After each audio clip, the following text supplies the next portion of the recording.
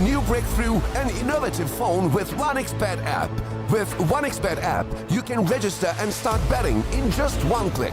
Intuitive interface and thousands of sports events every day. User-friendly app. Big wins, fast payouts.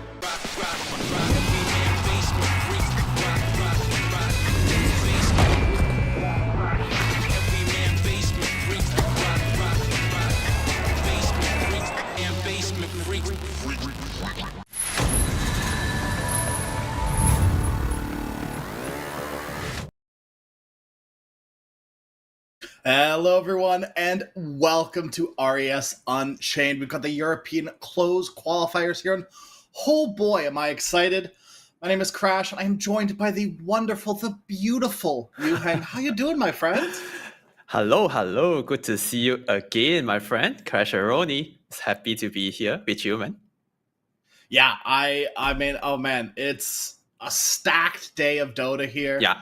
RES Unchained. I mean, we're starting strong, we're ending strong, everything in the middle is strong. It's just, I don't know, it's like a perfect day, I feel like. Yeah, it's a wonderful day here, and we have the bracket on our screen. And the first series we're gonna cover today is gonna be Aurora versus Luna team, I believe. Yeah, that's that's gonna be a doozy for sure. And you know, as you can see by the bracket, right, like everything is looking good. So we're gonna be covering the bottom two matches on our stream here. So like you said, Aurora Runa and then Mouse Yandex. I'm so excited. And obviously the other stream, they're cool too, but we're pretty cool as well. You know, Navi versus One Win, OG, Enigma. These are fantastic games, fantastic teams, and I am just excited to be a part of it. Yeah, also, and I think this is the first or second tournament after the international. Some roster shuffle and some player got swapped out. And we're going to see a lot of new stuff coming from some big team like Aurora. And I saw there's two South Asia player joined Team Aurora. And it's going to be very interesting to watch every time when people bring in some new blood. I mean, from other region to join some Euro team, they're gonna have some big performance coming. Yeah, absolutely. Right. It changes the face of the game almost entirely, right? Like, yeah, I feel like every region, I mean, we've known this for a long time. Every region plays their own version of Dota. And being able to like mix and match and find out what part of what region you want to bring into your team to sort of, you know, fill the gaps or just expand your own knowledge, right? Like at some level, Dota is and will always be about learning, right? And so being able to get different inputs is so valuable in Dota.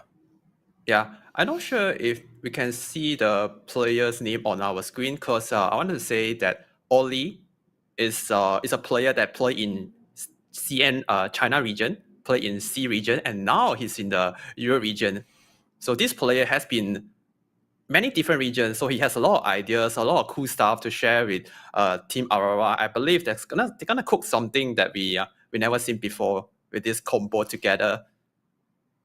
I sure hope so. I feel like a lot of the teams that excel right now are the ones that are cooking something up in the back rooms. You know, something that you know, maybe we're not going to see the full extent of their chefery today, but I hope we get like a little taste, right? A little dabble of excellence. Yeah, we also have Mikoto, used to be one of the best mid player in South Asia, used to play for Talon, and now he's in Aura Gaming. I didn't expect he would be here to join a Euro team, but he used to be one of the best in C, but I not sure if he can beat other mid player in Europe region. I'm very excited to watch. Yeah, and of course we have Runa team as well, the competition for Aurora.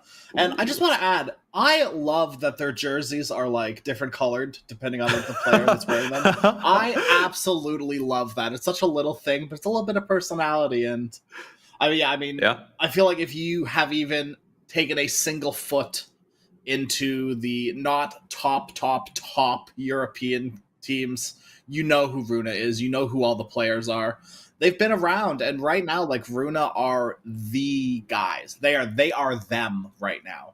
Right? They're topping all kinds of qualifiers, all kinds of tournaments, and so we're finally able to start seeing them in these closed quals and see what they can do against the big dogs, because right now it feels like they're kind of unbeatable. Like looking at their like match history, right? It's like win, win, win, win, win. Yeah. First place, first place, first place. It's like, okay, like someone needs to stop these guys, and maybe it'll be Aurora or maybe it won't be. Who knows? Yeah. And Team Aurora Gaming is definitely a big challenge for them. And this is the real test. If they want to be in the tier 1 scene, they have to beat Team Aurora. They have to take them at least like go toe to toe, or at least like show us the best they have to stay in the tier 1 scene. And I have a lot of expectation on Team Luna or Luna team. Yeah, if this is like it's not I almost guarantee you it's not going to be. But if this is some sort of like 16-minute beatdown, I'm going to be so sad. I'm going to be so disappointed. Not necessarily disappointed in them, but like just disappointed in general, right? It's like supposed to be a good day at Dota, and no one wants to see a 16-minute beatdown. I don't think Aurora wants to play that either, right? Like this is a good opportunity to get some good high quality Dota in. Yep. And I am hoping that that's what we're going to get here, because like I don't know. I have no expectations for either of these two teams, right? Aurora, they've changed their roster. Runa, they are, I don't want to say a new roster, but they've made a few changes recently. And I don't know, we'll see, because they are definitely the underdogs, but not by much, right? It's like a 40-60 split, I feel like. 40 for Aurora or Luna? 40 Runa. 40 Runa. That's a good point, though, right? Like, who knows, you know? Yeah. That's a fair point for them. And looks like we have the draft begin, and Aurora Gaming, they did their homework. They banned out the Chan. And that's one of the most played hero of the Luna support. Chen? Yeah, it's one of the Luna support most played hero. And Chan is a hero that you never want to give. And it's a scary hero, especially on the right hand, on the Chan specialist player. And yeah, Aurora did some homework. They never underestimate the specialist of the Chan player. Also, they banned out the Beastmaster, another most played hero of the Luna offlane. Yeah, they can't prepare. Chen overall has been seeing a lot of play though. Like I guess he hasn't been seeing a lot of play because he's been eating a lot of bans. Yeah, which is kind of weird to me, because like you look at the most recent, like the E patch, and you're like, okay, neutral creeps got nerfed, Helm got nerfed, not enough clearly, but it's a start, right? Baby steps. First pick Timbersaw into Marcy, and Nikki Cool. He's a Timbersaw player, but I never expect them to first pick it here in a big match today, and this is a very confident Timbersaw pick coming from Luna. Ooh, I'm suddenly getting more and more excited already. I'm like excited, but I'm also kind of worried, right? Like Timbersaw, I feel like nowadays we're pretty past the point of reactive armor. Garbage. No one really cares too much about reactive armor anymore. And Marcy, if this is like some sort of like core Marcy, right? Mid Marcy, for instance, who knows where this Marcy is going? That's the beauty of the hero. But core Marcy, doesn't Timbersaw just kind of die to that? Yeah, the amount of damage coming from Marcy, especially when he turned on his ulti, is insane. It's gonna out damage the Timbersaw reactive armor. There's no way that Timbersaw would survive in the early landing phase against Marcy. Once Marcy hit level 6, I think Timbersaw, if Marcy well time his rebound, the first ability kill, he can somehow cancel the Timber Chain as well. Yeah. So I'm not sure if this is I'm not sure if this is a good Timbersaw first pick, but recently Timbersaw did get some buff in the E patch on his reactive armor. So one hero hit gain 4 charges on the reactive armor. And maybe Luna, they believe in this hero, and also they believe in their player. And according to their history, they play Timbersaw in the mid lane mostly, and Aurora play Marcy in the off lane for Toronto, Tokyo. But I believe there's also a feasibility for the player. They can play Marcy in other position as well. And Bad Rider Pig, used to be one of the one. Yeah. Used to be one of the most broken hero. After they added, or maybe they reworked their innate, this hero just treats so well. in a lot of matchup and can be played in all different positions. It's a good hero to open in the first early picking phase. So like always going to be a great hero. You see that Marcy ult get popped, lasso, and all of a sudden you've wasted half the ult duration on Marcy. It just feels really good against the hero. Overall, a really good hero, right? Like, it's one of the few heroes I'm trying to think, like, both facets in any role are good on Batrider. And I don't think you can say the same with too many different heroes out there right now. Yeah.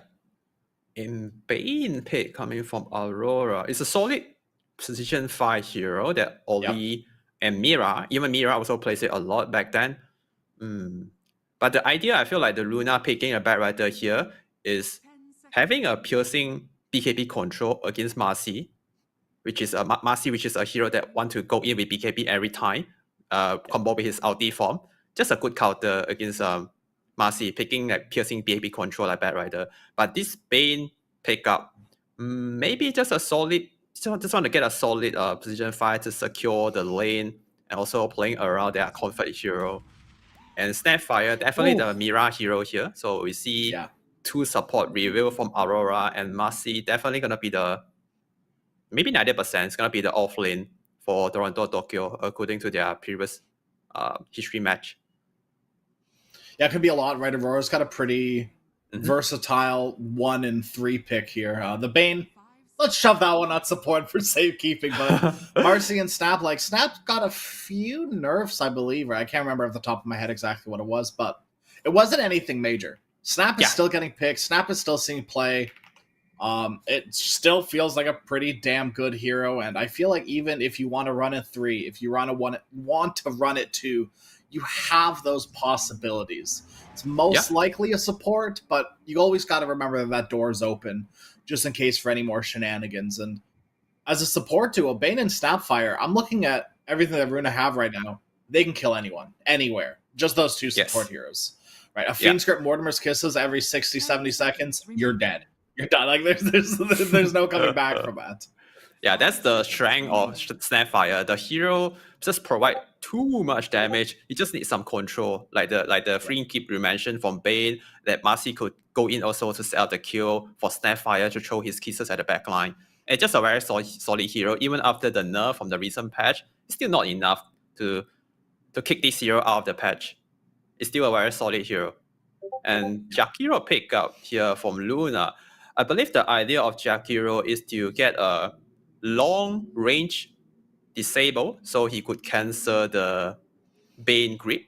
Maybe that's one of the reasons why they go for the Jakiro. I'm surprised they didn't pick up the Disruptor, which is another like good long range. They banned it. Yeah. Oh yeah, they banned it themselves in the second pick. Like second ban, yeah. Yeah, that's why they didn't pick the Disruptor. It got banned, so they go for the another long range disabled kind of hero the best like option. Jakiro. Right? Yeah, like there's not many. I mean, I guess DK is another option, right? Like technically a range stun if you wanna be technical about it, but like yeah, it's a hero that could. I'm not a big fan of Jakiro though right now. Like just in general, like it's one of those like it's an okay hero. Yeah, you know what I mean? It's an like, okay you hero. compare it to Batrider, you compare it to Snapfire, and you're like, oh my god, these heroes are great. And then Jakiro, he just kind of exists. Yeah, I totally agree with you. Jakiro definitely like one tier below of all the heroes you mentioned just now. Yeah, it's not that good compared to like Batrider, Disruptor, and Snapfire. But having a DK now in the lane, they have the very good solid landing potential with Jakiro Dragon Knight against Marcy for Snapfire. Because DK is not a hero that can get easily kicked out by Marcy. And Arbadon, definitely the Nightfall hero. He played this hero a lot. I watched his recent match, and he played either Arba or maybe Ursa in the recent tournament. Just go for a very solid standard build, Radiance, Manta, into Dagger and Orchid. I like this hero. I like this pick a lot from Aurora. Yeah, you can't BKB TP away when you don't buy a BKB. Pretty simple. Right? You don't have to Nightfall away when you've got you've got a built-in sort of like stay alive ability. You pop your ult, you TP away. It's like, oh well, I guess we're screwed. I guess he's getting away. It's like we have a Nightfall at home, right? The and this is it. Yeah. And they ban out the Dawnbreaker as well, so he can definitely do the Nightfall if he still want to. There's no one piercing PvP control less on the game.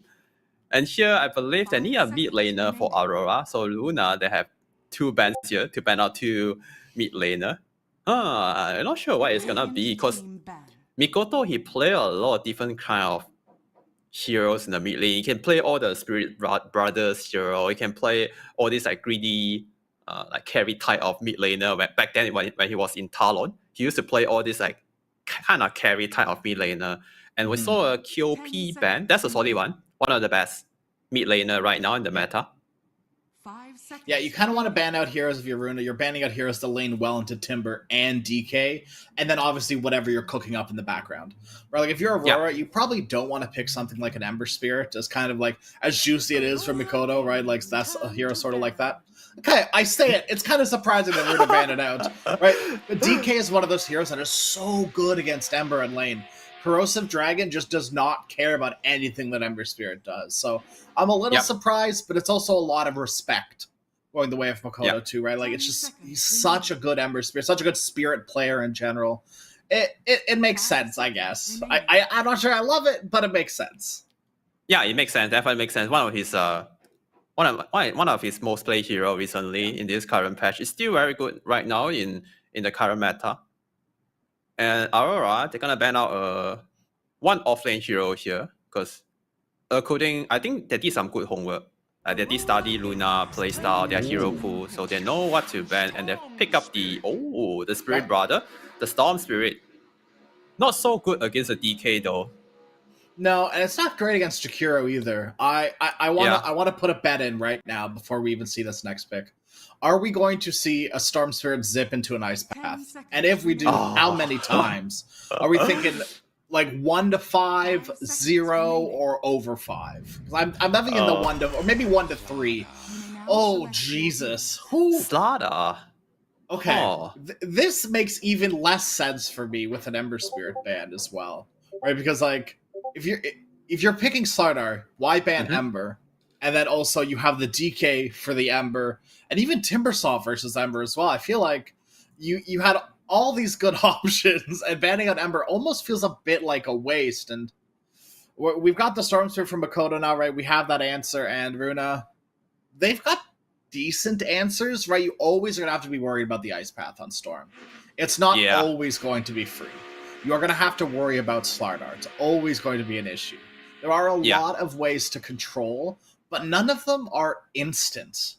Right, like Batrider has to blink into a lasso. Slardar has to blink into a crush or a right click, right? Whatever. Same thing with DK range stun. None of it's instant other than Ice Path.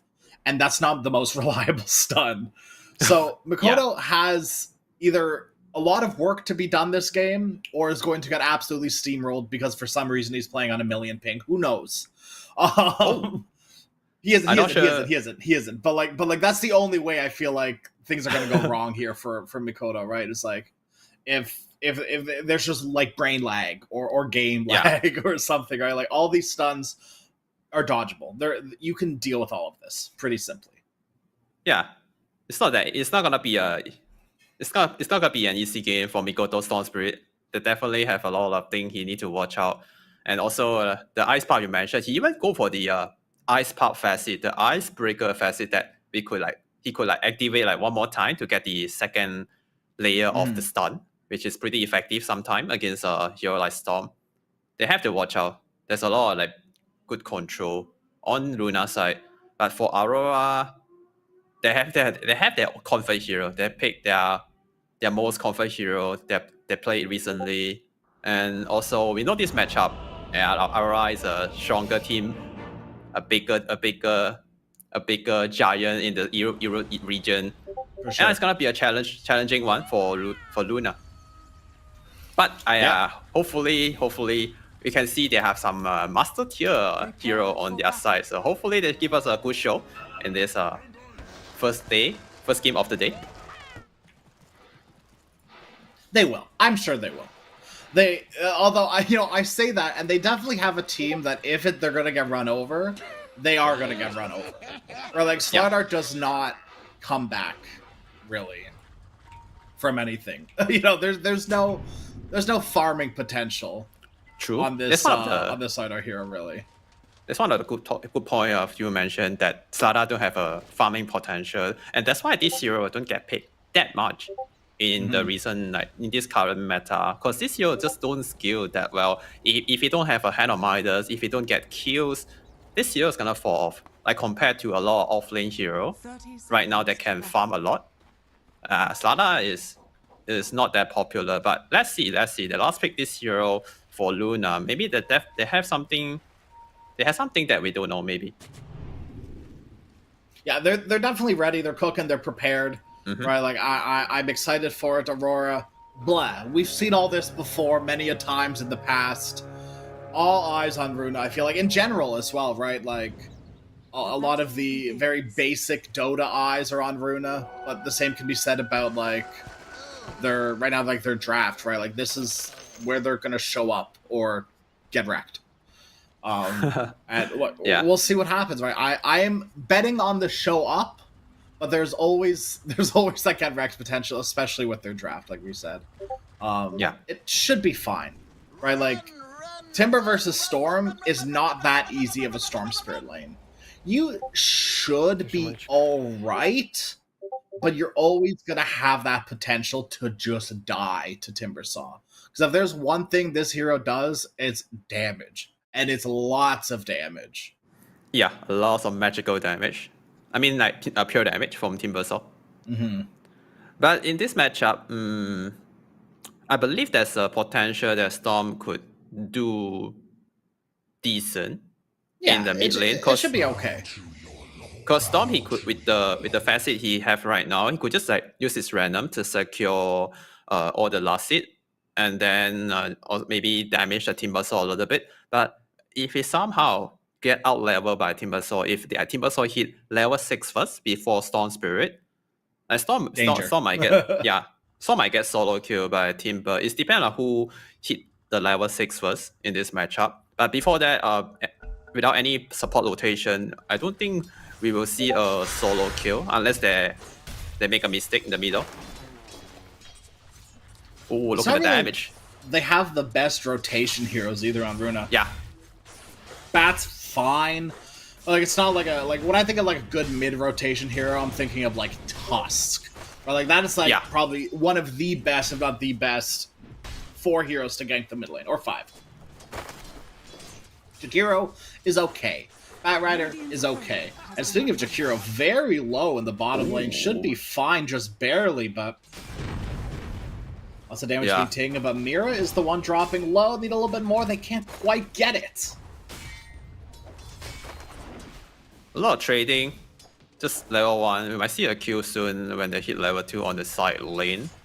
Yeah, both side lane and all the heroes, they are very low on HP. Yeah, like everyone on this map is just healing up, except for Abaddon. He's Nightfall's 2 and Nightfall things, right? Like just living through it all. Popping the shield on his supports because he doesn't need it for himself. You love to see it. Yeah, Nightfall, he has a very fancy, cool Abaddon set. He's on fire with a cosmetic item. That's very cool that we don't see every day. Maybe that's why they keep picking this hero for him. Oh, Jakiro bottom. Oh, couldn't quite get the Q off on Marcy, so now it's Tron Tokyo. Eating some right clicks. That's for... No, I think he's got it a little bit more. One more hit, we'll be able to get it. That's first blood for the Dragon Knight. Yeah, Nesphere getting the first blood on the carry, that's a good start for Luna, having the first blood on the core instead of the support. That's very good. The extra gold he gained from the first blood is gonna allow him to get the power trade first before Marcy complete his next big item. And looks like Marcy is going for the Hell Dawn build, even after the nerf, and it still feel like that's the best item for Marcy. With his facet, he definitely need the Hell Dawn creep to enable the rebound to get the ulti buff. So even after the nerf, it's not gonna stop Marcy from going that build. Which I feel like Marcy's one of those heroes that nerf kind of affects the most, actually. Right, like the mana, specifically the mana cost part of it. Oh yeah, the mana right, cost. like yeah, Marcy does not have the most mana pool, and so I don't know. I'm curious to see how that's going to be managed this game.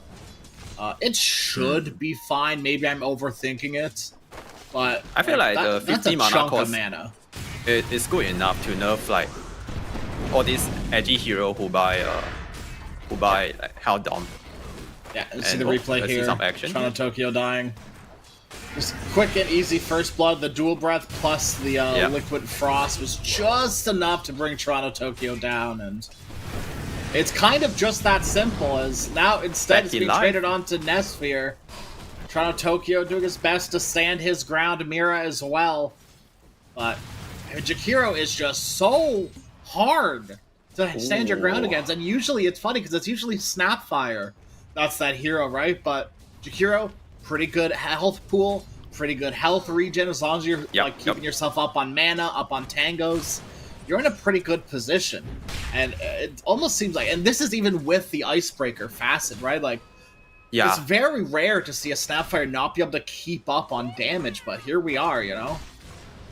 Yeah, also in the recent 7.39E patch, they added extra 1 duration on the liquid force or liquid fire, so the extra DPS coming from Jakiro is gonna be higher now. And on the top lane, you're gonna see some action. They're making a move on the Nightfall, but I feel like it's all for naught. I really don't think Nightfall cares, and take a look there. Nice okay, Ollie actually a little bit more, still stuck around for a little bit too long, I feel like, on the Bane. There was more than enough room to get out of there, but Ollie stands his ground, and Queasy will gladly clean him up for that one. Yeah, that 2-man crush coming from Slada, ooh, that is perfect. Getting a kill on Ollie there, because of the 2-man stun that Nightfall couldn't use the shield on his support. Courier called to get that helm. Oh. Not the Helm of Ironwell, not the Dominator fully. They're going to bring back Nesphere. Lots of damage from the Snapfire with the Bodyguard as well. Blood Grenade and a Q as well. Nesphere turning around. Who is going to die first? Toronto Tokyo, he might just be dead here. I'm not sure there's too much that he can do to get away from till the end here. Jakiro. A little bit more fat stick charge keeps Marcy alive for now, but I don't know if that was too worth it. You've used a locket, you've used your wand, or not the fruit. Oh my goodness. What's it called? Lotus. That's the Killing one. Lotus. Thank you. Yeah. Yes, use the Lotus, use your wand charge, right? Like at some point, that's not a very valuable trade for you because you're trading into a DK. Just doesn't care. Dragon Knight shrugs it all off, right? You're using resources to keep yourself alive and in lane. Yeah. The damage coming from Jakiro combo with the Brewfire Liquid Force is pretty insane. It's something that we have to watch out, because in the recent patch they did buff it a little bit, and that extra damage, that extra duration is gonna make the difference in a lot of matchup. Also the health regen coming on DK passive. Also, oh wait, bottom. That's right. Nesphere in trouble. He's like in trouble until you actually kind of look at his health pool not going down, right? Like it's going down a bit, but Toronto Tokyo's on the back end of it as well, just getting pelted by the Jakiro. So much so that Nesphere is actually running back in. He just needs a breathe fire, just a little bit of something to bring down Toronto Tokyo to the light havoc. No mana. And now it's till the end, in some big trouble here. Wow. The little shredder, That's a plus good jump. just the raw damage from Marcy does the job, just barely. But you know, you can see like how these trades are going in lane, and this is pretty much all the action we're seeing in lane down here. Top lane's a bit of a wash, but they are fighting for the wisdom. Yeah, this is gonna be a big one. I don't know if they want to do this actually. Mikoto's here, but at what cost? That's a good rotation, but Luna, they're definitely prepared for the 7-minute timing for the wisdom. They can't afford to lose the wisdom, so they rotate extra hero there to secure it. As a good play from both sides. And Nick Cool is... I don't know about this. Into like Bane? Yeah, no, he's just TPing out. He's really strong right now with his level 6 power spike. Trying to get a kill before Nightfall hit level 6, but yeah, Nightfall saw that coming, so he's not gonna get killed here. So Timbersaw is not gonna waste any time and TP back to the mid lane. it's kind of hard to, like, for Timber to make a move here. It's kind of got to be bottom lane, right? Like, you cannot make a move into Bane. Bane just sleeps you and they walk away. It's as simple as that. And, like, even bottom, right? Like, you've got the Marcy jump as well. They've even brought Snapfire into the mid lane to help secure this 8-minute rune. Power rune Asleep. Onto Jakiro. Queasy should be okay. Maybe the damage is just barely there. Now Nicky Cool, he's burning. He's got the double chakrams going, but it's nowhere near enough. Mira gets a little bit of a trade until the end is... He's here. He exists. But there's that strong ganking hero, right? Of the Batrider and Jakiro. Who cares? Bane rolls up, Snapfire rolls up, and all of a sudden stuns really matter. Aurora just better in the support rotation. Both support, they are there before the 8-minute runes minimum hit. But Jakiro was a bit too late. So they got outnumbered right there in the middle. It's a 3v2 situation. Both of them got killed on Runa's side. And now top lane, we might see another kill. This is a much needed kill. If anything they can do to slow down this slider will be great. But Mira's enough mana. He's got a little bit now. One more right click, a little bit more. There's the Q, and there's just barely enough mana to finish off that slider. That was like actually perfect amount of mana on Mira. I feel like if both of those abilities don't come off, there's a high chance the slider just barely wiggles out of there. Yeah, that's the pro player buff. They will always have just enough mana for that kill. And right now you can see. Sorry, I was gonna say, do you think at some level pros do like deep calculations of their mana pool? Because I know at some level they do, right? But like, do you think Mira was like, I've got 8 wand charges, it gives me just exactly enough mana? So at some point it can't be worth it, right? Like to use your brain power for stuff like that. It just there has to be some sort of fall off there, right? I know one thing that pro player did better than like amateur player is they're very efficient. Like whenever they're trying to use their magic wand or use their bottle, they will always like backpack the stat item to get the extra a little bit of heal, a little bit of mana and HP gain back, and that's why they will have mana in some crucial moment like that just now. They're just very efficient. Stacks get seen. Mikoto will gladly clean up these little stacks. Mikoto love that. And I don't think that should be anyone's cleaning up those ancients, though. It's just the little baby ones, surely, right? I don't think Mikoto has enough mana for that. But it's still good to be here for Mikoto. Not just they steal the stack, they also like control this side of the map. They might be able to get kill here on Slada.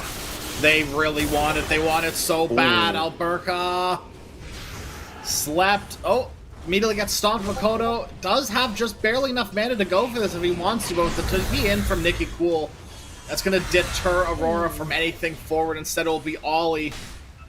Overextends just a hair and will be paid for it immediately. The amount of damage coming from Timber Soul is pretty insane, especially against like strength hero and universal hero. Bane is universal hero, so that's why he just got burst down by a level 4 waiting Dave coming from Nicky Cool just now. And middle. To the end, once again, in the middle lane when he really shouldn't be, or I guess when he should be, but earlier, but now he should be definitely. It's 3 heroes. Aurora, just run on over. John Tokyo. He's asleep in the bottom lane. He's farming with his little pine cone, just him and his pine cone having a whale of a time. Nicky Cool back into the mid lane looking to defend his tower.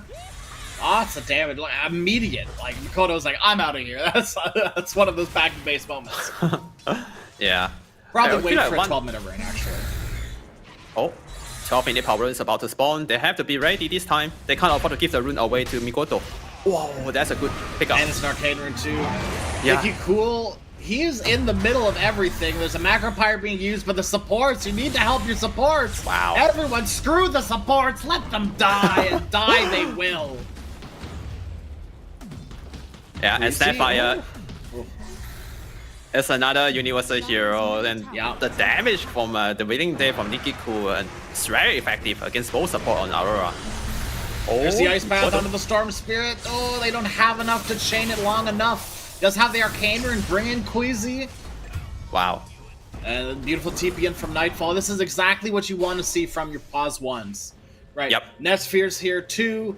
might as well bring in everyone else. Like, you need to defend this tower. If DK's not getting this tower with his first dragon form, he's pretty happy with that. So I guess first one we've seen, he's probably popped it before.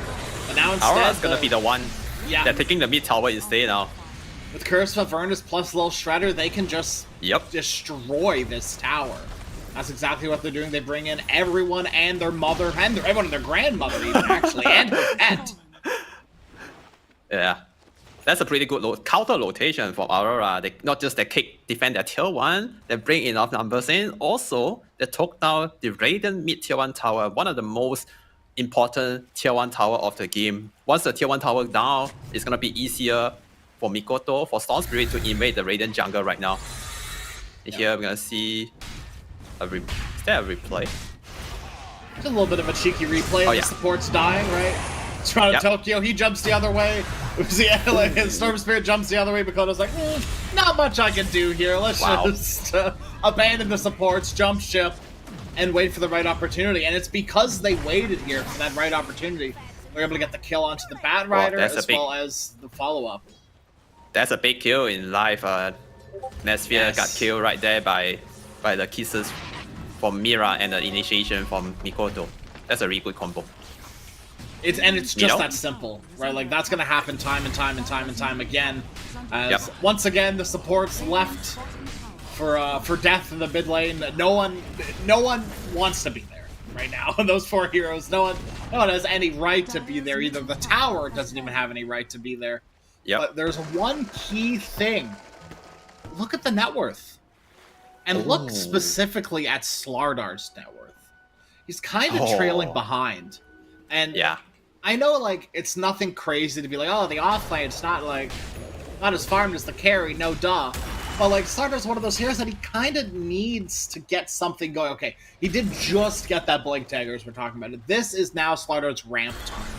It's not, there's no Midas, there's no Helm of the Dominator, stuff like that shenanigans. Slardar is a true offlaner, baby. It's Blink Dagger or nothing. And if he doesn't make moves with his Blink Dagger, it's going to be sad times for Slardar. We're seeing a smoke through the gate. They are up here. They're going in onto the Timber side. Do they have the damage to bring him down? The chain stuns is there, just barely. Yes, they can. And now Mikoto, he wants more too, but I don't know if you're going to get it. Ollie puts the Jakiro to sleep. Everyone else is here as well. Toronto Tokyo's got to be careful. There's a potential lasso with his name on. There's the blink in from Alberca. They get the stun as well onto Mira in the back. And they bring down the Cookie Grandma. Looks like they just barely can. And that's going to be enough for Mikoto to get the heck out of there, because there is nothing left anymore. But once again, it's just supports. Yeah, like you say, Slardar, the strongest timing is a Blink Dagger, but they trade 2 support for a Timber Saw. I'm not sure it's gonna be worth it for Luna, and we go another fight here. Yeah, Toronto Tokyo too busy microing his creep. He did get stunned, but it looks like he's just gonna live through it all. He doesn't care. The stun from the Centaur as well. And the throwback onto Alberca, he dies to the Firefly. But oh my god, did he live for so damn long? Yeah. The healing coming from the bodyguard, the dirt spell, I think the extra life still helping to survive a bit longer right there just now. It's a 1-4-3, another good trade for Aurora. And this is the strongest timing for Slardar, but they're not getting the result they want.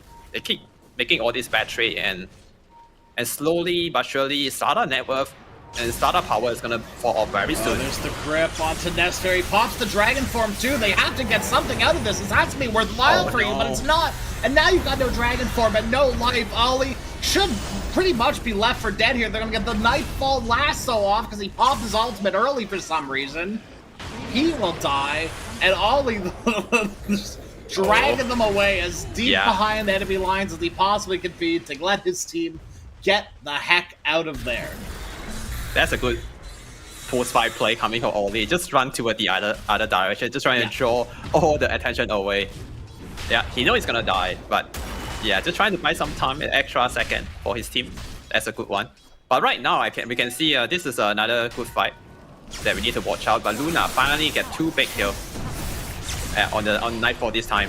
But Bat Rider getting caught in the jungle, but that's okay. Making space, you know, the tower, the top tier 1 tower's dead. For a Bat Rider, that's okay.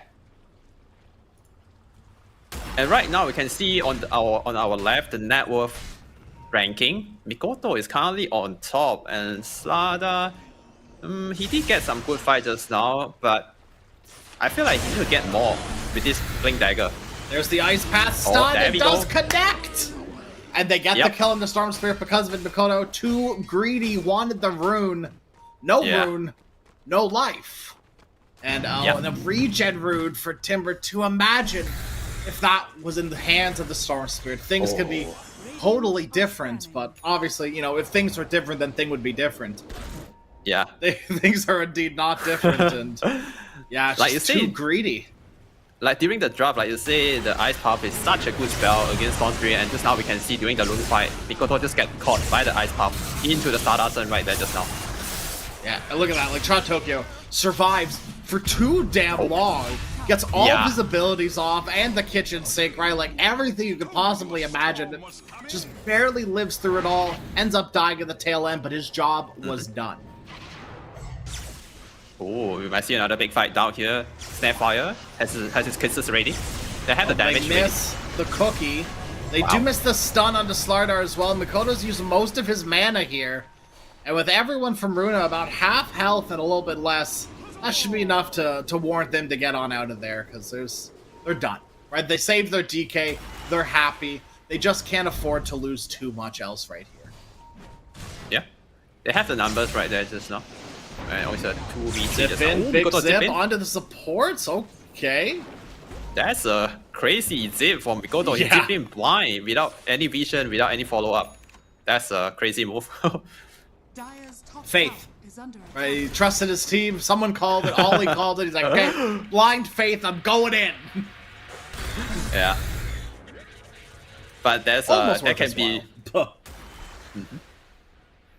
So right now, Team Verso on the top lane, he just got his Blink Dagger, so they want to make some aggressive move. They have two Blink now on Slada, one on Slada, one on Team Verso. They have the burst and the quick stun damage. But looks like they're heading toward the Tormentor. That's another big objective at minute 20. There's no any movement and action coming from Aurora, or maybe they just couldn't get that in time. Okay, Nightfall, how's Abba. it going? I don't know, that's a crazy go through the gate here. His ultimate's gonna be running out soon, but his team is here. He will die. But is Aurora going to do anything to combat this? Here they come in. One goes down the bat. Second, the Slardar the opposite way, actually. Now they turn their attention towards the sleeping Timber Saw. And by turn their attention, I mean turn their backs and run away, because he's super tanky. Very hard to bring down. And at this point, you're kind of out of damage. So Nikki Cool should be able to kind of show his force here. Full health, full mana. Now going to get stun off on the Toronto Tokyo as well. No BKB. Jump on out of there. Through with the help of Mira. Mikoto's going to have to do pretty much the exact same thing. A TP out from Toronto Tokyo. Wow. Good play by Nikki Ku. He definitely could have gotten out of there. And as we see the odds pop up on your screen, pretty good odds for Aurora here, but you can yourself, there's a little pin message in the Discord, you can do a little click on that to get 100% off your first deposit at 1xBet if you register with the promo code RESD2. Easy money. Easy 100% first deposit. Why not? Yeah, even Luna, they are playing against the odd this game, but right now in this mid-game, 22 minutes, they have 4k gold against Aurora Gaming, a tier 1 team. We should never count them out, man. They are playing their best hero. They has something to bottom. They're on to Nightfall in the bottom lane. He's popped his ultimate. They're TPing in on the Bane. Okay, there's that force out Nightfall the effect. borrow time. Yeah. And right now, I feel like this is a very strong timing for Luna.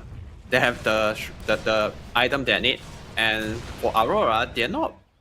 I feel they're still missing one big item. But I feel like right now, Slada and Timbersaw, they should definitely go for some aggressive move to get bigger map control. Yeah. Also, if they can get some good kills, they have the Slada minus armor. They can go for a quick Rosh. Just need 1 or 2 kills. It's enough for them to get the Roshan. And once they got the AJs, they can just secure the next 5 minutes of the game. Yeah, absolutely. That on top of like it literally like you look at Runa team, every single hero has their item, right? Like you've got Glimmer and Drums on the Bat, Pavis on the Jakiro, or maybe a Solar Crest now actually, but like every little thing is there for Runa. The Blinks, the Glimmers, the Drums. It's fight time, right? Like it shouldn't not be fight time for pretty much the rest of the game. I don't know what timings of Aurora will be hitting soon. That's going to be that monumental for them, right? They've got a Solar Crest of their own on the Snapfire, but Storm went for a Witchblade instead of a BKB. Jakiro. There they are, yeah. Big zip in from Makoto, but no the TP takes way too long for Mikoto to connect. But that's a good rotation still. And now we're going to see a smoke play. Yeah, from Luna. Oh, right in onto Mira. Mira had no idea what was happening. He's going to get put to sleep and put to sleep again by the side of Runa. They will get the Bat Rider as rebuttal, but it's supports once again from Aurora paying with their lives. The Mako Pyreman doing so much damage just now, and just nice that Mikoto zip away to dodge a Stardust Crush. But like we say just now, just 2 kills. It's all that takes. It's just 2 kills. It's all they need to secure the Roshan right now. And I feel like right now the timing for Aurora, I think they are still waiting for the BKB on the Storm Spirit. We can see just now, if Storm Spirit got stunned right there just now, he would just die to the chain control. So without a BKB, it's very risky for him to zip in and go for all the crazy moves. They have 1 BKB now on Marcy, but still they need 1 more on the Storm Spirit in order to take the solid fight. But because of the ages right now on DK, I'm not sure even with the BKB on Storm Spirit is going to be enough for them to win the next fight. Now, and you kind of see that Aurora, in a sort of way, running into damage issues. Right, they've got to bring down DK and Timbersaw, and I guess Slardar is pretty tanky too, but even just DK and Timbersaw, they output so much damage and they need to be dealt with. But they don't have the gas in the tank at this moment to deal with them, so I can understand Makoto wanting the Witchblade. But it feels like you've just delayed the BKB for too long now. Your potential to fight is gone. The Kaya, Sage, and Witchblade. So yeah, I could say the BKB definitely get delayed a little bit. So they need to store and buy some time for Mikoto to finish his BKB. Mira also, literally just died here and wants to die again. Ollie decided to join his friend in death. Puts the Timbersaw to sleep, but it does not matter. The supports once again fall from Aurora. Yeah, both support dying at the same spot again in the bottom lane. And I feel like that's the weakness of not having BKB on the core right now, because the support have no one to play with. They are kind of lost, just like a lost sheep running around without any direction. Yeah, they are being fed to the wolves. They have no shepherd. Someone save them, Mikoto. Ooh, it's a BKB pop from Alberca. Okay, that's a something. Yeah, that's a small win for Aurora. Yep. For our Sada BKB. And Nikiku, he's heading to a top and trying to connect to DK to take this top to the tower. They're gonna make him go onto DK, but this is the hero with an Aegis. They're gonna get the stun off as well. That's so much damage being bled in. Nightfall's trying to tank through it all. They are gonna bring down the Baron and the ultimate pop from Nightfall as well. Nikki Cool is the hero they need to kill, but they can't stop the Timber Chain. That's fair. No Dragon Form. Left alone, dead once. Nikki Cool pops the Aghanim Scepter, looking to come back in for big damage. Alberca comes in with a stun. Nightfall's in some trouble, but Slardar, Alberca, he's paid for his life with this one. The kisses come flying in. Nightfall's just barely able to get out of there with a shred of HP till the end, living that life as well. At the end of the day, a 2-for-1 plus the Aegis for Aurora. It's not the worst. Yeah, it's but not if they that just bad. had a bit more. Yeah, I actually consider really good for Aurora. I think they take that fight very wisely. First, they force out the BKB Sada at the bottom, so they know there's something, and that's why they go for the fight on the top lane. And here we go, we're gonna see a replay. That's the fight without Sada. That's the fight without Sada BKB. He tried to get there as soon as he can, but still, they still managed to kill like Nesphis on the first side, and there's no deep Dragon Form. And that's why Aurora can do so well in this team fight here. All they lost just a Storm Spirit. You see like Red Alberca comes in and just dies immediately. Like, gets a good stun, right? Like, prioritizing the proper targets, but then just dies because of the BKB. So BKB. you give Aurora that little bit of, that little boost, and they're going to run with it for a mile, right? Like, give an inch, take a mile sort of scenario, and Aurora do kind of exactly that. Now, they have no threat of Aegis anymore. The only thing that Aurora need to be mindful of at this point is their ultimates and their BKBs. And that's it. Storm one thing about is... pro player that they are very good at is they know how to take advantage of any small detail or any mistake of their opponent. So just one BKB misuse of the starter, they just try to take one good team fight. For Aurora, that's really smart. That's really fast movement, fast decision as well. And right now we can almost back to even. Even there's a 6k goal lead on Luna, but Storm Spirit just complete his BKB. This is a really strong timing for Aurora. That's why we can see a 5-man smoke or 4-man smoke coming for Aurora. They're about to take a big fight. This is a very strong timing. This is the best time to strike. And DK's not quite with the team yet either. He's still a little bit of ways away, and they're right in onto Timbersaw. The rest of his team is not there. Every chain stun you could possibly imagine thrown at the Timbersaw. He will die. Now at this point, Runa, I don't think they want to fight anymore. I don't think they can fight anymore. There's nothing left for them. These damage issues that Aurora have are starting to completely disappear. Nesphere pops the ultimate, looks at Abba, and just walks away. Says, "Hi, Nightfall, that's your camp. You can have it. Goodbye." Yeah, now you can use this Dragon Form to farm. And Timbersaw, Nikki Cool, that's not a cool player in the mid lane. I know that he's the most tanky hero on their side if he managed to activate his reactive armor, but in the mid lane, that's a kill zone, man. He shouldn't be there. Hey, they got the lasso off and a chain stun from Alberca as well. He's got his BKB. They want to try to kill off Mira. They will. But it will come at a cost of the Bavard. But now the Storm dead too because of the backline. They just barely are going to start off into Makoto from Nesphere. They get Toronto Tokyo as well as his BKB runs out. And all of a sudden, one pick onto Nikki Cool turns into 3 heroes dead from Aurora. Nightfall, he's living his best life off of the top lane. Taking the tier 1 tower that should have died 20 minutes ago, but here we are. Oh, in that bottom fight, I didn't expect that will happen, man. Because Aurora is the one that having the advantage just now, but somehow Luna, with Nesphere on the Dragon, the damage, that's crazy, man. The amount of damage coming from the Dragon Knight is insane with this Daedalus. And also, there's no BKB on Storm Spirit just now. One stun into some follow-up damage from the DK, Mikoto will just die. Yeah. And that's a huge mistake as well from Aurora. Shouldn't give that kill away, and because that should be the one that in control. But lucky for them, Roshan haven't spawned yet, so they're not losing any big objective. But the next time, they have to be careful, because Roshan about to spawn in maybe 1 minute plus. They shouldn't afford to make any mistake in the next 1 minute or 2. And right now, there's a 10k goal lead already on Luna. Wow. I never expect a tier 1 team like Aurora, they were losing 10k gold to Luna. It's pretty convincingly too, right? Like, Runa aren't doing any like cheap strategies, or they are just beating them on these like cool like one-off little plays, right? Like they think that Aurora has the advantage. Aurora plays like they do, and all of a sudden Runa just turn it around, and they're turning it around again. Jump in onto the Centaur creep. That's a dead creep. Tokyo left without a friend. Yeah, plus 100 gold for Luna. Yep. And right now we can see Albert Carr, Nesphere, and Timbersaw, all 3 of them, they are crazy tanky, man. They have all the... Oh wait. Nightfall has the AC. He's kind of run in alone. Where's everyone else? Okay, they're going to come in. Makoto pops the BKB right in onto the Timbersaw. Nikki Cool nullified. Can he survive? No, he can't, but the Bane and the Snapfire will both die as well. Now the lasso onto Nightfall. There's no getting out of that one.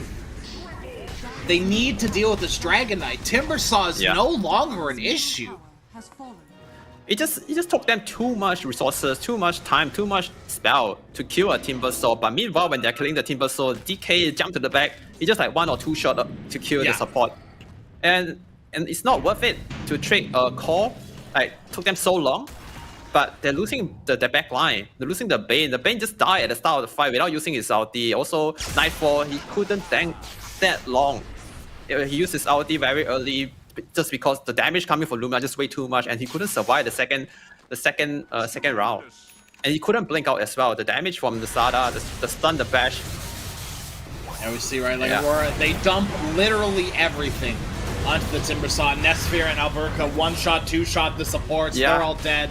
And at that point, right, like Aurora, they have nothing left in the tank. They've left Nightfall high and dry there because they can't help. Yeah, the Slada amplified damage and allowed DK to dish out crazy amount of damage, and now we can see how fast the Roshan going down just because of the minus armor. The corrosive haze from Alpaca is insane. And this Zero, we mentioned that he don't farm fast, but if you get a good lead like this, if you get a good fight, he's gonna snowball, getting all these objectives, getting all this good kill. You can see his level is higher than Marcy already. Yeah, now, like, I think as soon as Slaughter gets an AC, it's like big trouble. Like, the only advantage that Aurora really have right now is they have that AC advantage. The Nullifier is meh, right? I feel like this is an okay Nullifier game. It's not great. There's nothing crazy that you're nullifying outside of, like, reactive, the Timbersaw, reactive armor active.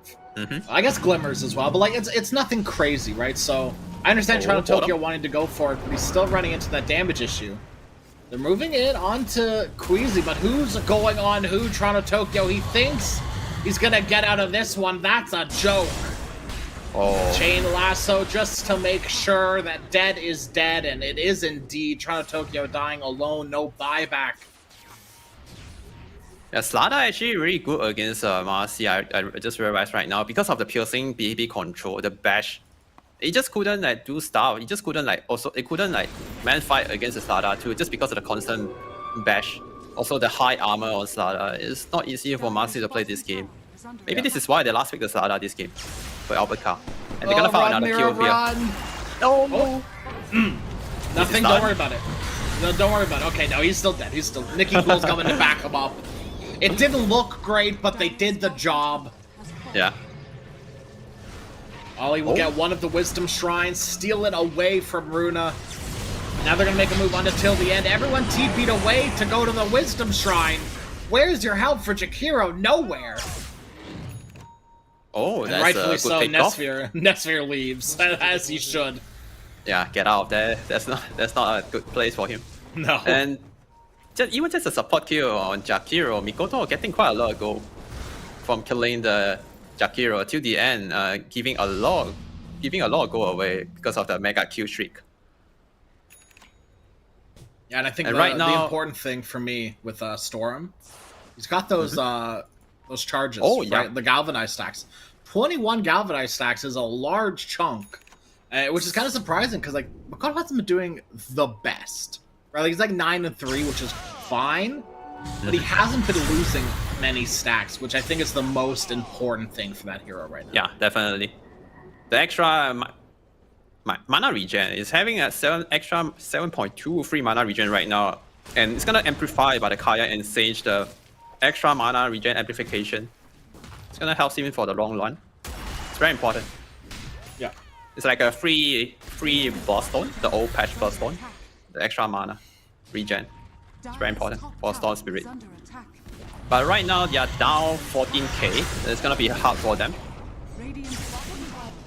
And maybe if Timbersaw buy a Hex as his next item, they can burst Storm Spirit from 100 to 0 with a chain control. Because right now they don't have a lot of like good instant control that could control the Storm Spirit right now. Like, cause Bear Rider don't have a Blink Dagger. DK have one, but it's not easy for him to always get a stun off on Mikoto. They're doing a smoke around. They see Nicky Cool, but that's not really who they want to see here. Now Nightfall, he's alone and isolated. He needs to get some help. But no help is really being had. He pops his ultimate, but that's really early. They've got the last one to Mikoto, but it gets cancelled. They can't quite finish the job in the start, so now he's BKB running around. There's the Fiend's Grip onto Alberca as well. But Ollie just can't live through it. Now Toronto Tokyo's left high and dry and dead. And Aurora, they're out of fight. They're out of juice. Yeah. And now I can see Marcy power also slowly fading off. It's not having any big impact at all in the last fight. They couldn't kill anyone. It took them way too long to kill any core. Yeah, and just this one is a 1 for 3. They only lose the Jakiro, and they get 3 kills. They're gonna get 2 set of Rex too. And we might see a game 1 ending soon. I didn't expect this would happen. I think you actually kind of have to. I don't think Aurora are going to have anything left to deal with this. They have creeps in their base. By the time their supports are alive in 10 seconds, all of your racks are going to be gone. Yeah. Yeah, they have to deal with Mega Creep already. Oh, Nightfall jumping in. Crazy jump. I mean, this happens time and time again with Nightfall, I feel like, this game. He jumps in bright and early just for his team to really not be able to follow up. He still has his ultimate, but who really cares? He's got no damage. Now they pop the Mortimers as well. Just barely keeping Timbersaw in the range of Mortimers. Can they finish him off? They can't quite do it. Now they've got a lasso onto Mikoto. Mikoto is dead, and that means no more damage to be had. They're onto Timbersaw. They kill the Timbersaw. He's just going to buy back. Nightfall, he doesn't have an ultimate. He's trying to live through it all. He's just barely able to do it. They can't quite do the job completely. Now they need to buy back on Storm. They need to kill this Timbersaw. He just bought back. He just got back into this game. If they can kill him again, it's going to be the start of something good. When you're in a very bad situation, nice they do it. Die back. It cost him Mikoto buyback, but it's something. Yeah. They got a kill on Timbersaw twice, and that's a pretty big kill. 2 minutes now without Nikki Cool. And that is a pretty big window for Aurora to do something on the map. But the bad thing is the pressure from the creep wave, and the Mega Creep is going to keep pushing the wave into the Dire base. So in this 100 seconds without Timbersaw, also there's no much objective on the map. There's no Roshan yet. Yeah. Also, they spent a lot of buyback in the last team fight. So the next one, they have to be careful, or Mikoto especially. If they die, they have a big win condition to close this game. Also, I feel like one thing that Nightfall could do better in the last fight, I think he didn't use his neutral item. Is it called Spirit Cloak? Did I pronounce it right?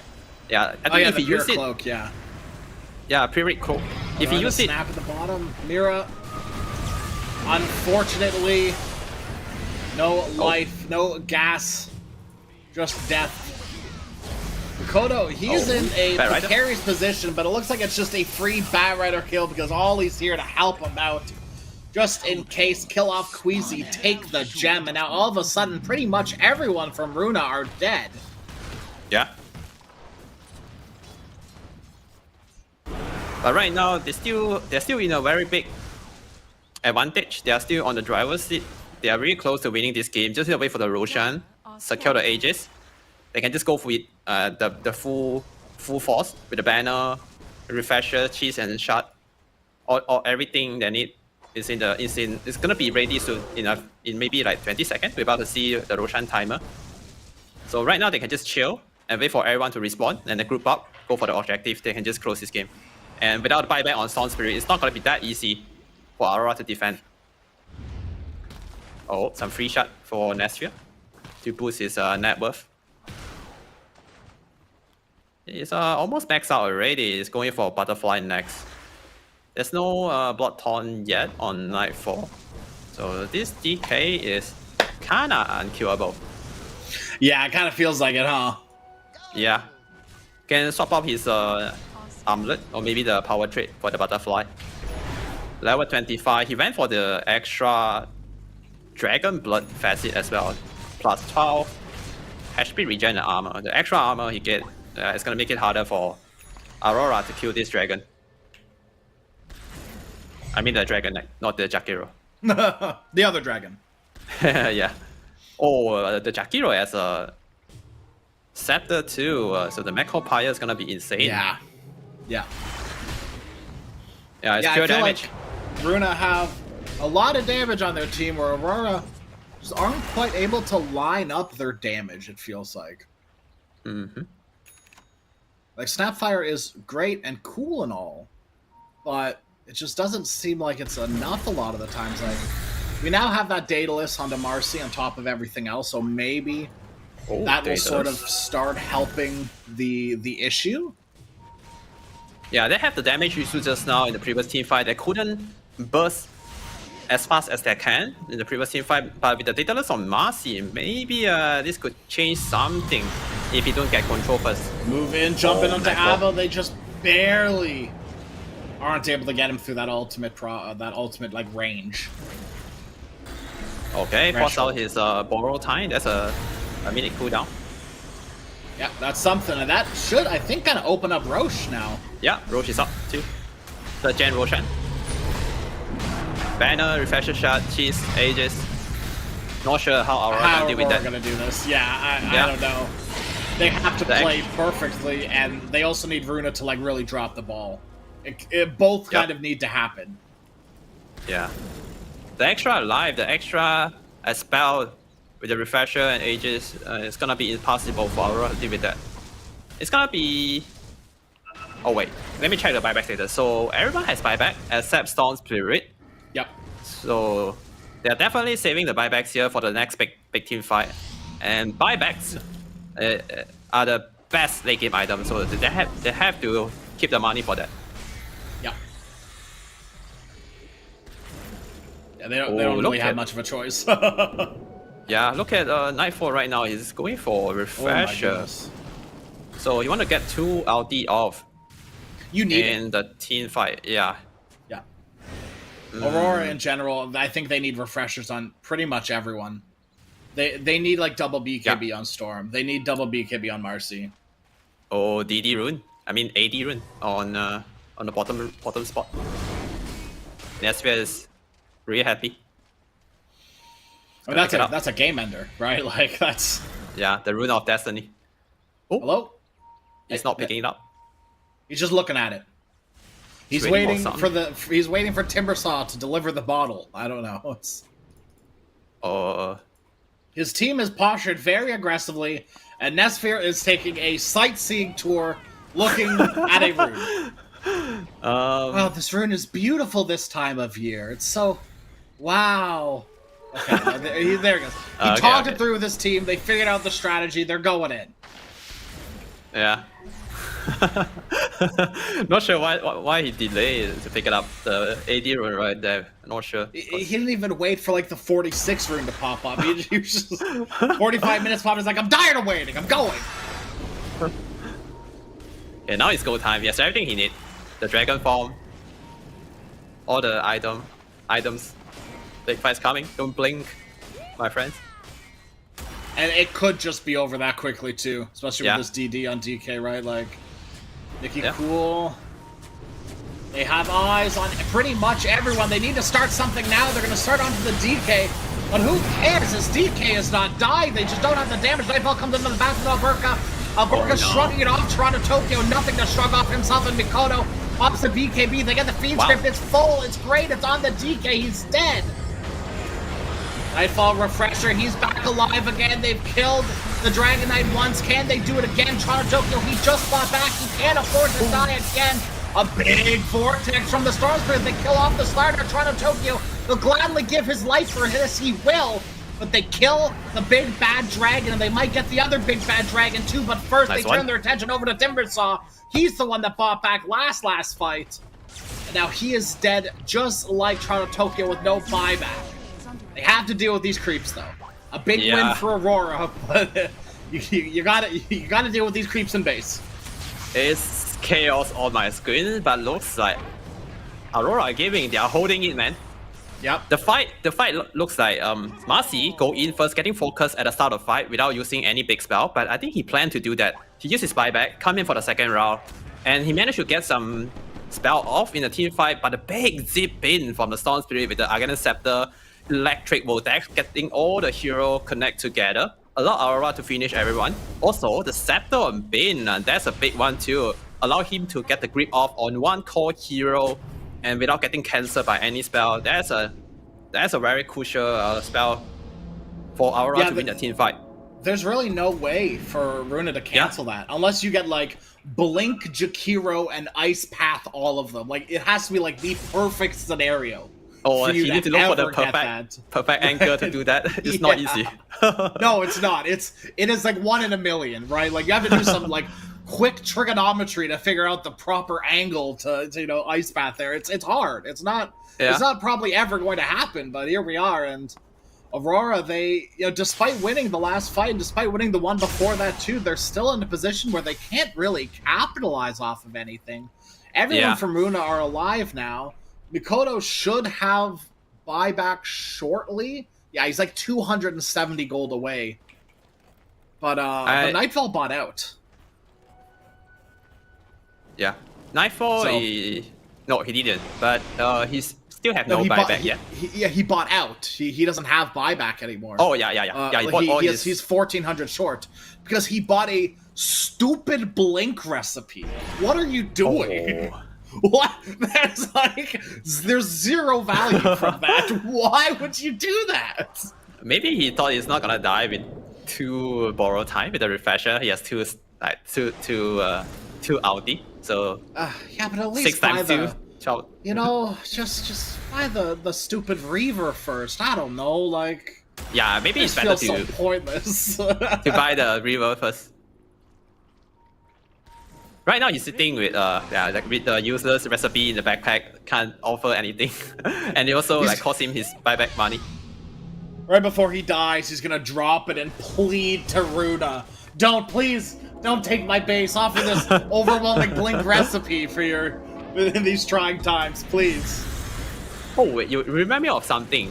Have you seen that that play before? Like when we are short of gold of buyback, they just send his courier to drop his item and then let opponent to destroy it so he could have the money to use the buyback. I'm not sure if that still works right now. I think it does. I don't ever remember it being patched out. I could be wrong though. Yeah, it's like losing the network to get the lower cost of the buyback money or something. Yeah, but you specifically need like it's a weird scenario. Yeah, right? It's a weird scenario. You explicitly need them to deny the item. Yeah, and people get smarter. They don't hit the item. They just let them leave it there, so they couldn't buy back. Yeah, because it's like, why is the courier running at me and dropping a Yule Scepter in front of me? Like, what's going on? Yeah. Dire are scanning. So last fight, they only used 1 buyback on Marcy, and the rest of them still have the buyback available. Just need the extra gold on Nightfall and Mira. He's almost got it. Close. 150 gold-ish. And the Roche, might spawn in a minute. Yeah, it's still a ways away, yeah. So where's right the now, TA when you need her, you know? Oh, yeah, they need the Dirt Eye, the extra Roshan timer. So right now, I think Luna, they are waiting for the Roshan before they go for the push. Oh, but looks like they want to go now. They pop the smoke. They're heading in. They have eggs on bat. Yeah, this could be a game changer here. Aurora don't know. Greasy just got this delivered to him. They have eyes on Nightfall, eyes on Mikoto as well. Oh, they're looking and they kill the storm fast enough. They get him with one last. Somebody bumped the BKB. He doesn't quite have it enough. And then there's the feed script onto the DK. They're doing the job. They can't kill the illusions. Dragon Knight, he's gripped and he's killed. Does have buyback available. Nightfall pops his refresher. He's ready to fight as well. They get the BKB onto Nikki Cool. Gets a missile, but who cares? Ollie, you don't have a refresher. You have nothing left. Mira is there as well. A Birkenite stun on to the Abaddon. But it looks like just barely they might be able to get Queasy. If Toronto Tokyo can live through it, he can down 94 seconds without Toronto Tokyo. Doesn't have buyback for 2 minutes, and that's going to sound the alarm for Dragon Knight to buy back and rejoin this fight. Starter will die, but they kill off the Bane. A very good trade. If they can keep this one going, Bane will buy back. DK is almost joined the fight again. Mira just trying to get out. No, can't quite. The sleep will make him survive for a little bit longer. There's the buyback. Sardar's back in the fray as well. The creeps are killing the base, and Nightfall, he's the opposite of dying because he pops his ultimate. He'll live for a bit longer. They kill off Jakiro, an instant buyback to rejoin the fight, but they've got the DK again. Nikki Cool, so much damage, but it's just not enough. DK is dead. Slardar might just be next. Nightfall, they need to kill Nightfall. They've killed Nightfall. He has buyback. He needs to use it immediately. Nikki Cool stuck with the Vortex. Following him will be Nightfall. Pops the BKB. Nikki Cool can't quite get the bash. Nightfall doesn't want to follow up that hill either. He knows there's heroes there. Mira, you're on your low ground. That's not where you want to be. Now you're trapped in the macro pyre as well. Here comes Nightfall. Doesn't have his ultimate available yet. He's hexed up. He needs to live for a few more seconds. Ultimate is available, and that's going to give the side for Mikoto to come right back into this, but they can't kill off anyone without the damage from Nightfall. Mikoto, he's popped his BKB. He's popped everything. He's out of it now. There's nothing left for him. And right now, Runa, if they wanted to, they could maybe force this down. Yeah, or they can just go for the Roshan to get the extra life, the extra refresher shot. Because they have the mat right now, they have the time. And that fight, oh man, lasts for so long, man. I think it's like 2 minutes. Oh! There goes What's Makoto's inside? refresher orb. Oh, the refresher. That's a crucial item. Oh no. That's the second life that Makoto needed. He doesn't have buyback. Yeah. He bought out for that refresher orb, and now he doesn't even have it. Yeah, that's a big one. That's a big one. They're hunting you. 20 seconds, no ultimate, and then an extra 20 seconds for the refresher orb. They see him on the Tormentor, on the outpost even. That thing. Mikoto. And now they've got Mikoto just barely, but they can't stay on it because of the cookies. Jump in onto the Jakiro. This is a lot of damage. they A found big hero to Jakiro. kill Damage. off. Jakiro is Die dead. back. He bought back. Yeah, 2 minutes on the clock. No Jakiro. The other dragon, he'll be spawning here in a moment. The two-headed one, he's dead for a hot 2 minutes here. Bane is about to revive as well. Dire's ancient. Oli, he's the real Dragon Slayer, man. In the last two team fight, the fight lasts for so long. In the previous team fight inside the Dire base, he managed to get 2 ulti off on the first line on DK, and DK bought out for the second round. And Bane, he has the second full grip for the DK again. The fight just lasts for too long, and the grip is Cooldown's so low. Yeah, the cooldown is only at 55 seconds, and he just control the DK in the whole fight. Without the DK getting the damage out on the Aurora hero, it's very hard for Luna to kill people. And right now, this is a very important team fight. Lasso in, they get Two the men Bane, lasso. they get the snap. Oh but no! Queasy, where's your team? Oh god! Mirror's getting thrown away to the side. And right now, without Bad Rider and Jakiro, Aurora, they are in a very big advantage. They can try to take the Roshan and secure like at least the next 5 minutes, but the pressure from the crit wave keep coming into the Dire base, so they have to do it quick. Yeah. Snap is a really good hero to deal with megas at one of the lanes, though. Snap cannot deal with like all 3 lanes of megas. With the 2 cookies charges plus the shard, it does the job quite well. And we're gonna see a smoke smoke. Aurora. Yeah. Yeah, I mean, smoke Makoto play can here. join from anywhere, right? Like this is Yep, perfect. yep. Right. Mira, meh. You know, but Mikoto's the one hero you really need there. And it looks like this will sound the horn for Aurora to head right in onto Roshan. It's gonna get scanned out. Yeah. Slada can go for the blinking stun and maybe buy some time And this for could be Luna huge. to. Oh Nikki no! Cool's gonna jump in. They want to kill off Nightfall, but he's got that ultimate. He doesn't care. And as long as he has that refresher as well, he's safe and sound. Now with the Aegis to boot, someone pick up the Aegis. Nightfall, he does get it. And now Burka, there's the Fiend script. Goodbye, Slardar. Nightfall survived for a little bit longer. The Macropyre, the sleep almost makes him live through it all. But Nikki Cool says absolutely not. So Aegis is down. Okay, they got everything on from the Roach Pit Aurora, and only losing, I believe, only the banner got stolen by Alberta, but that cost him his life. I'm not sure is that worth it. So 100 seconds now without Slada. Aurora right now, they still have the number advantage, but the constant pressure from the creep wave, and someone have to deal with that. But the good news is, Mikoto career is about to respawn in 20 seconds, so he's gonna have double electric vortex. That's gonna be the highlight of this game later, I believe. The black hole. We see from Divine the Storm Rapier Spirit. on Nightfall. Oh, they have the damage ready right now. Yep, with the Divine Rapier on Nightfall, they don't have to worry about the damage output. Also, right now, I feel like one big issue they have to deal with is the Oli. someone have to stop the grip. Without stopping the grip, DK can't play the fight. He can't play Dota, man. Doesn't matter what item he has. If he got stunned, if he got control, his net worth doesn't matter. Oh, they found Nicky Cool. No. An immediate feed script. Timbersaw, what are you doing? Oh no, he's under the Those may observer. be your neck of the woods, but that is owned by Aurora. Yeah, that's a big one. 100 seconds without Timber, so he might need to buy back. Yeah, Nightfall about to force the high ground. It's not afraid. He's not afraid to go in, man. He has Refresher, Divine. He has everything he needs. He's blinking. Yep, trying to force a buyback here from Luna. And they know they don't have the Slardar buyback. They're just going for it. They're gunning Tier at Nightfall. 4. Here he goes. Right into the tier 4s, forcing this Timbersaw to buy back. Nightfall, he's the only one showing his face. There's one cookie. There's a second cookie and a sleep as well. Nightfall's away. Oh, lasso. Bring him back in. They do get the lasso onto the Snapfire, but there's the Aeon Disc. Nightfall pops the ultimate, and he's fighting in through it all. There's the refresher, but they get the DK. Dragon Knight, he's gripped. He's dead 100 seconds. Aurora, have they done it? They've got the dragon, the other dragon as well, and they've got the fish. Dragon, fish. They're all dead. The only ones to survive are the bat and the weird Timbersaw thing.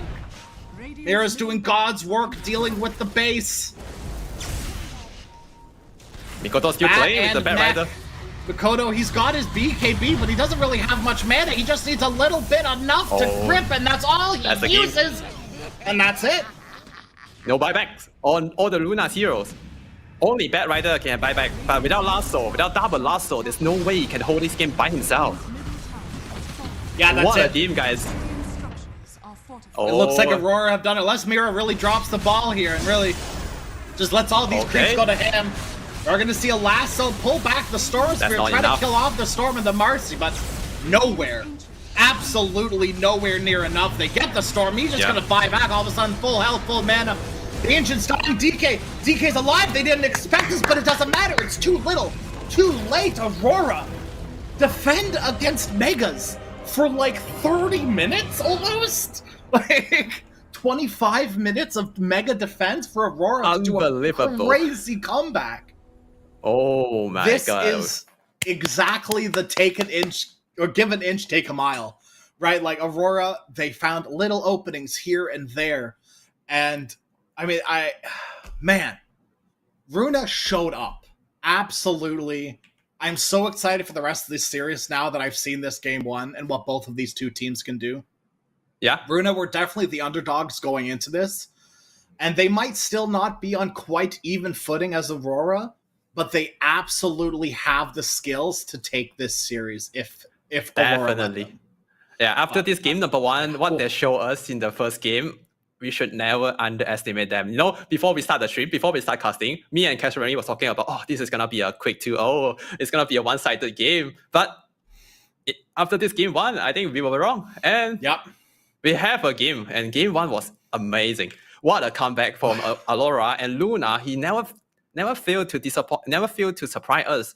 They have the right hero. If they have the right hero, they have the good game. And this game number one, they have some weird last pick with the starter, but it's still working out for them. But just in the last two team fight, Aurora just done it better than Luna. I guess that's the tier one team that's the difference between tier one and tier two. But still, Luna, I have to give them the credit, man. That they did so well in this game one. Yeah, absolutely. Yeah, Aurora, they finished the game 1k up, but 1 kill behind Runa. Yep. And that just goes to show exactly how close this game was. And man, I'm gonna need a little bit of a break. I need some water. I need to stretch and reset after that game. The teams are gonna do the same. We're going to all do that, and at home, you're probably going to go do that too, because we are going to go to a short break, and we'll be back in like 5-10 minutes. The new breakthrough, an innovative phone with 1xBet app. With 1xBet app, you can register and start betting in just one click. Intuitive interface and thousands of sports events every day. User-friendly app. Big wins, fast payouts.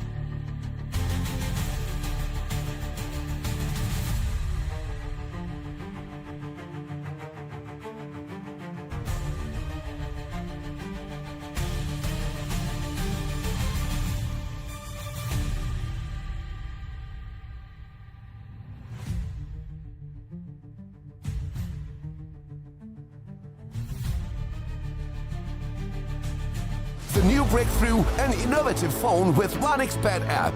With 1xBet app, you can register and start betting in just one click. Intuitive interface and thousands of sports events every day. User-friendly app. Big wins, fast payouts.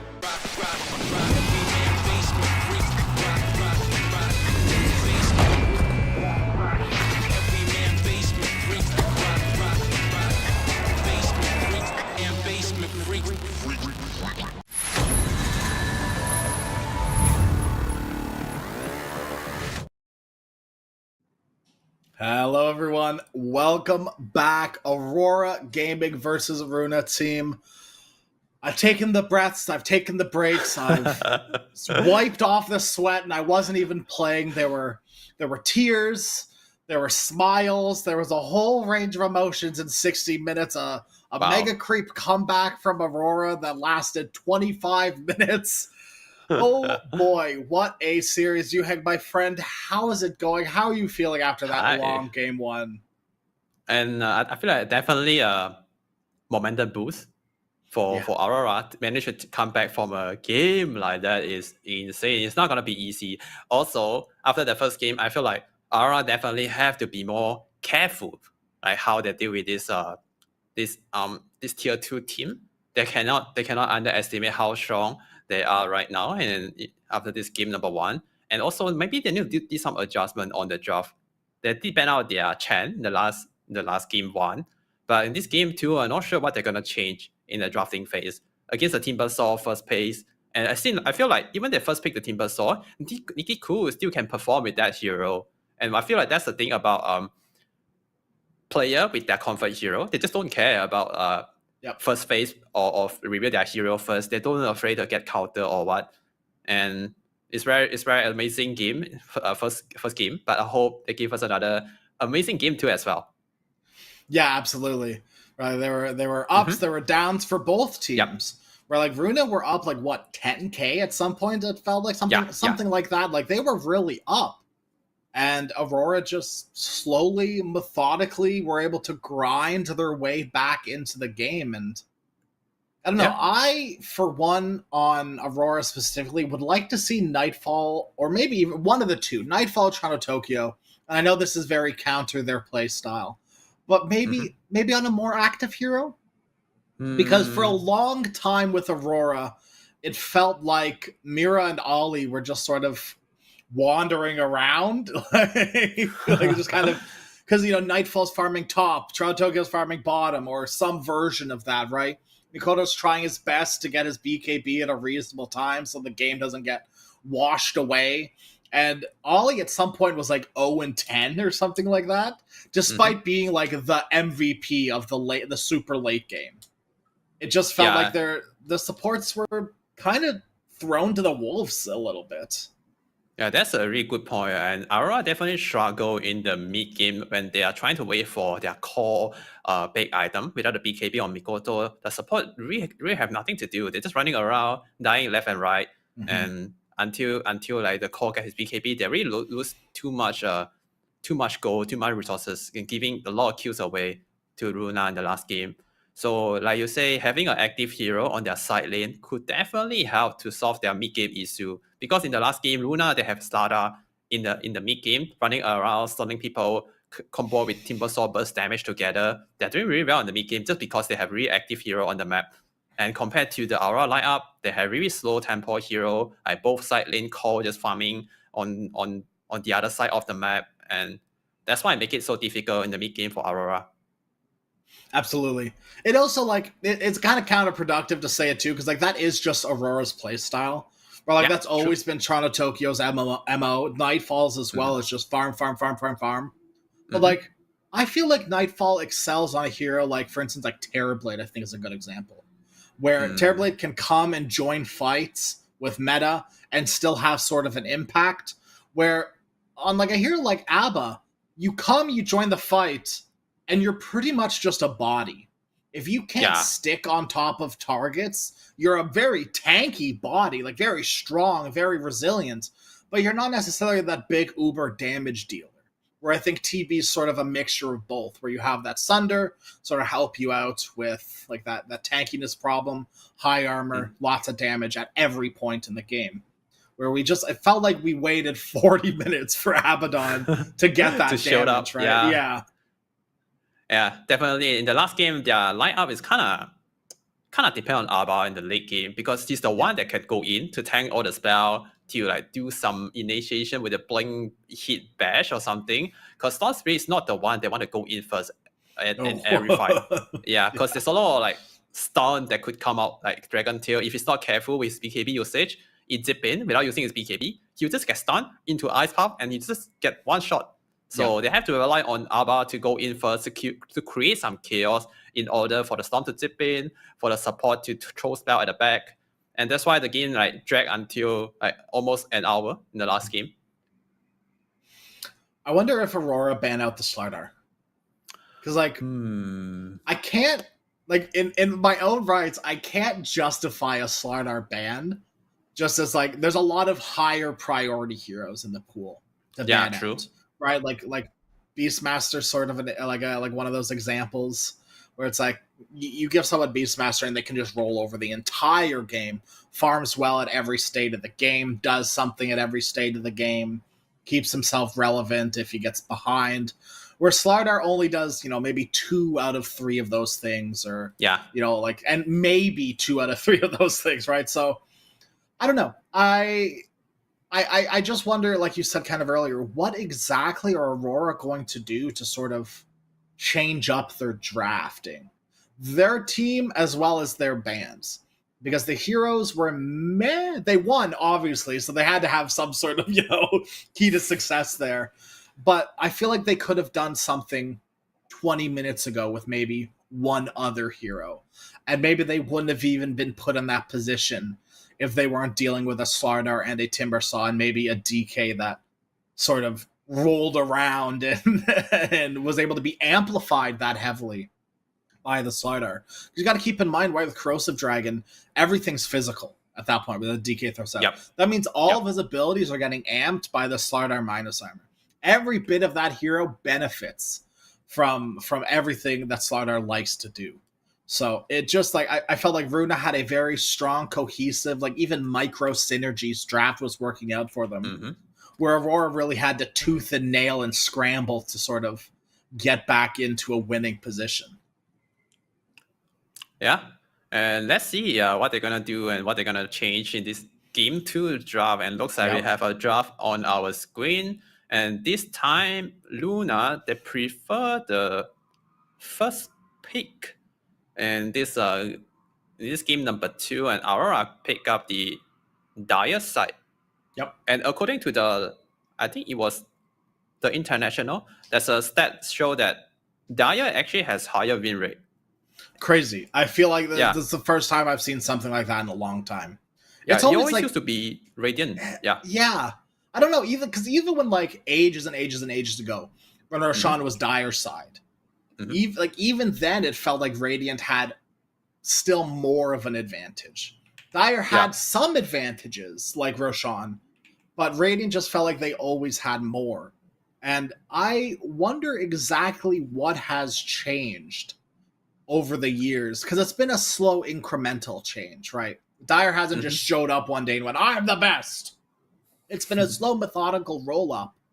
So I wonder, like, if I look back in the history and kind of see exactly what happened to Dire to make it so good. Do you have any idea?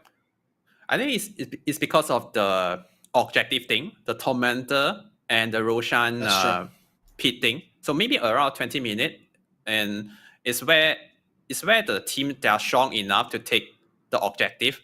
And because of the Roshan position and the Tormentor position favor for Dire a bit more in most of the case at the minute timer. So maybe most of the team prefer Dire. Because on Dire, minute 20, Roshan will be on the top side.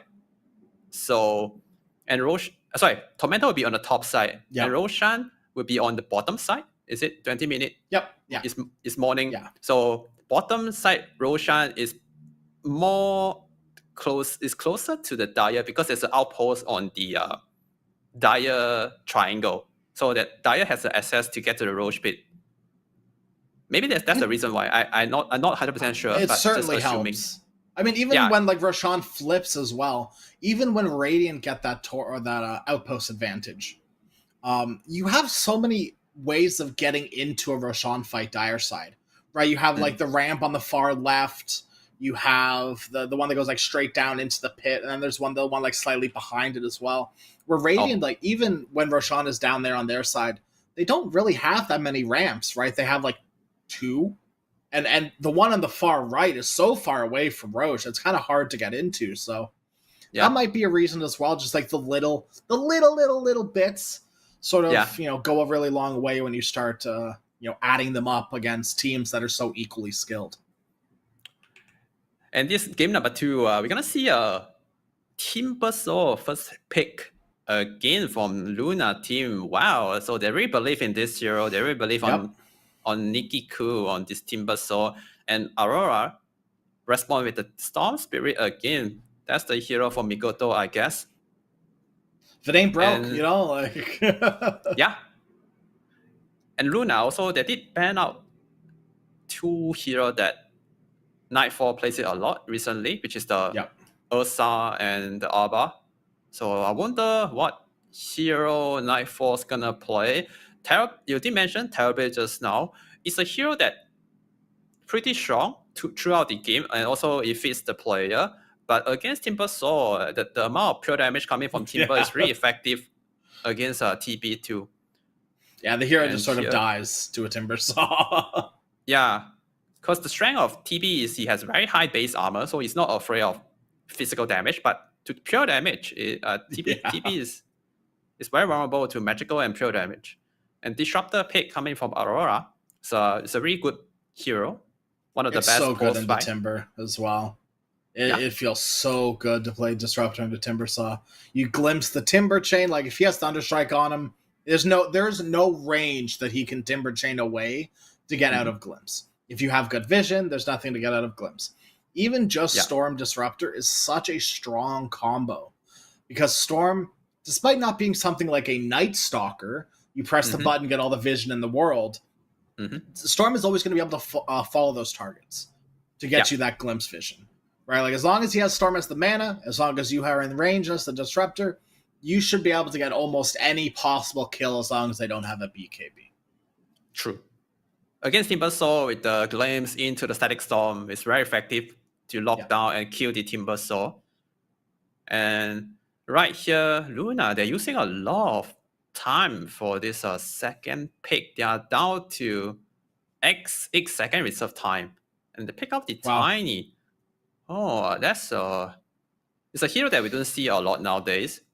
It used to be very popular, but now now there's a lot of better position 4 or carry hero, better than Tiny. Yeah, I don't know about this one, honestly. I'm kind of up in the air about it. Because like you said, like there's better pause 4s. Like a lot better pause 4s. And there's much better pause 1s.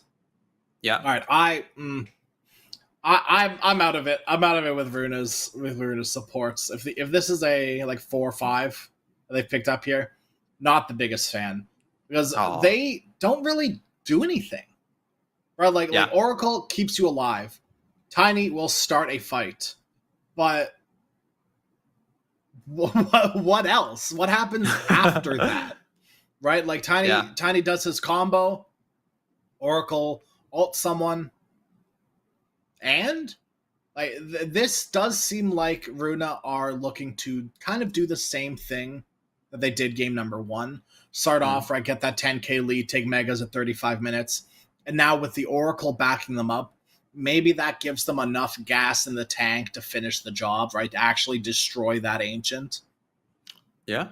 But I don't know. I'm really, really liking what Aurora have lined up for them, right? Like, there's only so much Oracle can do.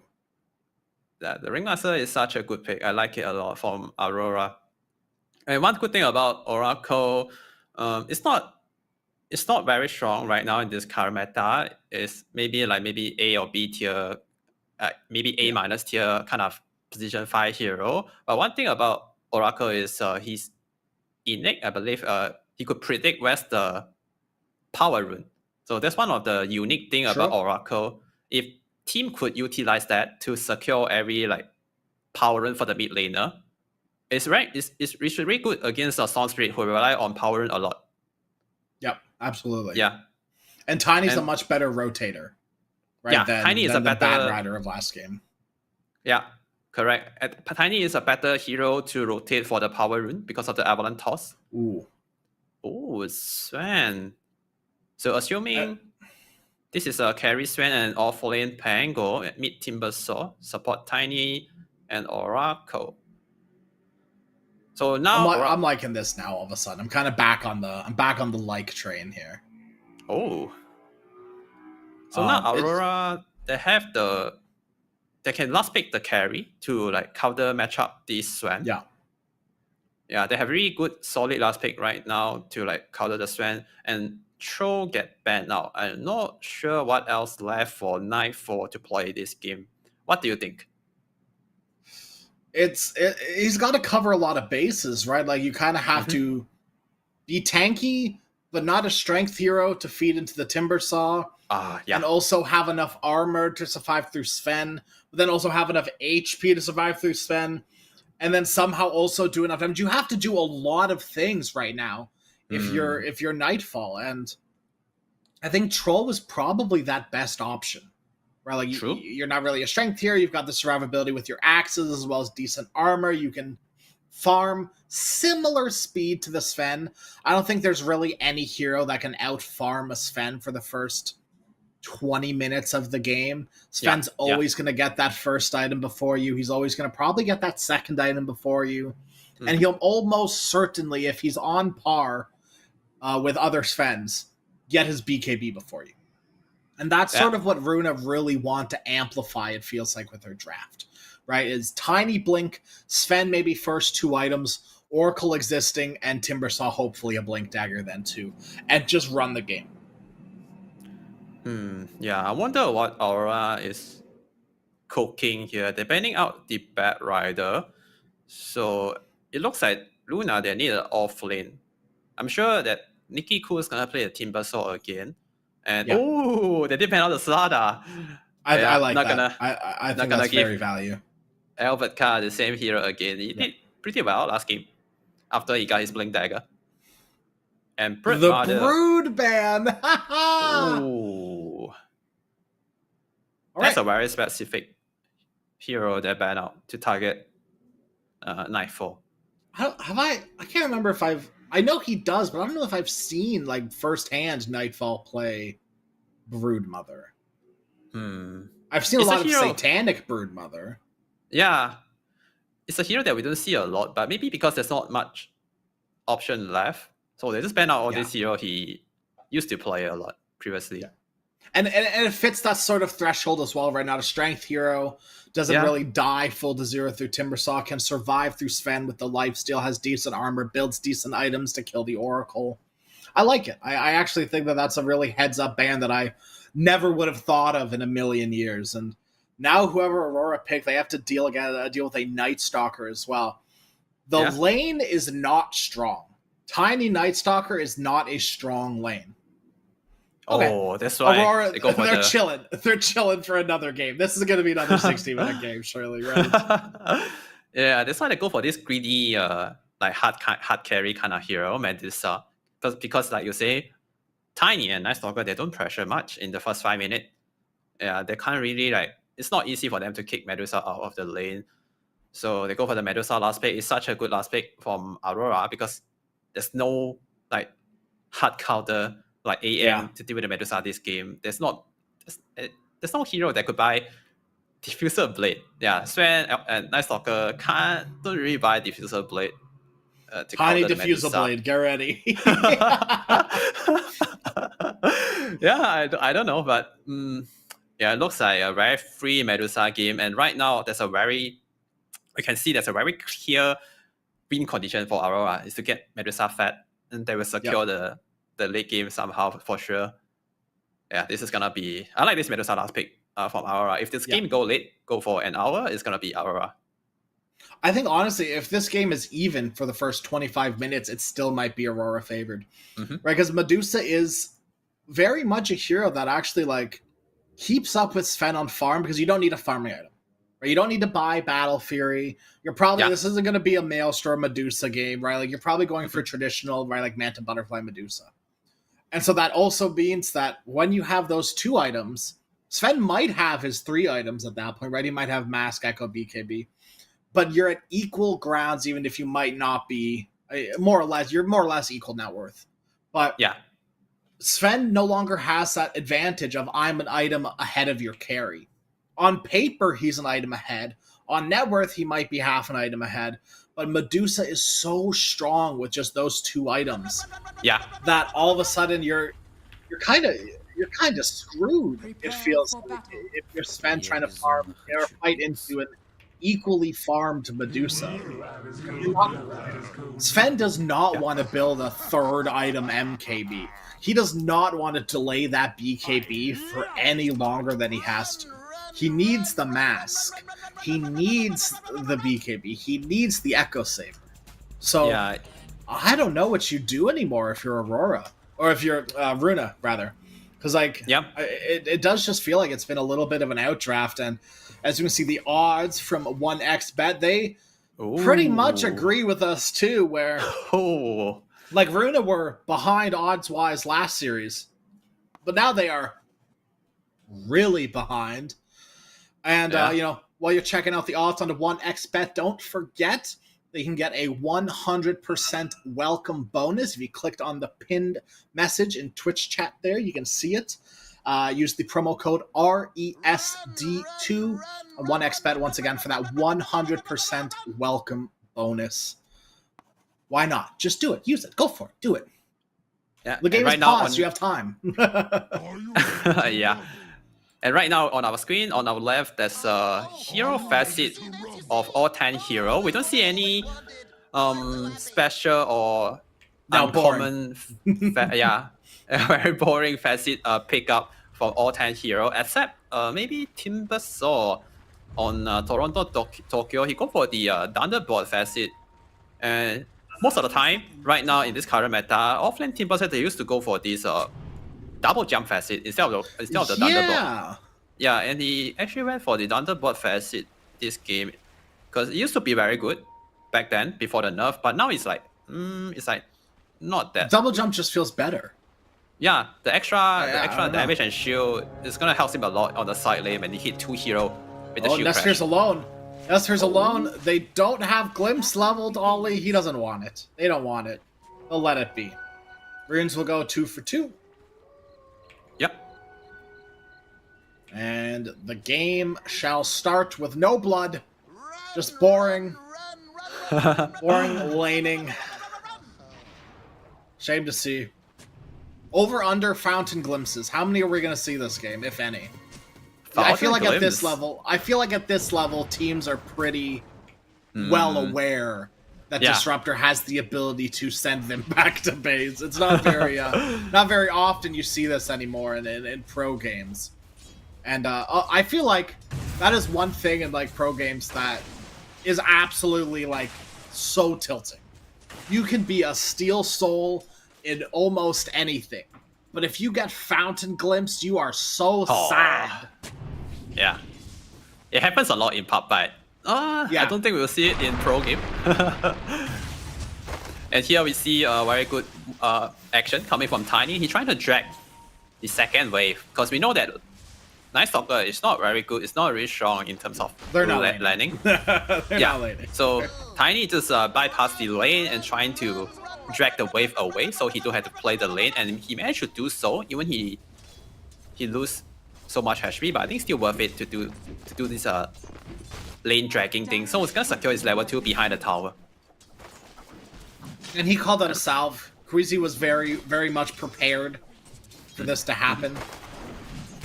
The tangos. He doesn't even actually need to use the salve, so he can just do it again. Ooh, Mira misses a tut right there. And on the bottom lane also, I don't think we will see, compared to last game, the side lanes, we're not gonna see so much kills compared to, bottom. Oh wait, sorry, top. I mean. Yeah. Oh, looks like Ollie got comboed. Right, trying to hit level 2, toss into avalanche. Toss. Dead.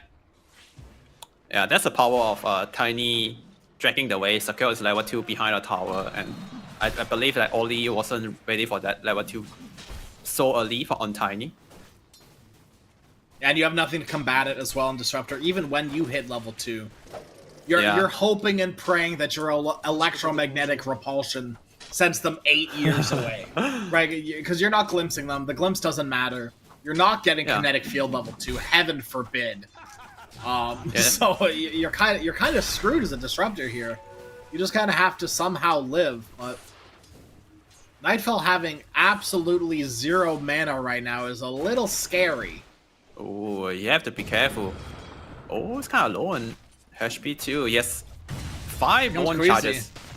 Yeah, it's in position right now to go for the play. Oh, Mikoto gets a solo kill onto Nikki Cool. What the heck?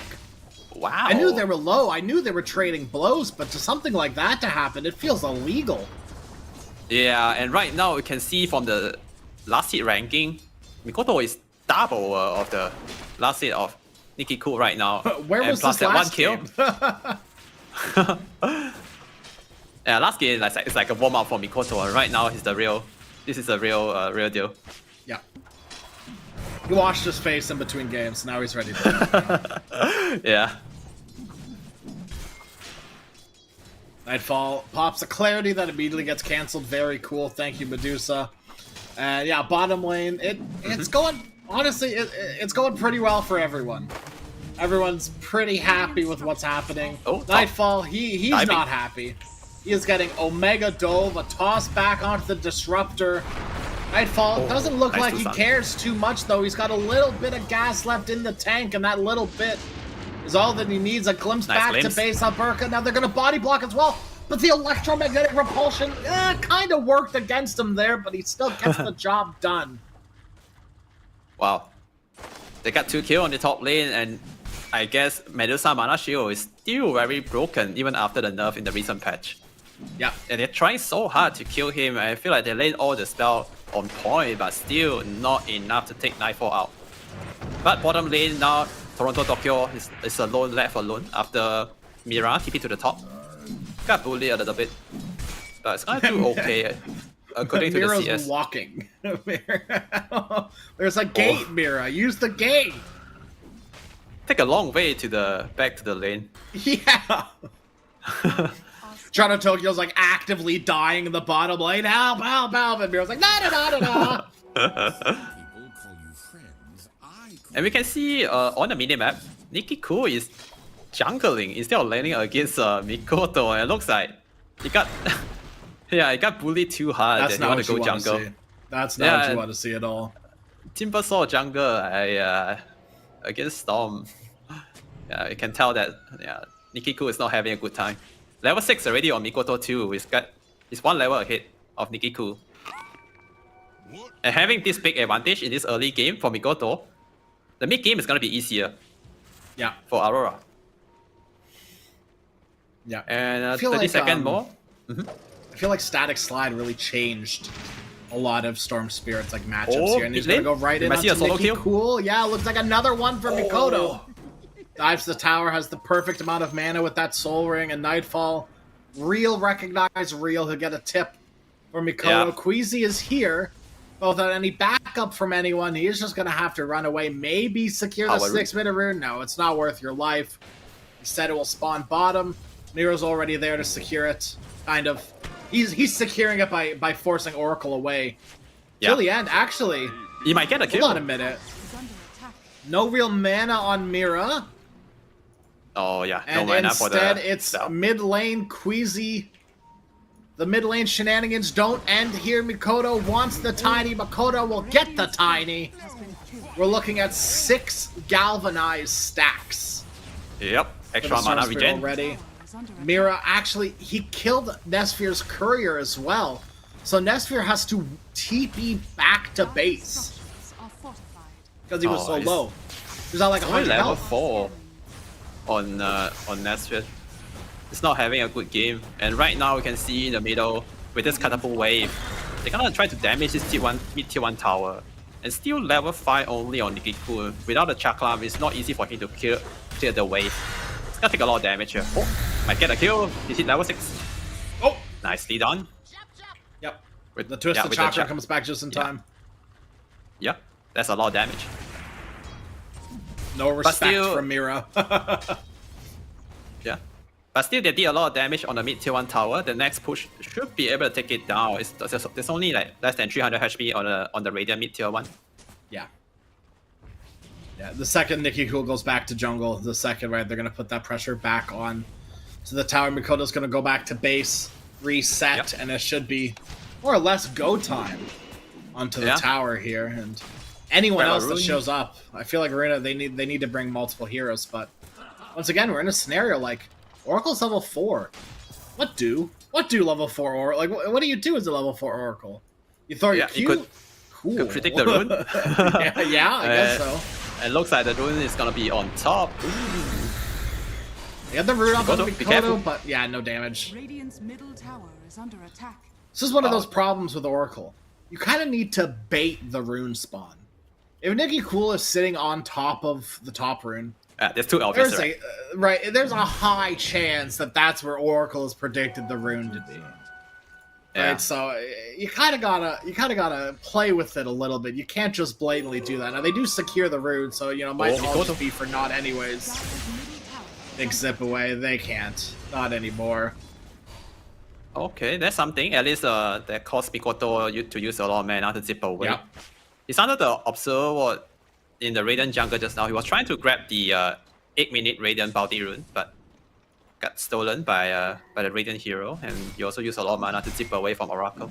And right now, Nikiku with the Invi rune trying to burst Mikoto with the sneaky play. He just wasted a lot of time doing that, though. Yeah, but the sentry in the middle, I think they saw him running around with the Invi's rune. Radiant's bottom tower is under attack. Okay, so Storm should be the one that Radiant structures are fortified. playing with the support to get some kills, but still, Mira still level 4, and Oli, he just hit level Only 6, 6, so yeah.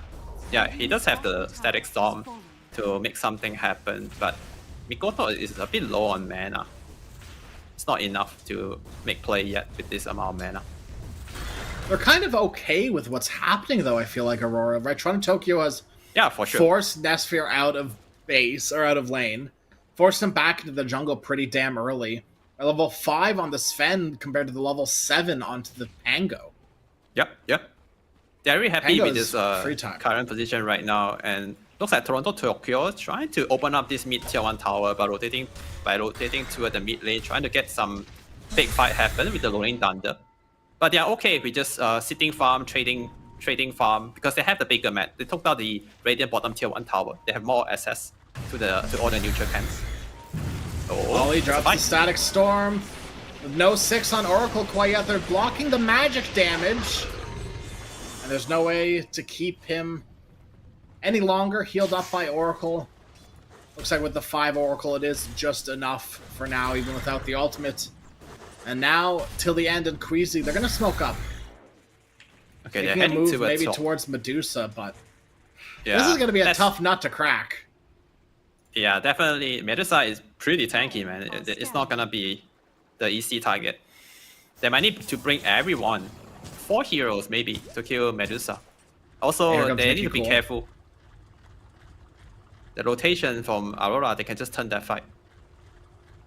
Yeah, especially with Nightfall right beside the tier 2 tower. If Yeah. he was further, like in the in-between where he just was farming those 2 camps, maybe something could happen, but if he was farming Ancients under the tier 1, it's not going to happen, and then this camp near the tier 2, same thing, it's just not possible. So instead, Dire's they'll use that Helm of the Dominator, push down that tier 1 tower top. What up?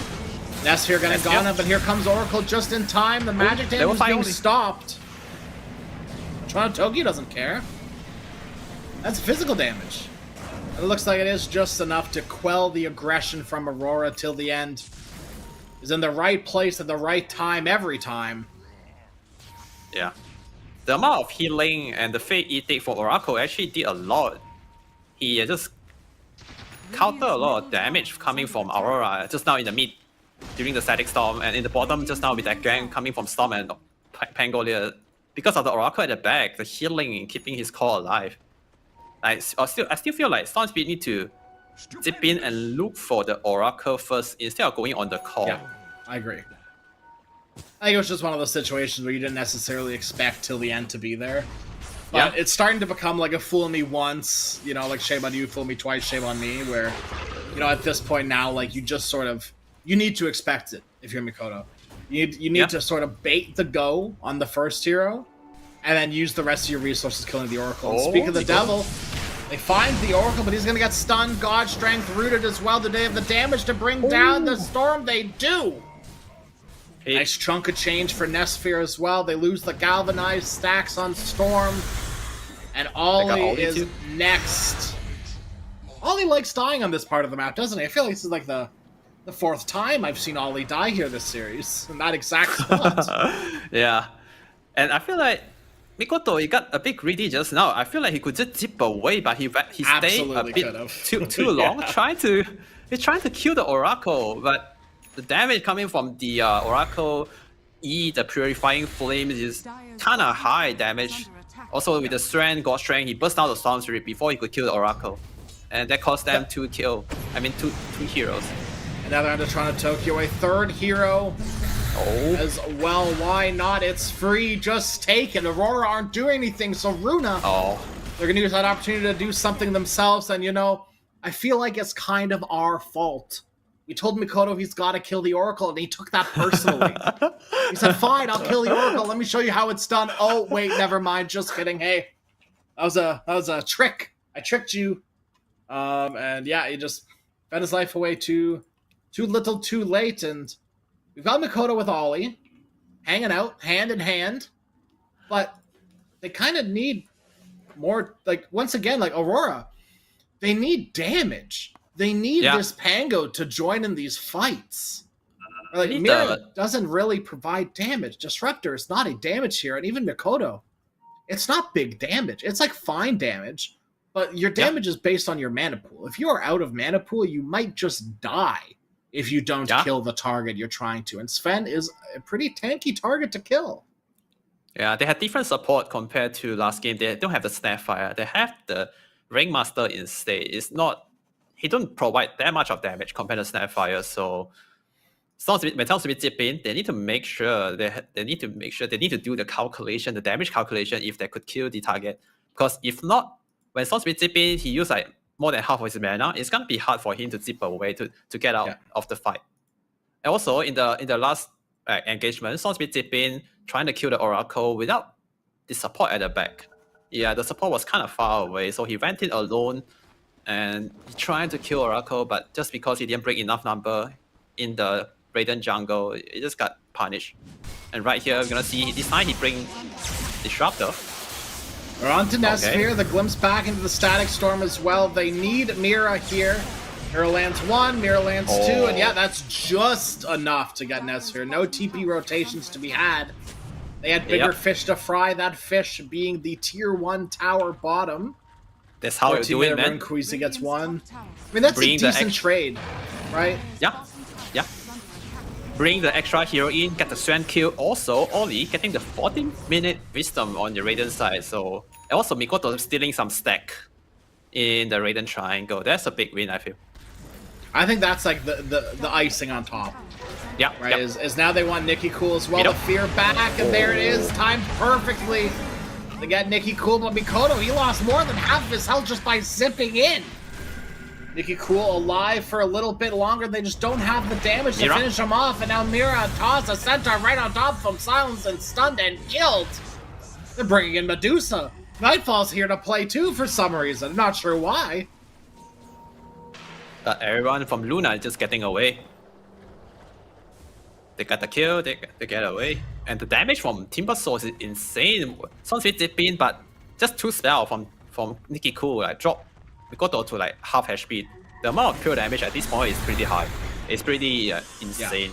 And once he got his Blink Dagger, I feel like he could just kill Storm Spirit or anyone from 100 to 0 with 1 disable follow-up. Yeah, pretty much. And that's Queasy's job, right? Nightfall, Yep. he just got his stacks taken. Very sad. Queasy, his job is to get that Blink Dagger as soon as possible. And if rotations keep going the way they are, that's exactly how it's going to happen. Very quick Blink Dagger. Soon. Honestly, this is already pretty quick, right? He's like 850 gold away. But he hasn't been like straight rushing it. He's got the Tranks, he's got the Soul Ring, he's got those things that keep him in fighting shape for longer. Which helps you, in a way, get that Blink Dagger. Radiant are scanning. Power Rune about to spawn. Cool zip and up onto the high ground. Into the Static Storm. They need to kill the Oracle. DD gets taken by Makoto. They can't kill the Timber. A nice Hypnotize from Mira onto Alberca. Roll back. Toronto Tokyo. Rolling around as fast as they possibly can, but it's not fast enough. It's too fast, some would say. That's a pretty And good fight for Nightfall's still Aurora. here. Oh, they're still charging in. They still want to kill. They know that Toronto Tokyo's in no fighting shape anymore. He gets caught Oh, that's a by good the pick up. avalanche. Take off. And a big, scary mech tossed right in on top of him. Yeah. That kill on Toronto Tokyo for Tiny is gonna speed up his Blink Dagger timing. Once they got Blink Dagger on Tiny and Nikiku, they're good to go. They can just keep running around on the map to kill everyone. And on the last team fight, Mira, he plays a really good Wheel of the Wonder, allow Sonsby to zip in, allow Pango to cast his ulti out, but they only get a nice of the kill. That's not enough after using so much spell for that team fight. Yeah, and because of that, they invade the Dire Triangle, get one more pick off, and now they are waiting for the Blink Dagger timing on Nikiku, and they are good to go. Tiny got his own Blink Dagger, just need to wait for the Timber Saw, and they could go for a smoke play. 3 more minutes before the Tormentor, so they still have time. Who's killing this farm his- Oracle? Right, like right now, the funny answer is no one. Yeah. But like, you're playing Timbersaw, you're playing Pango, right? Those two heroes should have a decent time finding Oracle, and if you're Pango, maybe you're not killing the Oracle, but you're at least disrupting him long enough for him to not be able to do anything to help his team with the Rolling Thunder. I feel like you have the tools. It's just Aurora aren't quite connecting with those tools quite yet. And they're going to go for a smoke play right now, Aurora. Down the gate into the little strip of river down bottom, but no one's there. This is a wide miss by Aurora. Yeah, Medusa is not here as well to hit the tier 2 tower, so they are not getting anything done with this rotation, with this smoke play. Are scanning. Like you say, they need to use the Pango and the Storm Spirit to find the Oracle first, but Toronto Tokyo, he got the Diffuser Blade, he need the Blink Dagger in order to find the Oracle and burst him down. So without a Blink Dagger, it's not that easy, but he want to go for the Aghanim Scepter first. So he need like 2 items before he could do the Oracle hunt. But right now, Timber Saw, he did bought something. Okay, he did bought the Blink Dagger. Yeah. This is go time. This is go time for Runa. They are on a timer actually. They should do something right now because they are playing against the Medusa. The late games is not gonna benefit for them. Yeah, Medusa's almost ready as well, to a certain degree, right? 500 gold away from that Eagle Song. It's Which like didn't even 1,000 completed gold Butterfly. Yeah. ahead of Sven right now, and this carry matchup, we talk about it. It's not gonna be Sven flavor. Even Sven got his BKB, even Sven got his Blink Dagger and BKB. But into Medusa, when Medusa pops Stone Gate, it's very hard for Sven to finish the target. Everyone can just stay with Medusa, and Sven couldn't go in because of the Stone Gate, and he just can't kill anyone during his BKB and Gross Strength duration. So right now we're about to hit minute 20, so we're gonna see some movement coming from both sides. Oh, middle. Zip in. They're onto the Timbersaw as well, but there's the Oracle again. Lincoln from Sven, he's getting glimpsed away. Back to Narnia, off you go. But here comes Queasy, a beautiful 2-man avatar. Wow. Both supports dead. No chance of survival. No help to be had. Just death, death, and death. Dire's middle tower That's such a beautiful Outland toss coming from the Tiny. Yeah, that's a Advise on Nightfall. Oh, they're still Run, chasing. Medusa, run! There's no way. They can't. Okay, they won't. Thank goodness. Phew! I was... Dire are scanning. worried for half a second, to be honest with you. Yeah. So right now, Luna, again, they are controlling the mid game with their active hero, but they need to take some objective. The Tormentor or the Roach, they need to like get something in order to snowball their mid game. Yeah, something meaningful. Yeah, something meaningful, correct. And they're heading toward the bottom Twin Gate to connect to the top Tormentor, I believe. Oh no, Torm's bottom because it's nighttime. Oh yeah, yeah. Night It's nighttime. Shut up, Yeah, Night Stalker. Yeah. Yeah, they're coming. They're here. And that's a big net worth boost for Luna. Let's see who get it. Not tiny, not tiny, not tiny. Oh, it's over. He'll just jinx it. He'll just jinx it, I think. What's the point of playing anymore? It's all over. They got the Tormentor, but it doesn't matter. Stupid yeah, that's tiny shard.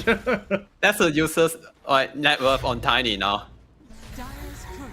Nearest courier will die. They have vision on the Night Stalker. There's no Sven. Sven went back through the gate. Sven is top. Yeah, you want to farm his BKB. Timber's TPing away as well. Yeah, the rest of Runa. To the portal they go. Queasy knows that Pango's near him. As the fortune favors the bold debuff on him, he's just going to clear the wave and hopefully blink away. Oh, Toronto Tokyo, he's chasing him. Drops the Rolling Thunder. Toronto Tokyo, he's rolling. Yeah, he's rolling, but not hitting the stun on. Nope. He was definitely doing the thing. But and that kind of feels like no. That sort of feels like what's been going on this entire game for Aurora. Is they haven't really been, they've been doing the thing. Oh no. And right now the thing Nightfall might very well consist of Nightfall dying. He can't get the ultimate off at Nightfall. He's just dead. No mana, no health, no help, no nothing. No life. It's gone. And that's the highest net worth hero got killed by Luna. And right now he dropped to second highest net worth. That's one of the most value kill Luna that can get. Yeah. And without any backup from Aurora, even they bring everyone in, it's not gonna be easy for them to save the Medusa. They have the Night Stalker vision advantage. They can just kill anyone like one by one with the advantage they have from the Night Stalker ulti, and that's the strength of the Night Stalker. And right now they're gonna take down this part of the map with this Helldom creep, taking down this tier 2 tower, and the Roshan is on the top side. So when Sven has his core strength towards Nikki, cool, but once again the Oracle is just standing waiting in the back. Does get hypnotized. No, till the end he walked into it. Toronto Tokyo, the Rolling Thunder does a thing, and this thing, it's a good thing. He finally does it. They kill Nikki Cool. And now Alberca might have just walked into his own death. They do kill the little ringmaster on the back there. Mikoto used all of his mana to zip on top of Alberca, but is unfortunately not able to do anything about it as he was BKB'd. Queasy, unfortunately, I think it's just delaying the inevitable here, and the inevitable being his death. Uses all of his mana, runs out of health. Toronto Tokyo, a dominating streak, and finally, Aurora bring the heroes. The thing happens, and they do the do. And for the first time in like 25 minutes, it feels like something goes in Aurora's favor. Yeah, they need to kill the Oracle first, like how they did just now. Also, the beautiful will from Mira hitting 2 heroes, controlling the Oracle before he could use his RD. And then allow Toronto Tokyo to follow up with the chain stun, and this time he did it well with the control, get the kill, and this time they get 3 kills in the, and only losing 1 hero. They're gonna delay the. Oh, hold on, they might go into Sven here. Yes, He's actually. Hold on. You wanna go back in? No, there's no way. Don't do it. You're crazy. Night Stalker's coming. Maybe he could. They could. Yeah, they are. They have this deep ward as well. If anyone shows in the lane, they might just die. Mira, you're the hero. They got the one that they wanted. You're the one that they'll get 2 shot, 1 shot. Who cares by the Sven? Mikoto's courier dies with an Orchid on it. Mikoto's courier keeps dying at very important times. Yeah, keeps losing his career in all this crucial moment. That's the Orchid delay by 2 minutes. Oh man. Yeah. Yeah, without the Orchid, it's gonna be harder for them to finish the Oracle kill. The extra silence is very crucial to kill the Oracle. Oh, they have But the Blink good on thing Pango is, now too. yeah, good thing is they have the blink on Toronto Tokyo, so that's gonna help him to find the Oracle. For Medusa, his net worth getting still trying to farm his Skadi. He does have the Butterfly and Manta, like we talked about just now. Two main items for the Medusa, which is very good, also very good against the Sven in this game. Because right now, Sven, there's no true strike to deal with the evasion. And also, Sven also is a hero that don't really want to get MKB or maybe Bloodthorn. Yeah, you can So make right an now- argument for Bloodthorn, maybe. But, like, Yeah. MKB feels so weird on the hero. Yeah. The Sentry in the mid lane, you may have gotten the Invincibility rune, but at what cost, Queasy?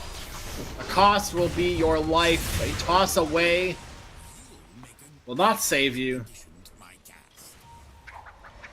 Also in this game, we can see the itemization of Mikoto. He went for the very early BKB.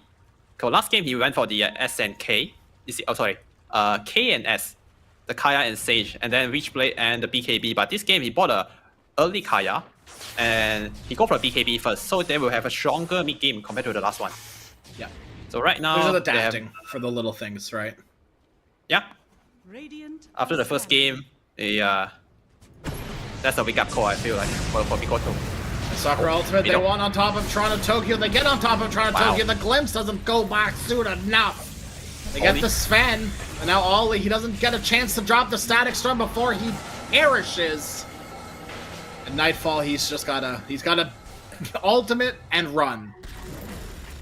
And even then, it becomes very costly because now the outpost will get taken, and Roshan, your life is forfeit. They want you next, and they will have you. Yeah, and we're kind of watching like a replay. Luna also did the same thing in game number 1. They get 2 support kill and then they go for the Roshan, and at the bottom side of the map without the support on Aurora, and it's gonna be hard for them to contest this Roshan. And they give her Aegis here to Nikki Ku, which is okay because Sven, he's useless. If he die with God Strength, we respawn with no God Strength. It's not a... Oh wait. They're on top of the Oracle. Can Oracle. they kill the Oracle? He's feared, but they don't have the damage in time. Oh. The mech and everything else that Till the End has. Yeah. Just don't have And- the damage. Mikoto, he didn't have the Orchid, or he did an Orchid or something. It didn't happen. Yeah, even he Orchid right there, Tiny is still watching. He can just go in and blink in and control Mikoto. He's not able to finish the kill. But now Tiny's Speaking of the alone. Tiny, yeah. Oh, he didn't even blink. He just walked away and he juked them somehow. They will find eyes on the Queasy once again. The blink is almost Sven. available. They drop the Static Storm. Sven's in the middle of it. They lose Storm. But it's Sven that they want, and Sven that they might get. They need to control the Oracle. Keep him controlled.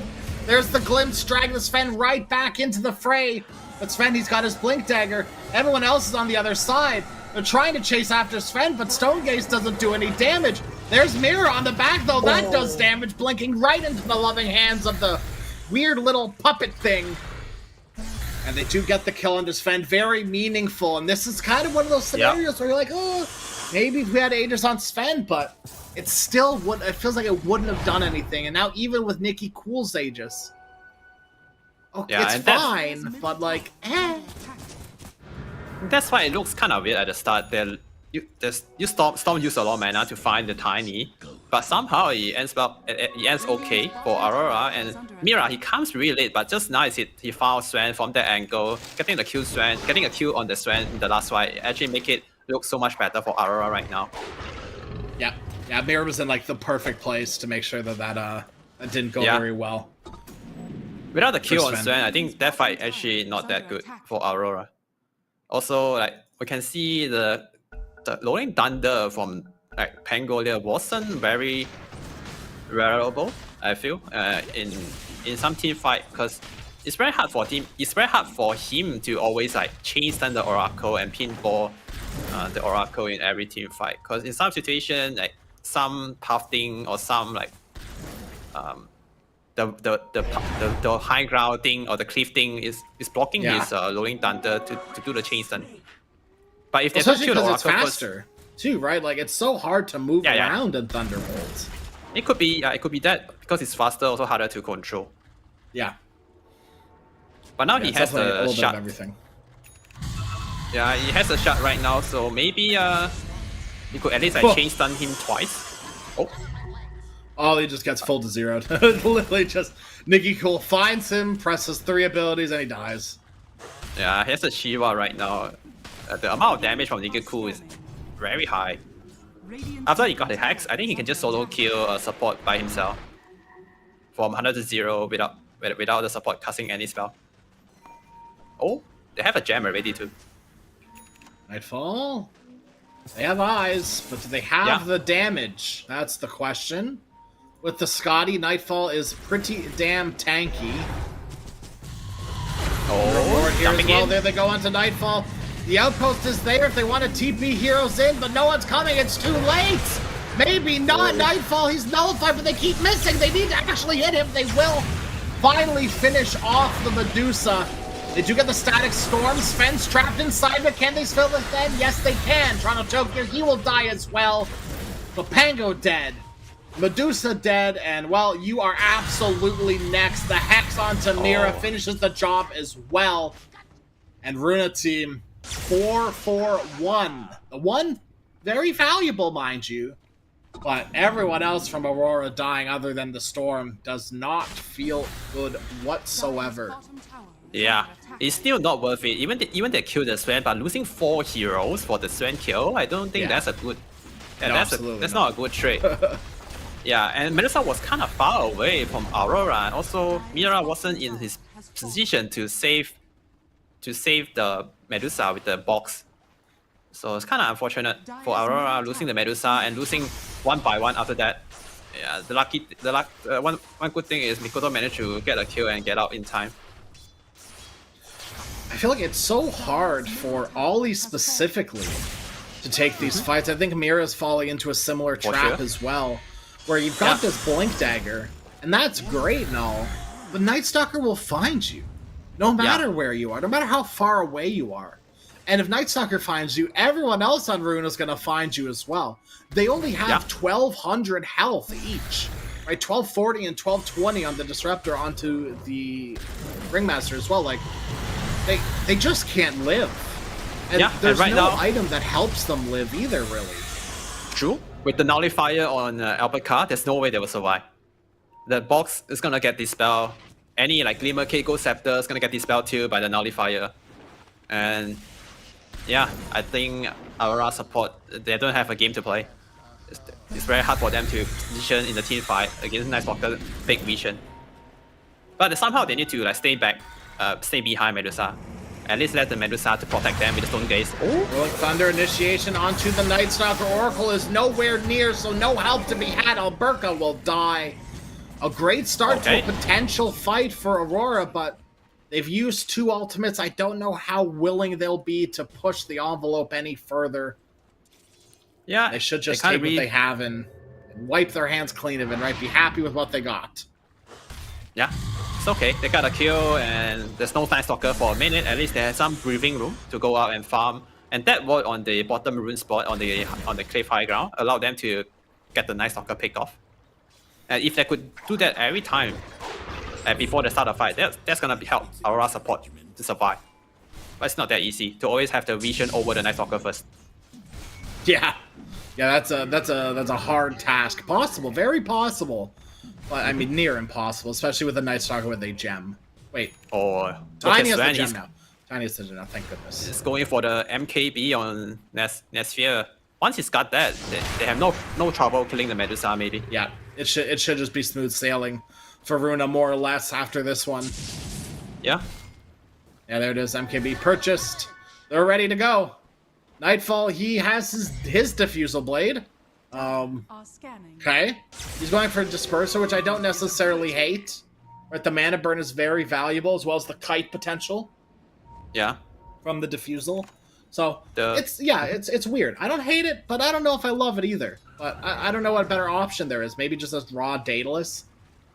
The diffuser upgrade to disperser is not that bad. Allow him to like dispel something. The speed boost is pretty useful for Medusa, a hero that has no high mobility. Yeah, that can be very useful. Also, the item also allow him to like boost his damage a little bit, give him some extra attack speed. It's not that bad. Is there... I know this is like heresy. Is there any world Medusa ever gets like... Oh, Mira? Getting okay, picked off here? Mira, that's just... Huh. What can you say about that one, right? It's just Yeah. That's the problem with having like 1300 health right now, right? It's like you've got this blink, you've got this Aether Lens, it's cool and all, but you just die. Timber's like that's on top of you and you just die. Yeah, just... And that's sort of like, I think the general problem right now, I feel like, is anyone gets jumped by almost anyone and they kind of just die. Like, that's kind of where I was going to say, like, is there any chance, as heretical as it is, does Nightfall ever get, like, a BKB or a Pike? Because the Pike feels immediately less value because Night Stalker has Nullifier. But the thing is, like, right, I feel like if Nightfall isn't getting his ultimate off in these fights, they are 100% lost every time. Because they have the tools at this point to blow up the Medusa. Yeah. BKB is definitely is gonna help Medusa to get his ulti off because of the Night Stalker silent. He has something to deal with that. But having a BKB on Medusa, it don't feel good, so man. bad. It feels so bad. That's what I mean. Like, it is heresy. It is so bad. Like... Maybe as his last item, you could consider BKB, but at this point, it's gonna feel bad for every Medusa player to get a BKB very early at this stage of the game. It's awful. It's awful. But without that, it's kind of hard for him to always get the ulti off, and without getting the ulti off in some crucial moment, might result him to die. Oh, they're gonna go for just onto the high ground. Yeah. Aurora know Roshan's up. They know that they need to do something. He's roaring. The roar. Roshan has sounded the alarm. Roshan calls for aid. And Aurora, they're not in position to answer Runa. They've smoked up themselves. They baited the roar. Now they're going to go for a wraparound. The big wraparound. Onto Aurora. They have an idea of where Mikoto is. Mikoto smoked, so they don't quite know exactly where he is, but they're on top of Nightfall. And they're killing the Medusa. He's hexed. He's killed. They get the Lotus off once. The box as well. Medusa's still alive somehow. But all that matters for naught, because at the end of it all, Medusa will die. They no longer have any damage on Aurora. The next one to fall will be the Ringmaster in Toronto, Tokyo. He's just rolling around endlessly. They're going to buy back on the Ringmaster. They know how valuable this fight is. Mikoto is struggling to kill an Oracle. The only one to die on Runa's side is the Oracle that Mikoto was on the entire fight. Till the end knows exactly what to do. Tip the storm. Show him what's what. You spent 30 seconds trying to kill me, you fool, and look what you accomplished. Nothing. Yeah, and the whole fight, Mikoto is just trying to kill the Oracle. And after that last fight, maybe Nightfall should reconsider getting a BKB and check his quick buy right now. Is queuing up a BKB. Yeah. He need that BKB, man. Imagine if he has the BKB instead of the disperser, he might be able to survive. He might be able to get an ulti off. Once he get the ulti off, he will have time to do things in the team fight. But instead, in the last team fight, just getting control, getting silent. Doesn't matter what item he has. Doesn't matter what attack speed he has. He can't kill people. And right now, he need to buy time for him to get his BKB off. Get his BKB online. Oh, Mira. Mira. Nice ultimate, but it's only going to delay the inevitable. Yep. He's going to TP away with the charge up as well from the Q. It'll still get cancelled and still get killed. Yeah, this Timber Saw is on fire, man. I wonder if there's a game 3, they might need to consider banning this hero, because they just first pick this hero for Nikiku, and he's still getting a lot of things done on the map. Getting a solo kill left and right, and it's very hard for Aurora support to deal with this Timber Saw as well. They can't kill him, they can't stop him, but the damage from Timber Saw is insane. You can solo kill the support with just 2 spells. Yep. And we see the odds there looking a lot better now for Runa, over once 10-1, now like 3-ish to 1, right? So now odds are, everyone's feeling the strength of Runa right now. Everything is looking up for them. It feels good. It looks good. And if those things are good, then it probably is good as well. Toronto Tokyo, he has a Rolling Thunder and a TP as well, but he's been hexed. He's been silenced, and he's dead. Toronto Tokyo now no buyback, 70 seconds without your Pangolier, and now they've got Storm Spirit as well. Mikoto, he's got to do the big zip on out of there.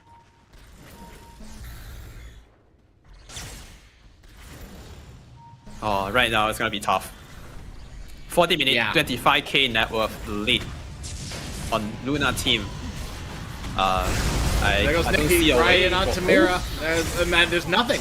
There's nothing from Mira. Mikoto pops his BKB. He gets the Vortex onto the Sven. Nesphere, he's dying slowly. Nightfall's trying to plink him away, but there's the ultimate from Oracle. And Alberca on the back kills off the Storm. Disruptor is dead too. Medusa, you are next. And I'm not too good at knowing when a game is over, but I think this game might just be over. And Toronto Tokyo will confirm it for us with the GGs. We are going very excitingly into a Game 3, and I will be damned if this Timbersaw makes it. They can't. I think they shouldn't. They shouldn't They dip can't. this They can't allow Timbersaw it. away again. Nikki Cool is too good on this hero, man. They need to respect the Nikki Cool He's warmed Timbersaw. up, he's ready, right? Like that. You need to get him on something that isn't as comfortable as his Timbersaw. It can't happen anymore. It feels wrong. It feels shouldn't illegal. No. Yeah.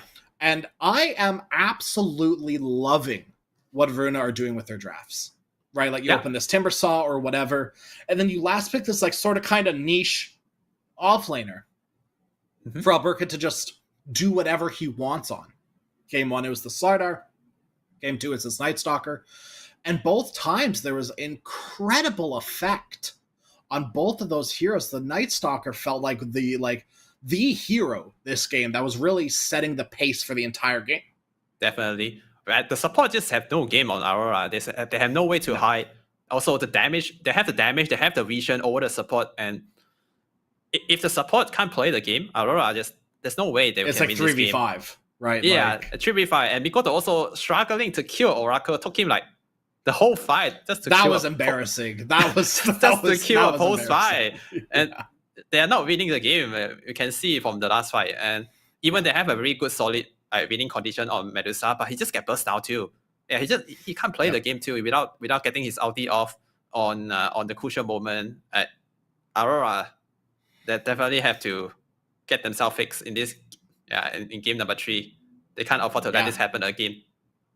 Yeah, like one-to-ones look good for Aurora, right? Like the Deuce into Sven, it looks fine. The Storm into Timber, it looked great in the mid lane, right? Mikoto did a great job, but everything else just sort of crumbled, and that's you can't let that happen, right? If the one-to-ones look good, you can't let the 5-to-5s look bad, and that's just sort of how it looked for Aurora, right? And that's how the cookie crumbles sometimes, but there is still a bit left of this cookie, a third game in this cookie, some would say. Ooh. And we'll see how that cookie crumbles after a short break. The new breakthrough, an innovative phone with 1xBet app. With 1xBet app, you can register and start betting in just one click. Intuitive interface and thousands of sports events every day. User-friendly app. Big wins, fast payouts.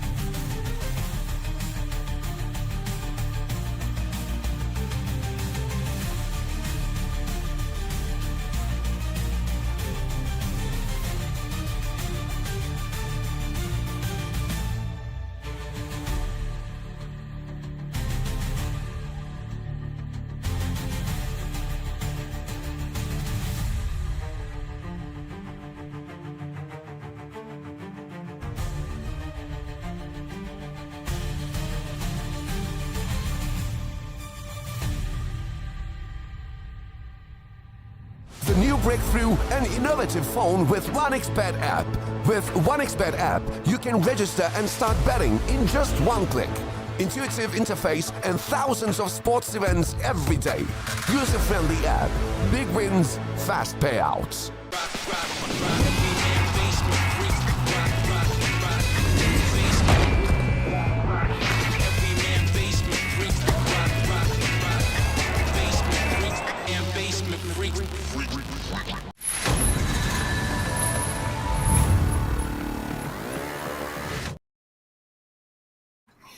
Hello, everyone. Welcome back. We are here with game number 3 of Aurora versus Runa team. Aurora took a pretty great comeback in game number 1 against Mega Creeps. I didn't know if it was going to be possible. I don't think either of us really did, but they dang well did it. And Runa team, they took a pretty dang convincing game number 2. So we're pretty much into best of 1 territory here. The only thing that matters right now is this game that's about to happen right here, right in a moment. Not quite right now, but just in a moment. It all comes down to this. This is so far. I mean, everything I feel like I could have ever asked for, right? Like Mega Creep comeback, phenomenal, like out of laning stage comeback as well. Like I feel like Runa game number 2 didn't do too incredibly well in game number 2 in the lanes, and they took that and they somehow got their blink dagger timings and then steamrolled the rest of the game. Felt like Aurora were constantly on the back foot, and like we said it in between game 1 and 2, I'm gonna say it again, Aurora need to adjust their bans heavily this time around. No more mistake, no more second chance. This is the final showdown. They have to give them the best in order to take this series. They can't afford to make any more amateur mistake again in the draft, in the gameplay, and in the team coordination. And maybe they have some new player in the team. They're still trying to get along, trying to learn how the player want to do the things, how their play style. But they can't just give this game away to Luna. I feel like that if they lost this series, I feel like it's gonna hurt the team morale a lot. It's gonna hurt team morale. It's also gonna boot them down to the lower bracket, which is a place no one wants to be. No one wants to be in the lower brackets anymore. That's old news, right? Like lower bracket are indeed for chumps. And Aurora, Runa, neither of them are chumps, but someone's gotta be the chumpiest of the two. And I mean, it's tough for both of these teams, right? It's clear that they are so evenly matched. It feels like everything that Runa does just counters the way Aurora plays. And it kind of feels as simple as that, right? Aurora won a game that goes past 45 minutes. Runa want to end that game before 45 minutes under any circumstances. And I don't know if that is... I haven't seen enough of Runa to know their team play style.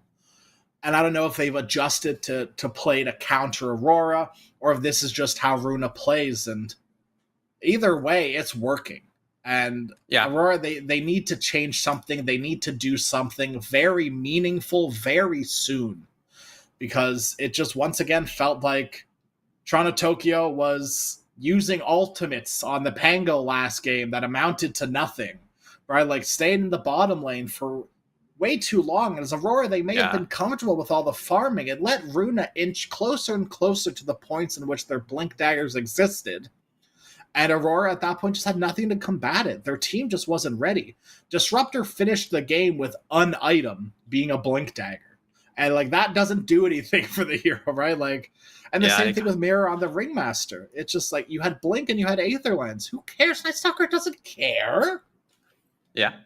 And I feel like that's a really big throughout the series from game 1 and game 2. That's some big off lane diff.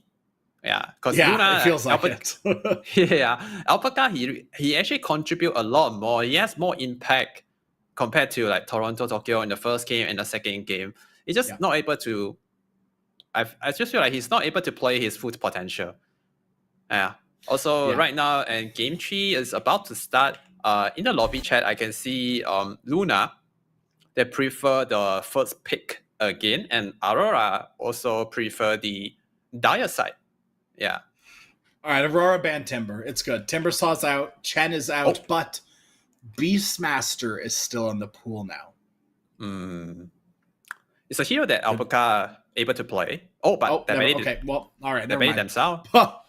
And they're going to pick up the Disruptor for themselves. Very, very interesting. I mean, to be fair, picking up the Beastmaster early goes against what Rune has been doing in their drafts that have been working for them. And that's been picking up Alberca last. So go with the flow, go with what feels good. And I think despite Ollie's performance on the Disruptor, I think the hero still feels really good. Yeah, still a really good hero, especially for a team like Luna, who very active in the mid game. Like they always have a off laner that by Blink Dagger and running in, making all this chaos and initiation. I paired it with Disruptor, it just feels so good. Always have a hero that could run in, always hero that could jump in, give vision for Disruptor to use his glimpse and combo. And Aurora go back for the Marcy. That's I don't know if Marcy was like the game winner of game one, you know? Yeah, it's definitely not the game winner for game one, because game one it was the late game Abaddon who secured the win. Abba Bane, yeah. Yeah, Abba and Bane, yeah. And they ban out what made game one so great, right? The Abba, and then the pretty, Snapfire did fine as well. Snapfire did Snapfire things. They felt the lane was pretty damning as well, the Snapfire Marcy lane. It was a lot of damage, so that's a safe lane to ban out. Nightfall being comfortable on the Abba as well. It's too good to pass up the ban. That being said, they have left Ursa in the pool. Could be something that Nightfall looks to go for. I can see why banning out the Snapfire. It's a really good hero combo with Snapfire, combo with Marcy. Like both heroes, they have really good synergy. The Liu Shadow, the minus armor allow Marcy to hit harder. And the amount of damage coming from Snapfire kisses is it's not every position hero can provide. Yeah. And Troll ban from Aurora, I'm not sure why. That does make me think that they do want something along the lines of an Ursa. Interesting. This is very interesting for me. I feel like this happens time and time again, where if you're going to pick Shadow Demon, is Troll that big of a deal for you? Don't you just drop the Demonic Purge on Troll and watch him cry?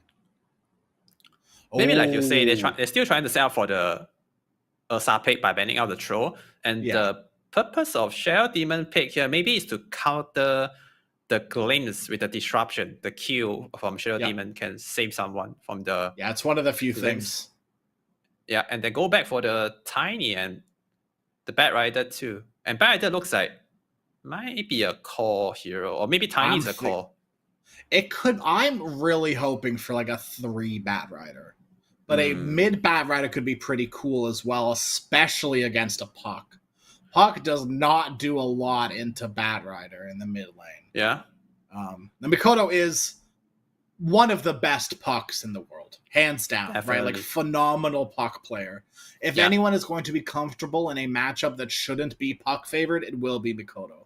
So, who knows at this point what's going to happen in the mid lane, right? I feel like game 1, it was pretty even. Game 2, Mikoto at that point knew the matchup and rolled with it, right? Literally rolled Nikki Cool with it. Nikki Cool then took that personally and decided to absolutely destroy the rest of Aurora for the rest of the game. But game 3, all on the line here, Mikoto. No more Storm Spirit. This time you got another comfort hero on the Puck.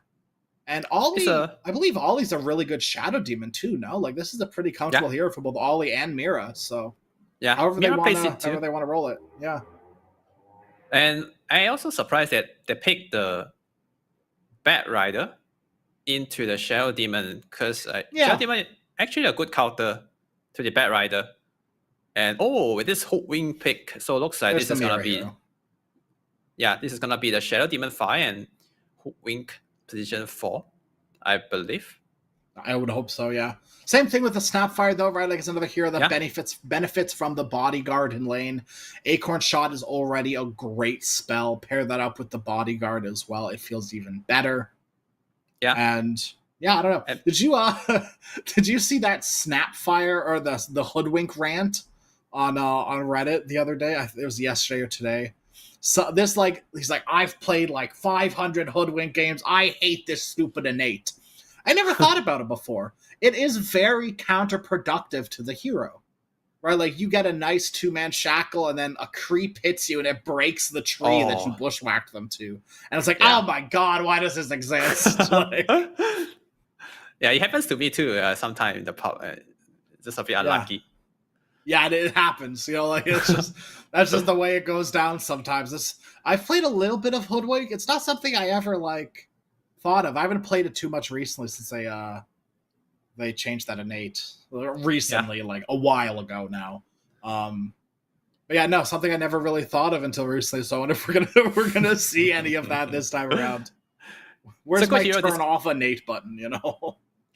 Oh, I'm not sure if maybe that could be a thing. I don't know, but this is a pretty good hoodwink pick from Aurora. So now they have someone to play with in the mid game, part with hoodwink. Yep. Both of them have the very high magical burst damage, so they could just running around with two-man squad and kill people around the map. It's a really strong combo. It's kind of like Snapfire, like the Puck set up the. Ooh, Night Stalker again. That's that, huh? That's a phenomenal Night Stalker game. You're playing against a Puck. You're playing into supports that buy defensive items in the form of Force Staffs and Glimmers that you're just going to counter with your Nullifier. Oh man, who cares about Alberca last pick when you can just give him Night Stalker in such a good Night Stalker game? Marcy struggles into Night Stalker as well, and all the while, Runa still get the Ursa ban on top of it all. Yeah, with this Night Stalker pick, Luna have no trouble in catching the Shadow Demon first at the start of the fight. Also, it's going to allow the Batrider to always get the good initiation off because of the big vision that Night Stalker could provide. Yep. And also the silent. Combo with Disruptor Glimpse. Oh, that's even better. Yeah. And now they have really good initiation and catch on Luna right now. They need a good damage dealer on their side. Yeah. They have the control with the Night Stalker silent that could just control the Puck with the during the silent duration, which is very effective against a Puck. So maybe they need a something that could dish out consistent damage.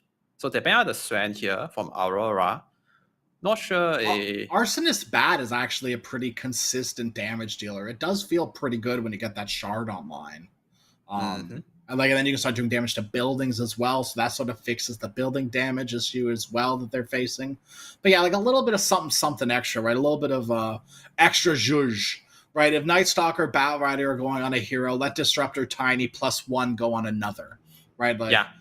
If you get a big Static Storm, the fight's over pretty much. But if Batrider Night Stalker can kill off, and they can kill off probably 2 of these heroes on Aurora. So maybe something with another reliable stun from Runa, something to keep them locked down. DK was going to probably be my best option for it. So those 2 reliable stun lockdown sort of pause ones out of the pool. I don't know how much is left for Runa here, and I wonder what Aurora are going to want to do to capitalize off of this as well, because it's got to be a BKB buyer. And it actually absolutely needs to buy a BKB against Disruptor, against Night Stalker, and even more or less against Batrider too. And it's not necessarily the lockdown in the way of stun, but it technically counts, I guess. Sprout's sort of a lockdown ability. Yeah, NP actually throughout the series, game 1, game 2, somehow they didn't contest this hero at untouched. all. I didn't see any ban or pick, and nope. I feel like both teams almost forgot about this hero. MP used to be broken, and now it's still kind of strong, I feel. Doesn't matter on what position, on core or support. It's still really good. And Aurora pick up the Dawnbreaker, which is a decent counter to Natural Prophet, because Dawnbreaker can always join the fight with the Solar Guardian. And one of the strengths of Natural Prophet is he could speed push, because he could be any way of the map with the teleportation. And he could always apply the lane pressure. But with this Dawnbreaker pick, he can just totally neglect and counter that play from NP. So that's why this that's why this Dawnbreaker last pick make it so look so good here for Aurora. But which means this is gonna be the off lane Dawnbreaker and carry Marcy, and Nesphere is playing the carry Natural Prophet. As a mid tiny. Okay, it's a mid tiny, which is a good matchup for Luna. 10 seconds. They have the control, they have the instant disable with the Avalanche, which is very good against Picoto Puck. But this time, Aurora, they have a very active core hero. Yeah, Marcy is a very active hero, can comes online very early. Once he has ulti, he can just punch down someone with ulti form, and also Dawnbreaker can always join fight with the Solar Guardian. Yeah, this one like compared to the first and second game, Aurora in this game number 3, they have more solid and more active draft, which is very good against Luna playstyle. Because in the previous 2 games, Aurora always lose in the mid game. They always get out tempo. Always lose to the aggression from Luna.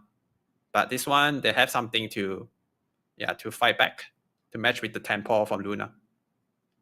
Yeah, it just felt like at every turn, Aurora were getting outpaced by Runa, and hopefully, the problem is technically they still have heroes that can farm for 40 minutes, right? And I just really hope they don't go down that route, right? Especially like with Toronto Tokyo on the Dawnbreaker.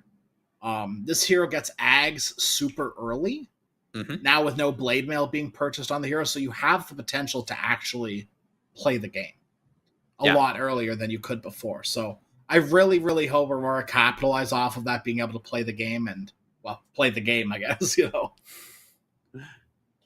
Yeah. And this game, game 3, this is the final game of this series, and they have to show their best. Yeah. No cool facets. Everything's pretty normal. Night Rain. Oh, actually, no, that's not true. Hold on a minute. Nesphere went for Nature's Prophet. Ooh, the facets.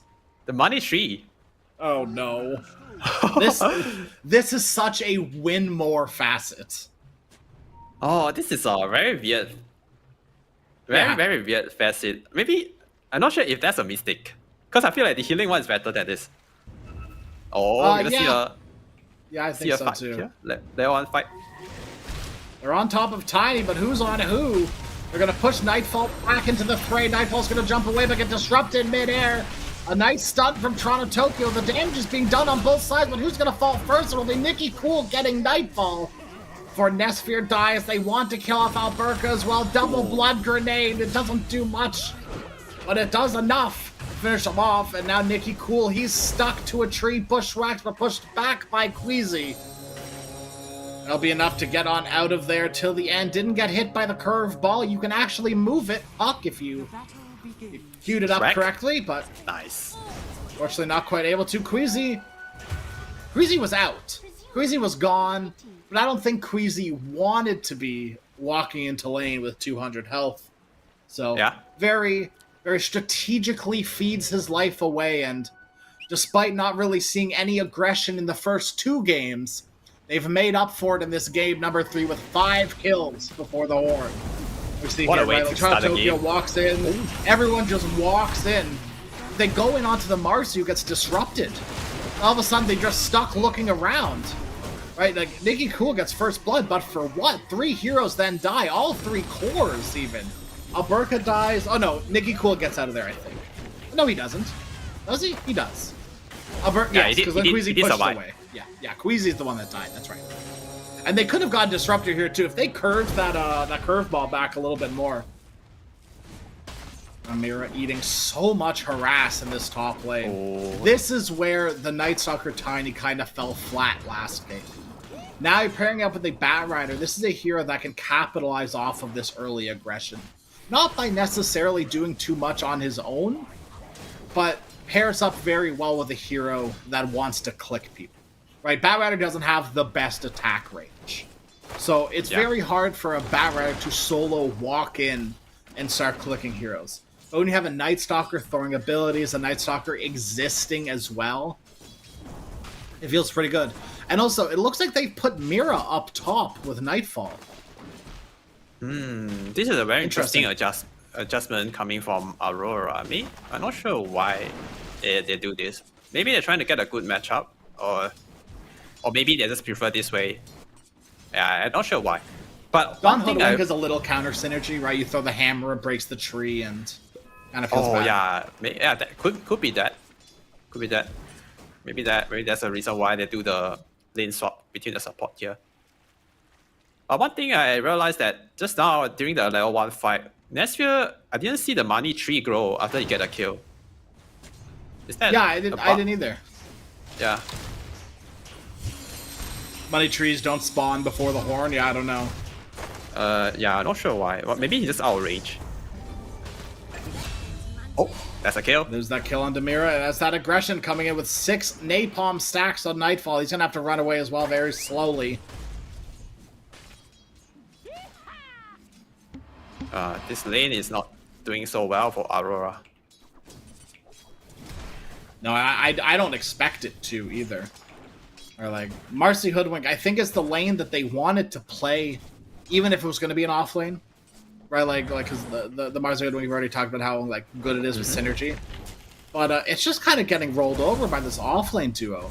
Like Hoodwink needs, for lack of better terms, kind of a bodyguard, and that bodyguard I guess will get used on the Hoodwink. And there's that Marcy Nightfall being able to kind of stand the ground to protect Mira. But that's what consistently needs to happen. Nightfall needs to get in between Mira and the other hero and help them out, but look at what it's costing Nightfall. There's no wave, there's no creeps, there's no last hits coming his way. Nothing but a morsel of creep for Nightfall. And that's not what you for your off lane. It's fine. It happens. But Nature's Prophet is going to out-farm and outpace you entirely if you let this get out of hand. Ollie, bottom. Ollie, he's Thunderstriked. He's dropping kind of low, but without Nature's Prophet really being able to there to capitalize off of it. They tried to go on Nesphia just now, start with the disruption, but the Glimpse sent Tokyo away. He couldn't follow up with the Q and W. Oh, where you ping your Dawnbreaker and say, where is Shard? Yeah, bottom lane, they do get Ollie, Nesphere. Money tree. Able to get him that time. Get the gold! Get the gold! The gold back. You picked the money tree, use it! Oh my god, okay, they're gonna try to token. They're gonna get this money tree. Surely they'll capitalize off of this one. Get the, they're despawning! No! Oh my god, it's over. It's I've never been so excited to see a money tree and so disappointed immediately. Oh. And yeah, I'm not sure why they didn't go and match. At least I pick up some of the gold back. After they get the kill. Disruptor was right there. He was right there. It was easy to just walk over 2 steps. You'd still be in glimpse range too. That's so weird. Interesting. Now Disruptor is out of mana in the bottom lane. He can't really offer much here. Ollie and Toronto Tokyo, they are full HP and almost full mana. Yep. Toronto Tokyo, he's doing alright as well, right last hit wise. He's ahead of the Marcy. Last hit, which it's not a good sign. Yeah. Oh, they might be. It just goes to show you the same. Maybe they got kill here on Mira top. TP in of the Nature's Prophet, collect the money tree. Here it comes. Oh no, he doesn't TP in soon enough. But they are trying to kill off Nightfall before he TPs away. Yes, just barely. Oh, it would have been disastrous if they killed Nightfall in that time. They're absolutely awful. They're making a move onto Disruptor. The glimpse away on the Dawnbreaker will stop it every single time. Yeah, Disruptor is such a good hero to counter the Dawnbreaker. Not just in the landing phase, he could like interrupt or break the combo with the glimpse. Also in the mid game, every time when Dawnbreaker come in with the Solar Guardian, he can just glimpse him away before Dawnbreaker get his shot or the BKB. Yeah, the shard is necessary. You need to get that shard as soon as possible on the Dawnbreaker. Yeah.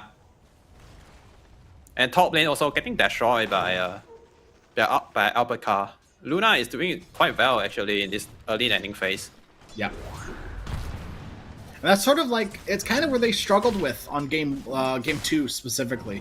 Game 1 lanes were pretty even. Game 2 they kind of struggled, but this time around they have a chokehold on this laning stage. The only one that's really doing all right is Puck, and Puck is doing quite well in the mid lane. Puck is Popping going an top. Arcane Rune, TPing top. Can Mikoto make something happen? Doesn't look like it. Yeah, might be a TP'd in at wasted the wrong time. rotation. Yeah, that was a very forced TP, because we're looking at the 7 minutes now where Aurora, Runa, both of them, they're going to want to secure these runes, right? So everyone on Runa, they TP, or they run back, because Aurora have made aggressive moves to their Wisdom Shrine. Both games. Why would you not, assume that they're going to do the same? They go back nice and early, they secure, vision through the Watcher, and they wait. And now it's just Puck TP'd up top to jungle. Okay. Cool. Dire's middle tower is under Yeah, attack. there's not much you can do right now. It's not easy to kill Night Stalker too, unless they have the someone to break the coin for him to get the extra stun and damage. You bushwhack, I guess, but that's a very hard connect. And here they go onto the Night Stalker. There's the bushwhack, the blood grenade, everything. They're bringing in Nature's Prophet, maybe Alberca. He's so tanky with that helm. And now they've moved over into Nightfall. Nightfall's used all of his abilities, his escape and everything. There's no way out. Get the money tree, money. They will collect, and Mira will be able to run away, to scurry away just barely, and that money tree comes in handy. Yeah, because Mikoto TP top earlier just now at around almost 7 minutes, and he don't have the TP for this Dire's top counter rotation, and without dying Marcy on the top lane, they might be they did get the top tier 1 tower with this Hell Dome creep with one of the best hard camp creep he get, the Dark Shore Summoner. The extra skeleton he spawned with the extra damage, managed to take down the top tier 1 tower.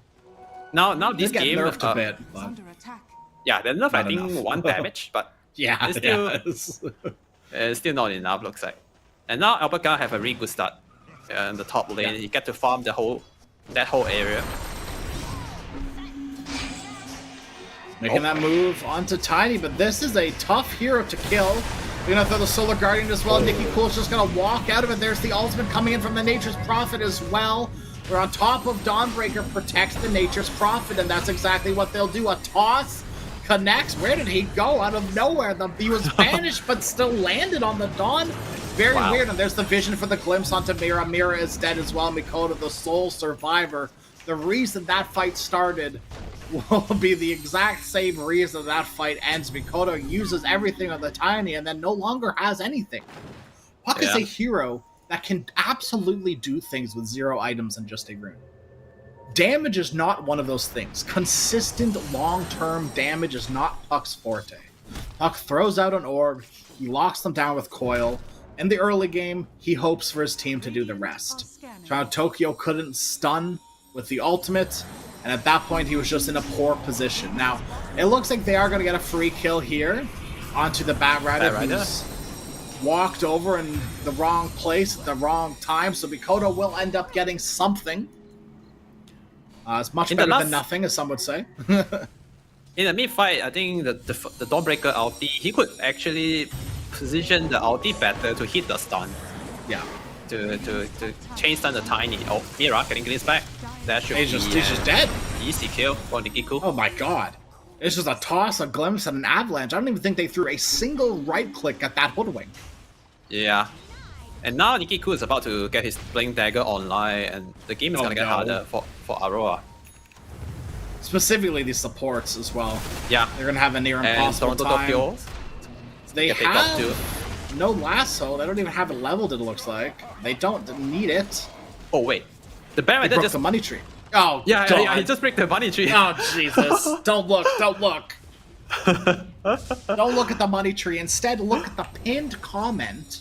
Find a link to use your promo code RESD2 for a 100% welcome bonus at 1xbet.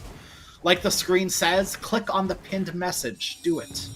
Yeah, and that's your money tree. That's your money tree. That makes up for the money tree that Nesphere didn't get. Yeah. Oh my god, the troll creeps and an alpha wolf. Oh, they want to go on Nightfall. They drop the Static Storm and a glimpse to secure it as well.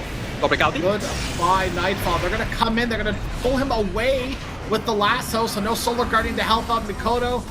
With the help of Toronto Tokyo, they should be able to kill off Alberta here, but he flies away. Netsphere comes in with a spread at the perfect time, and Nikki Cool tossing in from the long run. Mira half health from one ability. In the end, the stun doesn't connect. They have the vision from Alberta, who's just sitting in the back. They're gonna jump in. Toss from Tiny isn't gonna quite kill off Mira. Here comes Alberta to finish the job with a Q. And now running away. He's stalking in the night. He's walking in the day, and he's stalking the hell out of there. Yeah. Runa lose absolutely nothing, despite... Okay, well... they lose Netsphere. Down there in the bottom. Nightfall respawns with a vengeance. Okay, that's a big kill for Nightfall to recover. He definitely need that one to recover from this game. On the top side, in that engagement, Luna definitely winning the vision game right there. Allow the Tiny and the Disruptor to get the spell off on the right target. Oh, another kill for Nikki Cool in the middle. It's just that simple. It's literally just a toss back into everything that Nikki Cool had. I'm sure till the end it was just there for XP. Like, he got like a Thunder Strike off, which was fine, cool. But like, you know, everything else is what really did the job there. And if you look at like the HP pools on Aurora, who is surviving this Tiny? You know what I mean? Like, it's not really happening. Now Mikoto's being hunted as well, right back into the tier 3 towers. Yeah, getting zoned away by Apuka. Not allow him to farm this jungle. Moving in towards Nightfall and Mira in the jungle as well, the triangle. They have an idea that Hoodwink is in the area, but no real way to capitalize off of it reasonably. And right now at this stage of the game, in this mid game, Tiny with Blink Dagger with max out Avalanche Toss is insane amount of burst damage. He just needs some support to follow up with 1 or 2 spells. He could kill any support. Yeah. If the support slightly getting caught slightly off guard, out of position, they will just die to the Chinese combo Avalanche Toss. So right now they have Night Stalker running to a middle. They are looking to open this mid tier 1 tower. They have everyone ready in the middle, but they have to be careful of the Solar Guardian coming from Toronto Tokyo. Oh, they've been doing a pretty good job at dealing with it so far. Yeah. Like the lasso out of it, the Tiny just simply walking out of it. It'll get a little harder when that Aghanim Scepter's online from Toronto Tokyo, but at the rate he's farming, it's not looking like it's going to be any time soon. He's getting, you know, one wave every, feels like, minute that walks over towards him. And then maybe a creep camp, and that's pretty much all he's been farming for the past, like, 2-3 minutes now. Doesn't feel too good. Now back over to the middle lane. Everyone's here. Nightfall is here as well. That's a big bounty. Nikki Cool jumps in. There's the toss, the avalanche as well. They do get the demonic purge as well as everything else. Nikki Cool might finally die. He will. Ollie will get it. Now the static storm. It's not too great. It's just the shadow demon, but it does the job. Now Nightfall onto Alberta. Alberta's got to play the cliffs effectively. Nightfall misses the stun. They miss the bushwhack as well, but Alberta's still under vision. He dominates a centaur, stuns up Nightfall, and just simply walks away. He's kind of still getting hunted a little lightly, but no, they've turned their attention back towards the mid lane. Just easy chilling on the side. That's a mistake coming from Nikki Cool. He blanked in, trying to go for the quick kill on Mira, but he should definitely add the Dawnbreaker Solar Guardian into the equation. The extra healing, keeping the support alive, costing his life too in that engagement. He should be more careful. Also, need to wait for his ally to get closer in order to follow up the damage or abilities. Yeah, you need to be careful, more careful next time. There was no immediate follow-up. Right, like, it was a great initiation, right, to kill off one hero. It's a great start, but you gotta have something to finish it as well. A glimpse away, and we'll get stopped by the puck until the end. Will perish because of it. Okay, now slowly, Aurora getting back their momentum, getting killed, some support kill around the map. Buy more time for Nightfall to get his BKB. Buy more time for Toronto Tokyo to complete his Aghanim Scepter. This is the 2 big item timing for Aurora. Radiant's bottom Yeah. tower And for the first time this series, we saw it just flash up on the screen there very briefly. The odds are actually against Dire's middle Aurora. tower is under Oh, interesting. Maybe Just after barely. the second But game. still, yeah. The way this game is going as well, Yeah. just feels like, 1xBet and us are on the same page. Just seems like, it's pretty darn even. And yeah, it is definitely slightly Runa favored right now. I absolutely agree. Anyone's game. Absolutely still anyone's game. Okay, 3-man smoke here from Luna.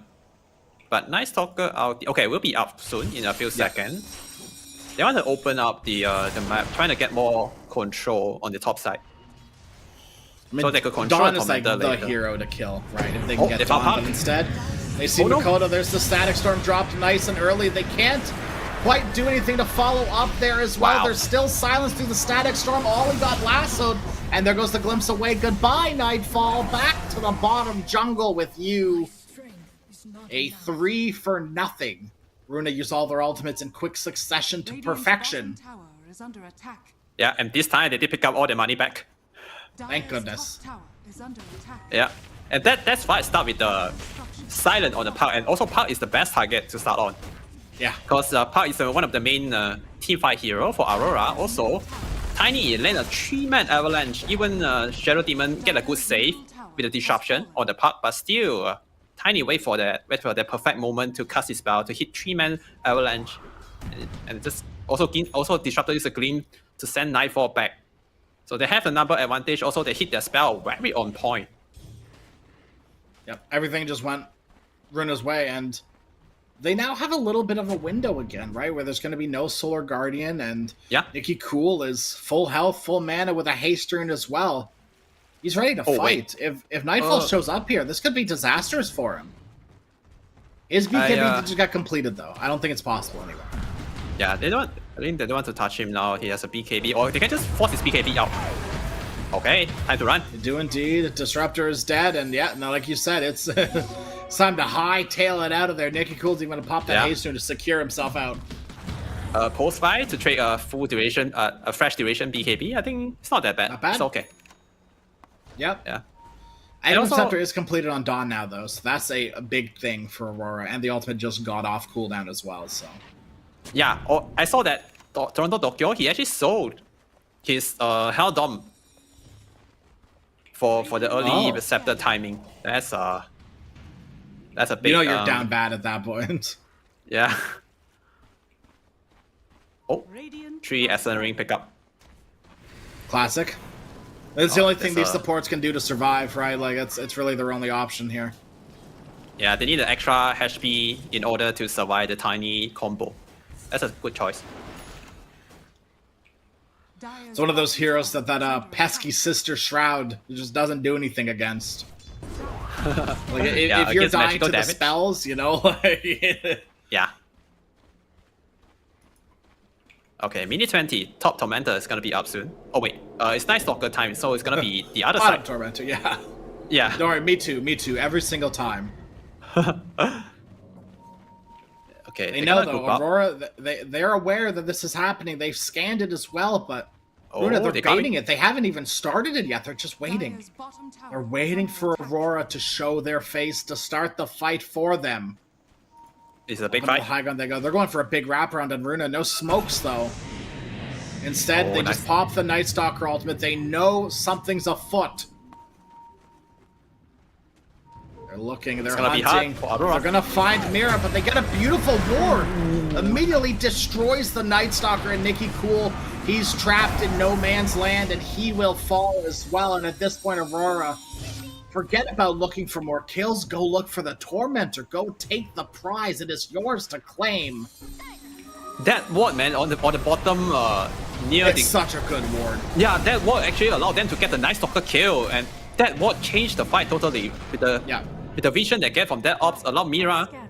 to cast a pushback and they burst the Night Stalker down before he could pop BKB, and that changed everything. Wow, even Night Stalker has a vision advantage, but he don't see the observer ward right How there. would he? You know, like that's such a niche ward to place. That's such a weird Yeah. ward. Why would anything be it there? plays by Oli. Ooh. Very good. And he gets rewarded for it with a shard as well. Yeah, he Now the deserved that. demonic cleanse. Absolutely deserved it. Now they have a really good counter to the Bat Rider. Demonic Cleanse is gonna counter the Sticky Napalm, the constant Dispel. Yeah. It's like, what, 5-second duration or something like that? It just feels so good. Yeah. But still, Yeah. I feel like right now Aurora, they're still a bit behind. Because the gameplays, I still feel Luna, they have the advantage. They're still in control of the game. Just a bit unfortunate in the last fight. The ward allowed them to kill the Night Stalker first. Marcy has finished the Revenant's Brooch. Oh, that's a big damage. That is an interesting damage item here for Nightfall. I think it's probably your best option, though, right? Like, yeah, it's one of the highest cost per value item in terms of damage. It's really good against high armor hero like Tiny. Yeah, even like all these forts have pretty high armor. Like Night Stalker we're looking at 21 armor right now, I guess. Pretty valuable. Get a free Roche. Yeah, free Roche indeed. Nesphere gets his hands on the Aegis of Immortality. And that's the one thing I feel like we haven't truly seen yet from Runa. Is the raw strength of Nesphere. Hasn't really made itself apparent yet. Right? Trial Tokyo's coming in, big ultimates, whack, whack, whack, whack, killing some heroes. And Nesphere, I feel like I haven't quite seen the same thing. That's maybe also because of all the damage that the rest of his team is doing. Now, eyes on Puck. Right on top of him, he phase shifts away, back to the orb, a jaunt as well, even. And he is out of there. They pop the ultimate forward. They need to get something out of it now, Runa. It's a very valuable ultimate to just throw away. BKB finished on Tiny and Nature's Prophet, synced up in succession. Looks like they're cheaping away at least Disruptor. They're really strong right now. They have the BKB timing. They have the Aegis on Nesphere. They could look to take down some objective. But Park is doing a really good job. Like pushing out wave, trying to buy time. And he's about to complete his BKB. Once he's got his BKB, it's going to be harder for Luna to silence and control the Park. Because the Static Storm and the Night Stalker Silence is an important ability to control the Park. But with BKB on Park, I think Park should be able to survive. Yeah, absolutely. At least buy enough time for Oli to cast his disruption to save him. For sure. Yeah. Yeah, I don't see a way where it goes. Where you just aren't able to get it off ever. Oh. So keeping in towards Mira. There's that first disruption save onto the Hoodwink. Oh. And now they're moving in right on top of the Nature's Prophet. They kill him off. The Bat Rider next as well. No lasso possible. Oh, nice one. Solar Guardian to chain it. No TP away from Nesphere and Aurora. Show their fangs in this fight. That is such a good jump from Nightfall. He managed to get on top of Nesphere. And at Nesphere, he has the net worth advantage. He's had almost like 2k ahead of Nightfall just now. But he's not that strong in terms of man fight. Once Marcy get on top of him with the ulti on, he can just man fight and punch him down. Also follow up with the Solar Guardian to control the MP on his second life. There's no way for him to escape. Perfect execution from Aurora. If they can always do that again, like jump, get the Marcy on top of MP, they could always win or they can always kill the MP. Yeah. Also a bit unfortunate for the Bat Rider just now. Jumps into a silence from the Puck. Oh, not a good jump. It's just so unfortunate. Solar Guardian as well live here. It does look like Night Stalker did have to use his BKB to escape from the shenanigans down bottom, but escape he does, but it's costly. Like using that ultimate, or using the ultimate as well as the BKB, it's not a good look. Having to just throw that out and walk away, you know? Yeah. Okay, that's Mira. Very nice. Cool, thank you. Trying to force his BKB, I guess, but Nikki cool, no panic. Not gonna misuse his BKB. And right now in Nightfall, he has his Basher online, so hold up. There's a Solar Guardian used. They're following the puck. They're trying to kill the puck, but instead, it is the puck that is killing them. Nightfall and Mikoto claim another, where Runa, it seems like they're starting to get a little uncoordinated with their movements. Some signs of struggle right now from Runa. They haven't quite been able to land anything recently. Again, it's kind of like the same mistake. They need to add the Dawnbreaker Solar Guardian into the equation. Every time they want to jump in, they need to think about Dawnbreaker ulti. They couldn't go in if they don't have enough damage or enough hero to be there. Yeah, if not, they will just end up like that. And right now, there's a Basher on Nightfall, which is very good against all the BKB hero on Luna. They couldn't just BKB and TP away because of the Bash. Yeah, this is very strong Nightfall timing. knows all about that. He knows all the counters. Can't get away from him with that. Yeah. This is a really good smoke play from Aurora. Forget about the 28-minute rune. They've got some big kills to be had instead. Up onto the high ground they go, immediately breaks the smoke, and they've caught Mira. They don't have the disruption save quite in time. Little hoodwinked, save yourself. They're gonna glimpse. Disruption there as well. Nightfall no longer glimpsed back. Top. 28-minute rune. Doesn't matter. Dawnbreaker, Solar Guardian, just to save themselves, or away, specifically. And now Mikoto able to jump away. There's the glimpse, but the jaunt is there for the phase shift even. And now TP away. Nightfall taught him that trick, and he used it to perfection. Oh, this is not looking so good for Aurora. They're kind of getting run over by Luna, and they're using their BKB to run, and that's not how you want to use that item. You want to use it to get a kill. I feel like both teams are sort of trading those moments. Yeah, specifically, right? Like, and now Uppercut. Oh, it stole the 28 Dire Wisdom Shrine, and let's see if we could survive this.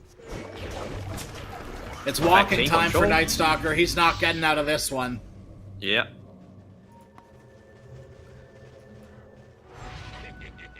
Now we're back to even. There's only like... Pretty much. Yeah. Not much goal gap between the two teams. I feel like I've yet to see once again like the strength of this Nature's Prophet. For being 3k up on the Marcy. What's he done to show for it, really?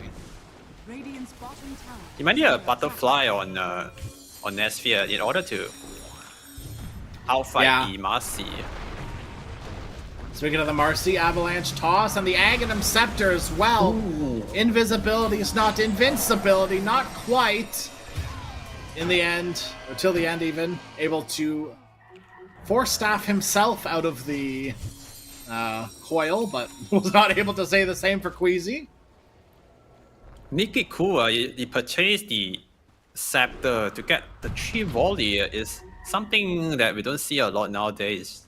Used to be very broken back then, but yeah, 3 volley, interesting choice from Nikki Kua. I mean, this is definitely the old school tiny build, right? Like the Blink into Echo BKB into Aghanim Scepter. It's not really like, because now people are like, what, like mid tinies are going like Blink 4-staff Yules, right? Like more utility. Yeah. On the mid tiny, and that definitely not Nikki Cool's play style. And to be fair, he's making it look pretty good. That tree volley was very, very nice, and it's gonna feel good throughout the entire game because people are gonna want to stay in the Solar Guardian. If you just throw those trees into the middle of the Solar Guardian, kind of they kind of nullify each other, you know? Yeah. Once he got his Crystallis or Daedalus, the tree volley can. Jumps in right on top of the Shadow Demon, but there's that Solar Guardian baited out early, but he gets stunned by it, clipped on the tail end of Burka. Not able to get away and will force his life. Wow. And Mikoto will take down one as well till the end in a awkward position, drops the Static Storm, but hits 3 heroes. It's beautiful, wonderful. Where's your cores? Where's, guys? Anyone? Where did everyone else go? Once again, Nature's Prophet, all this net worth for what? Where are you? What are you doing with it? I feel like the only way right now for Luna to start a fight is they go on Dawnbreaker first. Without going on Dawnbreaker can just counter initiate with his Solar Guardian to save his allies and turn that fight over. if they need to look for the Dawnbreaker, they need to hunt him down. They cannot go on others' target. They cannot use lasso on anyone else. They need to use it for Toronto Tokyo to start the fight. Need to control him so he couldn't use his Solar Guardian. But so far, the NC Luna did do that. Roche is up. I think it's so hard, specifically for Prophet. And Tiny's kind of facing the similar issue too, but Prophet, like, Dawnbreaker comes in and is always going to be a force. Yeah. Right? Where Nature's Prophet, if you TP into the wrong place without your team being able to support you, you're just going to die with Aurora's like lineup and their itemization. And, you know, like, Dawn is totally different than that. Dawn jumps in and has this healing aura and lives through your damage, through it all. Yeah, now he also got his AC, some extra armor, attack speed to boost his allies too. Dawn's not it's dying not anymore. It's not gonna die to NP. Roshan is up and in the pit. Aurora know that he's available. They're just skirting around, looking for trouble. The rascally hoodwink leading the charge. Kodo breaks onto the tier 1 tower, decides that his life is worth it. Take the tier 1, tank it, hit it. Okay, they have a glimpse of vision of Toronto Tokyo in the middle. They have a very good ops Radiant Ward in the mid dire tier 2 tower. They see Toronto Tokyo, they're heading toward their side. Run at him. Mira knows though. Mira's there to back him up. Wow, very good game sense from Mira. He's trying to protect his. Here comes Ollie as well. Gonna drop the ultimate from Alberca. And nothing happens. That's exactly what Aurora want to happen. Yeah. Nothing.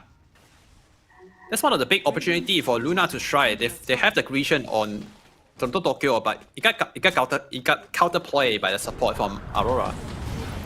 Oh, they're gonna go in onto Ollie here, but he's Glimmer Caped, he's Ghost Sceptered, and now it's Alberca in no man's land. And well, I guess we found out whose land it was. Not yours. You're dead. And the Nature's Prophet not able to quite stand his ground. There's the disruption to stop and save Nightfall for a bit longer. Nightfall survives through it all. He's able to get some kills on the Weil and Runa. They've lost everyone and they're going to lose another. Nikki Cool is trying to escape a TP away. The bushwhack is perfect from Mira. And unfortunately, Nikki Cool will die as well, and Runa, they've lost every single person on their team for absolutely nothing. That's a perfect team fight for Aurora. All the spell casting is very on point again. Ori, again, the disruption, he used it at the very moment to keep his core alive. At Nightfall, he was taking a lot of damage, but the healing from the Solar Guardian keeping him alive.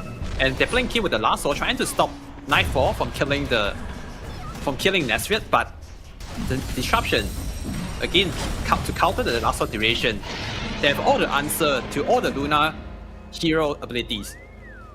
I don't see a way right now for Luna to take a team fight. You have to do it slowly. Yeah. Right, like, they need to...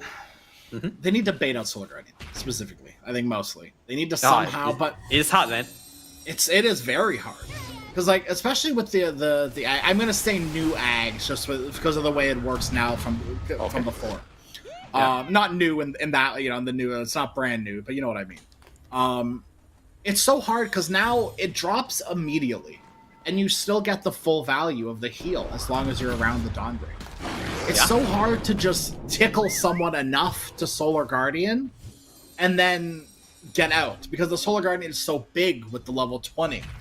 And there's just so many little things now where, like, we saw Alberca try to bait out the Solar Guardian, and then got clipped by the tail end of it anyways, and then dies because of it. It's very, very hard to take any fight now. Yeah, now Toronto Tokyo about to complete the refresher op. So it's gonna have 2 Solar Guardian instead of 1. Yeah, the fight is gonna get harder for Luna. And the piercing PKP control from Solar Guardian also makes it really hard for Nesphere to play the game. And they just need someone to get on top of Nesphere. When Nesphere pop his BKB, they can just Solar Guardian to counter that. The piercing BKB control stun is actually very good against a lot of against a lot of carry heroes. Radiant's Yeah, absolutely. middle tower is under attack. Nightfall is going for Refresher too. He has a blink, also a abyssal, so they have a lot of piercing BKB control right now on Luna's side. Plus, they have no good answer anymore. They have no time. They have no more resources to deal with the puck. Radiant's And if they bottom don't tower is under attack. deal with the pucks are gonna have a free game in the team fight. The silence, the dream coin. Yeah, it's not gonna be. Tower is under attack. It's not gonna be easy for Luna. Oh, middle. They jump That's in a quick immediately, kickoff. Disruptor, yeah. 50 seconds, does have buyback, but... You need your Aghanim Scepter on Disruptor. You can't afford to buy back. Radiant's middle tower has fallen. Yeah, it's far from that.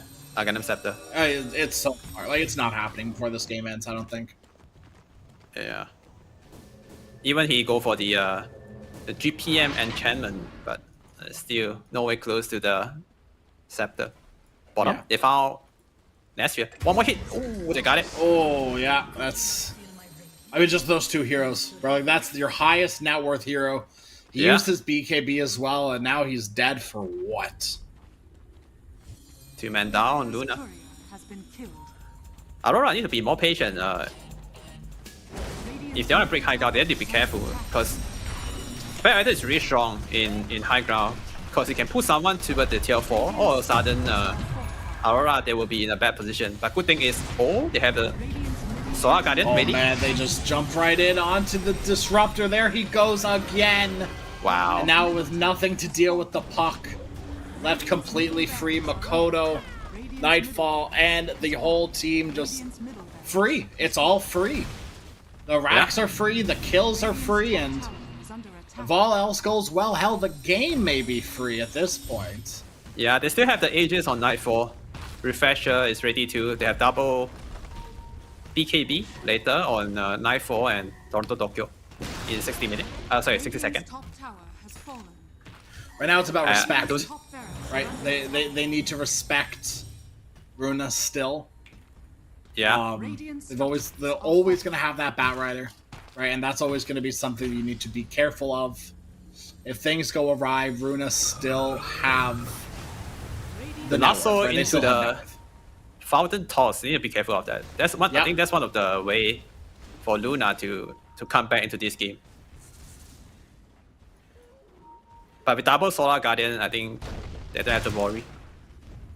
Maybe unless he misuses his Solar. Oh, There's a jump There we go. in with the Tiny. They have the Solar Guardian, but they toss him out of it, so no chain Nice. stun. They've got the Bashers to stop the BKB tree volley. dire are He'll be scanning. volleyed instead into death with no buyback. Nightfall's going to use the remnants of his ultimate to take down the melee Rax top and should be able to clean up range Rax as well. Absolutely no one from Runa team are looking to combat this. They're all farming bottom. Farming together as friends. Nightfall has something to say about that, though. it's gonna kill the Helldom creep. Don't do it. Don't. This is such a bait. Nightfall wants you to do this. Radiant are scanning. Puck And jumping they in. see everyone else now, too. Okay. They're out. Thank goodness. You could see the remnants of Runa looking like they potentially wanted to do something, and oh my goodness, thank God they didn't. Yeah. That would have been They'd a have to- swift game ender for them. Yeah, Aurora don't have to rush. They can actually wait for the next rush before they Yeah. go for the high ground push again. If they want to play it safe, they can just wait. Even they are so strong right now, they are like 18k net worth ahead at 40 minutes. Yeah. But they don't have to rush still. If they want to make sure they can win this game, they can just wait for the rush. Radiant's bottom tower has fallen. Oh, we have a Divine Rapier picked up, Nesphere. Oh. He knows the game is in dire straits. He hasn't really done anything despite his net worth for 40 minutes, but at the 41-minute mark, it is time. Maybe. Who knows? Hopefully. Divine. I feel like it's still very hard for him to stand still and hit. Yeah. Because of the Solar Guardian and Marcy, if Marcy managed to get on top of him, it's very hard for him to it's very hard for him to hit because of the bashes, the piercing PAP stun. There's no way for NP to have a room to stand still and hit people. The Aghanim Scepter is a long-lost dream now for Disruptor. And he bought the Vlad's. Yeah. That's a team player right there. Yeah, it's a high value item. This game to boost his core, to boost the tiny. One of the best hero to benefit from that item. Both teams kind of baiting this mid lane. Ooh, puck. We're gonna jump right into Makoto. Makoto pops his BKB and immediately says goodbye to Disruptor. Solar Guardian right on top of the tiny. He is dead as well. 90 seconds without him. Nikki Cool. Oh man. The fight just ends so fast. Well. I mean, and that's exactly what Aurora want. Right? Like, we're gonna need to make these fights last a little bit longer. They don't have anything to do that. Yeah, Nestor didn't even complete his teleportation and the fight's over. Oh, another fight. Uh-oh. Nestor, he's on the high ground. That's with his Divine. Keep in mind, Divine Rapier for what, Nestor? Oh. What does it matter? The Divine is dropped. Toronto Tokyo will claim it for himself. And Aurora will claim game number 3. Runa, they've had enough. Tap out. GG.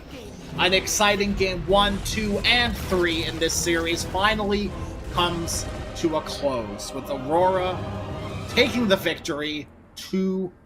Runa, I mean, an incredibly hard and well-fought game for them. This is a good showing for the team. It is great for everyone involved for Runa. They didn't win. But also they played well. They drafted well. Right, like they took a convincing game off of Aurora. There's a lot of positive things to look at from this series, despite them not winning. But same can be said from Aurora too, right? Like they played very, very well. It was a phenomenal series for them. The great comeback in game 1. This series could have been over 2-0 Runa, right? But it wasn't. Aurora fought back and they claim the win here. After a grueling 3-game series. And we see at the bracket, Na'Vi pretty convincingly took out 1 win to move on in their bracket. That's over on the other stream. And here on this stream, we will be having Mouse versus Team Yandex after this one. It'll be a little bit from now. But absolutely phenomenal first series. I can't imagine what the second series has for us, because it's hopefully going to be a doozy here as well, but that's not going to be for like 15-ish minutes. So you've got some time to sort of recover after that last series and, get some water, get some food, or whatever you need to do in between games. And we'll be back eventually, 15 minutes with the next series of Mouse versus Team Yandex. Take a break and we'll see you then. The new breakthrough, an innovative phone with 1xBet app. With 1xBet app, you can register and start betting in just 1 click. Intuitive interface and thousands of sports events every day. User-friendly app. Big wins, fast payouts.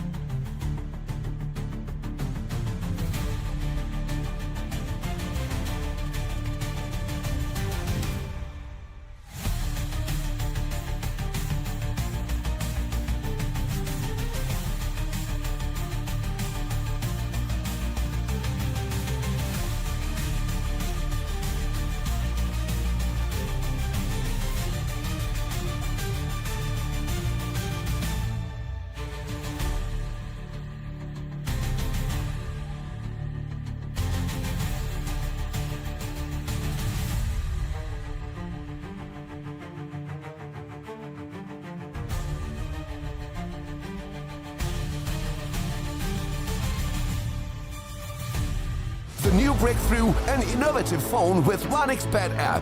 With 1xBet app, you can register and start betting in just one click. Intuitive interface and thousands of sports events every day.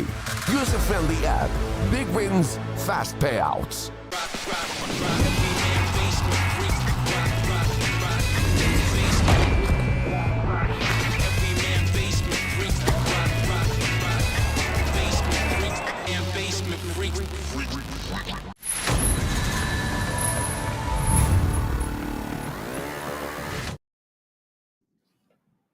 Hello, you beautiful people out there. Yes, you. That's right. I'm talking specifically about you.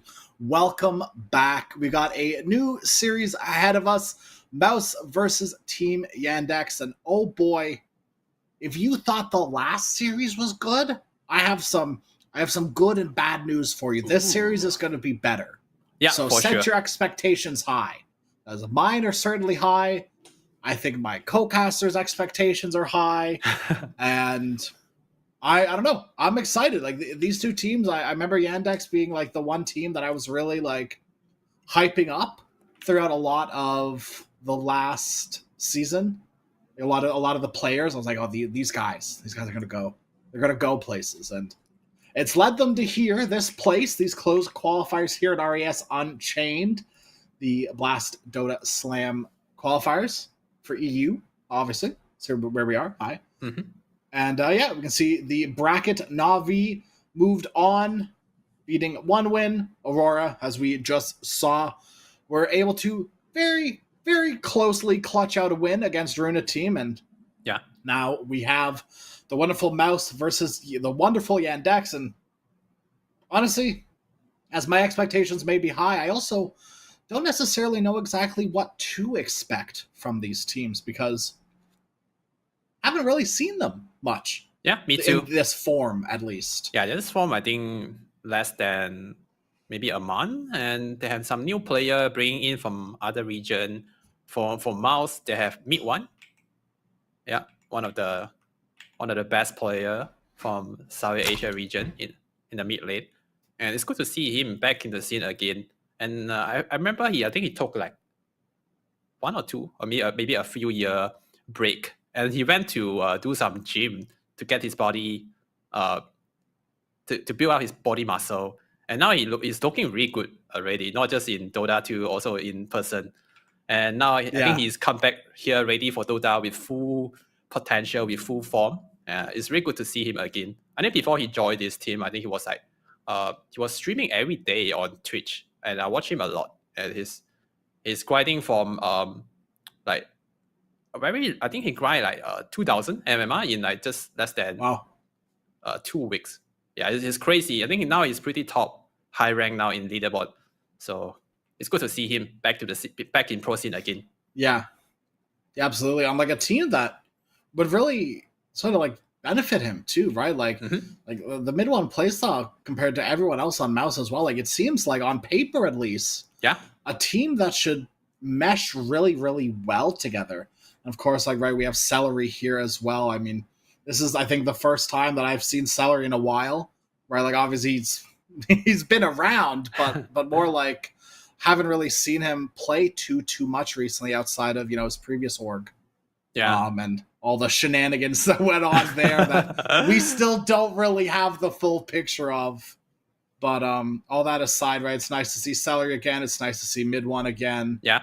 And it's nice to see Yamish and Boom on like what looks to be a pretty solid roster as well. I think they used to play together back then in Team Secret, if I'm not mistaken. Yeah, I'm pretty sure everyone on Mouse here have played on Team Secret. Yeah, maybe in one form or another. Yeah, maybe except Celery, that everyone has been playing in Secret. Yes. Maybe they should call themselves the Team Secret Reject. And here we have Team Yandex.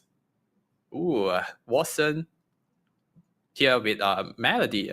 Also used to play in the same organization previously. And now they're still sticking together. Yeah, good to see them again here. Also, Chira Jr. I'm such a big Chira Jr. fan. Yeah, I'm such a big Chira. I love him so much. A very talented mid player. I think he plays a lot of like good mid hero, and I didn't get to see how these full roster play together. Not sure how's the team chemistry, or not sure if they have the good coordination, but they have all the good players here on the same team. So definitely they're gonna give us a good show.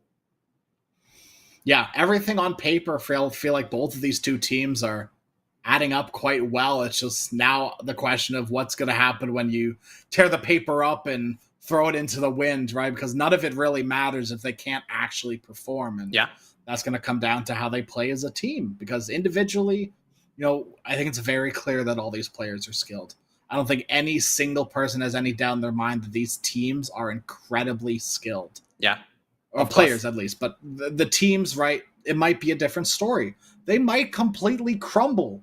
They might be yelling at each other in comms. And like, who knows, right? But that's sort of like the beauty of Dota, right? Like, it doesn't matter how good you are as one player if you can't play with the rest of your team. So we'll see how it goes for both of these two teams here, as we'll be starting very shortly. But until then, we get more time to talk about them because, Mouse has been around as an org for such a long time, right? Years, like so long. I can't even think of the number at the top of my head. So long. Is it they took a break from Dota for a while. Is it the same organization? Mouse Esport and Mouse. I would assume so. Yeah, I thought it's the same organization.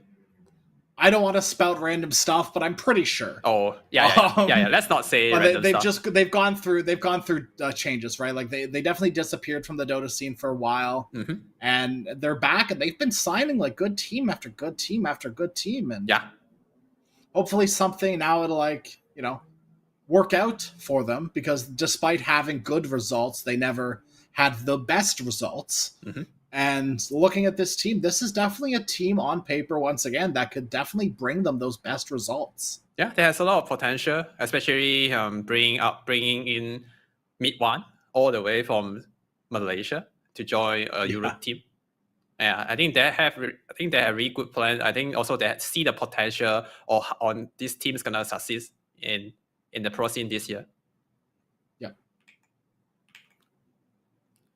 Yeah, and Yandex as well, right? Like they are kind of the wild card for me, right? Like once again, like you look at all their team, like all the players rather, and you're like, yep, that's a good team. Yeah. But I haven't quite fully been able to see how they play together, and this will be a very good testing ground for them, where it doesn't seem like they're completely outmatched.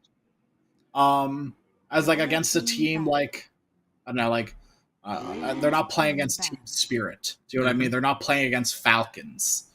Yeah, that's a real test. This is like but this is a good like testing ground for it. Where like, where do you stand in the EU pecking order?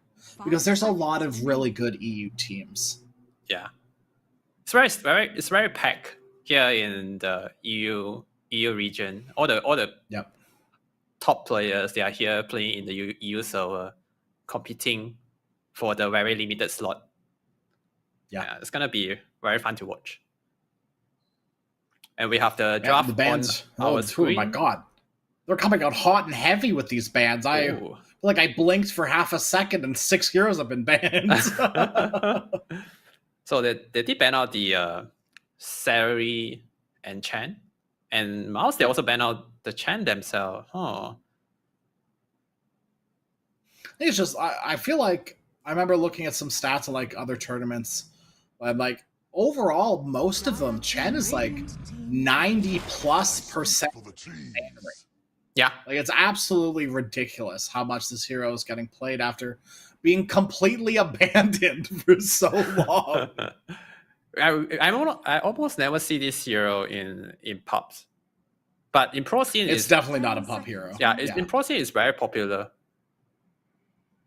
NP. I feel like that's where like Enchantress changes it a little bit, right? Yeah, like Enches can do damage, is survivable. That's more of what you want in a pub, where Chen doesn't really do that, right? Like you can win lane, you can rotate creeps to the mid lane, but in a pub, when you sit a mana burn creep on the Storm Spirit and burn all of his mana for the first 10 minutes of the game, it might not matter in the end of it all if your mid laner can't Yeah. capitalize off of it, right? So, Oh, what? Whoa. First, What?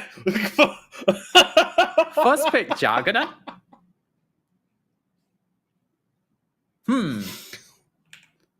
Why? Why? What? Why? Huh? Pardon?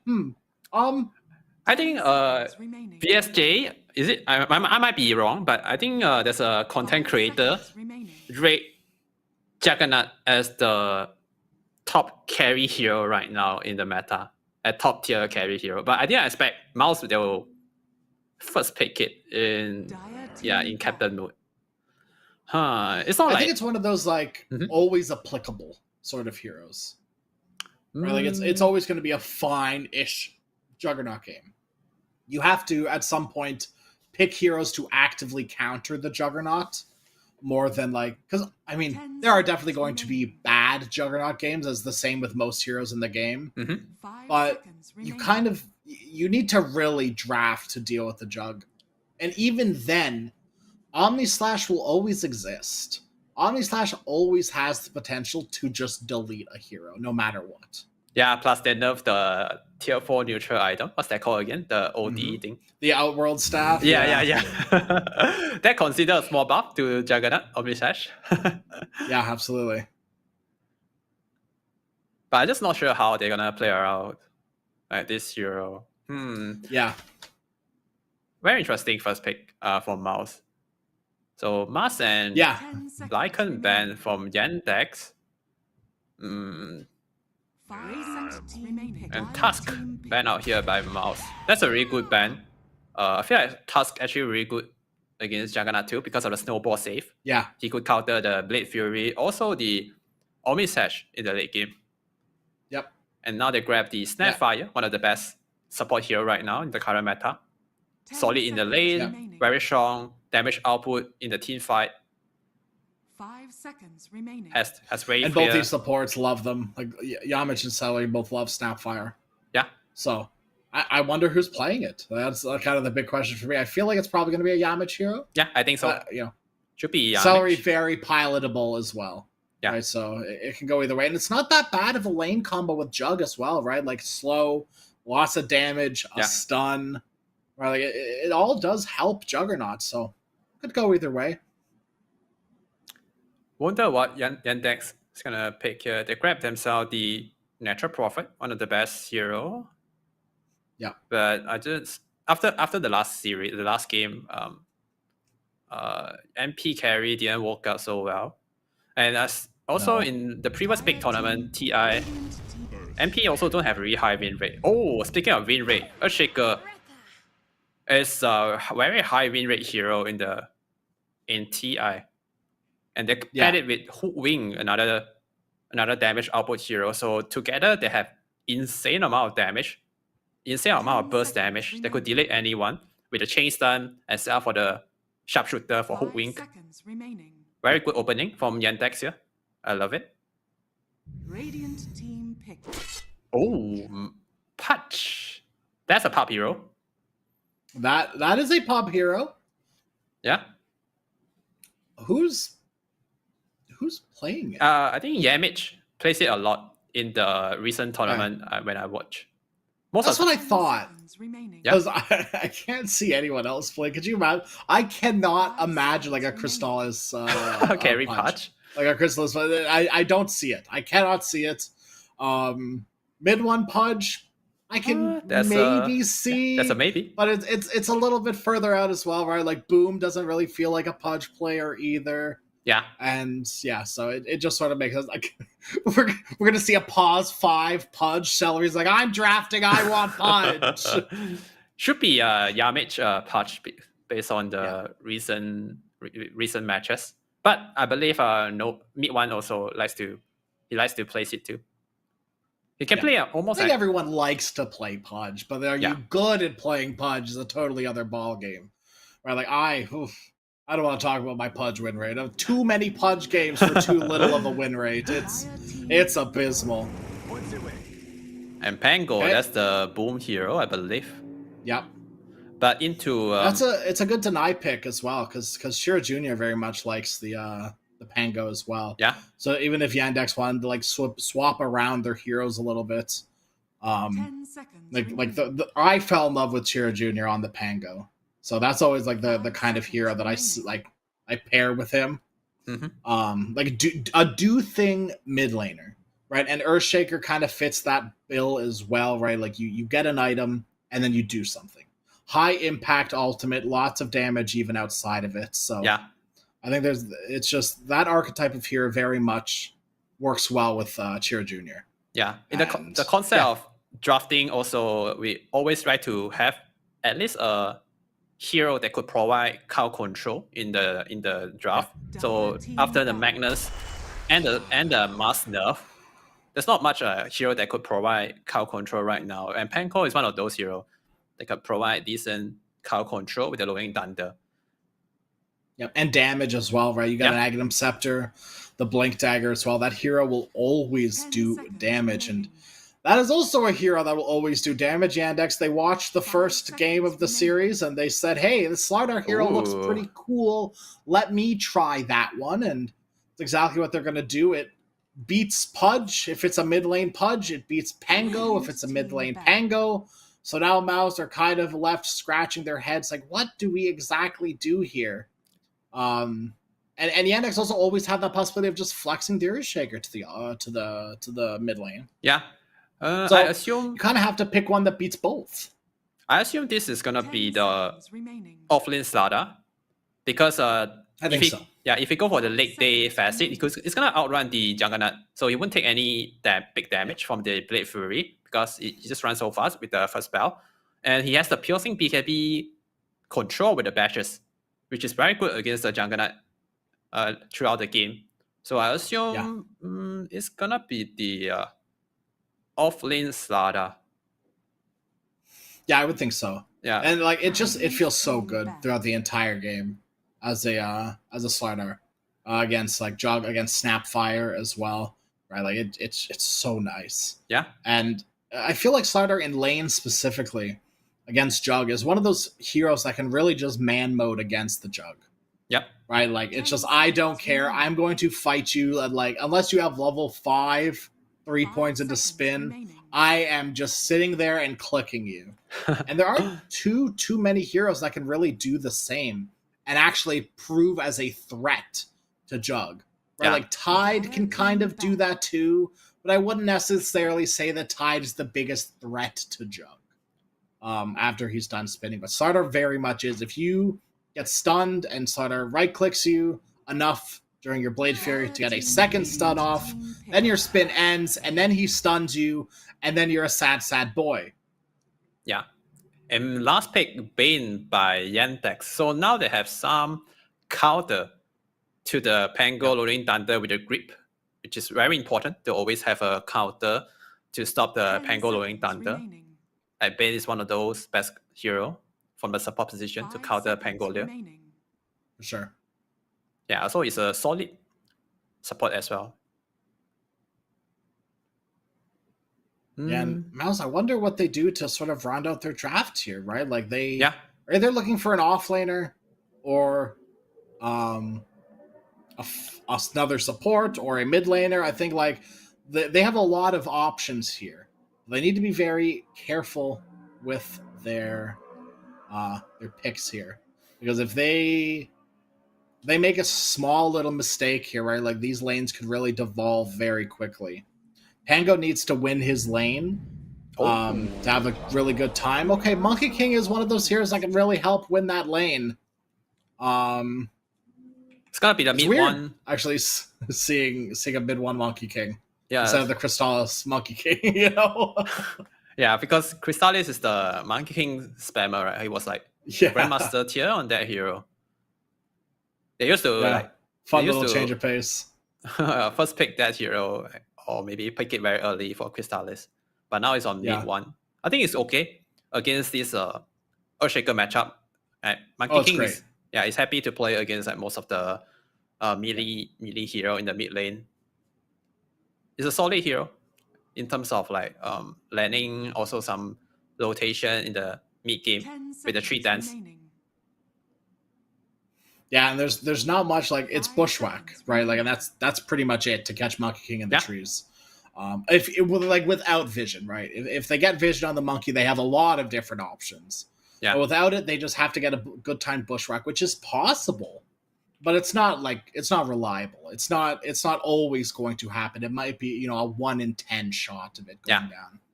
And I do want to, as I guess the game hasn't started necessarily yet, so we're not exactly sure because they could change it last second. Right now, Yamich is looking at a rotten core pudge. Ooh. Interesting. All the other facets look pretty normal. No money tree on Watson. Very sad to see. But yeah, everything else looks pretty normal. Boom with the double jump over the Thunderbolt. Yeah. And they have mid one with Simeon Stride. I guess that's a little bit of a weird one. We've been seeing a lot more changing of the guard recently. And honestly, I kind of wouldn't hate to see that one here either. They're playing against Slardar, playing against Hoodwink, even an Earthshaker. If you get like blocked off by a fissure, you're gonna be really kicking yourself for not having that changing the guard. Yeah. And also recently in the 7.39E patch, they also nerfed the Skewer and the Monkey King tree dance. So during the mid-air jump, he can get interrupted by any stunts or any disable or some disable ability. I haven't seen that interaction yet because I don't see a lot of Monkey King. But yeah, not sure if this game against Earthshaker, the shot stun from the Fisher aftershock thing might be able to interrupt the Monkey King tree dance. You might see that later in the game. Yeah, absolutely could be. Which team you flavor in this matchup? Yandex or Mouse? Oh man. Oh, that's such a weird question because I'm like looking at a first pick Jug and a Pudge versus like a team that on paper looks pretty solid, but Mouse could also run over them with their draft as well. Like it's a pretty dang close draft. And I'm also looking at a Bane with Boots Sentry Ward. Oh, this is like the Chad support starting items. I'm gonna say Mouse just because Pudge exists, and I'm a fan of Mouse as well as an org. A little bit of bias. Okay, but mostly it's mostly the Pudge bias coming in. I think mid one should have a really good time in the mid lane. But I don't think by any means this is, a one-sided matchup. What about you? I'm gonna go with you, favoring Mouse as well, just because mid one is the simulation. Yeah, I'm gonna support my brother. Yeah, but this is gonna be a very solid. It's hard. Yeah, it's hard, right? Because there's not much to go off of other than that. These two teams are pretty even. So I'm not quite sure what okay. Yeah, what you can say about the two of them other than it's an even matchup and personal bias is gonna have to come into play, It's okay to be biased, I think. Everyone's a little biased, right? Yeah. As a caster, we're not gonna show that we're biased, but we're also gonna be honest with you, Yeah, I think it's better to be honest than absolutely. Yeah. It looks like the laning phase. I was gonna say, realistically, it's anyone's game, right? Bias aside, even, right? It's gonna be a close one. The laning phase looks pretty okay on the top for Mouse. Pudge managed to block the small cam. Boom is having a decent time in terms of last hit as well. Oh, that's a second hook from Yamich. Don't think about it. He hit the first one. He missed the second one, but he got the range creep, so that that counts as a hit, I guess. That one I'll say was a miss. That was just a complete miss. Looks like the odds are a little biased here as well in favor of a Mouse, but just a bit. As the odds do agree that Yandex is pretty much on the same page as these as Mouse, and if you want to get on the same page, you can click on that little pinned message in the Twitch chat over there. Go to 1xbet and get 100% welcome bonus on your first deposit using the promo code RESD2. Hook and a miss. Another miss. That's the hook of the game. Still counting. Yep. Someone get a tally. Production, open MS Paint. Put it in the corner of the screen. Get a tally going. I'm gonna pull out a whiteboard from behind me and start keeping track. I remember I used to. Is that like a command or like a thing that could like track the accuracy of hook or maybe Mirana arrow? I'm not sure if that's still. Well, there's the Pudge Arcana. But there is like a hook tracking, like somewhere in the API. I'm pretty sure there's like a hook tracking system in Dota that can be like fiddled with, or if it's just being like stat tracked locally through one of the various stack tracking things in that that's added into Dota 2 sometimes. Because I know the Arcana does it, right? Like the Arcana will track how many hooks you've hit consecutively. Crystal is taking a lot of damage. Oh. Okay, he's got a little kitty. Yeah. Level 2 hitting what? Classic jungle Pudge. Absolutely classic level 3 jungle Pudge. You love to see it. Oh man. I'm not sure why they keep picking Pudge for Yamit. It's not like he having a lot of impact. Maybe not He's yet. having fun. Yeah, having fun, you know? This is that's half of Dota, the other half is winning, and if you can have fun and win, then you're having a great time. Oh, Yamish is getting zoned out here by He Melody. is actually kind of in some trouble here. Yeah, might be a first blood. NPTP in as well. This looks to absolutely be a first blood. He tries to jungle a little bit more, and unfortunately the jungle creeps won't kill him. Instead, Watson will secure first blood. Yeah. Getting chased now by a Bane, and Watson just teleport in, secure the kill with a Sprout. No chance for him to deny himself to the neutral. Perfect execution from Watson and Melody. If I had a nickel for every time that I saw Pudge gameplay go exactly like this, I'd have at least 2 nickels. Should be fine. It's crazy that Rot doesn't break Nightmare. He also don't take damage, right? Is it? I don't know. Maybe because he had flesh. No, because he didn't have the meat shield up. Oh, interesting. Weird. Maybe just level 1. You'd think, right, self-damage, so maybe, maybe level 1's not enough for the threshold, yeah. Yeah. Oh, Interesting. He plays a really good... What? Hook, there it is! He's finally hit a hook! Let's go, There we go! Knowledge! Okay. That's a good one. Have to give it to him. With the ops vision. You had to prep. Yeah. You had to prep it for that point, right? Like, false sense of security that, he's not gonna land a hook, no way. And just when you're at your lowest, Knowledge is there to bring it down even lower. And actually very much at the lowest of the last hits right now is Watson. He may have gotten that first blood to help boost that net worth, but other than that, it's not looking too hot for the Nature's Prophet. Yeah. Maybe still early for him, I don't know. I'm not sure what's the time zone for him. But definitely not having a good time in terms of last hit. And mid 1 is dominating in terms of last hit in the mid lane. Might be able to get a kill here.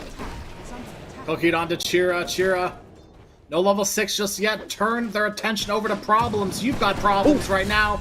And so does mid 1 with hitting his Q. It doesn't matter. They get it done. Celery's there to help out. The tail end of it, mid 1. And brought back in. Sleepwalk. There's another hook from Yavich. Mid 1, he is level 6 though. If he starts getting to going, it's really going to start mattering here. He's got the Jingu of another Q to boot. He's back to full health, and Watson's joined in just for fun. Another bushwhack now that Hoodwink is alive again. Problems is back and becoming a problem. And this all of a sudden boils down to Earthshaker no level 6. Yeah. Can't do anything. There were multiple chances for a good Echo Slam there, but it just wasn't an option. Yeah. the game is gonna get harder from here for Yandex. Mid one is dominating in the mid lane, and Earthshaker is not having a good start. Also, there's not much stack. There are some in the dire triangle, but I feel like they need more for Earthshaker to recover, also for him to hit the Blink Dagger timing. But right now, he's very far behind. 7 minutes with only 2,000 net worth and only level 5. Yeah. But compared to mid one is already level 7. And they're taking the stacks. Oh, this is gonna get stolen. The hard camp. At least a little bit of it. Yeah. Like, they're gonna bring in Noticed over mid ones here as well. They're gonna get a Sun Up on the Crystallis, who's not quite level 6 yet either. All of these problems would be fixed if they just had level 6 on these heroes. Bring over Boom as well. The Cookie won't connect. They can't keep them in the Wukongs. Here comes the roll from Boom. Hook him, Yamich. Hook him. Hook the Pango. No, instead, he hooks Malady just as the stun connects. And now Earthshaker, he has that Echo Slam available. He wants to get them in the creeps as well. Boom will give it to him. A big boom for Boom. But he's able to survive, and Problems will once again die to mid one. Noticed on the back, just left to look. Yeah. Very low on health. Stacks get taken. Can't stop. Oh, man. Can't stop mid one too. This is spiraling. Yeah. This is very sad for Yandex right now. And mid one just complete his Diffuser Blade, is it? Let me double check. Oh, not yet. But he blocked the Blade of Alacrity. It's gonna have the Diffuser Blade complete very soon. And that is very scary. Yeah, that's very effective against hero like Earthshaker who don't have big mana pool. Yeah. And now the stack got clear. I still have no dagger yet. Yeah, this is very hard for Chira Jr. Not sure how he's gonna recover from this one. I'm gonna hit you with something hot and heavy here. I don't think he does. Yeah. I don't think recovery is an option anymore. It's gonna have to be waiting and playing the long game here as we see Chira Jr. But he primes it up for a good Echo Slave, gets a little bit of the stack, but doesn't even get the kill onto Boom. Instead, he dies. So does Problems, and notice he can't get anything there either. He's not level 6 either. Like, it's just, there is no happiness from Yandex right now. The supports on Mouse, the Pudge specifically, is not quite level 6 quite yet. But that doesn't matter. Everyone else is 6, right? The important one being the Snapfire is level 6. Jug can now even respectfully show up to things with Omni Slash. Didn't really, like, he did before, but he didn't necessarily want to. There's the Nightmare to stop the channel. Here comes Watson in as well. Oh, nice go key to the low ground. Teleport away, they can't stop him. Leshrac comes too little too late. Here's mid one. Oh, be into careful. The trees. They do see him. They can't stop him. I don't think with this diffuse they want to. I don't think they want to. He is so scared of this diffuser blade into the Slardar even. Yeah. When Yandex, it's 3v2 and they're running away. Yeah, and this game is gonna get harder if Slardar don't get a dagger in. Oh wait, Slardar in trouble, getting sold by the diffuser blade. He's trying to set up the kill here set up the hook here for Yamich, but he don't find the angle. He hooked exactly what he meant to. That's Siege Creep. You can't prove me wrong. You can't. Boom will take the tier 1 top. So now the tier 1 top, the tier 1 mid, and hopefully soon the tier 1 bottom. But that's so inconsequential, it doesn't really matter. Yeah, they have another diffuser coming from the Pangolier. Boom, about to finish its diffuser blade in less than 300 gold. Once they get 2 diffuser blade, I don't think. Yeah, Earthshaker. I don't think anyone has the mana pool. Yeah. Kira doesn't have the mana pool. Hoodwink doesn't really have the mana pool. Bane doesn't have the best mana pool. They're throwing out the globs. Chira Jr., he's got to run away from the globs, but he can't run far enough. Celery from downtown. That's the vegan difference. Sleepwalk away. Malady tries to get out. Nice he hook. does, but he baits his Slardar to death instead. Yeah, that's a bigger fish to fight. Literally. Slardar's a big fish. Not the biggest fish. That belongs to Tidehunter. A level 25 Tidehunter specifically. Yeah, with that. What's the passive called again? Yeah, the one that get bigger one. Krill Eater? Yeah, I think so. 12 minutes, 7k gold lead on Mouse. With 72% win probability. The game's gonna get harder. I'm not sure how Yeah. I'm not sure what item timing they are waiting for. Maybe Blink Dagger or Earthshaker. He's like, okay, he's very close to it. 200 go away from that. And Slada, only a 1,000 gold in the bank. And also they need level 6 on Hook Wink in order for... Yeah, they do. Yeah. Like, desperately. They have a lot of boxes to check. Yeah, to fight back.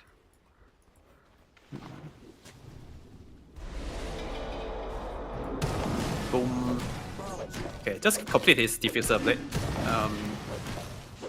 He's gonna go for the Blink Dagger for his next item. They have everything they need right now for mouse. They have the bigger map to play, more access to the camp.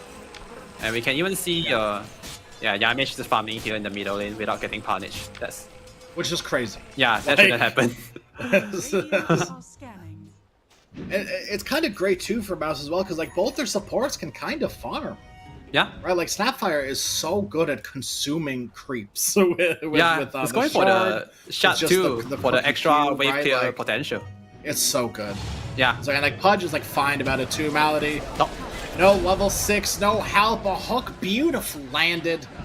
Mid one still steals the kill somehow. Yamich deserved that one, but no, that's fine. Whatever.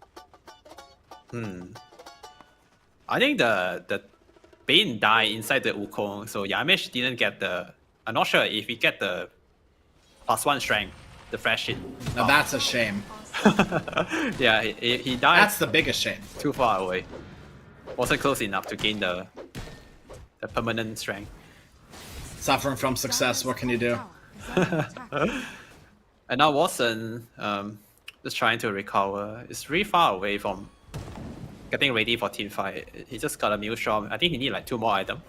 The Millshom, the MJ, Mjolnir, and maybe 2 more items.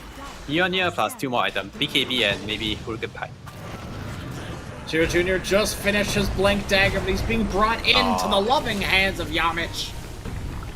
Cookies as well, or the globs even, the Mortimer's Kisses. Keeping everyone else at bay, and Watson... I feel like he's got elevator music playing right now, like that's our, like, whatever, like, kind of happy jazz. You know, something to lift the spirits right now, because it doesn't even look like he's happy down there hitting those creeps, you know? It's just like, click, click, click. It's like there's no flash farming about it. There's nothing fancy either. Yeah. It's just a slow, methodical walk to the next camp. Click, click, click. There's nothing exciting. When you farm as like Pango, for instance, you get to press spells, use abilities to farm. It's exciting. You're engaged. Then just Prophet, you're 8-clicking to the camp. You could shift 8-click to every camp down there, and then hands off keyboard, go get a drink. Like, and if your team yells at you, you scurry back to your desk and you teleport in at the last minute. Like that's how you play Nature's Prophet. And it's so boring at some points. Like when you're behind like this and your team isn't doing anything, it is just click, click, click. It puts me to sleep. Can tell you're definitely not a carry player. And here we're gonna see some I'm not. see some movement coming from Yandex. No, not Chira. Chira, man, it's so close, but he's getting jumped on the blink from Pudge. Easy pick up. I don't wanna alarm you. And I'm looking at the net worth right now, and I noticed something that scares me. Yamich's net worth, it's only like 20 gold higher, but it's higher than the Earthshaker. Oh, another good pick up here. Watson. That's a big one. He wasn't clicking hard enough. Oh. And now onto the cliff you go, noticed. Oh, Jesus. Oh, he gets sleptwalked off. It's fine. They have the counter. Okay. Where was the sleepwalk when Arteezy needed you? Oh. Ugh. So they get the most high value kill here, which is the Natural Prophet Watson. And now they're not. I think it's unfair. They got him while he was up getting a drink. That's just that's not reasonable. Notice comes in, big one, jumps with the slam as well. It's pretty big. They get the grip on the Mud King as well. A beautiful kill. Can they finish the job? They still need to kill the Pango, and the Pudge is a great one too. Finally, Earthshaker overtakes the Pudge on net worth. And now they want Boom as well with the cookie to boot. He's a hard Pango to kill, but they do the job. And here comes Crystallis, waiting, buying his time. There's their Omni Slash. Don't bring him into your team. They do have the stuns. They might have the damage to kill this Jug if they can time it well enough. There's the stun. no damage. He still gets the spin off. He gets the kitty down as well, but it's just not enough. Celery on a mega kill. Celery, run. Teleport away. I don't think it's going to work. The kitty's dead. The Nightmare stops him in his tracks. And Yandex. Nice try. An absolutely phenomenal, beautiful fight from them. It took a long while to get things up to that perfect scenario. But a blink reveal from the Earthshaker and a beautiful Echo Slam. It just felt a bit like they were a bit too big for their britches here. Still going. Now maybe again big for your britches. Mid one, he just respawned. That's a overplay. And so did Yavich. Oh no, this is Speaking of being big for their britches, this is exactly what just happened. They overplayed their hand twice now on mouse, and they paid for it horribly. someone in the chat must be typing the magic number right now. Oh no, this is not how they should play the game. Mouse, they're getting a lot of kill. They have such a huge lead, but they're not turning that lead into some objective. And now they're giving some big kills away. Big kills. Yeah. Big kills. And all of a sudden, look at the net worth ranking. NP is on the top. Oh, this is not. Yeah, that shouldn't happen, but it happened. And it happens too in Dota, right? Like, it happens in like every esport, every sport in general as well, right? Like, I'm so ahead, I'm just better. And this feels like exactly like that as well. What are you doing farming there? He gets jumped by 3 heroes and killed immediately. You do not have the health pool as a Juggernaut to survive through those things. Yeah, I think he was under the ops on the top left of the mid map, and then they just set up the kill here perfectly to kill Crystallis. The chain stun and the minus armor from Starter amp up the damage for Watson. Yeah, it's a pretty easy kill. And all of a sudden, and at some point, like, respect just gets lost. You know what I mean? And that's what I feel like has happened here. Yeah. Now there's only a 4K goal lead on mouse. They used to have like almost 10K. I think it was like 10K or something like that at one point. Yeah, like it was pretty. Yeah, it was like 11K.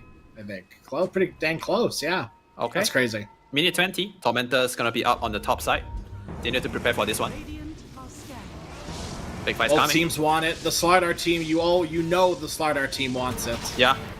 Problems. Uh-oh. He's stuck in the trees, and they've got the bigger one as well, the big Echo Boy. He's dead to rights. They're going to get the stun off onto Celery in the back to stop the kisses. And he kisses you right back. A little mwah for noticed. Okay, that's the way to start the fight. Passes on by. Yamich with the shard as well. Oh, that's not bad. Yay. It used to be better. You know, it just used to be much that one's now so it's broken, fine. man. You can just absolutely. yeah. I understand why it was removed, but I don't like it. That one is pretty strong. Being able to save someone and heal someone for free. Yeah. Right, like only I think my highest hero damage or hero healing was on Pudge in a game. Oh, really? That's not allowed. Yeah, that should be illegal. I'm pretty sure it was bugged, but the game still reads it. We were doing like Pudge Necro, that old like pub strat. We just eat the Necro, and the Necro exists inside of the Pudge, and you just run at people. Very fun. That's a dirty very strat. brain dead draft. It was we only did it like once or twice, but something got bugged, I'm sure. Because it said there was like over 100,000 hero healing on Pudge, and I feel like that doesn't quite add up. I think because the dismember used to be like a percentage healing thing. It's like based on the percentage healing. So on high HP hero, it heals a lot. Yeah, it's crazy. It was busted. I understand why it was removed, but I'm still going to complain about it every single day I get the opportunity to. Okay, now Mouse, they are back to 10k goal lead after the top fight on the Tormentor. Also some kills here. Oh, mid one about to get another kill. That's a freebie. Yep, easy peasy Bane kill. The minimap is going a little crazy up there. I'm not sure quite what was going on, but it was having a little fit up there, but it's okay now. Yamich is sitting, waiting in the wings. See if anyone goes on Crystallis here. They have level 3 on the lucky shot right now. Should be able to take the Roshan down. Oh, But then you watch out the big echo coming from Chira Jr. The team fight Boom potential. does need to go help. Okay, he does. There it goes. Radiant's bottom tower is under attack. DKB finished onto the Nature's Prophet. That's pretty big. Yeah. Might be enough to start a fight, or I guess help continue a fight, because they're probably not starting the fight with Nature's Prophet. Yeah. High Wanna go finish on last. Earthshaker as well. He's got the damage. Roshan is dying quite quickly. The rest of Mouse waiting in the wings, in the trees, hiding. They need to get in there right now. Too little, too late. Okay. Oh, maybe they still Roshan's been secured, but yeah, they're on the other side. Nice two-man stun and a two-man echo to boot as well. They can't quite finish the job onto Boom. They get the jump once. That's great. And now Watson, he's stuck in his own sprout. He will pop the BKB, but it doesn't matter because he's getting Omni slashed. He teleported as well. And all of a sudden, 3 dead for Yandex. They get a good start. A beautiful start, but they just didn't have the damage to finish it. Things were a little bit too split. Pudge was in the perfect position to get a counter initiation off with his Dismember. And now they get another one in the form of problems. The 4 two-man for none. The two-man crush from Slaughter and two-man Echo Slam, that's a very good way to start the fight, but they couldn't kill both of them fast enough, and I think MP wasn't ready to be there at the start of the fight. He couldn't follow up fast enough.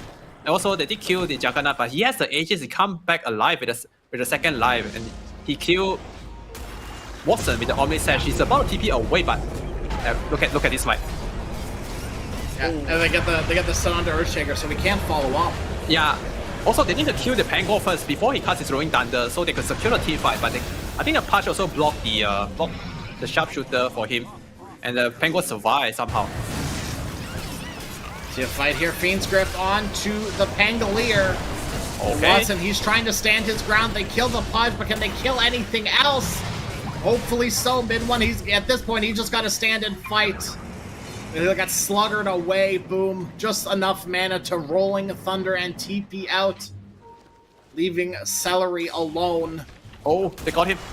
They're splitting targets. They do get Celery. Another moving in over to the Juggernaut as well. Crystallis under the tier 1 tower. Omni slash in 20 seconds. Buyback. Just gotta live a bill, but I love this buyback from Celery. Even if they don't get any kills, he probably just saved his Juggernaut's life. Yeah. And honestly, like, if you're playing pos 5, a maybe is good enough. If your gold can be used to maybe do something, that's beautiful. Right? Like, you buy Glimmer Capes to maybe save your core. You buy a Lotus to do a maybe save. Yeah, why was buyback any different? That's a true post-fight play right there from Sari. Just want to make sure Crystallis don't get killed. Yeah. And as long as you're decently low net worth, who cares? Your buyback isn't expending 2,000 gold. Right? You lost maybe 700 gold for a buyback? So maybe 600 gold, maybe a little more than that. But still. Snapfire, that is chump change to Snapfire. You can farm that up so quickly. Yeah. They actually have pretty high level too, level 16 on salary as a position 5. That's crazy. Dire's bottom tower is Alright, under Yashikaya complete onto Chiro Jr. Okay. They've got all their ultimates up as well.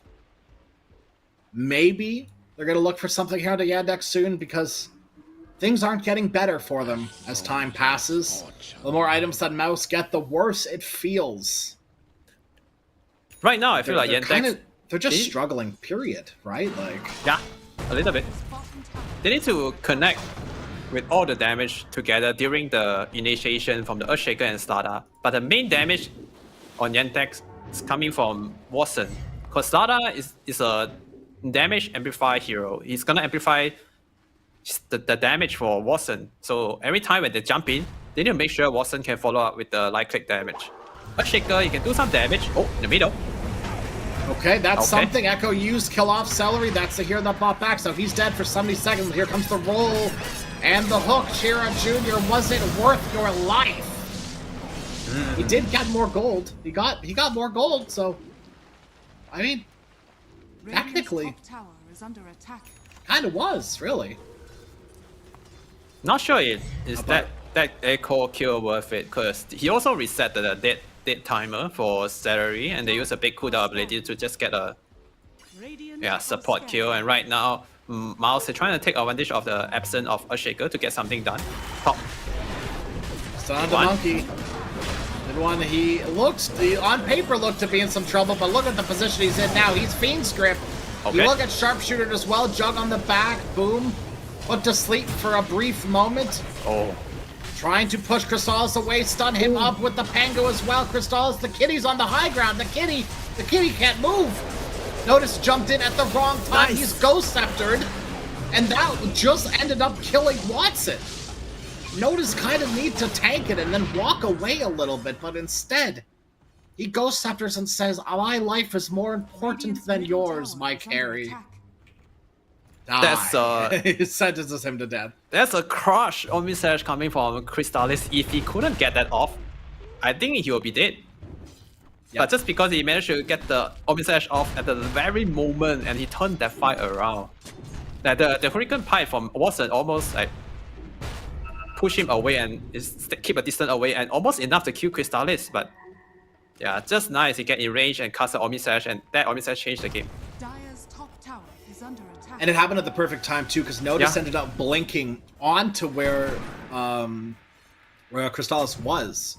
Right? Yeah. Like, and it was just like, if that happened a split second later, or sooner, I guess, things would have really fell apart there, but it didn't. Everything goes Mouse's way, more or less. You have to be careful now, though, right? Those big ultimates are back up and available, everything but the Fiend Script. By the way, the Juggernaut Kitty, the Healing Word Kitty, is pretty cute. In Chinese, we call this cat called 招财猫, means fortune cat, like the cat that can bring fortune. Chinese people, they like to put it on their counter a lot. I'm not sure if there's a this thing in Canada. Yeah, I've seen a bunch. Yeah. A lot of them are like in like Chinese restaurants and stuff like that. And like, I had a few Chinese friends growing up, and they usually had like one in their house at least. Oh. I think one of my friends had two, but that's because his mom really liked them or something like that. So she was like, why not? You're an adult. You can buy the things you like, right? Like, who's gonna stop you? You know? Okay. Yeah, I see them a bunch. I love them. I love them so much. Oh. 30 minutes now, 14k gold lead on Mouse with 73% whip probability. But they're still Dire's not middle tower is under attack. not stable yet, because they're still taking some sloppy fight here and there. And in order to win this game, they need to take objective, the Roshan, the towers. And if they don't do that, I feel like Yantek still have a chance to come back into this game. Dire's middle tower. Yeah, as long as these big ultimates exist, from Yandex, right? Like, they always have the potential to change the game. Yeah. A big crush into a big echo is as big as it sounds, right? Like, the fights can just turn on their heads, and as long as Nature's Prophet is somewhat keeping up, it should be more or less fine. So I like the spin up onto the high ground, just to, cover all of his bases in case someone was there waiting for him. Yeah, just a Shard. safe play. Every time he walk up to the high ground without any vision, make sure he didn't get chain stun and die, so he used the spin. That's a good one. They're pinging the Hoodwink. They are running everyone towards the Hoodwink, and they might just find the Earthshaker too. Yeah, that's a bigger kill. Eyes on them bottom. Dire's top Can't tower quite is get under the attack. Shaker. Now the Hoodwink lagging behind a little bit. Scurry away, little rat.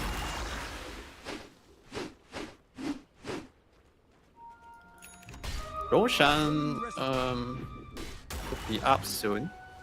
It's very important for Like both a sides. minute itch. Yeah. They need to secure that side of the area. It's gonna be a bottom roach pit. Actually, just kidding. He's literally about to respawn just now. Oh. Because the clock that we see is the same clock that everyone else sees. We have to read the actual Roshan clock, which oh, never mind. I misread it. It is about a minute and a half. Okay. I always misread it. I hate this clock. Just tell me the time, man. Just I can't read analog or like analog clocks. Like Me what do too. you expect? I can't tell the time in a circle. What is? Give me a sundial. Like I don't care. Like, Yeah, I still can't read that clock too. The thing. But right now you can see Mouse they really they have the control now on this side of the map. They even take the outpost. yeah. And Yamage is inside the Roach pit, watching the Roach, make sure they can always be there when the Roshan spawn. 40 seconds. Pretty And long Yantex- spawn for Roche. They need to make a move. They can't give this Roshan away. They have everything they need. All the big abilities is ready to go. But Watson, is really close to complete his MKB. It feels necessary to kill Yeah, Crystal he need that now. to kill Jack. Boom now with the Basher though too, so Oh, he's always got ways to deal with that Nature's Prophet. big fight's coming. Jira, he could blink in, get a big echo right here. No! There's the one stun, there's the second, it's a 3-minute echo, everyone's getting stunned, both the supports get immediately deleted and they've got the grip onto Monkey King. They need to kill the monkey, but he gets stunned, they can't finish the job. And now an Omni Slash hitting onto 1, onto 2. That was just a Swift Slash even. Yep. Boom, finishes off the job with the squirrel. And now Monkey's getting stunned on the back. Jug Nice. can't quite get in. The Omni Slash from the high ground. That is not what they were expecting. A triple kill for Crystallis, and they're buying back. Hoodwink's back in the fray. Slaughter's back in the fray. And Celery says, hey, why not me too? Noticed. Is slowed again. Now Ethereal, but here comes the globs.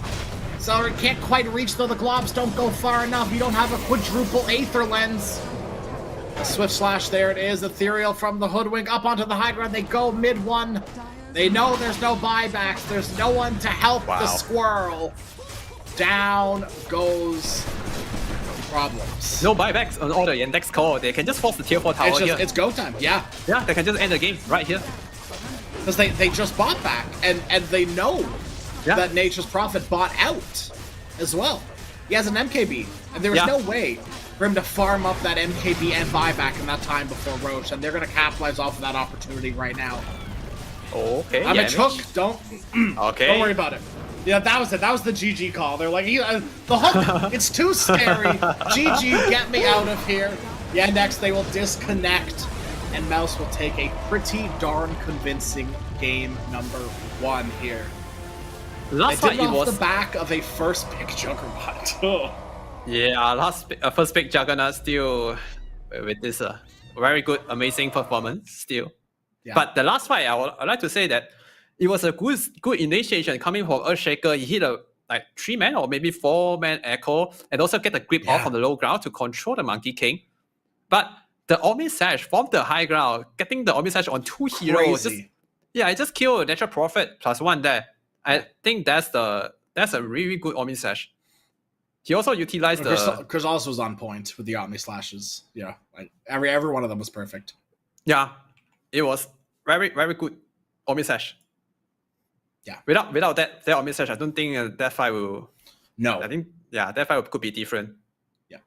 Yeah, because the supports died instantly. Yeah. Like everyone was low health instantly. If they were somehow able to change things around and kill Boom, because Boom was the problem. Mm-hmm. I never once saw Fiend Script used on the Rolling Thunder. Every single fight Rolling Thunder had impact. So if I'm Yandex, maybe a few things I would look to change, but there were signs of hope, right? Like there were glimmers of goodness in all of their fights, despite them not really convincingly winning any of them. Mm-hmm. It was just like if half a second thing, or one ability gets cast on someone else sort of thing. So Yeah. those are very easily adjustable. Like those little things can change in between game 1 and game 2. And if last series was anything to go off of, right? Like we've established anything can happen from last series. So the same can be said about this one. Yandex can definitely come back and, hopefully mentally reset, right? Physically reset and get themselves into a winning position. But it all comes down to the draft. And said draft will be, we'll be back within like 5-10-ish minutes, probably closer to 10. But, until then, we'll see you soon. Yeah. The new breakthrough and innovative phone with 1xBet app. With 1xBet app, you can register and start betting in just one click. Intuitive interface and thousands of sports events every day. User-friendly app. Big wins, fast payouts.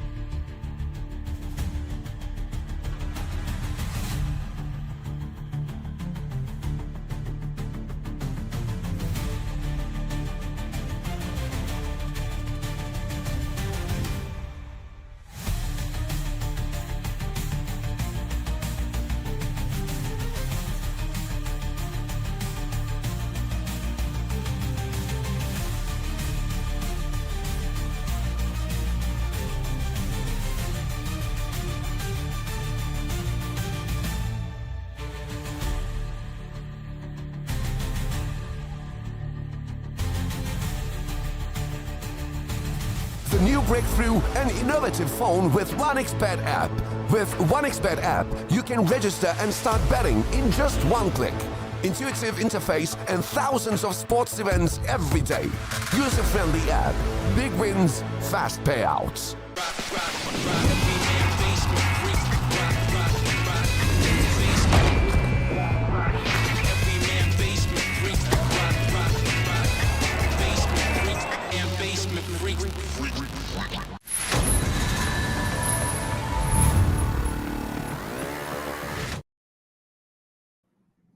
Hello, everyone. Welcome back. We are here at game number 2. I almost said 3. Not quite yet. Hopefully, maybe. Of Mouse versus Yandex. My name is Crash, and I'm joined by the wonderful Yuhang. Hello. Oh, man.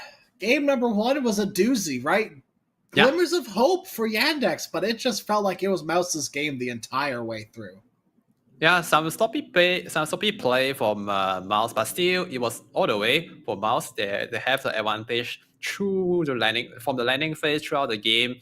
Yeah, it's all the way Mouse running at the at Yandex 0, taking over their stack, taking over their farm, and I don't see a way. Them when Yandex they are leading, so I'm not sure what to expect in game number 2, because before this series started, I expect Yandex and Mouse they at least have a closer game. But after game 1, I'm not really sure now. Yeah. I feel like there's a lot of little things to change. Mm-hmm. You know, instead of like the 1 or 2 little things that you can be easily adapted to, with an overwhelming amount of little things, all of those little things then compound into a big thing, right? Yeah. And big things are a lot harder to just change from game 1 to game 2. Series 1 to series 2 may be a little bit different, but to go all of a sudden, like, you need to fix target prioritization, making sure you don't lose the draft in the mid lane like the way you did, protect your stacks so that your Earthshaker can come back, or have some sort of contingency plan if your Earthshaker gets, stomped in the mid lane.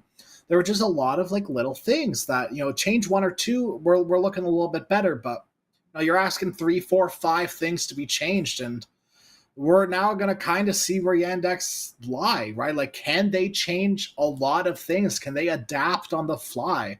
Because I think that's what really makes a good Dota team into a great Dota team. I agree. So last game they played Sada on the off lane, which is a more fighting oriented hero. Yeah. But in the last game they don't have a good mid laner. So Shaker is playing from behind, trying to recover, to buy his Blink Dagger, to buy his shard. They're always playing from behind. So when you have a hero from off lane that want to play active in the mid game, but the mid laner is absent in the mid game, so it's very hard for them to do things on the map. Yeah, so they're just sitting behind, waiting for Mouse to make mistake, and that's not how you win Dota. And hopefully, they have a better like mid matchup, or maybe a better landing phase in the off lane or the mid lane, so they can do things in the mid game. Won't get run around by Mouse. Yeah, and Mouse are starting us off with a pretty interesting first ban of the TA. That is very much a respect ban. A punch. Yeah, and then the punch ban from Yandex is hilarious. Not gonna let him have the fun. No fun to be had. Now you have to play seriously. If that was fun, I'm scared what serious is gonna look like. You know what I mean? Like, yeah. Oh, yeah. Yamish is just. I think he played Patch a lot recently in the other tournament, in this tournament now, and it's always better to ban out their comfort. Yeah. Oh, and Natural Prophet is on the side. Okay. Huh. And Mouse have a lot of Nature's Prophet players. Yeah, right? They can play in the actually every single one of their hero players. Yeah, right? They can play in every position. Yeah, mid lane, off lane, safe lane, support. They can do. Yep. And Yandex, they can't pick the Pango themselves. So now the draft is actually like swap around. And this is like potentially the Chira Jr. hero, where like this is the hero that I've seen him the most on. But I'm sure that Noticed can play it too. I mean, I am sure that Noticed can play it too, right? For sure. So they always have that flexibility, and they need to rely on that flexibility, I think, mostly. Because Chira Jr. cannot get stomped in lane anymore. It cannot happen again. Pango is one of those heroes that can sort of come back from that a little bit easier than Earthshaker does, right? You can farm a lane, wave clear pretty easily, go back into the jungle and farm stacks pretty easily as well. Like little stacks, right, sprinkled around the jungle, instead of all combined into one little area like the triangle. Yeah, I agree. The requirement for Pango to come online is a bit lower compared to Earthshaker. Earthshaker need Blink Dagger. But to get Blink Dagger, to get a fast, good Blink Dagger timing, is either he have a good landing phase or he have a lot of stack. A lot of stacks for him. But last game, he just get stolen and he don't have good landing phase. He don't have anything to recover. It's very hard for him to recover. But for Pango, he just need levels. He just need like good levels and maybe a Blink Dagger in the mid game. You can just do things with the Rolling Thunder. Yeah, like you'd love to have Diffu, you'd love to have Blink, but like, meh. You know, you can exist without them. Yeah. And now in the second phase ban, we see a Warlock and SF ban from Mouse. So two heavy team fight hero get banned out here from Mouse. Yep. So I'm guessing that's the direction they are thinking right now. It's about team fight. They have a good teamfight hero now for Yandex, which is the Pango. And MP is not a teamfight hero, so they're trying to draft around that. And here they have one ban, maybe something. Oh, they banned the troll. A lot of troll ban. Yeah, in this series and the last series. And go for the Snapfire. So they're trying to copy maybe the mouse draft from the last game. In game number 1, picking up the Pango and Snapfire. Both of them has really good synergy. Because Pango go in, make some chaos, some crowd control, set up for the kisses. The minus armor from the Liu Shadow and Lucky Shot also synergize quite well together. The Q and W ability from Pango are physical damage. Yeah, lane synergy, game synergy, right? Like these heroes complement each other very well.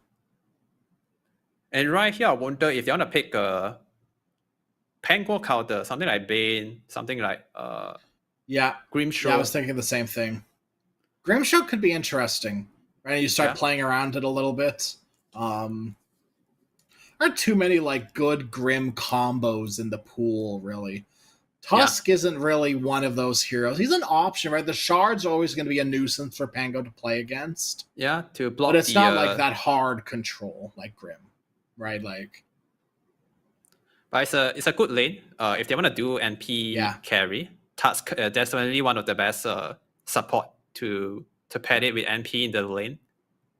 It's a horrifying lane, very scary. Like that. Yeah, that lane does so much, and you also have always the opportunity to go drinking buddies as well. I know it's like lesser than tag team, but I've been seeing a lot more drinking buddies recently, and as much as like it irks me a little bit because I do just think tag team is that good of an ability.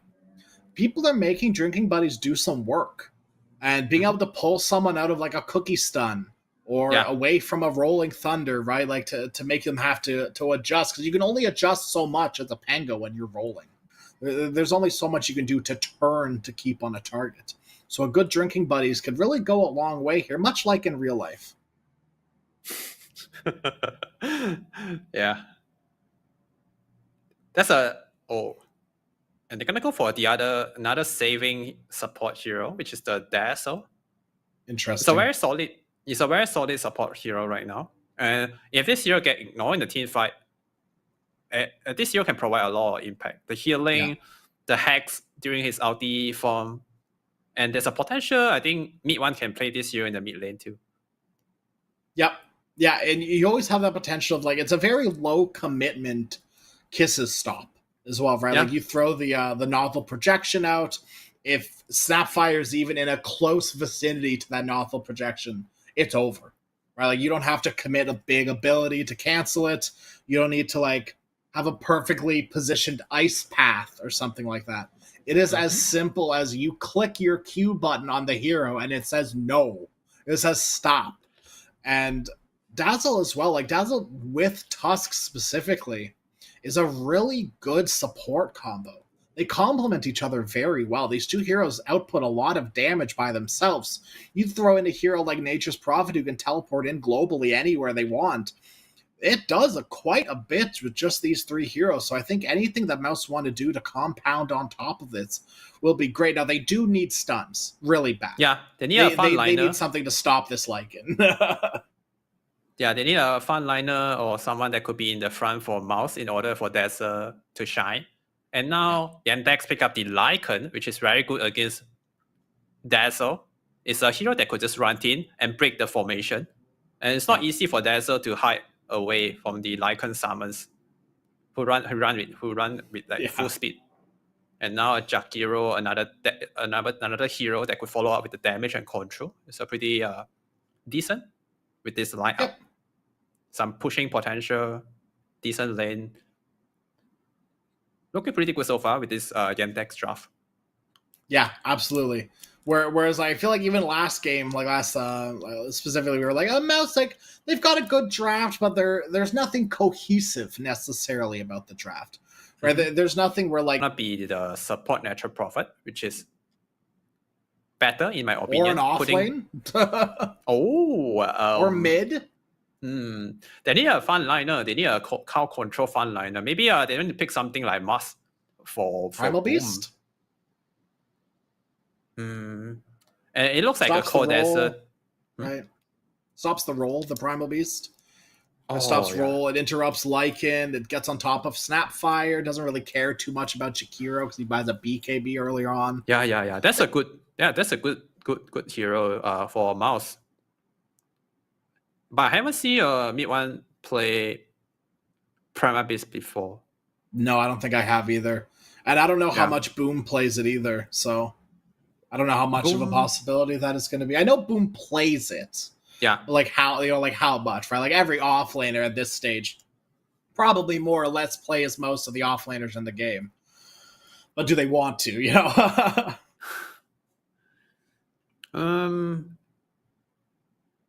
That's a mid lane is pretty good, I feel. So they can pick something else. Something like Mask get banned out, so there's no Mask. Maybe Tide as well would have been a good answer too. Yeah. Maybe something like Underlord. Underlord could work for similar reasons, right? As like the Tide Hunter or Mars, right? That area control. You need something to leash this dog. You need something to stop Lycan from running at you. Oh. Okay. Beastmaster. That's good. Yeah, that is a hero that exists and still in the pool. Yeah, and Boom really likes that hero. So, and mid one can play it too if they want to go wonky stuff. Like, okay, I'm here for it. Yeah, I'm sold. Yeah, okay. That's a good hero. And I'm surprised they didn't ban it. They banned the Tide Hunter instead of the Beastmaster. Yeah. Also, DNC is still in the pool, and now Mouse gonna pick it. There's some extra control now for the low-end Thunder, piercing PvP control. Yep. They have the Aura Buyer on Beastmaster. Solid draft. If they can like snowball from the landing phase, this is a very strong lineup. Yeah. Here's one with the Dazzle as well, right? You can throw the shadow wave on it and just blow someone up. Viva. Okay, Watson, I see you. What do you think about this? Interesting. Weaver last pick. I think that this Weaver is going to get shouted at and just crumple away into nothing. And just shatter. Just get absolutely destroyed. If that never happens, the Weaver probably feels really good. There's really no stun to consistently lock down this Weaver. He gets sprouted, who cares? He can't really get Omni Slashed. There's no like hard stun outside of Roar that deals with this Weaver. So like but like the caveat being, if he gets roared, he's dead. Because there is so much damage on Mouse. Mid one, I'm assuming goes Bloodthorn this game too, honestly. Looking at everyone on Yandex's team, all of them hate Orchid. Every single one of them, right? So I think that's a really good pickup as well. So it can still go either way, for sure. Yeah, he's playing the Natural Prophet this game, which is pretty good. Yeah. For Mouse, because he can buy very early Orchid and to counter to control and kill the viewer with the early Orchid before he could get his BKB and Manta. And MP mid actually is not bad because if you get high level and get a very early Spirit Wrestle and Orchid, it could definitely surprise Yandex heroes because all their heroes they don't buy BKB very early. They don't buy a Dispel to deal with the Orchid very early. A hero like Pango, Lycan, and even Beaver, they want to build a Dispel as their third or fourth item. Yeah, they want to do be something items first, Yeah, this can be a very fast tempo game coming from Mouse if they can snowball from the landing phase. They have the healing, they have the sustain, and if they buy Aura on Beastmaster, they can just run down Yandex hero in the mid game. Yeah, and that looks to kind of be the name of the game for Mouse, right? It's just A-click down lanes at some point, right? Jug takes tower as well, NP, Beastmaster, Dazzle to sustain you as well, right? It looks really, really good from Mouse, and they just need to cast their abilities properly. And that, it should not be an issue Prepare for battle. for both of these teams. So if Mouse are casting their abilities properly, I don't think Yandex stand a chance. But if Watson is consistently not getting roared, the game should be kind of easy if Weaver gets out of control. But Weaver has to start that snowball, right? Take a look at the odds here. They are definitely in favor of Mouse, especially after the last game. You can check out more about those odds. You go to 1xBet. There's a little pin in the Twitch chat you can click on there to get 100% of a bonus on your first deposit. Just make sure you register with the promo code RESD2. 30 seconds. And have fun and obviously be responsible. Yeah, and here we're gonna see a 5-man smoke from both sides, maybe to get some ward down and maybe get a first blood. Both of these teams' first bloods kind of suck. To be honest with you, it's not the best first blood for either of these two teams. Death can happen, absolutely, but I'm scouting for all these stuns, and I don't see any. Oh, yeah, bitch. Okay. Oh. Notice denies the rune. No one was there. One of the. Oh. You love to see. So it's 1 for Mouse and 2 for Yandex. Good start. Yep. I forget how long ago it was that I heard this old Dota proverb that I feel like it is kind of true. There's a nugget of truth to it, where essentially it's Dota players are lazy, and not in the bad way, sort of lazy, in the way that's if you do that wolf spawn and block the easy camp every time, you should win your lane. If you do the wolf spawn, deny the bounty rune, send it mid, and deny the rune, right?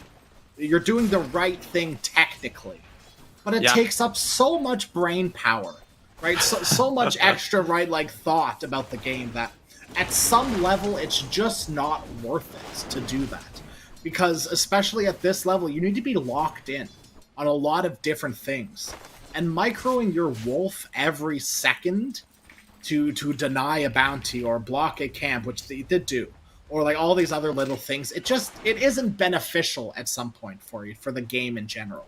So lazy in the best way, right? The brain power is being used for other things. Yeah, simplicity is always better. Yeah, especially absolutely. for beginner. I think even for for pro player, also better for them. So use up lesser brain cell. Absolutely. Right, ease of execution, right? Yeah. Notice he's doing a really good job just now on the first wave. He used his Lycan Wolf to body block the first wave to get the better creep wave positioning. And now he's using the Lycan Wolf also to body block the small camp. Even he has a sentry there, but just want to make sure the small camp is blocked. It's absolutely worth throwing the wolf over there, right? Because even if they see the wolf and they see it's blocked, they're not going to think there's a sentry. So that shouldn't get dewarded. And so the one time he forgets or doesn't want to throw his wolf there, it's going to get blocked again anyways. And then maybe the support doesn't have the gold immediately for the sentry, right? Like, it really does just, like, add up. Even if you've sentry warded, body block it. Throw a wolf, throw a boar, throw a nature's prophet tree, like, whatever it takes to protect that sentry for as long as possible. Bluffing is very strong in Dota. And I don't think a lot of people necessarily do it. You know what I mean? Like, it's like the fake TP, right? Like a support just TPs mid, and the other mid goes, "Oh no, I'm so scared of rotation." And it's like, "Oh, just kidding. I'm not actually going to complete that." So far, the landing phase looks pretty good for Yandex. They're doing pretty okay on all 3 lane. Beastmaster struggle a little bit on the top, but it's okay. It can recover. Yeah, as long as those stacks exist, which are being already worked up, and Yandex are going to have to commit a lot to take those stacks. But they absolutely can. Like, if they can get Jakiro there with Pango and Snapfire as well, they should be able to take those stacks pretty effectively. That's just a pretty big commitment, you know? Yeah. 3 minutes now, still no first blood yet. They have to watch out the teleportation coming from mid 1 on the side lane. Yeah. And I think that's mostly why Yandex are being pretty tame with what's happening in the mid lane. Like, if status quo is we're winning the lane, you don't want to get too aggressive and change things. Oh, bottom lane. Here we go. That's Crystallis eating a lot of damage, but so is Problems, and there's that TP in from mid-1 Celery. Secures it with the blood grenade. No, he was going to get away if he didn't do that. He needed to do that. It was a necessity. Thank goodness Celery was there. Also, the level 3 Celery skill of the Shadow Grave, keeping Crystallis alive right there at the crucial moment. That changed. Yeah, just to make sure they can secure the first blood without losing the jump. Also, mid 1 TP to the bottom. They have the number. Also, he secured the shadow charges. There's 2 shadow charges right now, so he could maybe snowball from that. Nice TP up top from Problem. Stops the TP from Yamich, and if he didn't come up there was no way to stop that TP. So Yamich does the right thing, but still gets punished for it. As Snap was 1 step ahead. Good play, good rotation. Yep. Wisdom comes with age, and you know you don't get it. You get to become a grandma by being young. Snapfire knows what's what. Yeah. The brain cells of Mortimer and Snapfire combined. It's too smart, you know. Too much wisdom, too much age. Okay. One nice little. Oh, that was really cool, actually. Then one like sprouted on the ward, not like the ward in the center of the tree, but so the ward was in a tree. I was able to get the D ward off into Chiro Jr. as he was right under it. Yeah, it's a very good usage of the sprout. Yamich runs over. Problems and Malady are here as well, though. Yamich, got to be careful. Chiro Jr.'s level 6. There's the cookie as well, and the little shredder doing so much damage to mid 1. Comes over with a snowball. It's not enough. Chiro Jr. was still able to get the kill, but Malady, unfortunately. Goodbye, my friend. Okay, they get 1 kill in return. If the snowball connect like half second earlier, maybe mid 1 could survive and use the sprout somehow. But unfortunately, Yamich was kind of far away. And it's crazy how many times like half seconds are really mattering in this series. Yeah. The power rune spawn top is gonna be the Arcane rune. Lucky for Mouse, he didn't let Shira Jr. get it.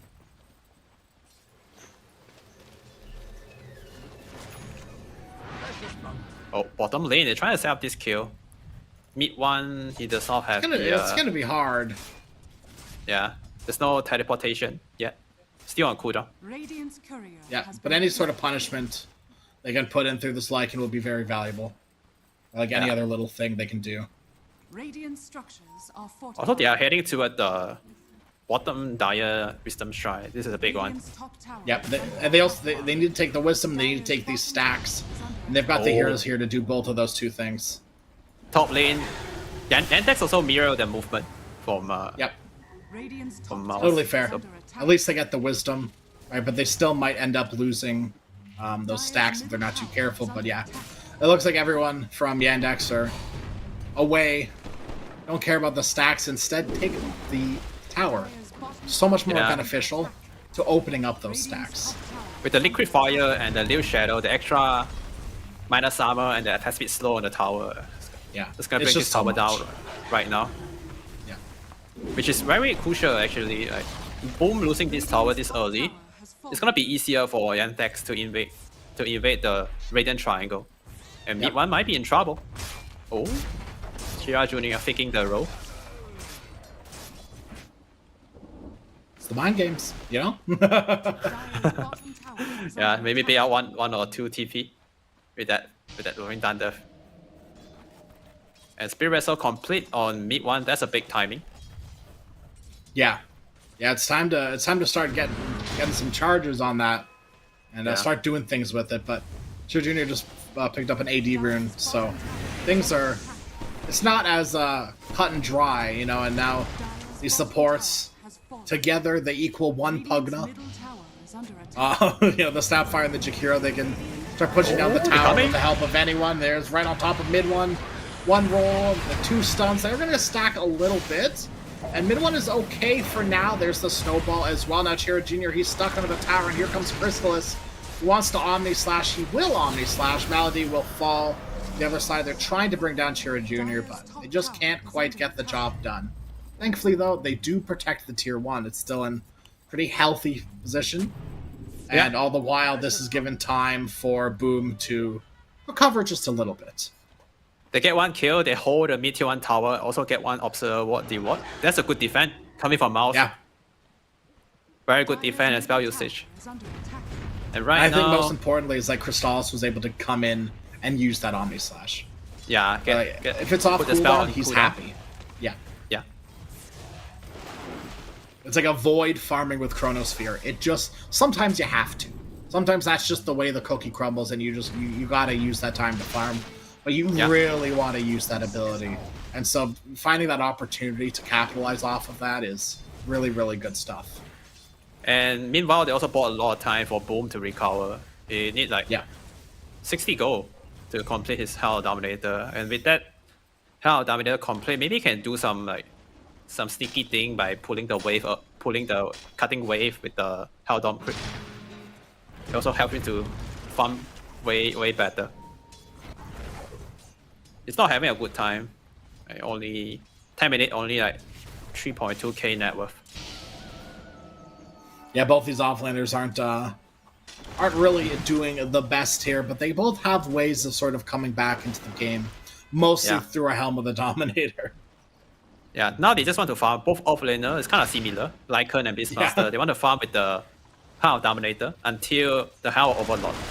They get a big ancient creep and then they can try to make some kill happen with the ultimate ability, the Raw or the Lycan move form. Right now, they just need to chill and farm. But mid lane is getting pressure here by Mouse. They have a catapult wave coming. Index do have ways of coming in to sort of protect Oh. this, but once again, Crystallis comes over, Omni Yeah. Slash is up. They Wants even to bring use it. Crystallis here. And Snapfire is still level 5, no kisses yet. Without the kisses, they are lacking some big damage. Angle To mid one, they get the bugs. That's a lot of bugs. They gotta deal with those bugs. Okay. So pops the spin, he's out of there. That should be enough for Mouse to sort of back away. They got what they wanted in the way of everyone TPing in. Yeah, this is kind of like a chess game. Everyone just want to control the middle of the board. Yeah. Bring all the resources here, make sure they have the control. Just want to hold All this the mid tier 1 resources tower. weren't brought, though, right? Like, Mouse, they didn't bring the Beastmaster. Which means he was able to get the tier 1 top, and mid lane they're going to lose Malady as well, but down bottom, the bigger fish, the Juggernaut, will fall. The Rolling Thunder gets committed, and with just the little Shredder, it's enough to do the job. They do lose the mid tower because of it, but that's still incredibly beneficial for them. Yeah, Lycan getting a kill on Crystallis. It's gonna speed up his Overlord, Hell Overlord timing. Just need 900 gold more to purchase the ultimate op to complete his item. And once he got the Overlord, the game's gonna be harder for Mouse support. For Dazzle, you Yeah. need to find some way to hide during the team fight. Absolutely. Chiro Jr. does now just finish that Diffusal Blade as well, so he is more or less in a position where he's comfortable to fight. He has an item to do stuff with. So he can show up and do damage no matter what. Rolling Thunder or no Rolling Thunder. He will always be a problem to deal with. And speaking of problems, he's got that Kisses locked and loaded, ready to go. Oh. Crystallis. He's being scouted by a wolf. Yeah. No other heroes really there to capitalize off of anything.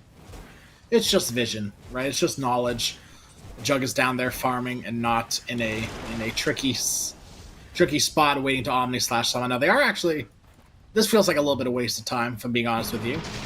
They are walking back down Yandex. They walked these two heroes past Jug once, walked mid, and now they're walking back down bottom. There's not much thing they can do right now on the map. Both sides just want to farm and hit the item timing. Yeah. But for that, for Weaver, he's about to complete his Desolator. So with that item complete, this is a very strong power spike for Weaver. He can dish out a lot of damage. If you get some juicy kill to get the extra charges on Desolator to get some extra damage. Yeah. The life of the Desol is gonna be harder later. I was really worried at some point that Watson might have fallen into the trap of buying like a Lincoln Sphere first. Oh. It like is so unheard of in the past like 5+ years for Weaver, it feels like.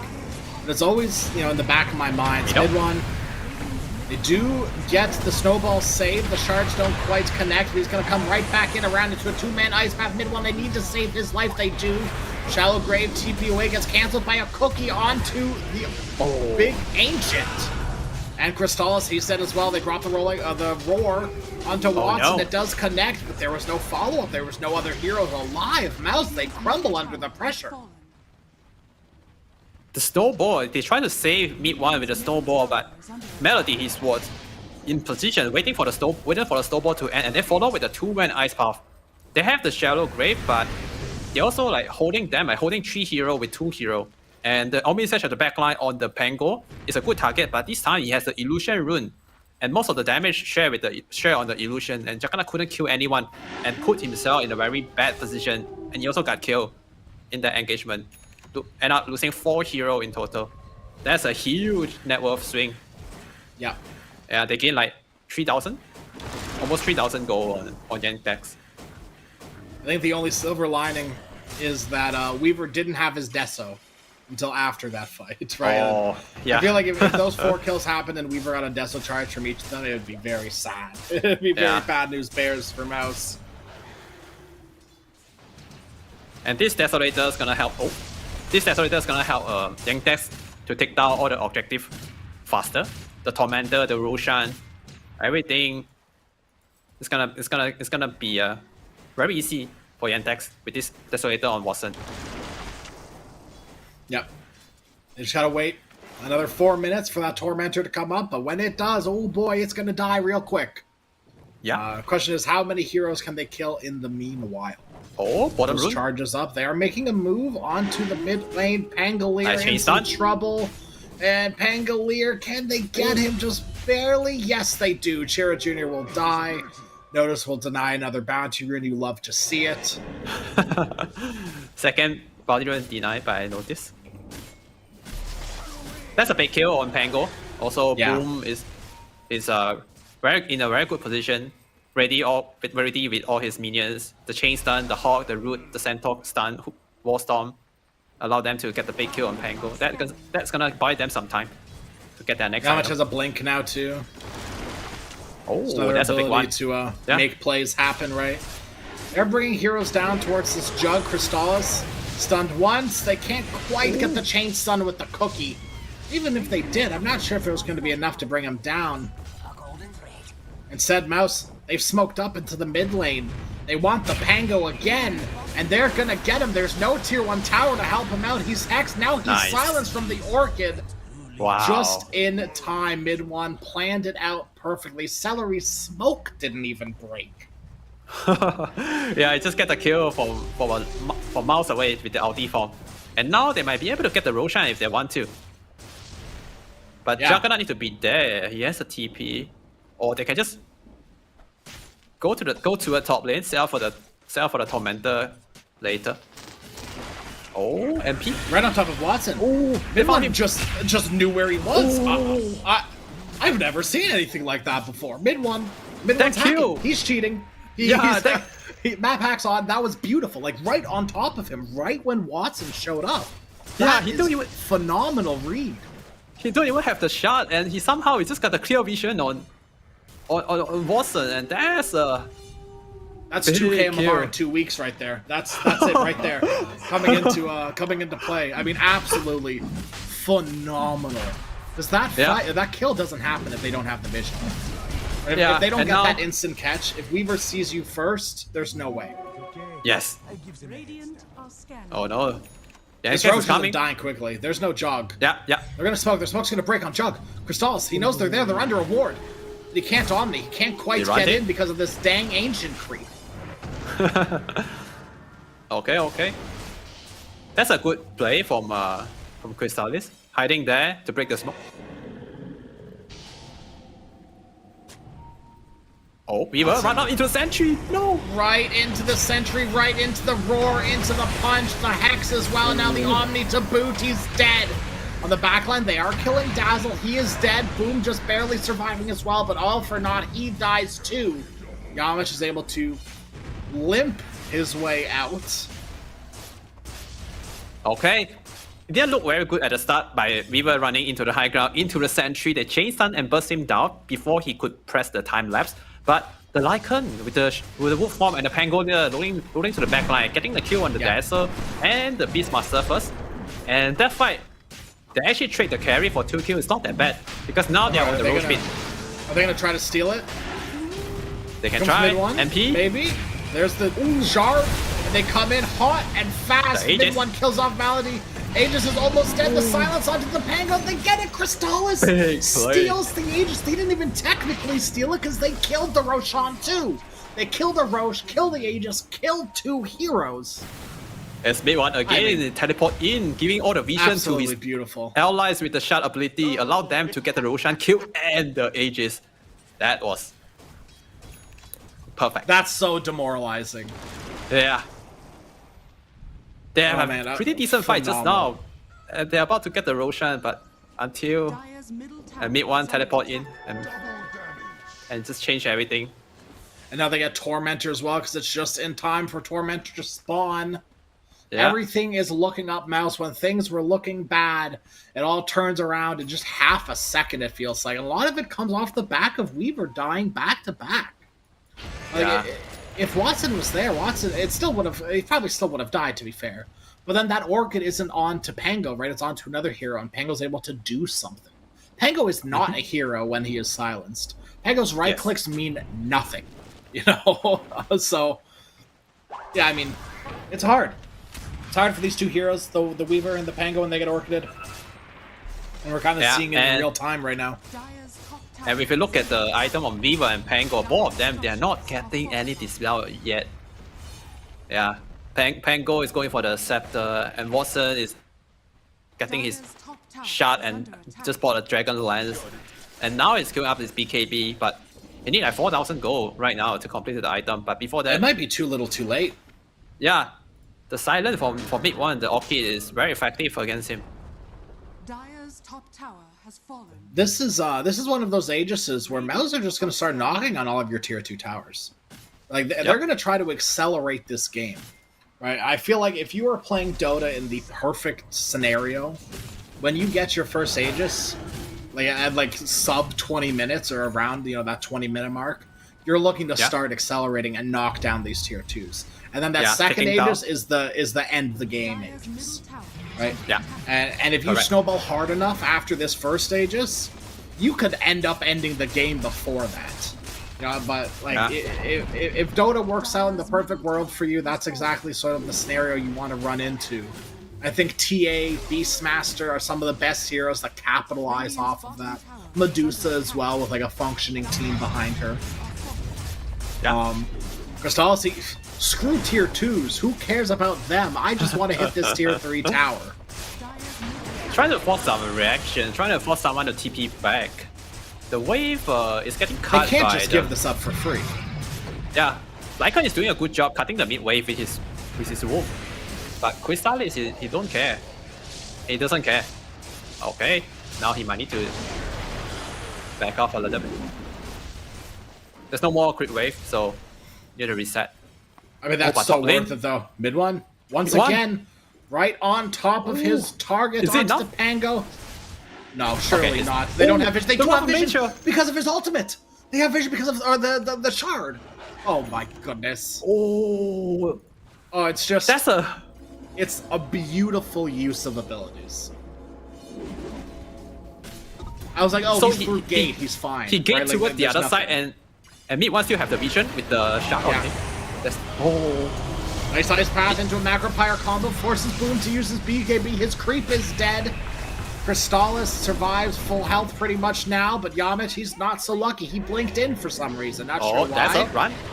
Celery, he's in some trouble as well. Bound, he's going to keep himself safe, but it looks like the Sprout may have griefed him a little bit. No, he is able to survive just barely. Creep Wave will stop Crystallis from getting any kills, and he's going to take one page out of the Nightfall's book and get out of there. A spin and a TP away, and the rest of Mouse look to be out to safety as well. This is a good reset. They cut their losses. Dazzle should be dead just now at that fight, but somehow the heal, the amount of healing and saving coming from his allies, keeping him alive, and only losing a Tusk in that team fight is not that bad.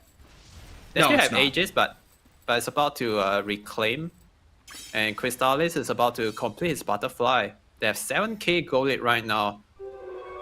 They're still on the driver's seat. They don't need to make any big move. Just need to play the game slow and steady. Yeah.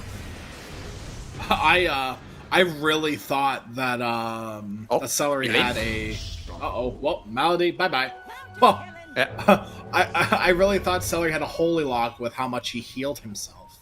But that's just that was just the grave bonus of the heal with just a simple wand. It was ridiculous. Yamich, he's gonna run in to a fight that he doesn't really want to take. Gonna drop the ultimate on the Lycan, a healing ward onto the high ground. Crystallis trying to save his friend, but don't get save your friend syndrome. Crystallis, the wolf will take out the kitty. Crystallis still has spin. He's gonna TP away, but the damage is ginormous. Unluck. I think Juggernaut, if there's a camp on the Juggernaut just down on the high ground, Yamish, he could snowball to that camp and get away.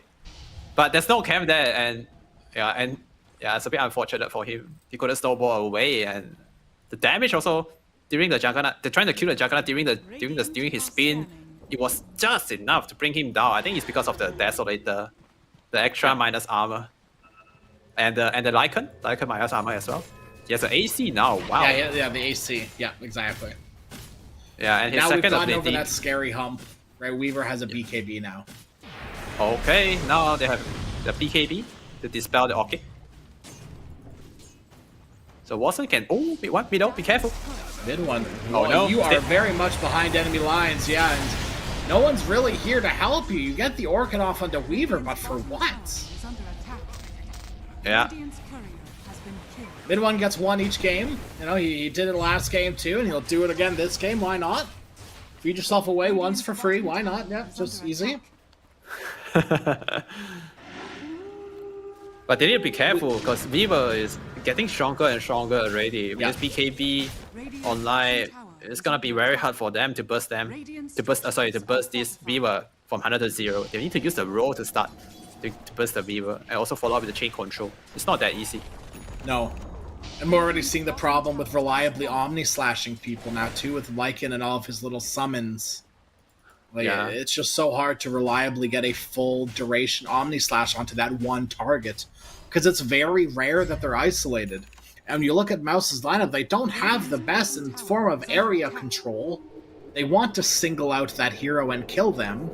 And Yandex are actually doing a really good job of sort of like, and I can't believe I'm saying this, but like clumping up together and not letting that happen, which is so weird because it's always the opposite of what you want.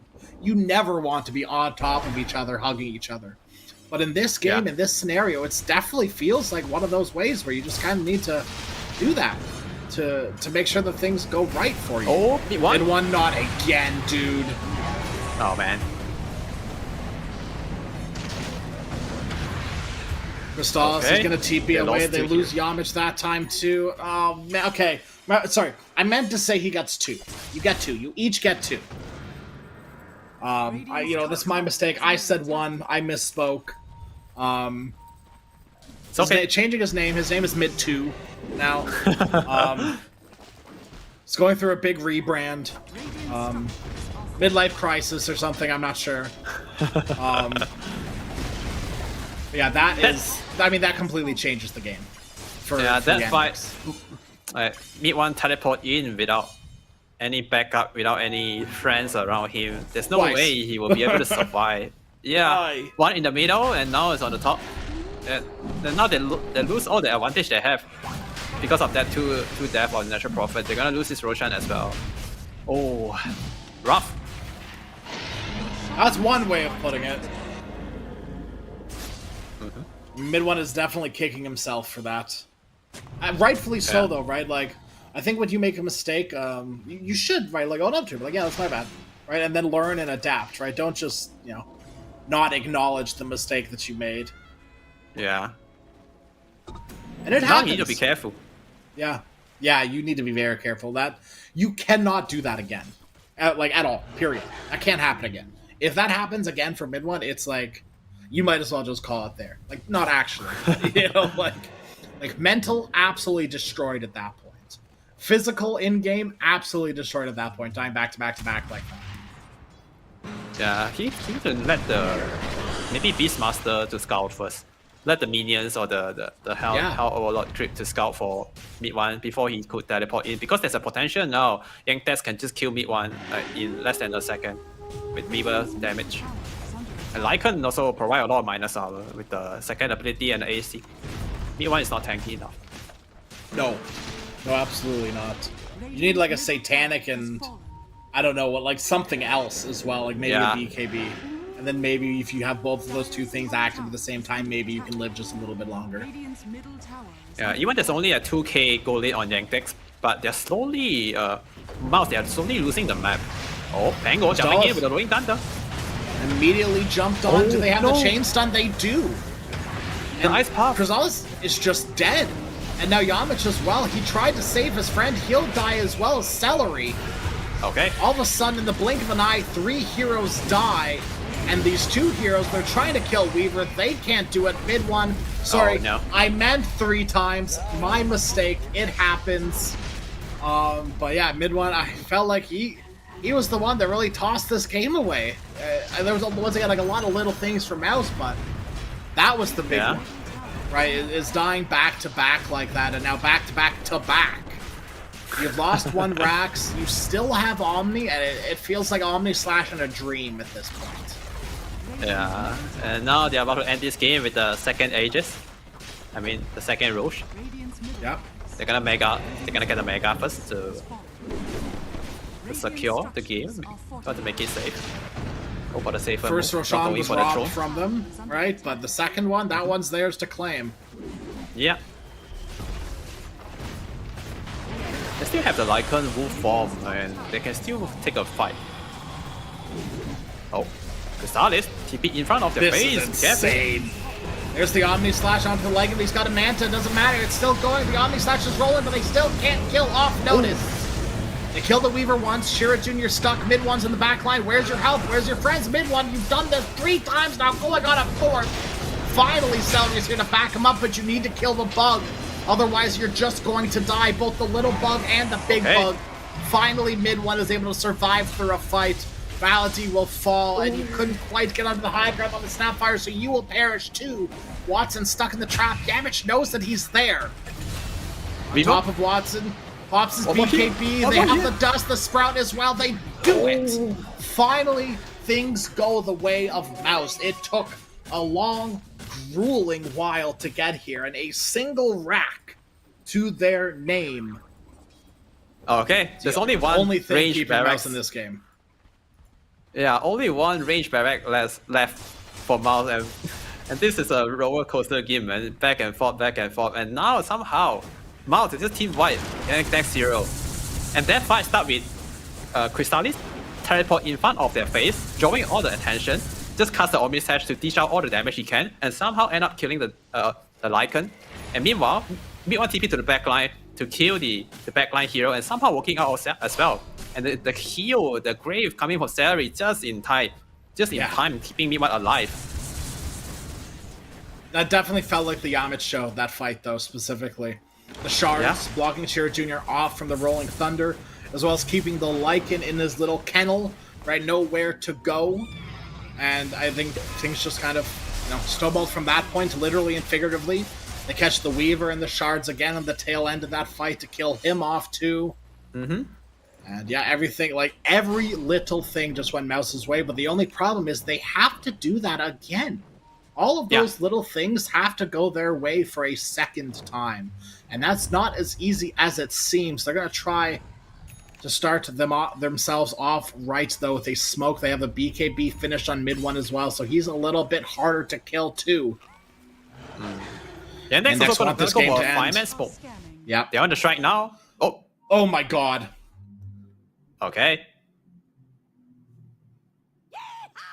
What a They time to pause. both just scanned each other. Oh, really? Both teams, yes, have scanned each other.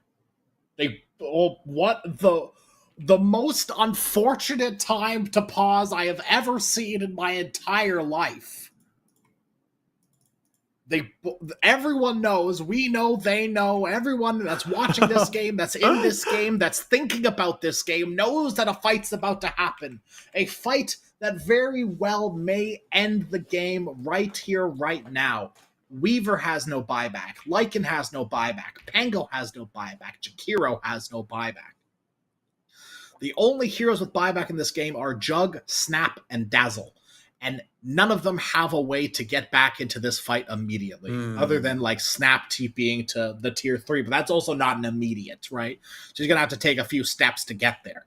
So there is, this is it. This is like the potential game ender right here, right now. Which means this is the fight. Just one fight, maybe even Mouse, they could even end the game with absolutely with the aura from Beastmaster. Yeah, they make it, if they win this fight somehow without losing too many heroes, they could just end the game. They need to get away from these jungle camps, though. They need the Omni Slash to be huge. It's not They're that not easy, winning though. a man fight. No, because like Jug can't man fight Lycan. He can't man fight Weaver. It's not happening. They're not going to win a right click war against this Jug. Oh man. Okay, here we go. Okay. His mental is on cooldown. He needs to be careful. So things off. The both teams know Yamish to jump in onto Notice. This is a great start to the fight. And can they get him? The Omni Slash is perfect. He even jumps the Weaver. Now it bounces well. The Bash Watson. He is able to get his ultimate off, but now no ultimate on Watson. No BKP either. Crystallis doesn't have a spin to boot. They're moving targets now. Once again, Lycan, no buyback. They kill off Malady too. Somehow it worked out. The Omni Slash all on Lycan, and with the tag team amplifying the damage. They kill a Lycan before he could kill anyone. That's a perfect scenario for Mouse. They need to start chugging down lanes. Mouse, they need things to happen right here, right now. Weaver still no BKB just for a bit longer. This is a big opportunity. Mid-1, he has his BKB. Obviously, Spin is on Juggernaut as well, right? Like, it's time to go. There's no Rolling Thunder either for a little bit. Yeah. 20 seconds without Lycan. Should be able to take down or finish this set of Rex on the top lane. Just the support. Look at how fast they kill the Rex. Jug now has buyback, and it looks like Mouse, they're happy with those 1 racks. It's time to leave. Yeah. Lycan's back alive, and they know they don't have it again. They don't have those stars to align to go back and kill him again, at least for another 35 seconds. And at this point, you've got bigger things to do, right? Roshan will be up soon-ish. It's going to be still a few minutes. But, you know, that's your chance, right? That's your opening to win the game here. It's with this next Roshan. Or a huge next team fight. Because Weaver, he's getting close to his buyback. Jug actually just bought out. So no more buyback on Crystallis. He bought out for his Scotty. Weaver, he might have a second life. Lycan almost to his second life as well. So yeah. There's no buyback on Mid One and Yamiche as well. If they're both, if they die in the fight, they will be out for quite long. Oh, Mid One. This is it for Mouse. They go in over. They can't quite get to the Chikiro. It's just a bit of a bait. He almost got Melody right there. Though. Yeah. With the shot ability. Oh, but they're gonna hit the Rex. That's why not. Oh, look at the wraparound. Yandex, they're behind them. Ooh, they want the Dazzle. They need to kill the Dazzle first. Keeping away, mid one, he's gone. He's taking the high ground himself. They're on top of the Beastmaster. They need to kill Buddha. They can't quite get it. Now there's the Roar onto the Weaver. Can they save the Weaver? Stun him up, kill him in time? They can't. The Omni Slash going ham. They kill all like it. No, not barely enough. Now Boom, he's in some trouble. He's shallow grave, so he's safe for now. The Snowball will secure his safety. He's bringing them deep. They're bringing them far into Malady, but he's gonna... Oh no, he's snowballing them back. Not necessarily where you want to be. Instead, it is actually perfect. A 3-man ice path, but it's still not enough. He's dead. No buyback. Weaver Watson, he's running away. He doesn't have mana. Yamich, he can't quite get the shards to finish the job. And now Yamich, unfortunately, the savior for his team, very well may just die. No, not quite. Yandex, they had to reset. They had to respect Mouse all the while. Yeah, exactly. Roshan is here to play. Yeah, they can just go back and hit the Roche and come back in with full HP and Aegis and Cheese. And this is third gen Roshan. There's a banner, Aegis, Refresher Shot, and the Cheese. They have everything they need right here. And in the last team fight, I feel like Nidwan, he just get totally ignored. No one trying to stop him, no one trying to damage him. He just light click down, he snap fire, and the Pangolier. And meanwhile, Jagana just causing some chaos at the front line with Beastmaster. And Viva, he couldn't kill anyone. I mean, he couldn't kill any like crucial hero in the last team fight. We don't see any big impact from Viva to carry this game. He had to BKB and ulti to stay alive through the Omni Slash. Yeah, and he almost died. I think you've got nothing left, right? Like, you can't fight anymore. Yeah, he's the first one getting gone on by the Raw, I believe. And after that, he's just trying to save himself. They need like 2 Lotuses on the Yandex supports, and they need 100% uptime on this Weaver. And like honestly, maybe even a Lincoln Sphere, not on the Weaver himself, maybe one of the other heroes, right? Because reflecting the Roar might not be enough. They need to stop it completely. Oh, we are talking about like 10k net worth. I know. It's like impossible. They have 1 Lotus Orb, but it's clearly not enough. Like they just don't have the tools to protect all the heroes they need to protect. But they have an Agnum Scepter on Malady, but they just kind of don't care about the Macro Pyre. Yeah, now there's an Aegis on Juggernaut, Cheese on mid one. They have basically like 1 extra life. Celery. They're on top of Celery. Okay. Celery needs help. They need to get him help. He's ethereal up. Watson, he's been roared, has been reflected, but it doesn't matter. He's dead in 90 seconds. He could have bought back an ultimate back into this fight, but he decided not to. Here he comes with the buyback. He's ultimate back in. Churro Jr. is dead, and now there's another roar onto the Lycan. Lycan is dead too. Celery is bought back for like the 18th time this game. He wants to rejoin this fight. He wants this fight to end right now. Okay. So Viva and Sari, Watson, both of them bought up for this fight.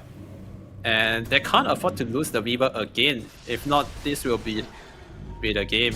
And in the last team fight, they're trying to go on mid one. They know that mid one is one of the big damage output for Mouse, but they just couldn't kill him. He didn't even use the cheese.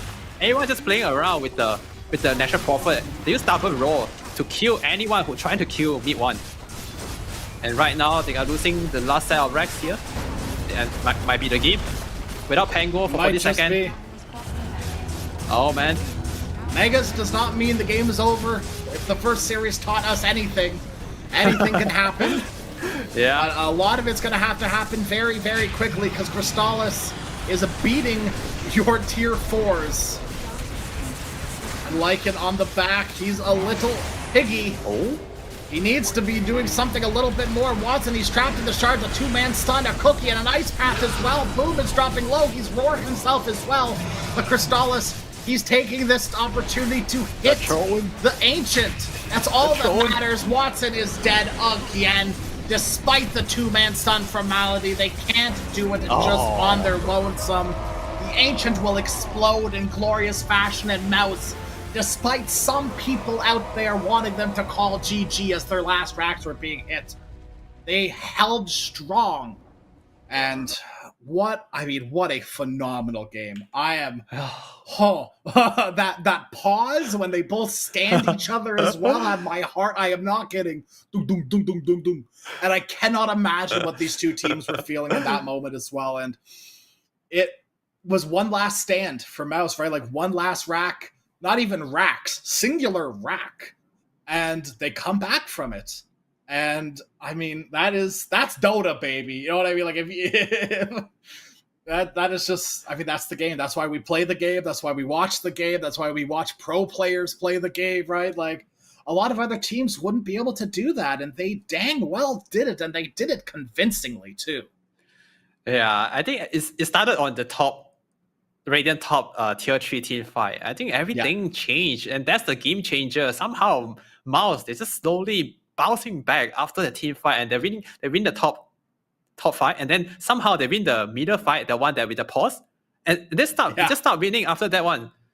And I'm not sure what happened, what changed, and I'm not sure what they are saying in the comp, but somehow Mouse, they are very far behind. They're down like 2 set of racks, but oh man, they're just another great comeback series. Yeah. We've witnessed a lot of good comeback already today, and this is another one.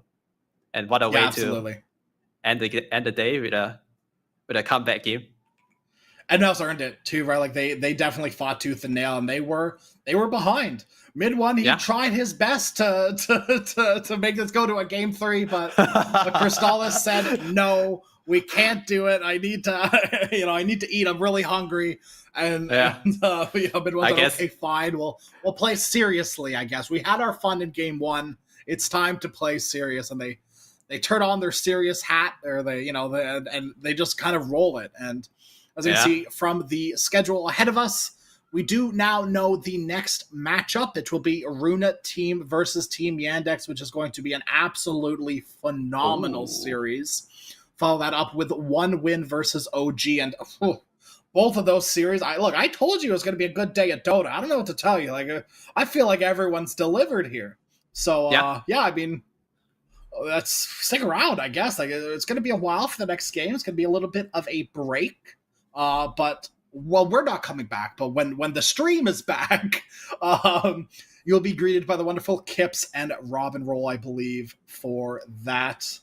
If I'm reading correctly, I am reading correctly. That's NA education right there. That's I know how to read. I know, crazy. Most of us, it's pretty hard, but here we are reading properly, and So for now, for me at least, thanks for sticking around and watching with us, and stick around for Kips and Robin Roll after a short-ish break. More Dota. Stick around. The new breakthrough and innovative phone with 1xBet app. With 1xBet app, you can register and start betting in just 1 click. Intuitive interface and thousands of sports events every day. User-friendly app. Big wins, fast payouts.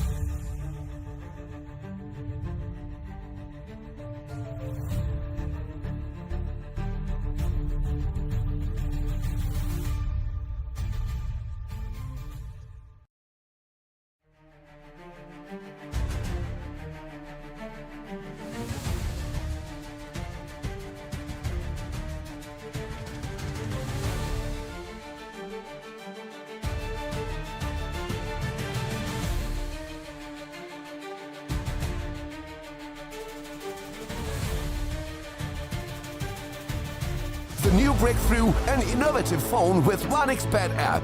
With 1xBet app, you can register and start betting in just one click. Intuitive interface and thousands of sports events every day. User-friendly app. Big wins, fast payouts.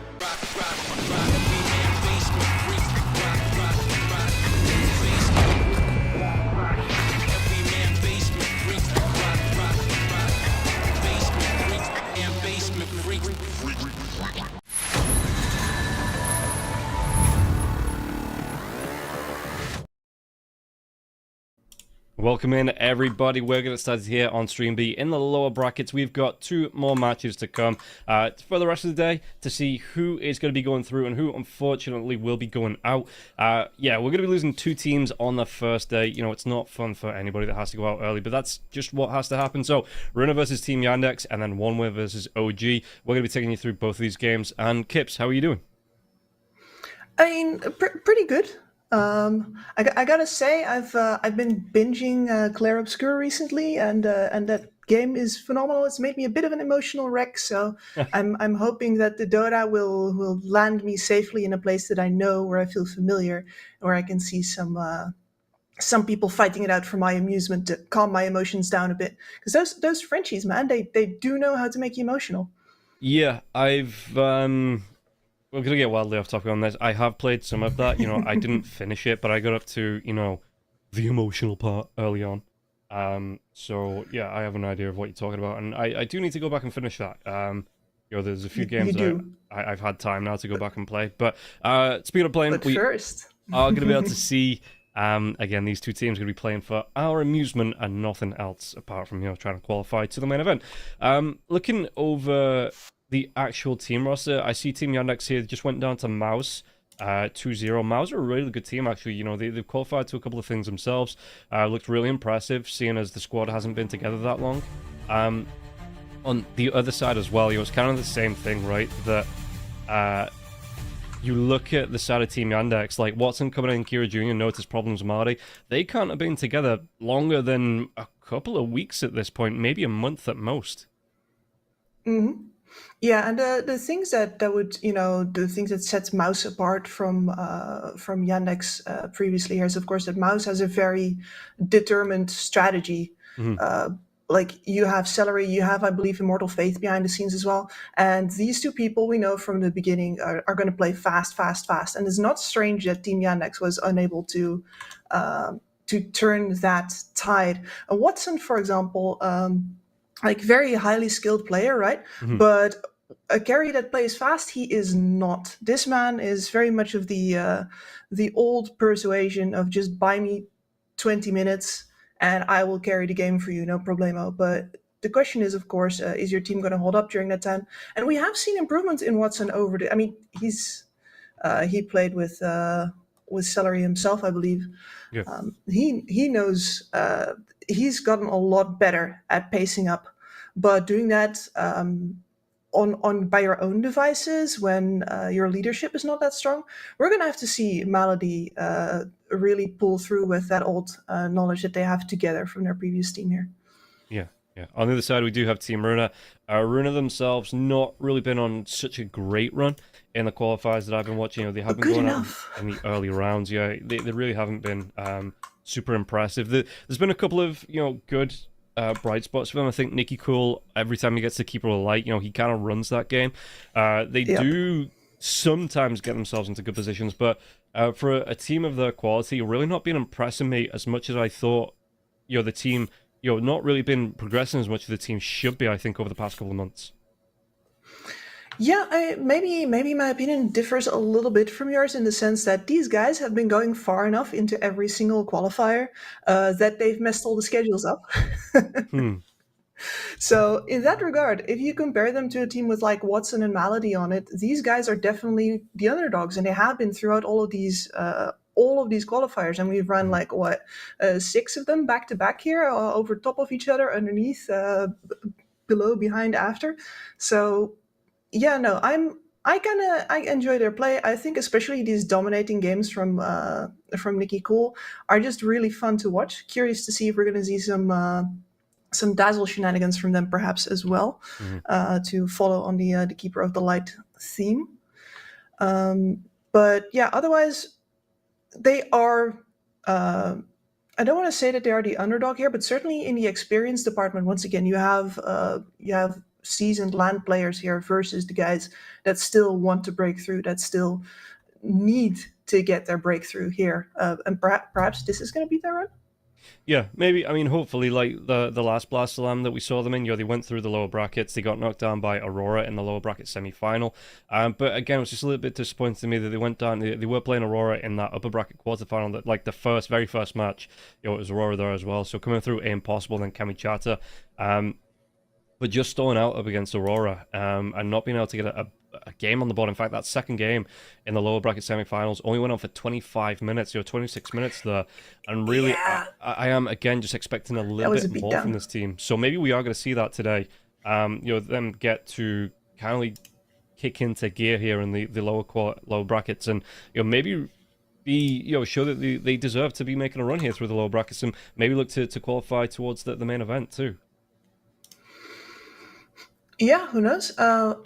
I mean, for me, they're like that last loss as well. Like they were clearly demoralized because we were casting that one together, weren't we? Yeah. Like they had really given it their all in game 1, received an enormous beatdown in game 2, and I think they might have had still one other qualifier match game to play that day. Yeah, they left mid-match in one of the open qualies. I think there was a best of 3. They played the first match, came and played this best of 3, and then had to go back and finish off the other best of 3. Yeah. So yeah, maybe again, I've been talking to a few people about that as well, that it really didn't show the players in the best light, in the sense that, I think one of the managers was actually talking about it, saying that, their team played 17 hours and 15 of that was in-game, and they only had like 10 minutes, 15 minutes downtime, like to get food, to get drinks, to get themselves, just even to get up and stretch. So maybe with a bit more breathing room here, the teams are going to be able to put on the better faces, the game faces,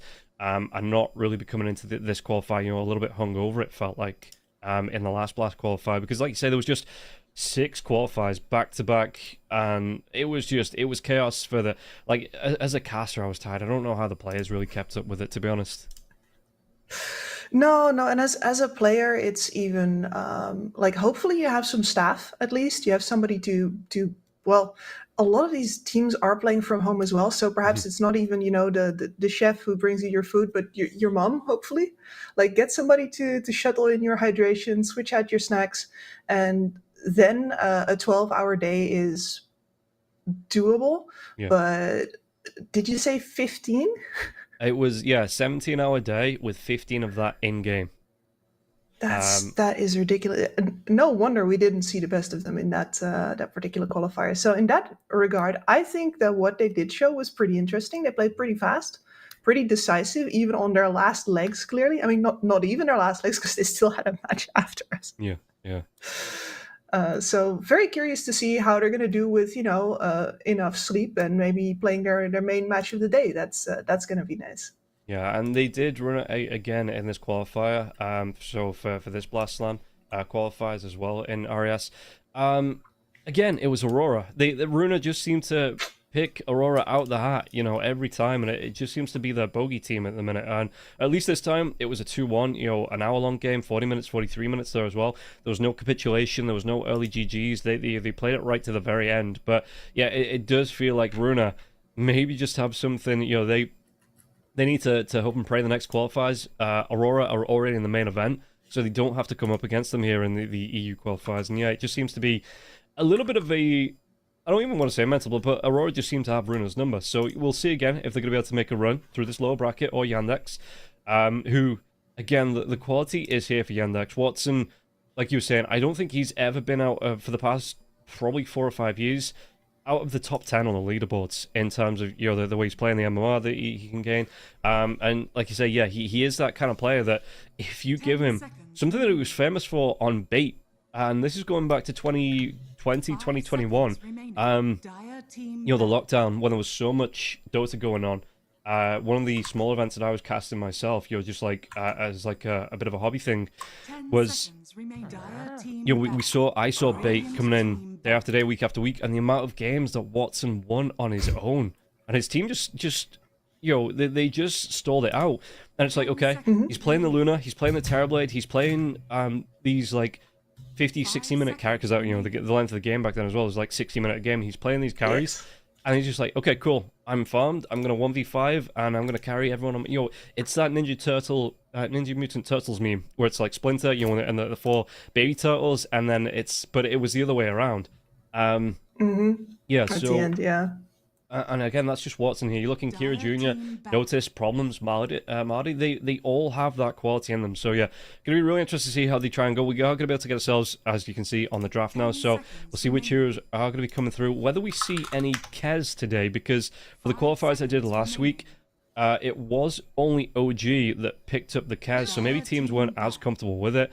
But I know Shad, again, loves the Kez, and he got through in one series, and then the other 3 series straight up banned out. So we'll see here if either team, again, coming through thinking Kez is going to be a strong hero. Maybe we do see that on the stream here coming up today.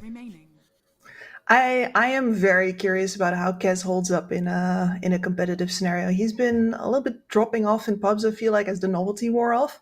Yeah. So this is definitely going to, at the very least, stimulate people to give him a proper shot in pubs again. Because now it's time to invest. This guy is in. You're going to, at the very least, need to know how to play against him. Yeah. And I'm personally very interested because there are not a lot of scaling physical AoE heroes in the game.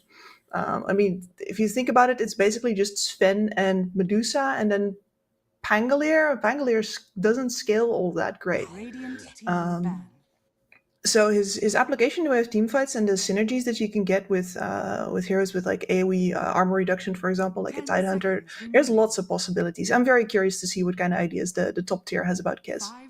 Yeah, and again, that was something I was talking about kind of on my own last week, that the Kez coming out, like you say, how does that adjust the draft so that it seems like the tier 2 teams, the teams in these kind of qualifiers, the teams that are playing in these to get to the main events, really did respect the Kez on certain players that obviously they're playing in the pubs. They recognize who is a good Kez player, who isn't.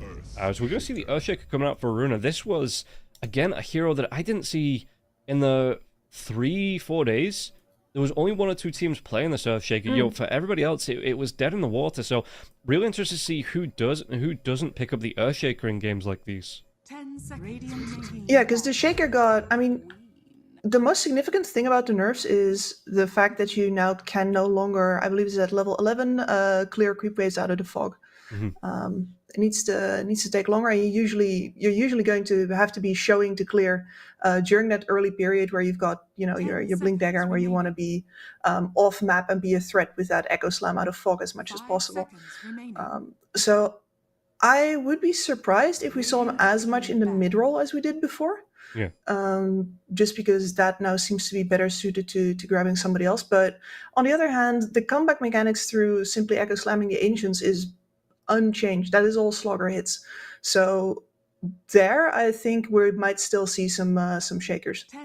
Yeah, it does feel like it's being played more from the the tiny kind of pull that I've seen of the Earthshakers. It's more of an off-lane hero than a mid-lane hero. Like you say, it does feel like the mid lane, it takes a little bit too long to get going. It's a little bit more risk. So yeah, the Earthshakers I did see were playing that off lane. So we'll see if it is. I mean, again, I think up against the Queen of Pain, you can't block her out.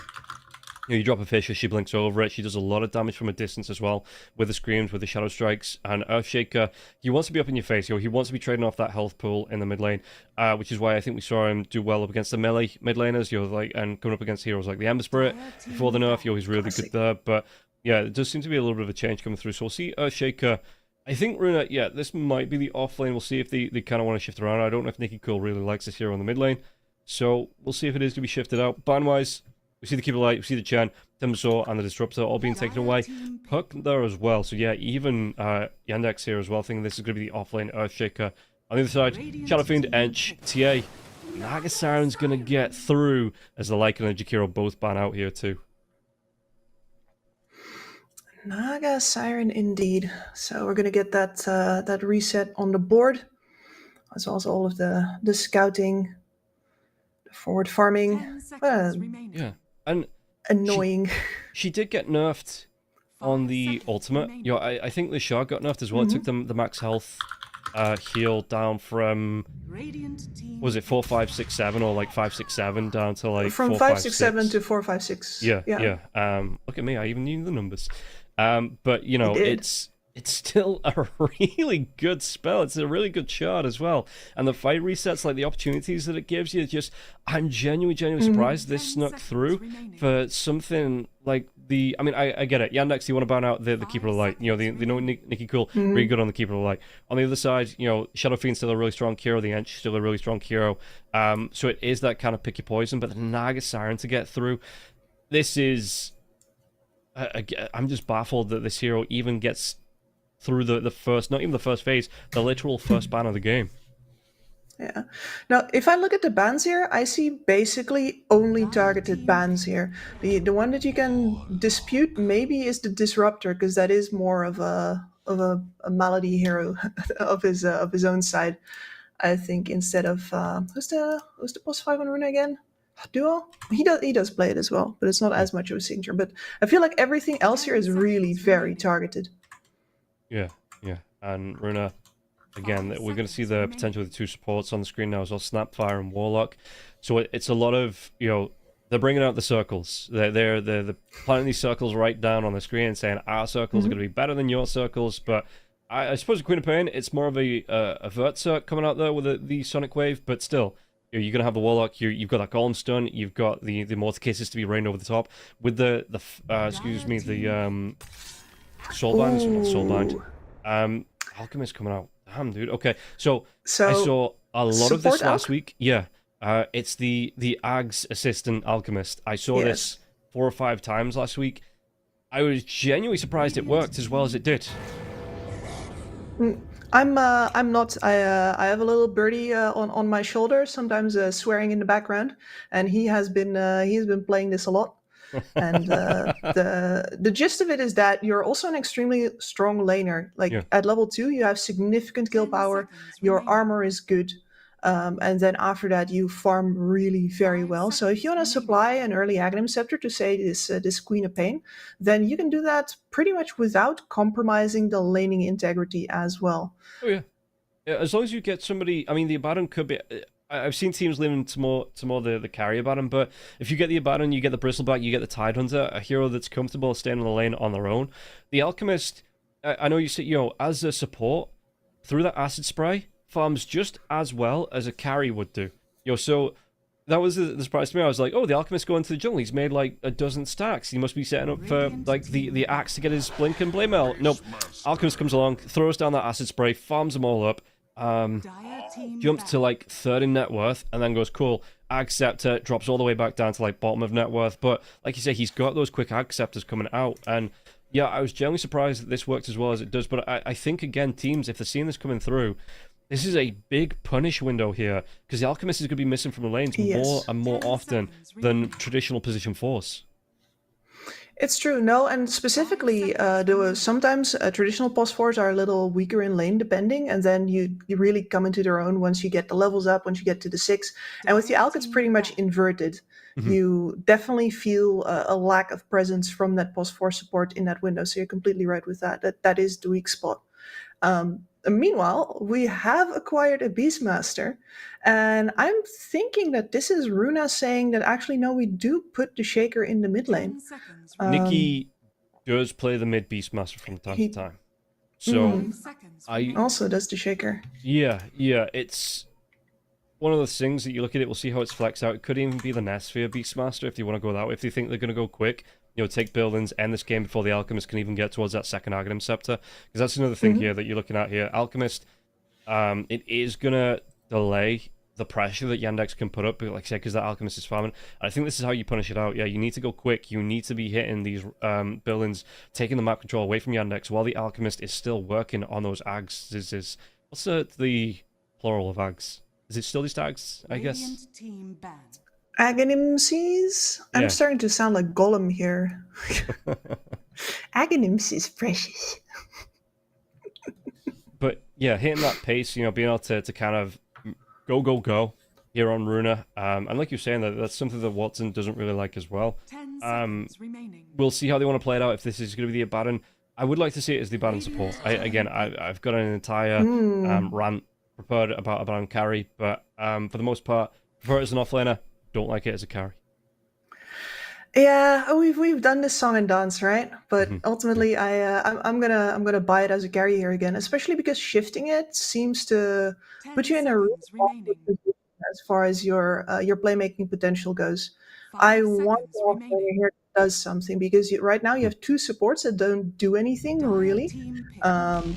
And you're going to have a Queen of Pain that would really rather follow up on somebody else going in first. So, yeah, you can do that with an Abaddon. You can walk in first, but they can simply decide not to take the bait because an Abaddon has no latch possibility. You have no possibility of making sure that they stay 10 here and seconds fight you. Is there anything And that was specific you're the- looking at then? 5 Any, seconds like, remaining. again, the Tidehunter, the Axe, Bristleback, anything like that you think is going to sit in that, especially with the Terrorblade being up now? Is there anything you want to sit them in the lane with this? I'm okay with the suggestion of the axe here. The problem is that the TB makes a lot of these possibilities. Between the TB and the Shaker, it's so hard because normally I would immediately go like, oh, Centaur. You need an offlaner, you need engagement. I say Centaur or Slardar perhaps. But both of them get really messed up by the fissure. They're so positioning dependent, and once you get stuck into the fight, you ideally want to be able to maneuver around freely, and the Shaker is going to deny that opportunity to you. Okay. So, was not Okay. expecting this at all. No, me neither. But they had no answers to the TB on the table. I mean, the Quap holds up for a while, but after the Skadi, and I think that's the problem with this entire lineup for Yandex here, is after the Skadi, every single one of them starts to cry. So at the very least, when you grab the Darkseer for yourself, you can make some opponents cry too. Yeah, and it is going to be Nikki Cole on the Earthshaker. How much do you like this up against the Queen of Pain now? Because again, the recent nerfs coming through, Queen of Pain still being a strong laner, being able to do that, like just be able to play at a distance here as well. You think Nikki Cole, is this just kind of a sack lane for Runa, or is there a way to make this one work? Is it a case of, setting both supports in because you know that Alchemist won't be able to have as much lane presence? I mean, the nerfs to the Aftershock are not that significant. We're talking, like, I think 20 damage nerf at the max. So, yeah, it's going to be annoying. It definitely is going to mess with your last hitting. But as far as, like, the amount that Queen of Pain was going to slap you around anyway, not much is changing there. You're still relying on your Slogger to get through this lane. So, it's not exactly favorable, but you have the known comeback mechanism. And you're not going to get completely kicked out of the lane. The hero was not nerfed that hard. Okay. Well, we'll see how it's going to play. Both teams have their lineups on board now. You're on the screens. So if you're looking at these two, who are you preferring going into this game? Who is just screaming winner here in this first game to you? Listen, you know me. I like my go-getter lineups, and there's a lot of playmaking possibilities on Runa right now. And Yandex, yeah, they seem like a tough cookie to crack here because this is very passive. This is very sit back. If Runa at some point lets go of the tempo, I'm not sure that they're going to come out on top in the end here. Then it's in the hands of the Terrorblade, who does still have a really good game here, apart from the Darkseer. So if he can work around the Vac wall, I think in both phases, honestly, Runa looks to have the better draft. Okay. Well, the odds are on the screen, so if you guys and girls at home have your own opinions, you can get yourself over to the 1xBet app or that 1xBet website. Use the promo code 1XRLGEU and get yourself up to 100% bonus on your first deposit, available on both the app and the website.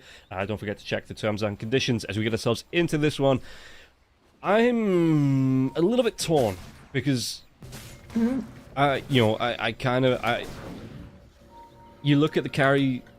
You know, I'm kind of like, okay, Watson probably has a little bit of a leg up here, but he's playing on a hero I really don't like.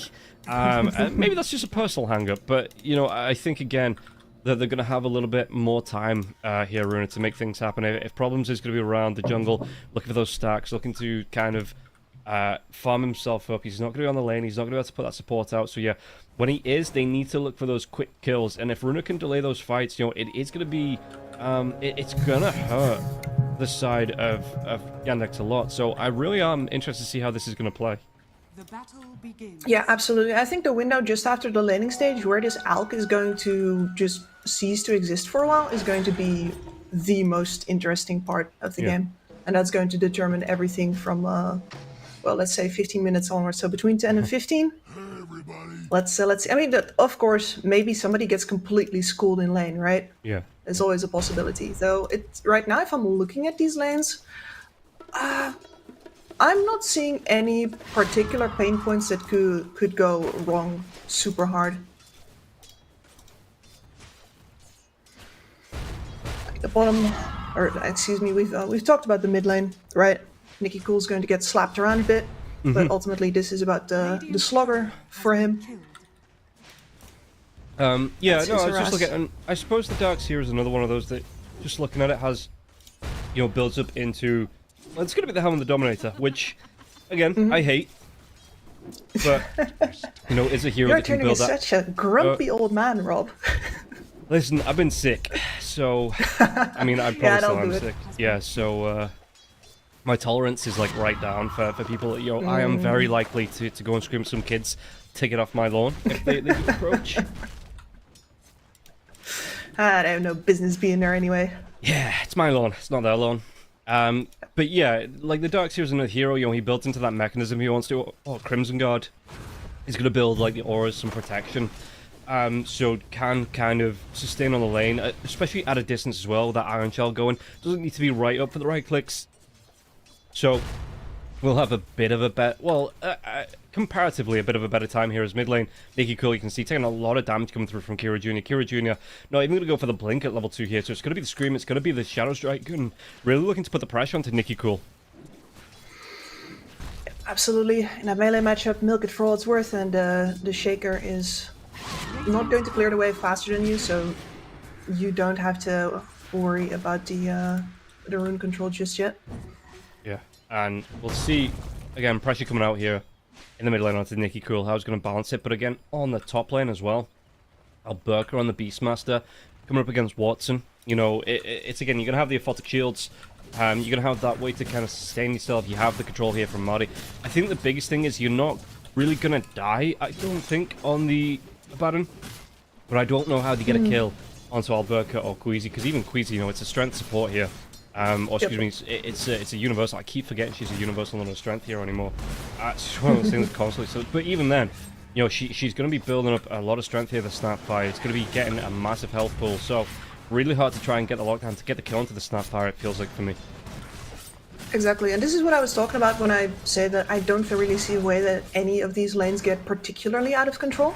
You can certainly, like, between the Naga and the Abaddon, the amount of sustained pressure that you have, the amount of, especially the illusions that they'll have to deal with constantly, is going to present a problem. You can also see that the Snapfire here, normally we see a point in the little shredder at this point, but with all of the illusions around, you can't actually rely on that to trade well.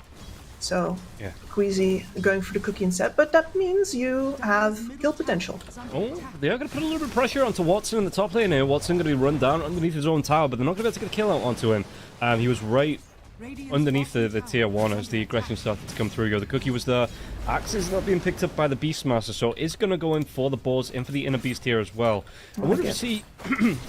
Excuse me, again, was sick. But if we see any value points here in the axes at all, or whether it is just going to be the inner beast. Yeah, maybe the one just for stacking. Depends on how busy Queasy is going to be with running around, because somebody does need to stack the triangle and find out that currently both of the camps are blocked. Well, it looks like that might be Nicky Cool as he does come up to the high ground here. He's going to pick them out. Fisher comes out now as well, but Problem's going to run down. The unstable concoction will come through into that acid spray here, so it looks like the first blood going to be going the way of Kira Jr. Really good pickup there. Nicky Cool just could not get himself away. He didn't block the entirety of the stirs off. Just tried to throw the stun out onto Kira, and Kira carried on chasing it. Just let the Alchemist freely run up there with the unstable concoction.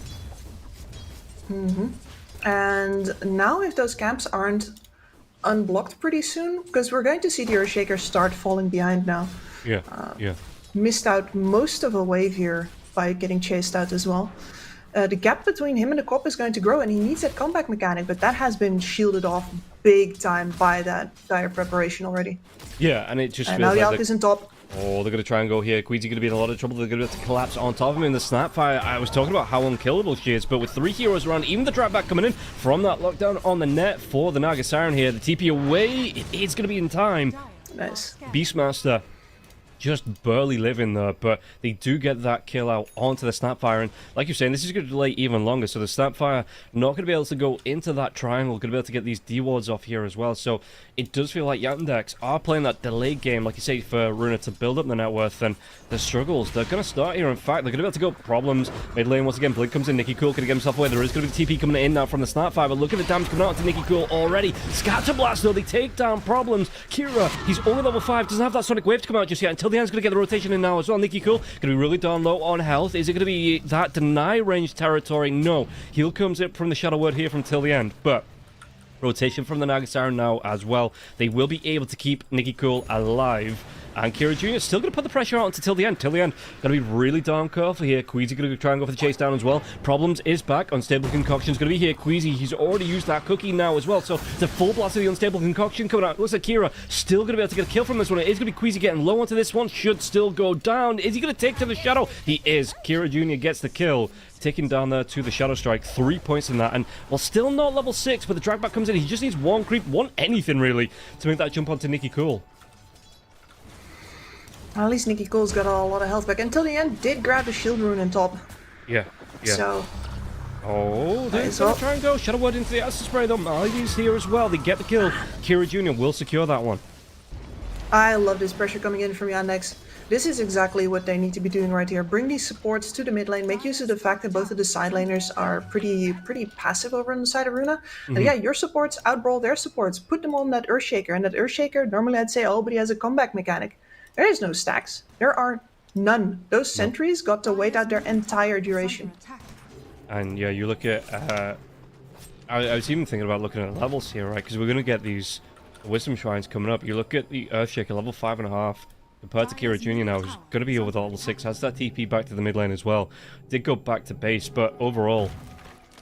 You know, the Queen of Pain is starting to get ahead now, and this is where it gets scary, because like I say, the Earthshaker is going to be looking to catch up, but once that Sonic Wave starts to fly through as well, the Queen of Pain is going to start to look for the rotations, look for the ganks. How and where?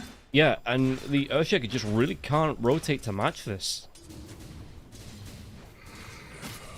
He cannot. So for me, I mean, part of the salvation must lie in this top lane, right? You've got this Beastmaster. He is very close to the Helm of the Dominator right now. That is where Watson is going to have to either bring in backup or abandon his lane. Well, here's the backup. Yeah, Sonic Wave comes through. There is going to be the roll coming out from Alberca, though. Look at this one. They're going to try and go onto Alberca. Alberca not going to be able to get himself away. 4 heroes for the side of Yandex, putting the pressure out onto the Beastmaster, and nothing that Runa can do in reply. Because again, the Earthshaker, no quick way to rotate. Is going to be trying to go towards the rune. Invis rune comes out. He has that Echo Slam. But again, there's going to be no stacks, because... they're going to be farmed up by the Alk, so the Alk's going to be, you know, okay, only 10 last hits, there's no stacks coming out, it looks like, from anywhere.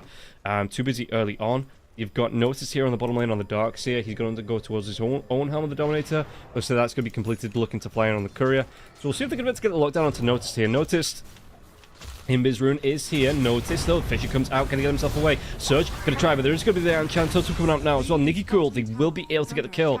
And Notice just way too far out of position for anyone on his team to come in and support him. Yeah, I was in a position to go flank on the mid tower, but there's currently nobody defending mid tower except till the end, trying to scrape together some EXP. Yeah, and sod stacks. Why do you need to farm stacks here? Problems is farming heroes.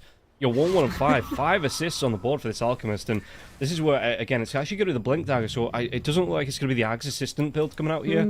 For the Alt Quick, they are purely using him here for the gank potential, for this setter potential. He can go back himself out, so the Self-Stun comes through from the Alchemist, and yeah, looking at this 10 minutes in, you can see that, okay, the Dark seems to be right up there in terms of last, it's 61 minutes. And don't forget, everybody, it's going to be on the board right here. You can click the pin message for the promo code 1XRLGEU, as it looks like in the mid lane, once again, till the end could be taken down. So the promo code 1XRLGEU, you can use that on both the 1X app or the 1xBet website. And if you think you know which way this game's going to go, as Nicky Cool, can he get himself away? You can use that one on both the app and the website. Get yourself up to 100% bonus on your first deposit. Sonic Wave comes through. Silver's the unstable concoction here now as well. Jump comes in. Nicky Cool goes down once again. And I've got a sneaking suspicion I kind of know which way this game's going to go. As Runa having a really hard time. Song comes out here for Marty. So Marty, do you want to set up for the Beastmaster? It looks like they do. Problems going to be hanging around now as well. Unstable concoction coming through onto Alberca, and Alberca absolutely... Okay, there might be a slight chance, but again, there is going to be the lockdown coming through from this Naga Siren as well. Watson, he's got the shield coming out, and Alberca, he's surely not going to get himself away from this one. No, he doesn't. Malady gets a kill. In fact, Nesria tries to run himself in to help out his teammates here, but Watson going to try and run him down, and Watson doesn't have the point with borrowed time just yet, but he does have it if he needs it. They're not going to go any further than the tier 1 tower, but still really good fights for the side of Yandex.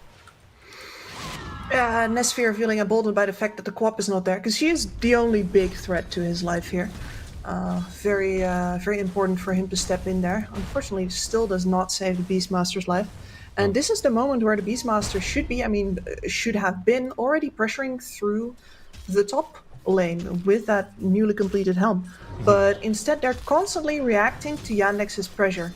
Every time they show up somewhere, and Runa has to run and do something about it. Radiant's bottom tower is under attack. Yeah, it does feel like, again, they are kind of... They're playing the push-pull game on the side of Yandex. And yeah, Alberca, like I say, this is where you'd think the Beastmaster will be up to the tier 2 tower by now. Do we have another fight coming through as well? No, Self-Stun coming in for the Alchemist, so he's looking to actually farm out onto the creeps. But it looks like they want to try and get involved here. Problem's going to run himself away from this one. Might not even need to. Cookie comes out. Kira Jr. might be the target next here for Nicky Cool, but Nicky Cool not going to be able to get on top of the Queen of Pain. Queen of Pain was already able to get themselves away. Good ward down here as well. So Runa just backing themselves away when they see that Yandex aren't backing themselves out of the Radiant jungle. But this does mean they are going to be pressured away from these farm spots. Yeah, this entire area is lousy with dire wards. And that means that Nicky Cool now once again deprived of any safe places to farm that Blink Dagger. And the Blink Dagger is what they need to turn the tempo here, right? That is where he can disappear off map and force Yandex to not just run wildly into the woods and do whatever they want. Yeah, I'm hearing a... Do you want to set up for something here now as well? Because Melody's just getting the end snares around the maps onto the creeps as well, just doing her own little thing on the Naga Siren. But yeah, I mean, the songs have come back up, so if they want to try and make another move here, Marty could look to set up for a fight. He's been able to make these twice. The end snares have been really good. 3 points in the deluge here as well, so it's just a lot of damage that can come through from it. Again, so surprised this support Naga Siren got through, and they might be able to go into Alberca here. Alberca, can he get himself away? There's going to be the deluge coming out. Alberca, there's the ensnare reeling coming through now as well. Do they have enough control though? Alberca, can be slowed down, not killed off. The unstable concoction was just a little bit late, so Alberca will be able to get himself back to potential safety. Oh, he's fishing. The backup has arrived. They have a golem they want to drop, but no dice. This is good though. This is much more the kind of playstyle of the Beastmaster wants, which is either be left alone to your own devices and farm up storm, or pull a whole lot of reactions from people who can't actually kill you. Yeah, because you've got more animals. The teammate tip coming out here from Problems, you know, I like to think that's because he forced out the multi kisses here. Oh, mid lane. They're going to try and go into this one. Song sets up once Guys. again problems though. He has that unstable concoction coming out. Who's he going to try and throw it on? It's going to come out onto the Earthshaker. TP comes in from Watson as well. Watson's going to try and get involved in this fight. The blink comes in from Kira Jr. Do we have enough to get this kill? Nicky Cool going to be locked down in the net from the Snare here. And it looks like it will be with the acid spray here as well. Watson gets the credit for the kill. Can they go for any more onto this one? They don't have that Sonic Wave. You know, the borrowed time's just been popped as well. No wall. So big spells on cooldown. I think they're going to be happy with a 1 kill onto Nicky Cool. And then back themselves away on the side of Yandex. Yeah, that is not exactly the Blink Dagger reveal that you wanted. I mean, it should not come as a surprise at this point. We're nearly at 14 minutes. They definitely knew that the Shaker was lurking somewhere. And I believe that he did use his slam to farm some camps with as well, so it was just a simple enchant totem into fissure. And it's just not enough. No. And now look at this as well. Problems. He's setting up for his own little farm camp here in the Radiant corridor of farm. So make sure he doesn't take anything away from his own cause. And if he goes down here, it's like it's not a big So issue, far right? forward. It's just a support alchemist. Blink Dagger into it. It is going to be the Axe coming out after the Blink Dagger. So he doesn't want to use that Blink Dagger to get aggressive. But then after that, yeah, going to go back to this Axe assistant build and really start to help out his teammates. At the very least, the top lane finally falls, and interestingly enough as well, the mid lane tower is still up for Runa too. So even though they're quite far behind on gold right now, they're very far behind for this point in the game, they still have a possibility to hold on to their map positioning if Yandex doesn't feel like pressing the issue right now. Yeah, and we'll see how quickly Yandex want to play this one, because again, the Terrorblade is fine, the farm. We take a look at the net worth overall.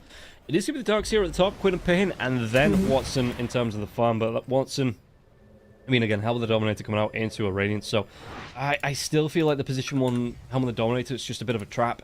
The stats are okay. I get it. The health regen's nice if you're under pressure. But it's just a big gold commitment there that slows you down. Building, 2.5k gold. It is. That's halfway towards your Radiance. Sure, but in this match, for example, that top tower was still up and it required several heroes. Would Watson have been able to stay in that lane for that long if he didn't build that dome? Yeah, maybe. I just don't like the hero. I don't like the item. Personal bad. Understandable. I think I've been watching too many. For Baron. Yeah, too many what? I've just been watching too many Faces Forward and anti-mages go for it that like slow down the Maelstroms and the Battle Furies, and it's like it just doesn't seem like a good idea for the pause ones to me. Roll coming out. Mortikis is going to rain down now as well, so they are going to have some fried fish on board here. Queasy getting the kill out onto Marty, just missing out those chips. Would have been a good tea here. I mean, we're looking at Friday. It's a Friday, so we're looking at Chippy Tea Night as well. And good kill coming out from the side of Runa. You know what? I've never heard that before. Look, I suppose there's not a lot of chippies, proper English chippies outside of England. Who would have guessed? Yeah, Finland's pretty short on the chippies. The fish also not all that much. A lot of this country is inland, so I'm getting educated here. Yeah. I mean, it doesn't need to be fish. It's Chippy Tea Night, but it could be pudding, chips, and gravy. Could be sausage and chips.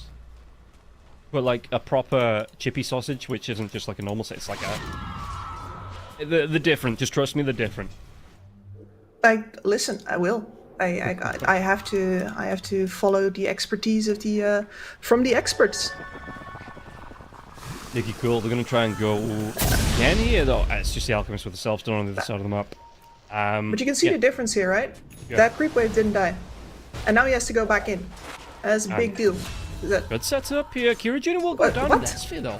When he get caught out in the Radiant jungle, just way too far away from the rest of his team. That was bold. I guess I want to say here, they are going to drop the rocket. They're going to try and get the kill onto Marty. Marty though sets up with the song, so he's going to be able to instantly reset. And hands up if you didn't see that coming.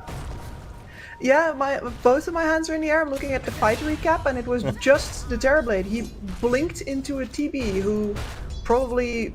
No, he didn't even pop meta. What? Meta's off CD. Was there a... It must have been a Sunder play. Yeah. So Okay, I guess so the he Terrorblade went was on the low from TV. farming. Yeah. Yeah, well, the Dagon on the Quap, and she used ult. So presumably he miscalculated, got Sundered, and fell on his face. Well, it's one of those, you learn your lesson, and you hope you don't repeat it. Listen, I know you can't see body language in the game. Well, you can sometimes, but listen, Earthshaker doesn't have any body language, but I feel like I can see Nicky Cool being grumpy about needing to walk back into these waves to clear them. Yeah, he's not quite that happy here. Alberca going to be able to pick up onto the Aegis. They're going to fight this one, though. It looks like they do. Alberca going to be trapped inside that Roach Pit. Can they go? Looks like a lot of damage coming through with the Stable Concoction now as well. They get the lockdown as a problem. Problems will fall here. Do they go for any more? Borrowed time coming out. The wall is down. Kira Jr., he doesn't have that Sonic Wave up for another 24 seconds as well. So Watson could be in trouble. That borrowed time already been used here. Watson going to be whittled away. And the multi-kits are going to rain down now as well. The shield, it doesn't last for even a second here. Getting burst by those multi-cases. And Queasy will be able to get a kill out onto Watson. So now it looks like Yandex, after being so in control for the past 15 or so minutes, are going to be on the back foot now as well. Do they have the lockdown coming through? Quinn and Payne, it's a lot of downs with the Echo Slam as well. We'll be able to get the kill onto Kira Jr. and maybe go for more. Tier 2 tower could be in danger here, as you have such a massive... Look at even the creeps coming through. You have the little skeleton warriors coming out now as well. This tier 2 tower is in... Well, the fortification comes out, but it was in danger. Yeah, absolutely. And this is why I bring up things like those towers. Like, Yandex let 2 towers go that they didn't have to lose. They were 6k up at 15 minutes. And I know I said that the window between 10 and 15 was going to determine the game, but they didn't actually do anything with the 6k lead that they had. They didn't keep on pressuring. They didn't take down any more of Runa's towers. And now Runa hasn't just equalized. They've got that Aghanim Scepter on Alberca. They've leveraged that into an Aegis. And now the gold differential is pretty much equalized. This game was not supposed to be here at this point.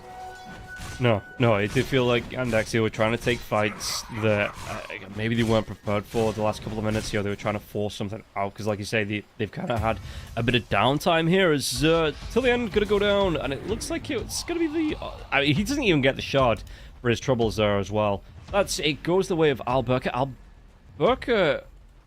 What? How low? Oh, okay, Snapfire already has their shard. I was just looking through the shards now, thinking, yeah, so the Earthshaker already has theirs. It's like, it's usually between the 2 supports. How is the top net worth hero got it? No, wins the lot, but yeah, no, the Snap and the Shaker by their own every time. Alberca, Roll comes out here. They might be able to get another kill onto Maldi. Maldi going to try and get himself away the shield. There's a little bit of work here, but Maldi will still go down. Borrowed time from Watson. Watson can run away from this one. Fisher going to trap him in place. So that borrowed time, once again, not going to even really be super useful here. Watson. Sonic Wave does pressure onto Alberca. Alberca, though, that Aegis hasn't even popped yet. And the Echo Slam, once again, they take down Kira Jr. Watson trying to run himself away from this one. Where's the blink? Where's that gap close to Fisher? It will do the job. And the Aegis did get broken, it looks like. But overall, that's still 2 cores and a support going down the side of Yandex, and only the Beastmaster for a second or so. He tripped and got himself back up here. Yeah, and I think I know what happened here, because the Alchemist backed out of buying a Blink Dagger, and instead he farmed Axe for the pop. So this was the Axe reveal. That is one of the reasons they let the tempo go for this Axe reveal right here. Was that worth it? I don't think so. No, you can see the net worth here. 4k in favor of Runa now. So in the last 5 minutes, it's a 10k net worth swing between the 2 teams. You can see the Alchemist, I mean, in general, you're always going to be right back down at the bottom of net worth here, but it'll be harder once again to try and get involved in these fights without the Blink Dagger. And not really worth the sacrifice to get the Queen of Pain up to the top. I think this is, again, that... we talk about heroes that don't play well from behind. I think the Disruptor is one of them support-wise. Shadow Demon can struggle a little bit too, but the Alchemist, I think, is the ultimate cannot play from behind hero, support hero, right? Because really all you are doing, if you don't have that Blink Dagger, you kind of run into the fights and go, don't worry guys, I've got my unstable concoction coming up, but I just need to walk myself in, and if anybody locks you down, you're kind of stuffed. Isn't it? Speaking of Nicky Cole. Well, that's a nice pick-off. Oh, the Glimmer Cape! Is he even kept alive here? Can he get himself away? No. Jim comes in, Kira Jr. should be able to get the kill. He's going to try and do his best, but he will go down. No, that's a very necessary pick-off, because Nicky Cole was in the process of catching up to Watson. Yeah. Watson has not had the best of time so far. Most of the farm priority has been going to his other 2 heroes, core heroes. He's been mostly on top, stopping off that Beastmaster, but now that the Beastmaster's rolled out of control, Watson's a little lost, and the rest of his team is not really buying him any space. And again, in the fights, to me, the Abaddon as a carry, when things are even like this, it just doesn't have as much. You look at the Terrorblade, you've got the Sunder come through, you're going to have the Metamorphosis right-click damage. Whereas Abaddon, really, what's he doing? He's throwing shields out. Okay, he lives a little bit longer, but if he's not putting the damage out, that life doesn't really matter. It just means he gets kited out on your left till the very end here. So Watson, we'll see how he's going to try and turn it around onto the Abaddon, but for me, okay, Nikki Cool, there's going to be the vacuum back now as well. Sonic Wave comes out, can get another kill out onto Nikki Cool. Nikki, though, Lemon Cake's going to come through once again here. Raw is going to be out. Can they get the kill out onto Watson, though? Watson's going to get really down low. Chase down onto the Darks here as well. Darks here with the multi-kisses raining down. Alberca will be able to get the kill. Watson, bar time is going to be popped. If they have any control come out, Watson going to try and run himself away. Imbi's rune here as well.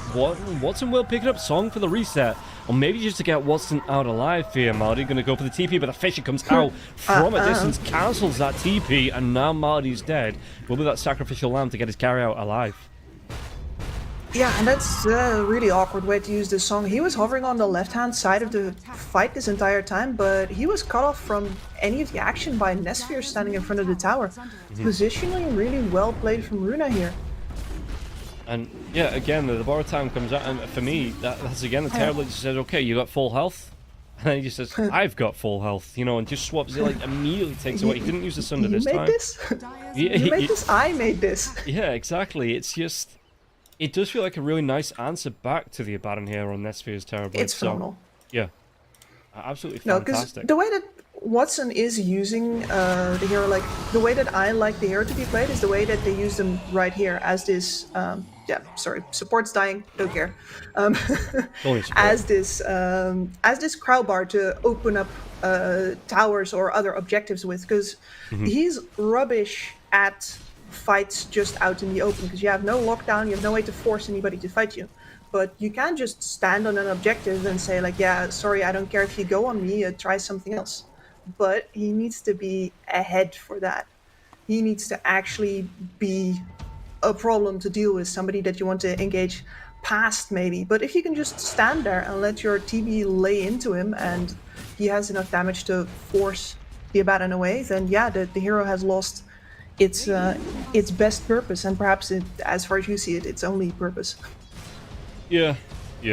So again, no other choice. Here we go. Run out of building. Fisher comes through now as well. Watson, is he going to be able to, like you say, pressure out into that building? The Aphotic Shield does come through. He does have at least, you know, building towards that Manta style, but of all the cores, he's going to be second lowest, because the Earthquaker here, Nikki Cool, is going to be the lowest of the cores. Overall, they are going to back themselves away on the side of Yandex, and this is kind of, again, breaks that momentum that they do have, and it doesn't allow Nesphere just goes back towards the top lane now as well. Has that Manta style of his own, can build up his own illusions as well, and put the pressure out onto the buildings before coming back to support the rest of his team. Yep, and Nesphere, I mean, we talked about the Skadi in the draft, but that is... Yandex is caught between a rock and a hard place now. If they play passive, they're going to let Nesphere get to the Skadi, and it's going to absolutely ruin Watson's game again. But his game is already pretty tough. We've seen him try to make moves on these towers, and it's not working out for him. No. So that's the hard place here. Are they going to pressure more, even though currently they're not in shape to win the fights? Oh, well, There's good positioning here, though. They are smoked up, but yeah, like you say, that Skadi is out now from Nesphere. Kira do have a lockdown. Sonic Wave comes through, and yeah, they do next week. He's going to be able to get a quick kill out onto the Queen of Pain here. Watson going to try and do what he can as well, but does he get himself out of this one? He's trying to go in. Tekken coming through. Really nice Acro Slam once again. Watson, the borrowed time comes out, but again, Nesphere. Oh, he's already used the Sunder, though. Nesphere doesn't have it, so not going to be able to steal away that second life from Watson. Watson, again, the Aphotic Shield comes out, so the Cookie trying to keep Nesphere going as well. The Raw coming through onto the Darks here. Song, though.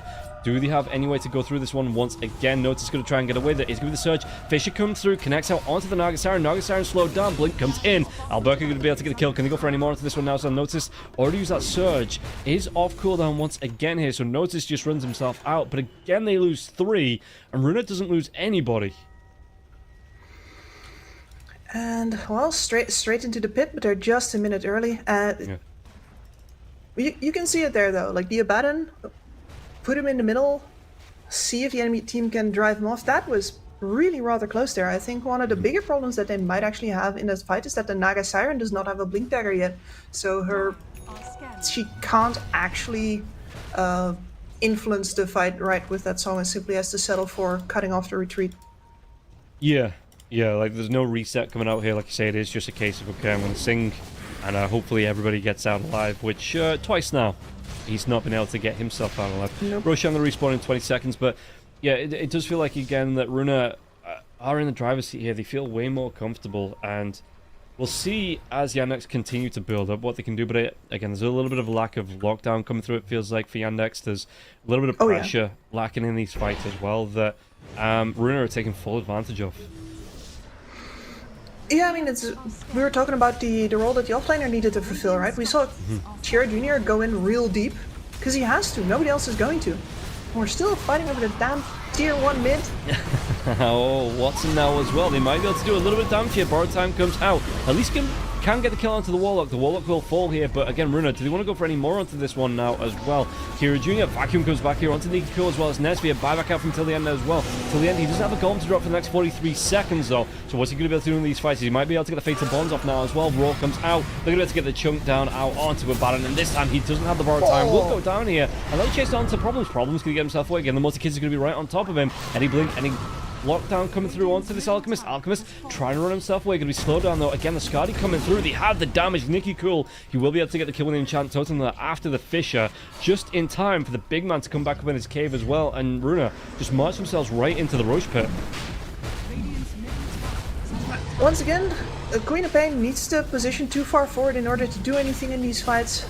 Yeah. Alchemist, the fresh Blink Dagger, not really enough for him.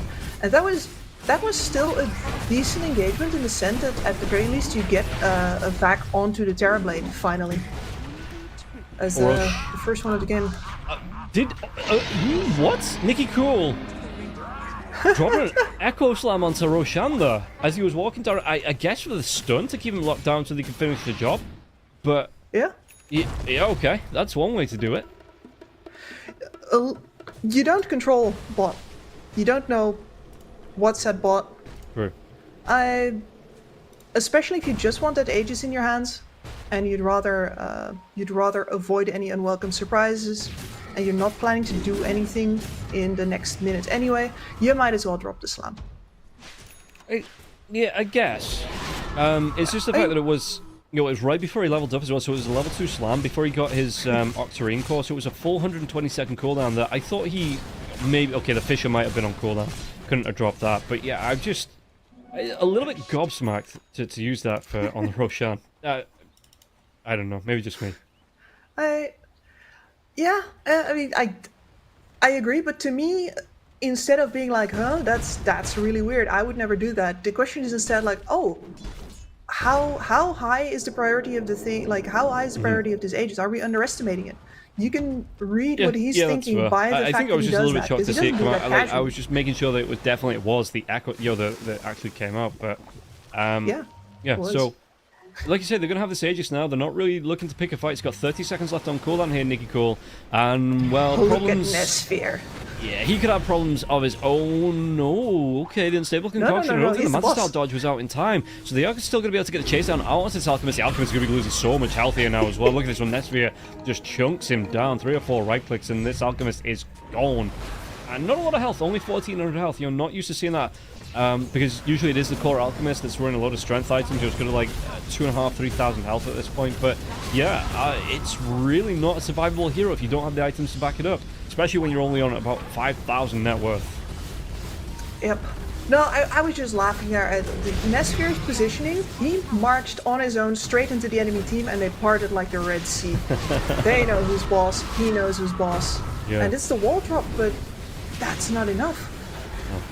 And yeah, you look at this one, they're going to have to take a lane of action. This was only a T2 tower in the bottom lane now as well. So with this Aegis, Nesphere's not shy about coming forwards into the base. Kira Jr., the Fisher comes out now as well. Is there going to be the Roar coming through now as well? There is. They get the kill. Yeah. Kira Jr. is going to be dead for just under a minute now. Notice trying to get himself away. There is going to be something coming out here from the Terrorblade here. Alberca though, going to get fully low. No, the Fisher is going to stop himself with concussion even with that Echo Slam here. And the self-stun onto the Alchemist here. Borrowed time for Watson. Wall is down. But Runa just walking themselves away from this one. They've done absolutely everything here to the side of Yandex, and Yandex not been able to fight back just yet. They've not thrown the multi-kisses, but not really needing them in that fight. No, just keep them in your pocket, and that's. rinse and repeat. Your Terrorblade is level 22. And he is... I wanted to say he's the king of the field, but that's not true, because Alberca's net worth is still higher. The Yeah. Yeah. Beastmaster is only a, slightly. is It a has hero, just man. kind of crossed over there. It's finishing up Nullifier right now, I believe. But you are right that, yeah, Nullifier is queued up. That, Runa, they have this Aegis for another minute and a half as well. They could definitely go for this tier 2 tower and really start to pressure Yandex back and, choke them out inside their own base. Yep. When you have this many blink daggers, when you have this many stuns out of the fog, Yeah. that is...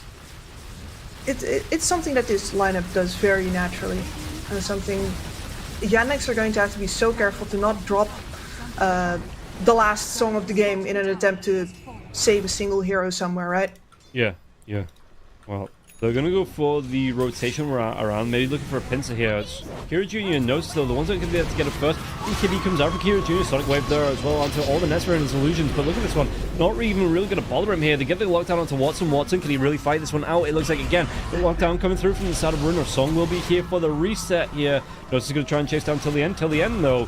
Do they get the kill out onto the Warlock? The Warlock didn't have a golem to drop there anyway, so the Exxon comes out. Nicky Cool takes so much damage. They will be able to get the kill onto the Earthshaker. Borrow time. Raw for the Lotus out on top of the Abaddon now as well, but they still have the damage on the Abaddon. Look at how quickly he's going to go down here. And it's all about this Terrorblade, all about the damage that he's putting out here. Nesphere, they are going to be able to get the vacuum back onto Nesphere, though Nesphere's looking to try and get out that Sunder. He does, and Notice loses all of his health. He might go down to the right because it's in the air as well. They do Nesphere. They get the kill out onto the Darkseer now too. And it's just, he's a one-man, several illusion wrecking crew coming out here, Nesphere. And Yandex really don't have an answer to this Terrorblade. No. They didn't have one in the draft, and it's... well, this is what you picked the Darkseer for, and he's a day late and several dollars short. There was nothing for him to do in that fight. I can't believe what I was watching there. My eyes were just glued to the Warlock, surviving the entire engagement from Yandex. Getting glimmered, the song getting dropped, and still being the full focus of the enemy carry. Watson really aiming for that Warlock who doesn't have a golem. Like, at least they're gonna take him into the grave. Dang it. And well, they did do that, but that was a sad sight. Yeah, it was just so rough from head to toe here from the side of Yandex. And 15k net worth lead here, 24 to 15 coming up for the side of Runa. They're going to be able to take the objectives around the map, whichever they want. They might wait for that next Roshan. It's at least 2 minutes away, could be up to 5 minutes away here, but they can just continue building up their net worth. You look, again, the Terrorblade, like you say, is right at the top. Beastmaster not too far behind. Pain is in the middle there between the Beastmaster and the Earthshaker, but even the Earthshaker's caught right back up from how this early game was going. So, yeah, big impacts, and we'll see how Yandex want to play. If they think that if they get one good fight outside of the base, maybe try to get the backstab out, which is what they're looking for here now as well. The smoke coming through though instead of Runa, so smoke breaks till the end. Does he have that golem to rock? He does if he wants to try and throw it out here. Raw comes through, out onto the Darkseer now as well, till the end with the Fatal Bonds as well. So they're going to be able to drop the golem, getting the kill out to Noses, getting the kill out to Problems. Sonic Wave comes through, they take down Marty, now Watson. I think, well, the buybacks, yeah, so this is going to be potentially last stand coming through for the side of Yandex, and Watson gets a kill until the end, but look at how quickly he's going to go down himself. Song, do they have the damage to take him down through this Song as well? He's going to get low, but it looks like they can't quite kill Watson off here. Marty throwing himself into the fray to make sure his carry can get out alive, but it might cost Marty his life. He pops the illusions coming in from the mirror image, and now the axe is flying through from the side of Alberca. Alberca, though, can he get the kill Netsphere here? We'll be able to nullify her onto the Queen of Pain. Queen of Pain's going to go down. 2 heroes left against 3, and I think we're looking at there's a buyback onto Watson, but we might be looking onto Megas here, if not the tier 4s. Yeah, and if you heard me cackling in the background there, that's me seeing that Nicky Cole refreshed in order to get the fissure out to hopefully kill Watson. Like that was in the middle of the screen, but then he jumped into the base and echo slammed the blind, missed completely. He really wanted to finish off that kill. Yeah. And Kira Jr. is going to go down here as well. Problems tries to back himself away. Then Stable Concoction not going to be doing him any favors here as well. And it looks like it is going to be at least 2 lanes of Rags. If you're going to go for more here, and Watson going to throw himself in the middle of this one. There is no Aegis left. The wall comes out as well. Alberca, Nashri are both going to be able to get themselves away. That Fisher doing a big favor here to the 2 cores on the side of Bruna. So Nesphere, in fact, does he want to carry on going into this one? Has that Sunder back up? He's level 25 as well. So if we look at Terrorblade here, gonna have that minus 30 second Sunder cooldown as well. They're gonna be able to go Watson again. Watson gonna get himself away. No borrowed time. Watson will fall. Has that buyback. Knows he's gonna try and get himself to the high ground too. But Runa, they are saying this game is ours. You have to stop us because we're not going to stop. You know, this is going to be all gas, no brakes till the very end of this game here. And yeah, Runa going to do the sensible thing. Going to go in for the Megas just in case there is that Watson buyback available. Yeah, and they are correct about that. Yeah. Now we see, does that do anything? Let's see how they're going to try and play it here. Off CD. Because, again, Nesvia really isn't shy about carrying on getting aggressive. They don't have a Beastmaster for the next 60 seconds, so might be a little bit painful. That nope, Notice is going to be able to get caught. Yeah, Nesvia gets a kill into Notice. Notice has that buyback if he wants to spend his, but the Megas do come through here for the side of Runa. So you look at this one, they still have a tier 1 tower on the top lane, still tier 2s in the mid and the bottom lane. So Runa, even if they lost a fight right here, right now, a full team wipe, it'd still take a long time for Yandex to even get towards one lane of racks, never mind all 3. Yeah, and if you want to look at like how one-sided this game has been for the last 15 minutes, you only need to look at the levels on the supports. Both of the supports on Runa have popped their level 20s, whereas the opponents are stuck at 15, 16. Like, it's the same level as Kira Jr. The kills have just all been dire heroes, every single one of them, all the way back.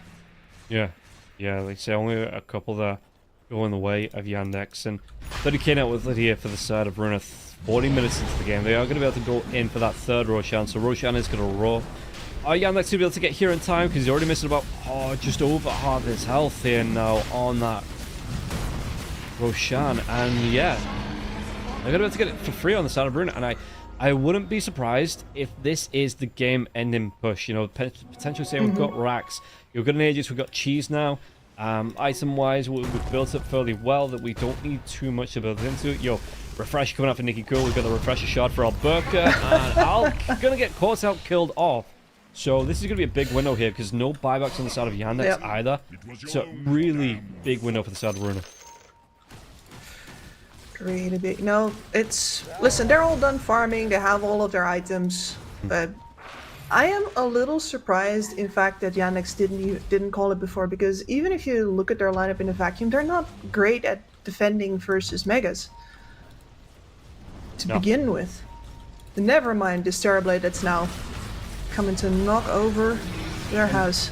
Look at this before the game does actually end. Look at the net worth between the Abaddon. The Abaddon is closer to the Snapfire than he is to the Earthshaker. So, like, just looking at the other team, you know, he's closer to the sports than he is to the one of the sports. Notice gets low. Notice is going to go down again. Has that buyback, but Watson going to be right in the middle of this one now as well. Kira Jr. going to try and do what he can with the BKB. Watson though, borrowed time will be wearing off. Has to get himself back safe. Song comes in. The blink here from Maori. Can they get this resop here as well? There is going to be the Thunder coming through for the Terrorblade if they need it here. Nesvia just continues. The Force Staff comes through as well. He has that Hurricane Pike, so no issues on the Force Staff, and yet he just continues to throw these illusions out, throw the right clicks out, throw this damage out as well. There is if they really desperately need it as well. An Echo Slam to come through as well on the back line. So Watson going to try and do what he can. They can cool with the BKB, but look, they're just going to hit onto the Ancient. They don't even need to farm these heroes up.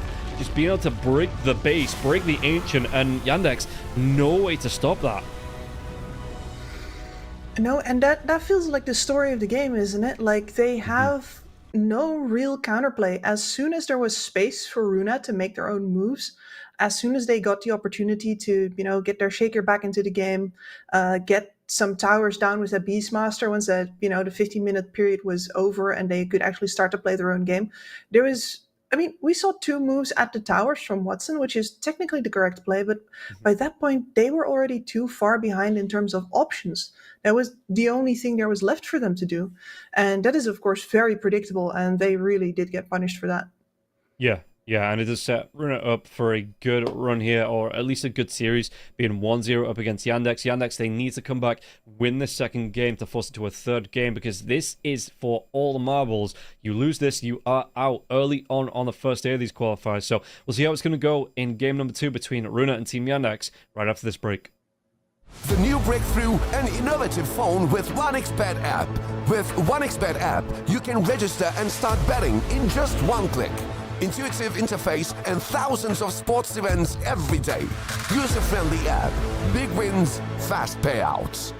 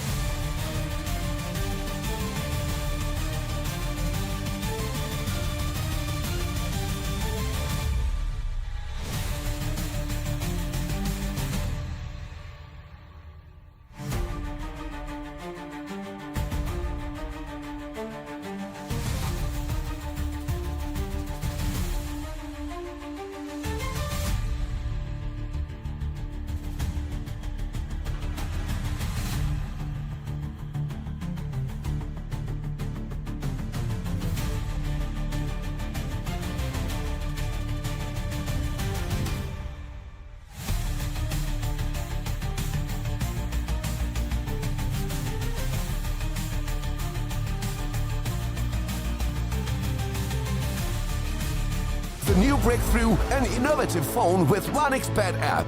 With 1xBet app, you can register and start betting in just one click. Intuitive interface and thousands of sports events every day. User-friendly app. Big wins, fast payouts.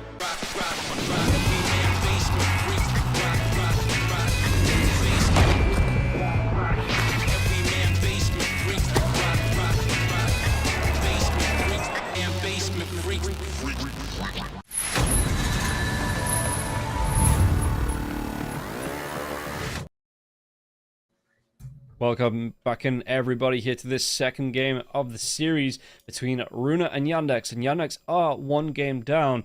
Runa looking for that lower bracket buff, it feels like, here coming through in that first game. You see it, Netsphere 10, 0, and 12 on the Terrorblade. On the other side, Watson never really got going 4, 5, and 7. Did feel like he got caught out in those fights. Just never really got to have the impact that you'd expect here from Watson as a player. But again, we are going to be looking ahead and not behind to see how the second game is going to go. So, Kips, looking at the second game, Team Yandex are going to be one game down in a lower bracket, in a lower bracket best of 3. What do they need to do here? How do they protect their mental to get themselves through into a good position for this potential second game? Or, I know it is going to be second game, to potentially push it to a game number 3. I mean, it depends, right? If they thought that they were going to win this one easily, that this was just, business as usual, then there are two ways you can go here. Like, either you're upset because you got beaten by a team that you consider lower than you, which is a bad call, because if they beat you, it's the law of the jungle, man, they're better than you. So instead, you simply have to be like, okay, I guess we really underestimate them. We need to do better in the next game, and specifically, we need to give ourselves the opportunity to actually make plays, because that was a passive ass lineup if I've ever seen one. There's just the Queen of Pain who can go out and do things, and you had problems with a phenomenal start on that Alchemist. Like, that man's rotations made the entire game possible for Yandex, and then as soon as he stopped, everything else stopped moving as well. So give that man something else that he can move on, and this time not something that that eventually you're going to be like, okay, but where's my Aghanim, dude? Go stop doing useful things and go farm for me. None of that. Give him the tempo back, and I'm pretty sure we're going to see a much better game for Yandex. Yeah, and looking through again, noticed on that Darkseer, like you say, that was good. For me, that was going to be the hero that was supposed to be comfortable in the lane while problems rotated off. He went 1-6 in terms of kills and deaths in this game here as well, and never really had too much of an impact. If you look at or I can, because it's on my screen, but looking at the hero damage that he put out, 18,000 compared to the nearly 30,000 of Watson, the 55,000 of the Queen of Pain. On the other side, there was only the 2 supports that got lower than them in terms of damage as well. 38,000 on Alberca. Comparing that offlane to offlane, it's nearly double in terms of the damage coming through. In fact, it was over double the damage coming through from the Beastmaster compared to the Darkseer. So, yeah, it's got to be back to the drawing boards. And like I say, just a faster lineup. Somebody that's going to say, okay, we've got, if they have that momentum, if they have that lead, that they can just continue to put the pressure on to Runa. Because Runa, they weathered that early storm. They're just like, yep, we have the late game, we have the heroes to do it, and yeah, they pulled it out the bag. So Yandex, I don't know what they're going to be pulling out here, hero-wise, what they want to look it up for. That's why we're in a draft. But it's just got to be something that's got to take it by the scruff of the neck, it feels like, and really force it, because it's going to be a scrap. It's going to be a fight between these two teams, and Yandex need to draft to be able to compete. Yep, absolutely. I think you're completely on the money there. Runa is not afraid to fight dirty, so you're simply going to have to get down in the dirt with them. Otherwise, they'll drag you there, so better be prepared. And I do enjoy teams that simply say, no, actually, we're playing fast now. You're playing fast now too. Congratulations. I hope you're used to that. Yeah, get your running shoes on and get out the door, because otherwise we're going to be dragging you out. Yeah, like you say, just taking them along for the ride here. So we see that Yandex once again, banning out the Chen, banning out the Keeper of the Light. On the other side, there's going to be, what did we see in the last game? It was the TA, the Shadow Fiend early on, and the Enchantress was the bans there from Runa early on. So we'll see if they're going to go for something similar here in this phase as well, in the second game. Yeah, that Ench ban. Let's see. At the very least, there's one thing that I'm immediately going to say here that you're going to be very happy to hear. I don't want to see another Abaddon. No, That's that I recognize the things that the hero is good at, but right now I don't think his numbers are good enough to justify the fact that you get so little agency on the hero. So give Watson something with a little more oomph, please. yeah, I just like I've said in the past, it just takes him so long to the Abaddon to get to the, because the format, it isn't a Battle Fury, right? Where you build up piece by piece, you can get it, you get your regen, you get your 1,000 goals, broadswords coming through. It is just straight into, you have to Sacred Relic, you have to then build up for the full Radiance, and it's just way too much, man. And they have no farm speed on the Abaddon to kind of boost himself up. So I just don't like it. I don't like it as a hero.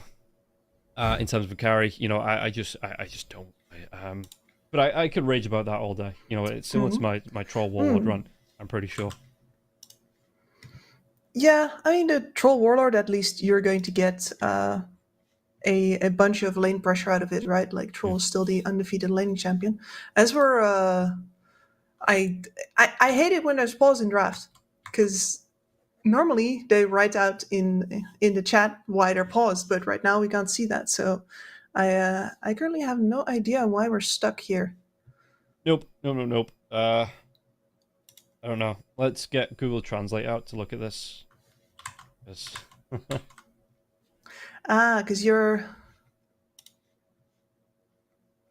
I'm monolingual, like the Englishman that I am.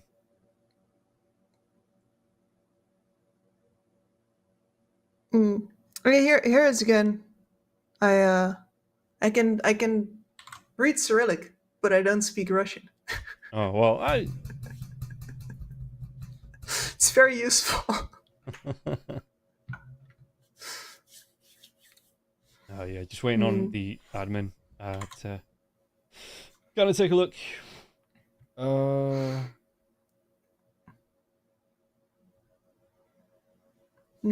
But hopefully not going to be too far away from restarting this one. So there might be a problem with the draft priority or something like that. Yeah. Might be because I didn't look in the lobby to see who got first pick. Yeah, it is. Once again, yeah, it's the same way around, I guess. So yeah, I didn't see who. Kira Jr. did ask for the Dire, and Runa wanted first pick. So, And Runa has first pick. Yeah, and they've got. So that can't be it. No, I don't know. I don't know what the plan is. I just don't know. It shall be a mystery. No, everyone's disconnecting. All right. Well, then so will we. Yep. Let's see if we get a remake. Because things are happening. So yeah, it'll take a couple more minutes for us to check again. And I wonder if again we just, is there a new lobby up? Are we good to go to swap into that? Have you seen? Yeah, I always like to take my time with that because Yeah. I've already done that before. previously I have led everyone into the wrong lobby by jumping in. I've dropped out and disconnected from a lobby when everyone's going, okay, we're going to remake the lobby. I've disconnected and they've said, oh no, this lobby's fine. And it's like, what are you doing to me? I've already left. So then I had to be the problem to be like, well, your cast is not in. So yeah. It always like waiting on players is one thing because at least they get penalized for it. They're supposed to be there. They're playing for the money. They're playing for the. But when the cast is not there and all the players are counting their fingers waiting for us, that's awkward, man. That's awkward. Yeah. Well, usually we don't make them wait, but there is one or two. It just feels nice as well. After all the times that players have made me wait, like up to, I think as a caster, when I was doing the join DOTA stuff, like teams were notorious for just not turning up. I think the longest I waited for was like an hour and 40 minutes for a team to turn up. And they're like, yeah, we're definitely on our way, we're definitely on our way. And there was like 2 or 3 players in the lobby. But then, the other 2 didn't turn up. And it's like, oh yeah, we actually can. And this was an America thing. So it was like, I was doing this at 1 o'clock in the morning, and it was like till half 2 in the morning. Like, they're definitely going to turn up, and then they just didn't turn up. And I was like, well, I could have been asleep 3 or 4 hours ago. Awesome. We all could have been asleep. I mean, there's listen, when you scrim tier 2, especially, I mean, it was pretty bad in Eastern Europe or in Russia where I was with Vega, but it was the blacklist went full even further in South America. That was just the first couple of weeks after you make a new stack, like there's just half of all teams don't turn up, and then eventually you've got them whittled down to the point where you know that these are the guys I can rely on. But then new stacks get made all the time, and there's good players on them, so you gotta try them, and then they don't show up. It's a nightmare. Yeah, it sounds really, really fun. I just, like I say, as a caster, when you're on the breaks, at least you can do stuff in the breaks. I suppose it's kind of the same, right? If the players aren't turning up, you can still practice stuff, you still go over stuff with the team, like verbally at least, I guess. It's the worst for the players though, because matches are like definite windows. You're either in a match or you're not, and you need to be out of a match. Plenty, like your last queue needs to be at least an hour before. And if you had a really short one, you can't queue again. If you had a really long one, well, you're the one holding up the scrim. Yeah. Anyway, I think we are no longer being held up here. Yeah, we are in the draft, and it looks like the sides were swapped. So it was still Runa picking Radiant, and Team Yandex, they wanted first pick this time around. So yeah, priority was just shifted around onto that first pick, and we'll see. Timbersword being banned out early on here with the Keeper of the Light, so they are targeting Nikki Cole once again. I wonder if they let that Earthshaker through, if they thought that was the problem, or if they felt comfortable with the amount of pressure they put on into it in the laning stage. Yeah, I mean, if you're Yandex, I feel like the lesson you definitely could learn here is that, okay, if their side lanes are too weak and they need the supports there, then we can just really punish him on that mid lane. They didn't deward the camps either. Like, everything that happened in the game, absolutely none of that was a problem with how they handled the mid lane, because Yandex did that beautifully.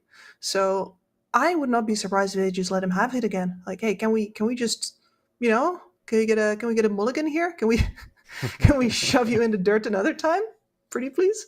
Yeah, and bans fairly similar. They don't ban out the Enchantress this time here for Runa. They take out the Chen. But yeah, like you say, that Queen of Pain is still there. So if they'd have to first pick here. They actually first pick the Earthshaker themselves. So we'll see, Runa, what the plan is. And this is something, again, this could be the offlane Earthshaker, but it's something I've been seeing a lot in this patch. That teams are picking this, again, could be potential mid lane, but teams aren't shy about picking their mid laners first. Like, just right off the bat, because it does feel like they are the priority in terms of bans if you don't pick them up early. So we are seeing like the Queen of Pains, the Puck's being taken out, Storm Spirit's being removed, as well as the Ember Spirit. These mid laners really are the priority, it feels like, for the teams at the minute. I think there's 2 reasons for that, right? One of them is definitely that mid laning has become a lot more permissive after we've seen like all of the courier changes, etc. And I think that slowly made its way through to the point where now it's very hard to find matchups that are completely one-sided. You have to be counterpicked really hard. But in these super hard counterpicks, we also see more flexibility between the players right now. So we do shift more heroes that are definitely going to lose their lanes to the off lane, to the support position. So both of those together mean that you lose matchups less hard than you normally would. And when you do lose them that hard, you can still shift them out. So not surprised to see this at all. Whereas on the side lanes, you want more chemistry, you want more reaction to what the opponent has, I think, as well. Yeah. So it helps to leave those picks more open and just get the mid matchup out of the way first. And we'll see as they go through. It is going to be, it's the same matchup, but it's just going to be on opposite sides now. How they're going to try and approach this one, if they are going to try and go for yeah, something a little bit similar on the side of Rune. If they are going to try and, like I say, force those supports into the mid lane, force the Earthshaker to try and get the D-wards out as well, just give them a taste of their own medicine on the other side. But for now, we are back in the balance, so it's going to be the Snapfire Disruptor being taken away here as well in terms of supports. Marcy as well, Chen, both being taken out on the side of Rune in terms of supports. And yeah, I think I'm ready for a big patch now. We got the small letter one's patch. enough? Yeah, that didn't do really anything. So Didn't do anything at all. When does that No. Curios thing end? Like November? It's just give us the patch now. Yeah, something like that. I don't know. But no, listen. Brewmaster got 1 extra armor, and no, it's literally no damage, man. Truly. I loved that there was a Reddit thread that was like, well, if the devs are only giving him 1 armor, it's obviously the players that haven't figured out what to do with this hero. But the thing was, the hero was being played before TI. Like he was getting a lot, from the games that I was seeing, he was getting a lot of matches in. He was getting a lot of appearances in, and then the meta shifted away from him into playing differently, not letting the the fights drag on as long. Not being as allowable. For the Brewmaster just sitting like, it's just one of those things that he's already been and gone. So it's not that the players don't know how to use him. It's just that he isn't currently, it's just changing things for the sake of changing things, it feels like. Once you get into like the D's, the E's, and the F's of the letter patches, it's just, it's just changing around the little things for me that don't really make too much of a difference. Yeah. I was going to say rearranging deck chairs on the Titanic, but the game's not that dead yet. No, I mean, like we've seen, obviously... we had a player peak, didn't we, during TI? Yeah, like it got up to its highest number since like 2017 or something like that. I still think the game is very populated, but there's little strats that are coming out, like pocket strats, like the Elder Titans coming out a little bit more as well. There are these little things, but overall, we are seeing mostly the same dozen heroes over and over again. I mean, the Hoodwink is one of the ones that that has fallen out of favor lately a little bit as well. I still like it a lot. Great follow-up hero. You've got the Shaker to set up for you here. You're also very good at clearing waves in far forward positions while being very hard to catch, which is something that we really value out of our boss force these days. Yeah. Good distance stun as well. If you get the acorn shot into the bushwhack, especially with the Naga Siren being up in the song, if the hero you want to try and aggress on's on like the edge of the song or you're not quite in the center, you should have that range to get the, if they're trying to TP you away, get the lockdown here, get the control out. Speaking of control, Mars comes through. Now, this was a hero that did get a little bit more than just... Basically the only one. Yeah. What was it? From 5.67 down to like 5.5 on the arena timing, which it's still... a long time in these fights, 5 seconds, 5.5 seconds, and it's a really nice hero to have. Good control, good jump ability as well. Dark Willow, if this is gonna be the laning partner with the brambles into the spear, I really do like this one. It sets Runa up to have really good fights, even through the Earth Splitter, even through the Echo Slam, even through the bushwhack. In fact, the bushwhack gets completely nullified because there's no trees inside of the arena. Yep. None of that. You are still working into the Elder Titan, of course, but now the Elder Titan was picked as a way to, have a way to control areas from, specifically when the Naga song is going off, to make sure that the enemies can't actually get the positioning that they want. You throw the Earth Splitter in there, or a Stomp, depending on what your options are at the moment. Make sure that they can't get that devastating follow-up in. Yeah. And here is the Ember Spirit. Hard to catch, but you're not like Willow is, once you get the Yule Scepter, she's actually a proper threat to your life. You don't get to outplay your way out of the instant route, which means that you're probably going to be doomed to buy an early BKB and use it for all kinds of trifles, like just being used somewhere in the jungle. It's a bit annoying to play as an Ember Spirit, but on the other hand, if that's the biggest threat, then your game's still pretty free. Yeah. So the Earthshaker being shifted off here as well. So the Ember Spirit coming out. What are you looking at then in terms of carry for Yandex? Because we've already seen the Abaddon kind of fall off. Is there a hero you like with this one with the Elder Titan coming out? for me, this is kind of, it's a nice hero to set up the kind of more punchy heroes, the kind of heroes that want to be in the middle of the fights. Is there anything you're expecting here to come out for Yandex? I mean, the problem is a little bit that you're going up first as a shaker again, which means that ideally you'd want something with some range on it. But most of the range carries are agi, whereas here you'd really rather run a strength carry, something with something that builds an AC early, perhaps. So we could be thinking about, I don't know. Do we do DK? Watson does DK carry, doesn't he? Yeah, he could do. Yeah, hero that he has played before. I'm Enjoy still DK. seeing a bit of the Underlord carry going on. Sven Sven Okay. still there? Just making Yeah, sure. Sven's definitely around. I know the Doom is out there, but I think you've got enough threat versus the Ember Spirit here, unless the matchup calls for it. I'm not entirely sold on the Doom carry just yet. And then there is, I mean, I could see a Life Stealer, but actually for Yandex themselves, I think the Life Stealer would be nice versus the Mars. Yeah. And again, we're going to wait and see. We're going to see what comes through here for the side of both teams. Looking through Runa, again, something that has a bit of it. The Terrorblade was okay in the last game. They're going to ban that out themselves, with the Nature's Prophet. Again, surprisingly, Nature's Prophet got all the way through the ban phase there as well to the final couple of bans. Yandex, they've banned out the Abaddon themselves. We see the Warlock being taken away here as well. So, again, looking at something that can really have an impact here for the side of Runa. And again, Runa could play the same. The Ursa could come out.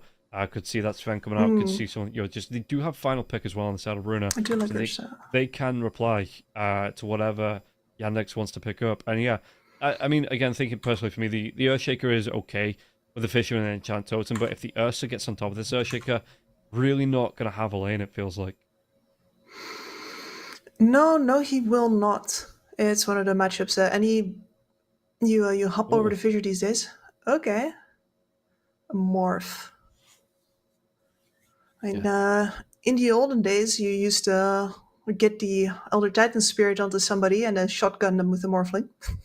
Yeah, I miss the shotgun build from time to time on the Morphling. It's not one of those things that I'm always looking out to see, but it'd just be nice to see the Blade being built up from time to time for old time's sake. Yeah, I don't think it's going to happen. Oh. I really don't think so. Okay, well, we have other people to do the bursting these days. So what do the you morph matchup with fighting into this then? Are you looking maybe like Faceless, Anti-Mage? Is there anything you think that they could go for on Runa? Yeah. Normally I'd immediately say TB, but that is not appearing in this game.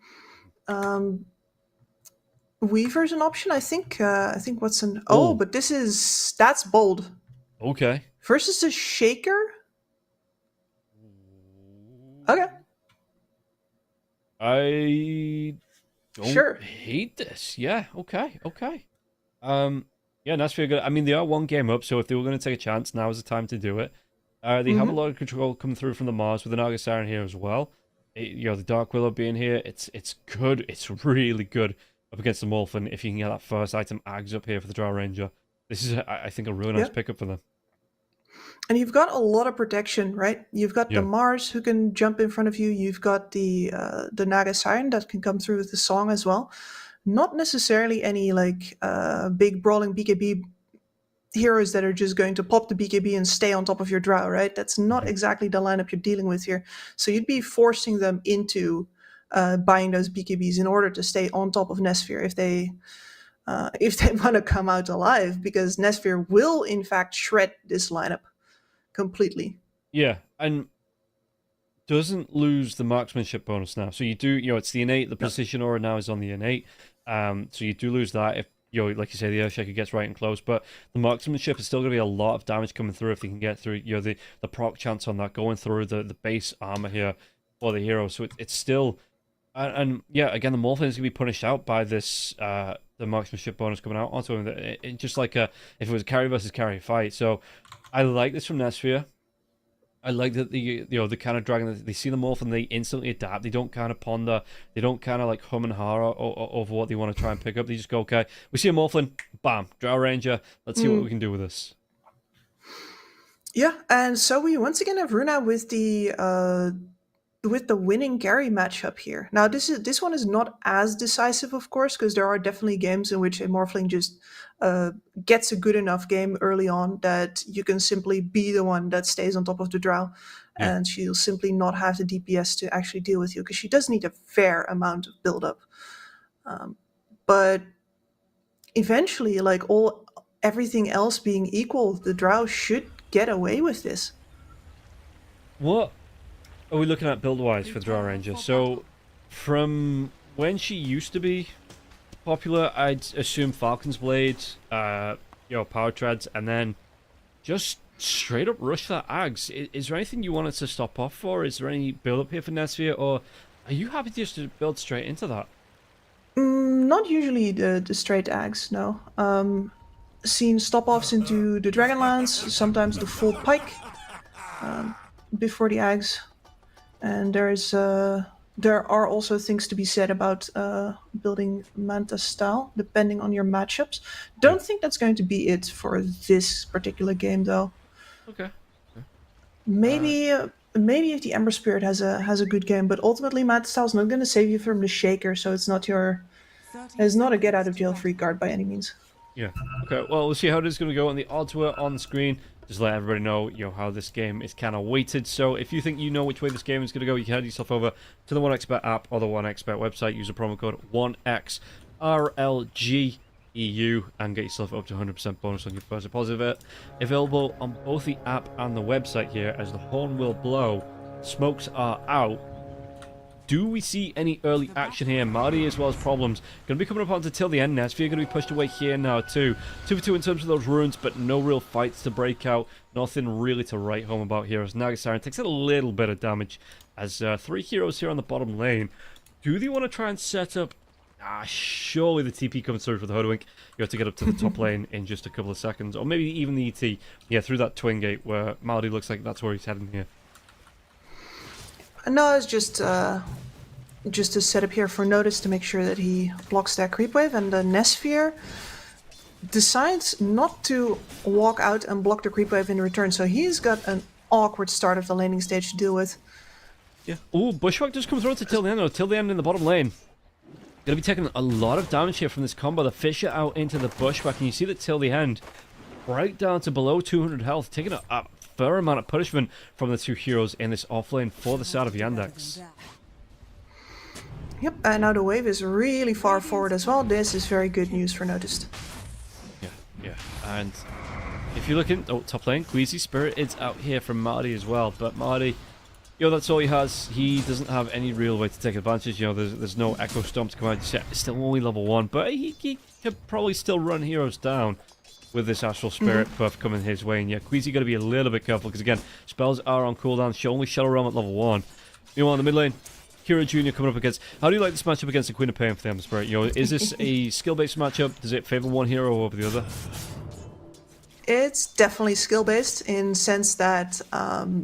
listen, you want to see Ember Spirits who dodge those daggers with the slide, right? Like, that is where the skill and where, like, your faith in your ISP really makes a difference. Is my ping good enough? Can I rely on what is essentially a land trick? Yeah. But that can definitely make a very big difference here. Not just because there we go. Yeah. That is not just a spell wasted, mana wasted, damage not done to you, but it's also a heal that the Quap doesn't get, and she had to get in positioning for that. A couple of these dodges per laning stage make quite a bit of a difference already. And that allows you to not have to go Flame Guard, because the Flame Guard build would help you tank up those daggers better, but of course you would rather be in the chain gang.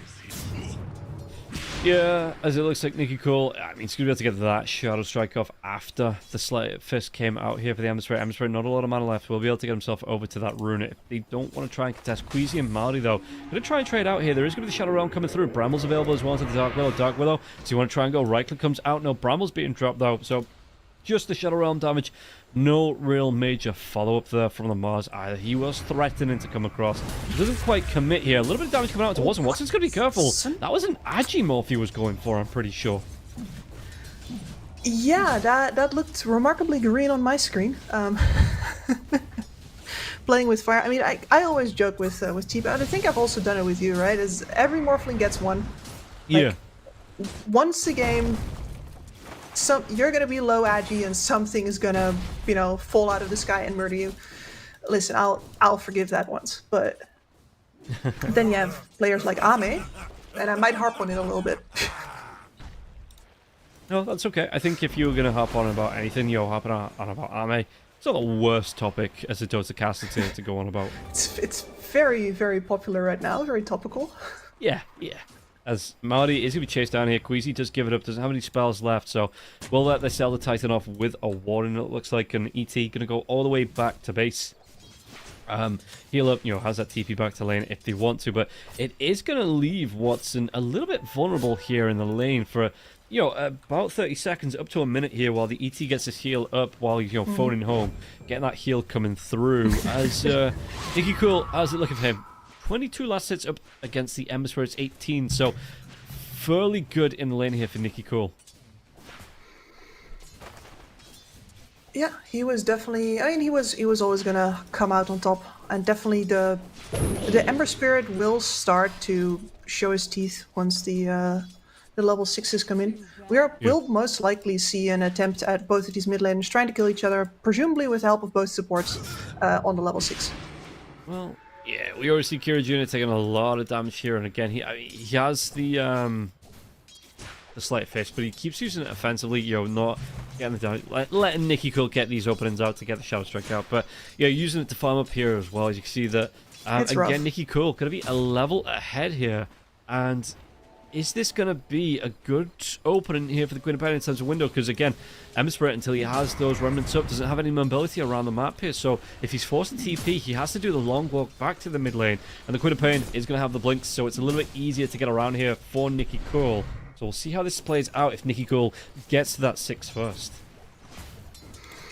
For me, the question is really which supports can make the rotation. I mean, Elder Titan doesn't feel too great as a support TP. Ideally, you need to already be there because your spells have such a long wind-up. Yeah. But as far as Hoodwink is considered, problems, level 3. Currently has some problems. Yeah, there's going to be the rotation coming in from Queasy now as well. Queasy actually picks up the first blow. They're going to try and go into Notice too. Notice doesn't have any mana left. No spells left to use here as well. So Nesphere will be able to get the second kill. And it's going to be a good lane out for the Drow Ranger here. You see the 1 kill, 1 assist on the board. Power Tread's up already. Going to go towards that Falcon's Blade. And Marty is down here, but Nesphere walks in and says, "Bruh, what are you doing? This is my Lotus. Go find your own." Force him away from... There's nobody that can respond here to help out into Marty. Now they know Marty's down here too, so it looks like the Dark Whale is going to camp out here, and Noticed, got to be careful about how far forward you do step up Brambles, but the Fisher comes out now as well. Noticed, Storm comes out, gets the sleep onto the 2 supports here, and the Creeps blocks the path of the multi-shot from the Drow Ranger, so won't be able to get the procs out onto that Earthshaker. I think it's quite surprising that Malady showed up there. As not too much for him to do, and that does mean that he's currently TP-less in case anything happens on the mid lane, but as it turns out, the action is not coming to mid lane. The mid lane action is coming to the side. Nicky Cool immediately gets scouted by that sentry. That problem's just dropped, and he's just going on stacking as if he didn't just see a quap. Yeah, Nicky Cool's like, nothing to see here, don't worry about it. 7 minutes in, Noticed, he's going to go down again. I know that Nesphere is going to be the one to get the credit for the kill. Jump comes forward here. Nicky Cool has that level 6, so you have the Sonic Wave, he has the mana for it now as well, using those bottle charges, gets in front of Marty. Sonic Wave comes through, pushing him right back into the weights and arms of Nesphere, and Nesphere on a double kill. So 3-0-1 for the Drow Ranger. Falcon's Blade's going to come across now as well. While that's going on, the Mars under no pressure whatsoever here in the top lane. And yeah, Runa up 4-0 in the first 7.5 minutes of this game. Yep. I mean, at least you have the Morphling matchup into the Mars, so as long as you don't mess up and sit on too low agi, this matchup is extremely safe for you. Can't really do anything to hurt you as long as you don't frivolously use your waveform. The first arena is not going to be that big of a threat to you either. Yeah, and you know the Sonic Wave's down now. You know there's not a lot that can kill you here. You know that in terms of the burst damage that can come out from the side of Runa this early on. I mean, he could go still for the Scream jump. What's he got? He's only got 1 point in the Scream of Pain there as well. So yeah, not the most burst damage coming out for Runa this early on. So maybe feels a little bit safer here. Kira Jr. He's gonna have those remnants of he actually jumped himself out to one here. Till the end, he was looking for the ensnare. It looks like, but. Just to look to put a bit of pressure because the full lockdown, you know, the Dark Willow wasn't close as well. So I think they were just trying to poke at the Sem Spirit and really see how far and how long he'd sit in this mid lane, trying to farm up. But speaking of, now though, they're going to be able to go in. Jump comes out onto problems and problems. He's going to be having some problems now.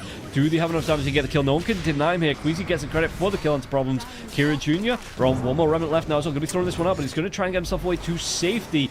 Burley gets himself out alive. 50 health or so on the board, and Marty is going to pay the price for his support, excuse me, his mid laner. Going too far out, the support will go down.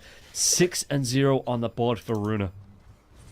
Yeah, and here is, I've before spoken a little disparaging about Shadow Strike, but it's actually Nikki Cool who's been teaching me about the value of the full points in Shadow Strike build, because this isn't just about the lane dominating. You can see there in the trade, yeah, the Ember Spirit gets on top of him, he's got the chains, Squab can't go anywhere, and it doesn't matter because Nikki Cool still outtrades him. So as long as you're prepared to have these long fights, bring the supports in to deal extra damage for you, then this is the way to go, to have a sustained presence as a pop and to not be so afraid to jump in early.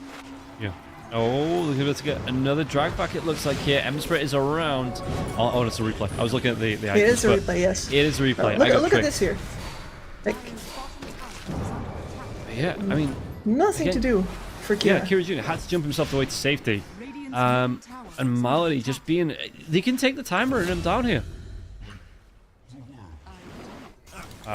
Yeah, I was looking through items. I thought that was another jump in. I was all excited for another fight breaking out.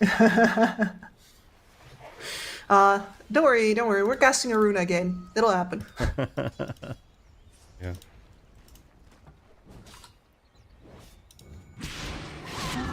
Maybe soon. But Alberca is taking his sweet time on top, by the way. This is typical, like, gentleman's agreement situation on the top lane. All of the actions bought, and both Watson and Alberca would rather just farm here and pretend none of the other lanes are happening. The Vlad's incoming for the morph. Phase Boots finishing off for Alberca, because as I said, he's having a good time. What We need blink daggers. What do you look for the Mars? Because I assume that the blink dagger's next, but you know I've seen some Mars go for straight BKB, some go for the Yule Scepter to try and be able to set up, you know, for the spear. What do you want Alberca to be building here in terms of this game? I mean, this is blink BKB, and then afterwards, I don't know.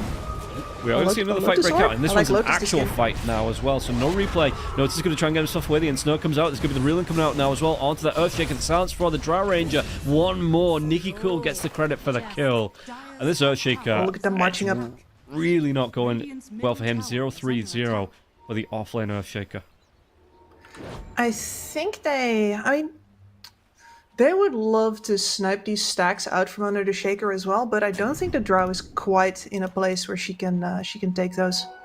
Yeah, we are going Yasha. Let's see if it's Yasha into other auxiliary items, or if we're just going to go for the full Manta style, maybe the full Pike as well before we think about the Axe. Yeah, I mean, on pace here, 3-0-2 for Nesphere, so it's not like it's going to be a massive delay if they do want to go in for that one.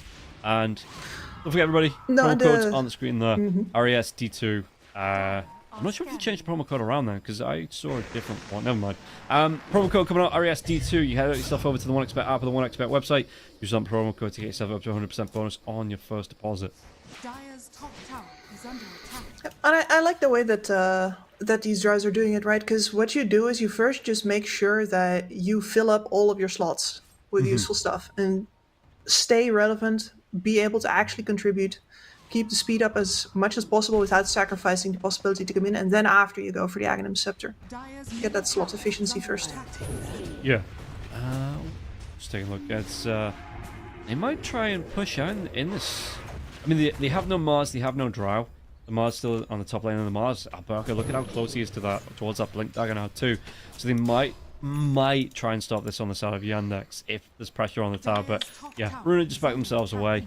Not sure what everyone else is, and they've got farming to do, right? They don't need to take a silly tower when they've got net worth to build up.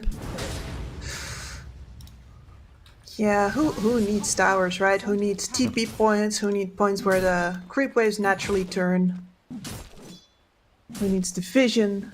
Who needs the armor? Yes, that's all overrated. Watson, farm-wise, yeah. So he's got himself this Vlad's out. Building into the Blade of Lactic coming out now as well. Smoke here for the side of Yandex. What do we want to try and go with this one? Moving through towards the bottom lane, so they might try and go on the Drow Ranger here. But the Drow Ranger, that tier 1 tower is still up. So like you were talking about, the TPs are available if Drow gets into too much trouble. And it looks like Drow is going to be the man to start coming out next. After the Dragon Lance, and gonna be able to back himself away as well. So the Spidey senses might potentially, or maybe not the Spidey senses. Maybe he's just like, okay, this is where the farm is. I'm gonna back myself up. But heroes are missing off the map.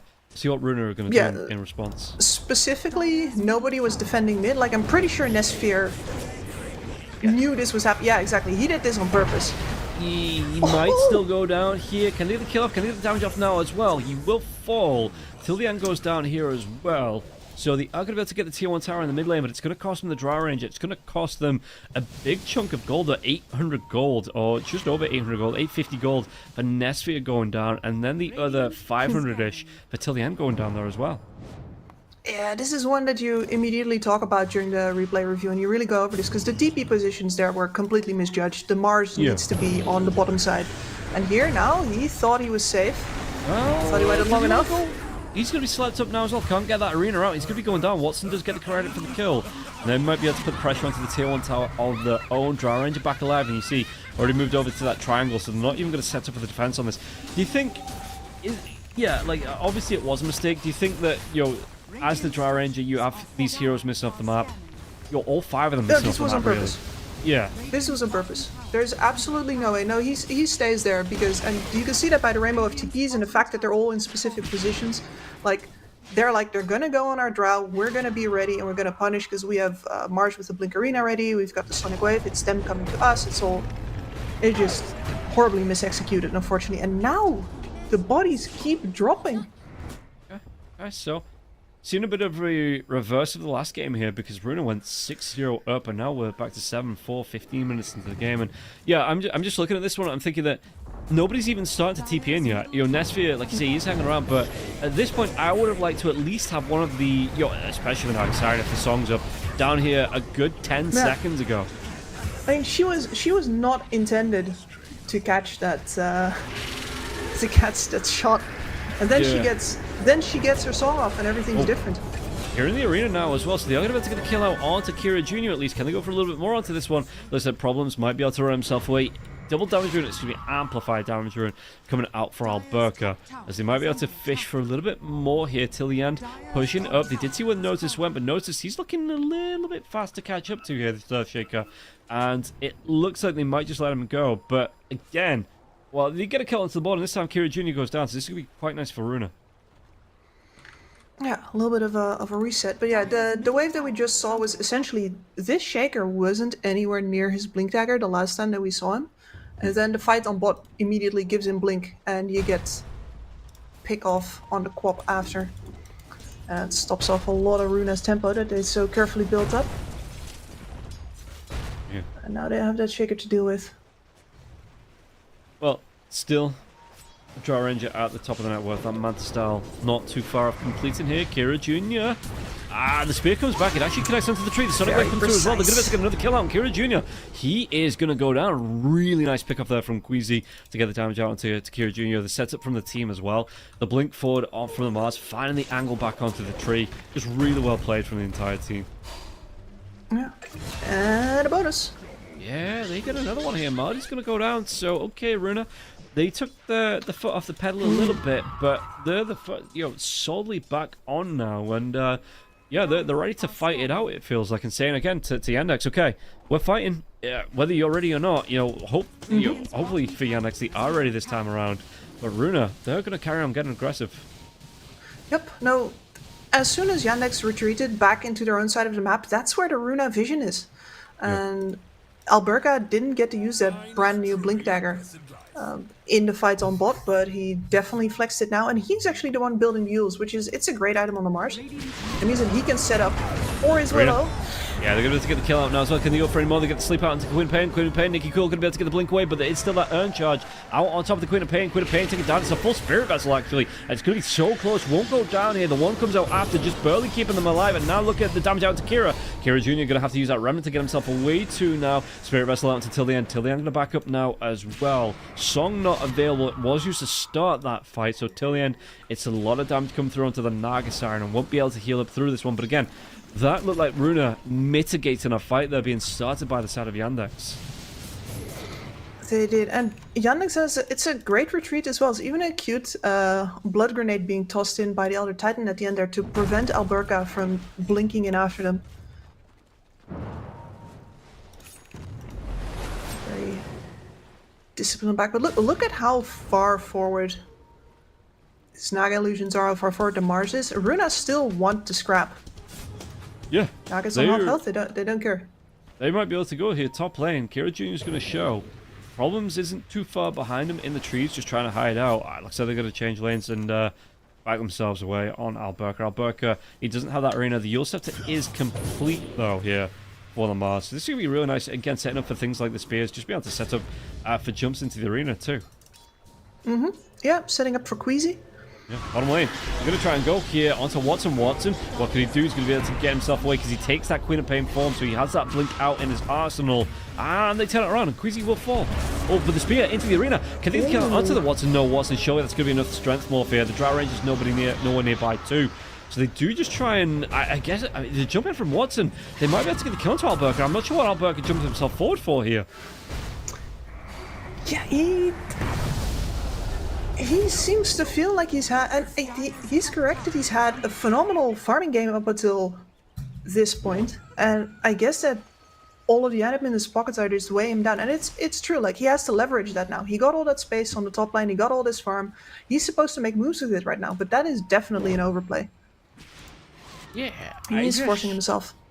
When your carry's not here, you know, when one of your supports is already dead and you have the supports on the other side of the map, it's questionable. And I am the one to question it feels like, because that's kind of my job. But while this is going on, I mean, the Drought Range still found the farm. No, well, you're supposed to sing their praises. No, I don't like that when casters try to be players' friends. There is going to be TP towards the top lane now as well. Did they get the kill out onto the Hoodwink? The Hoodwink problem is going to get low. He is going to go down though. Does get the Tormentor from a shot, and now can they turn it around? Song comes through. Queasy is already dead though. So this might just be a retreat song, not a battle song. Yeah, call me cruel, but I just think it looks really funny when especially the corpses of these innocent-looking creatures start flying. Like Willow and Hoodwink are definitely the funniest. Yeah, it's real. No, I think it's like the so big good. bodies. When you get like a slam on like an Underlord or an Axe or something that's just massive, and you see them fly the full screen away. I mean, that's also like. Listen, it's just really very good. It's one of those abilities that they can, now that they've introduced it, they can never take it from Shaker anymore. No. If too they try valuable. and change it up, yeah, they've always got to include this Riots in this kit. Yeah. in the street. Yeah, you see, Nikki Cool still finding some farm as well. In terms of net worth, going to be third on the board. A little bit behind the two carries. Drought Ranger going towards the BKB first. Now, I don't mind this. If you do want to be, brawling out, if you do want to be fighting it out, Drought Ranger is one of those heroes that needs the protection from this one. It's not like the Terrorblade where you have some built-in survivability with the Sunder. So yeah, I don't mind the BKB for the Drought Ranger. It is fairly nice and not really under pressure to be fighting out onto the Morphin just yet. Yep. And those lines are neatly up with the other two cores as well, right? And it's a single BKB is something that you can work around because you just throw your disables and your magic damage onto the other heroes in the fight. But triple BKB on all the cores at the same time is actually a real problem for lineups in terms of like their damage output sometimes just straight up halves if you can't hit any of the cores and the supports are staying neatly behind the trees or something like that. So a single BKB is not nearly as powerful as 2, and 2 is still not nearly as good as 3. We might see another fight breaking out here. Just going to be able to get the kill into Queasy and no backup coming through. So, okay, Yandex is starting to punch back a little bit again in this game, just getting a little bit more on the board here as Alberca. Did he get the catch out? Now he's going to try and get himself forward. It's almost slow though into the Fisher. Alberca. Sleep Stomp comes through. And this is where they're looking to take advantage because the Drow Ranger, the Queen of Pain, like I say, still falling upon those BKBs. They don't want to commit to full fights just yet. Alberca, he also comes out here to Mars, but this is only to delay his death, it feels like. He will finally go down. Notice gets the credit for the kill. And yeah, these are the little windows that Yandex need to be using to take advantage of the side of Runa. Yeah, on one hand, like, Runa is very clearly, they're throwing the one core whose job it is right now down these lanes, get him in vision, make sure that if somebody gets picked off, it's most likely him. He's like a, oh, I don't know the word in English, actually. Lightning Rod. There we go. He's a Lightning Rod. He's sticking out, and he's catching attention right now. But of course, this is the way that you make use of it. That's a big team fighter down, it's a big initiator down, and it was really nice and close to that Roche pit as well. Yeah, and Runa can't contest. They just, I mean, it doesn't look like they're really in a rush to. They're still fighting the farm, you know. Netsphere, he's still playing his PvE game after a fairly nice laning stage. He's got the gold now. Is this a go time, though, with the two BKBs being up for the two cores on the side of Runa? Is this where you look to take the fights? Because Nicky Cool, he's going to have his gold after this camp, too. Dire's top tower is under attack. Yeah, I think we're going to see... I mean, presumably Runa would have liked to take that Aegis down early, but they're already on your building, so that's not going to happen. And that's a shame, because if they wait too long, Kira Jr. is going to have his own BKB as well. And that is the target that I think you'd want to focus most on in these fights right now. The Shaker is a one and done. The Morph probably not, because he's the Aegis carrier, so you would have wanted to take down that Ember Spirit first and foremost. Yeah, that'd be a bit. Oh, we're going to get 3-man arena breaking out here now as well. There's going to be the spear out onto the ET. They take down problems fairly quickly, and the Earthshaker's going to drop 3 kills. Oh, baby, a triple for Netsphere. That's the reveal of the BKB there, too. Going to get him on his way to the next item there as well. 1,200 golds in his back pocket after that fight. To spend one on the TP, but big pickups on the side of Runa. Not scared about this Aegis being picked up for the side of Yandex at all. I mean, when you find an arena like that, Alberca, you know, had something to prove, I think. Yeah. What a beautiful find. And just great jump in. Oh, pulling on the back lines, just... What am I saying? Like, you know, the Shaker is a one and done. Well, he's a none and done if you just jump on him. Yeah, and Drow actually going to go back for the... I thought this was going to be the Ag Scepter, but again, no rush to get to that. Going to be the full Hurricane Pack to come out for the Drow Ranger. So I guess that makes sense. If you've got another thicket jumping on top of you, you want to create that gap once again, so be able to Hurricane Pack out. Get the... Is it 4 free right clicks as well that just go the distance? So yeah, it's nice for the Drow, and it's not like the Drow's lacking damage anyway, putting out over 200 damage per right click on, you know, probably one of the best animations in the game once you start to get the build up into the Agi, which she does do at level 18. Yep, and that's the thing about the Drow, right? We're talking about this Aghanim Scepter because it's a great big jump as an upgrade, but the truth is that because of the Precision Aura, your current agility is always good. Getting more stats is always good. Dire's bottom tower is under attack. Yeah, the earlier the better. Every time, yeah, like say every time she levels up, she gets a little bit more actually though, too, supporting the rest of the team. Because it does carry over, right? It's 50% that carries over, right? So it's still, you look at the heroes that they've got, Queen of Pain, great attack animation. You know, that obviously deals a lot of magic damage, still great attack animation. You'll be able to get it onto the Mars as well when that arena's up, just be able to put out the heavy right clicks that the Mars does. Yeah, fantastic. So, I'm not surprised Runa are taking this one. In the last 10 minutes or so, they're taking it a little bit slow. You know, they kind of know where they can build up, where they want to build up, and not giving too much away in terms of fights objectives. They give away the Roche, give away a couple of tier 1s, you know, tier 2 tower there as well, but overall they're not giving away silly kills, silly deaths, I should say. No, that hasn't been happening, but the loss of towers is something that they probably will feel, especially if they're going to allow Yandex to keep the squeeze up, because right now there's a bunch of fairly aggressive vision out from Runa that they're simply not getting to play towards right now at all. And if the opponent plays up for long enough, that vision's going to time out and you're going to be blind. Yeah, Yeah, maybe they do need to, like I say, with the BKBs being up now, full Hurricane Pike out, excuse me, for the Drow Ranger. There are timings. Yeah, 1 minute on the edges. They're gonna smoke pretty much to coincide with the timeout early, I think. If they get the opportunity, because right now they're pretty spread. I mean, look at this. Morphlin went straight in for the Scotty here as well, item-wise. 2,000 gold ahead of the Drow Ranger, so it's like half a big item here. Watson, it doesn't look like he's going to be scared to fight as well. He's going to be speared back, though, to... Did he just break out onto the Aegis? Looks like 40 seconds here. They're going to be able to break this one early. No BKB here for the Morphin, though. Mantis Cell has been used. Do they want to try and go for the jump in? The BKB comes out from Alberca now. Does he get that arena up? He's trying to go for the spear, but it doesn't really matter, because they're not going to be able to get the pullback here onto the Morphin just yet. And Morphin going to be able to get the waveform away. Kira Jr. as well, protecting his carry out now as well. They get the kill until the end, so no song for the reset. What else can they do with this, though? Yulcept comes out. The arena is still here for the Marzo. If he really wants to throw it up, there it goes. So what can they do? The spear. Some amount of sleight of fist comes out, and it is going to be a protective arena. Watson jumps himself back in here. Can they get the kill? Alberca will go down. I genuinely thought he was going to throw that spear out as soon as the Aegis got reformed, because the Mantisaur was on cooldown. No BKB for the Morphlin, but he just waited. And Watson will be able to get himself out alive. They take down 3. So Yandex right back in this game, right back in the series. Yeah, and those triple BKBs used, I don't want to say too defensively, but they definitely had to pop most of them way too early. Yeah. That was a very, very spread out fight, and they really don't get the power out of that they wanted to. And now there's no Aegis anymore, but Watson says, try me.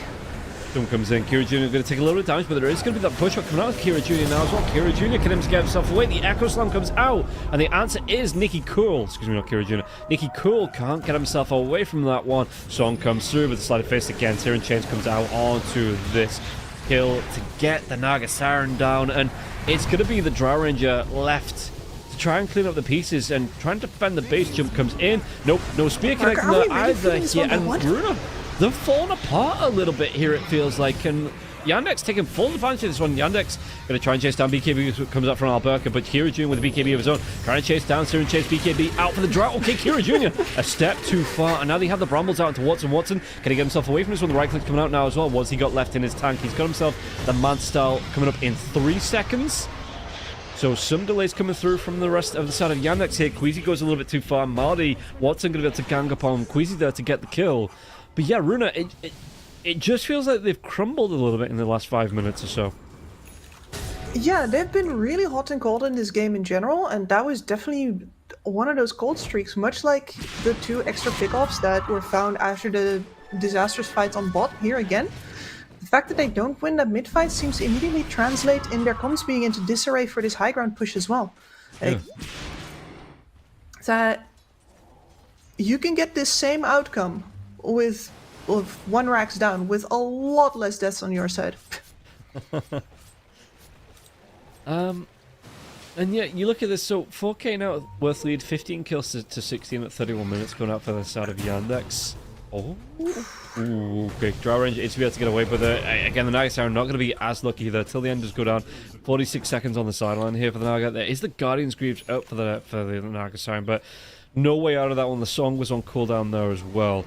So, Runa being pinned back, what's the game plan to try and get out of the base? You're waiting for the Naga Siren, I guess, to come back up, but what do they have to do here to get themselves back in this game? I actually think that we're definitely looking for this, for the extra armor here, like the Quap definitely needs the Shivas here first, and the Drow Ranger still no axe. This is where I'm starting to, because it definitely seems like a problem by now in these fights that both the Ember, actually all 3 of the cores can go in, and the Drow simply does not have enough damage. And I'm not sure that by getting more single target DPS, you're going to solve that issue where all 3 of them can simply be up in your face and you can't do anything about it. Yeah. I wish I had a more elegant way to say that, but I can kind of see it with the Mars, in this specific scenario, that if you can get a good Mars spear out in the arena, unless the Morphlin gets himself inside that arena as well. If you can get a good core spear, you want that single target focus damage to get the kill out on whoever gets speared to the wall, but at this point, if anyone's going to get speared to the wall, because the BKBs are up now for all 3 cores on the side of Yandex. Honestly, I think that once again we have to read this as like a sign of intention, right? If you're thinking about sitting high ground and deffing there, then you buy an Aghanim Scepter. But if you want to take the initiative, and you're going to find a single hero and pick him off, and then find the next one and pick him off too, then you want burst damage. You need burst damage. And Well, this... you might see it now. Nope, we ain't going to see it here because they're great searing chains into the remnants away for the Ember Spirit. And again, Alberca just... he wasn't the furthest one forward, a little bit hesitant on the jump there as well on the Mars. And I think, you know, after such a really good game in the last game here, Alberca, I don't know... I'm not putting it squarely on him these past couple of fights, but it does feel like he's just slightly hesitant to throw that arena out. Yeah, he's hot and cold, but especially when you've had bad jumps, it gets harder to trust yourself.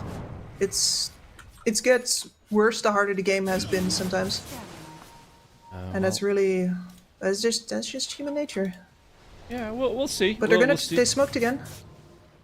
As Kira Jr. No smoke onto the Mars. If Kira Jr. shows in the lane, though, they might be able to go into this one. Marley, this one forward, actually backing himself. I like to their the trees here as positioning. well. Kira Jr. Does he want to try and show there is that ward down? They might be able to go. This is going to be the Gust, but it doesn't connect out because again, a remnant for that Ember Spirit to jump away to, gets him away safe. And now it's going to be the start of Yandex's turn to smoke. They get a jump out, but Queasy going to be able to get a quick blink away here on the Dark Willow. Watson going to try and chase out too, but nobody here on the side of Runa to catch out on. Fisher actually connects out on to Queasy, but the backlines, Sonic Wave comes through. They get the quick kill onto Marley now as well, trying to trade it off for this Dark Willow, but the Dark Willow going to live a little bit longer. No, noticed. Will take him down eventually. Getting that kill off here on the Earthshaker. Buyback, who's that coming through from? It's going to be Marty. BKB's out. Alberca to be chased down now by Watson. Watson, what damage can he do to get locked down into the 2? Queen of Pain. It's a lot of damage. They take down 3 Runa. Down to 2 heroes. Now, Nicky Cole going to try and run himself away. Blink in 1 second. But Watson, he's going to have that blink now too. Wait for him up to the high ground. Anything to interrupt this one. The damage that's going to interrupt. Gets the kill onto Nicky Cole. And only Nesphere gets out alive. This is painful because I think Runa were hoping to get some form of like cascade of pickoffs going there and then hopefully take the Aegis into their own hands, but instead Roshan has respawned, is now in the bottom pit, and for all Runa knows, they could be doing it right now. So, but again, they have some eyes on the pit. Difference between the two teams: only the Sonic Wave gets used. I know Dry Ranger's ult it's a passive, so it's always up, but no arena, no song. You know, the Terrorize was mid come out before the Earthshaker was able to get the kill. And it's just that difference in the execution of these fights, because Yandex is finding those spells, the big spells, as soon as they find the openings here. And Runa, again, just feel a little bit hesitant to throw the big spells out. It's true. And Yandex's positioning is really good, right? You're almost never going to get 2 or more heroes with the same jump.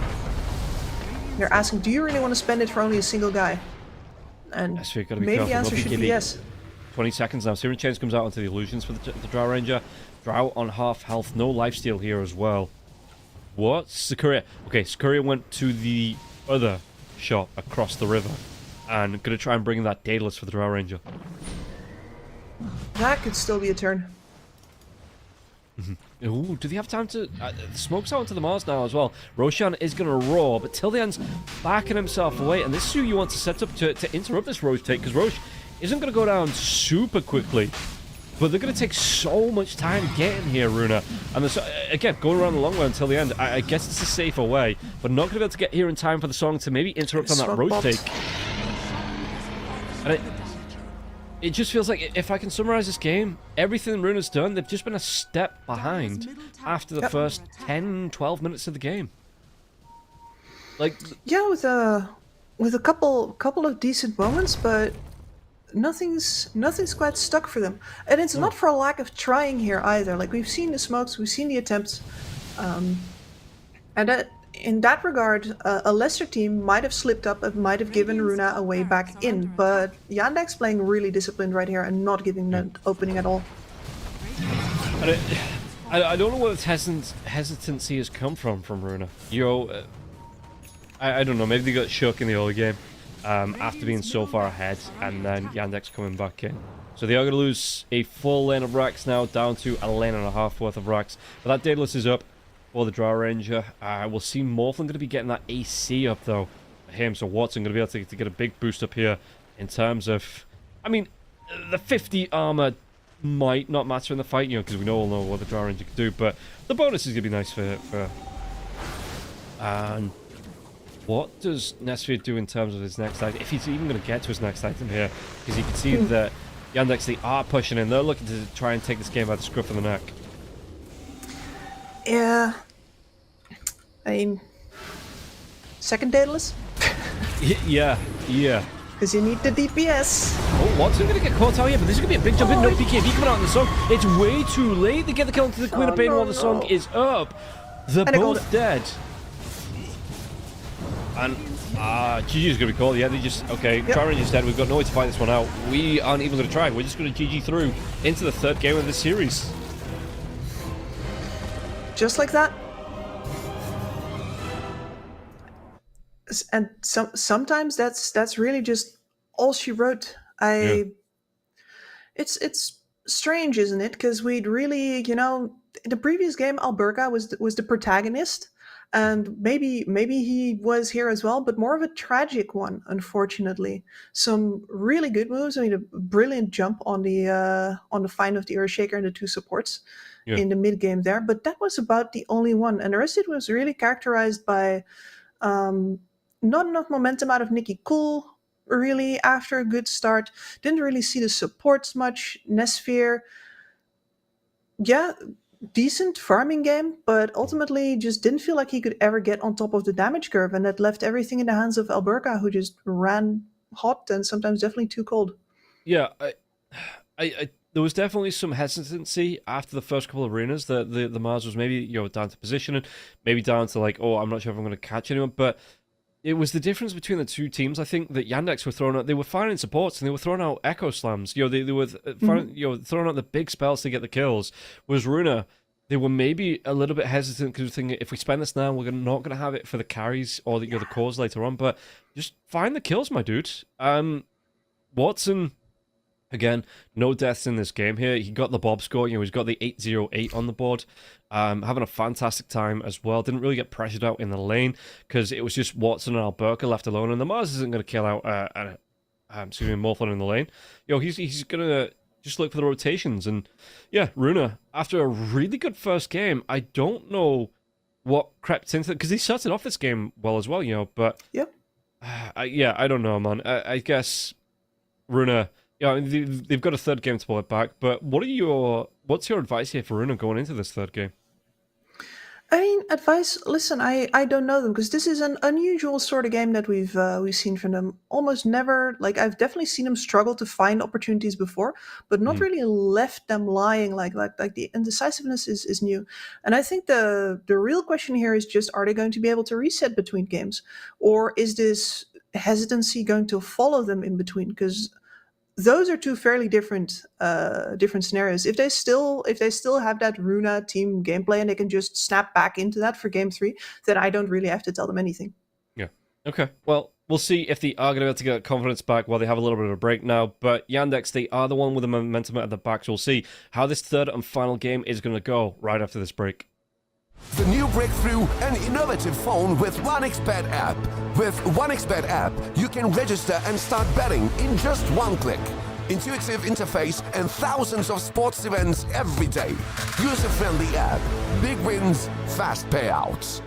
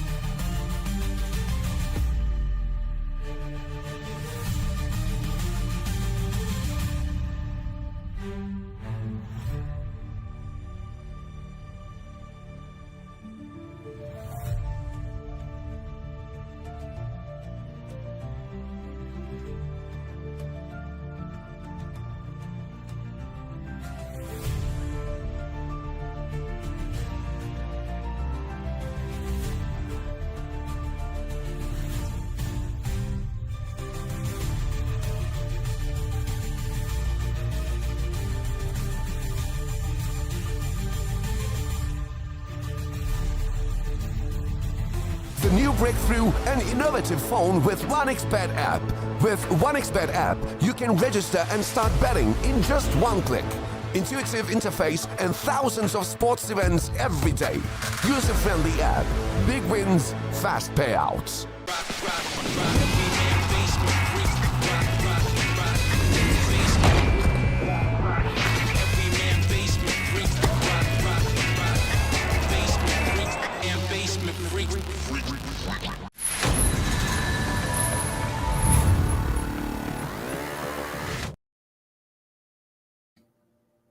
Welcome back in, everybody. There's a little bit of a delay on this one. We're waiting on some news to see how this is going to go, but Runa are in another event at the same time, so yeah, we are just waiting to see what the rules say, you know, how this one's going to play out. Potentially looking at a default win coming through for the side of Yandex here in the third and final game, which, like you were saying, Kips, maybe explains some of the mistakes, some of the pressure that Runa felt they were under here in that last game. Yeah, I mean, it's funny, right? How both of us clearly felt like something's off, something's weird about this team. We've never seen this happen before. But you know what? You do see that with teams that are under pressure, specifically in like big events. And here, yeah, if it's either we win this game or we don't play game 3. That one sometimes, especially because you've played plenty of game 3s, but you haven't very often played game 2s for all the marble. It feels very artificial.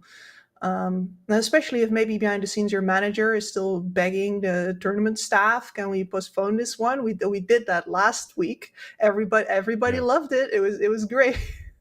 Oh, it was fantastic. Yeah. Oh Lord. I mean, even for themselves, it was not. It's funny how we spend so much time talking about that, and here we are again. The qualifiers are on top of each other, and Runa is just playing them all and going too far in them all once again. It's not even qualifiers. I'm taking a look at the event that they're in.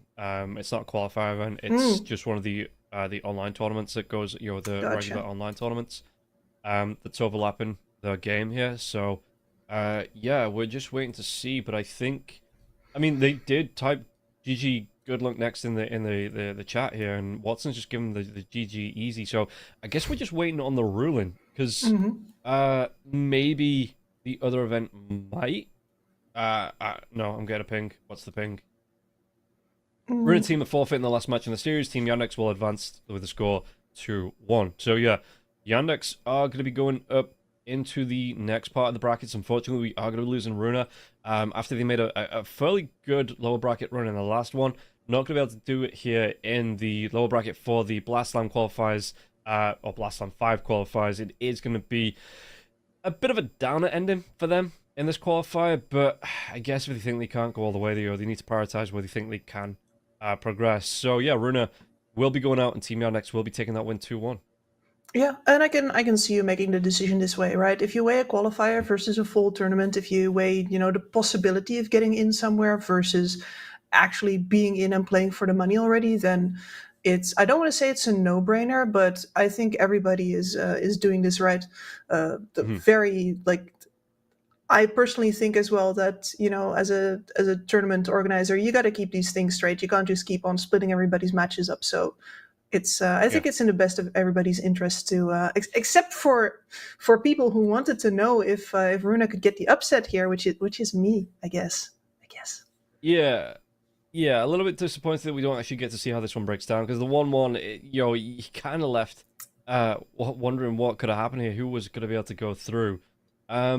So I guess we're going to be following One Win versus OG next. That's going to be the next series to come up, starting in about 10 minutes or so. So I think we might be going back to break and then wait for that series to start. The series will be starting in about 10 minutes. So we'll see everybody back here in about 10 minutes for the final series on this stream.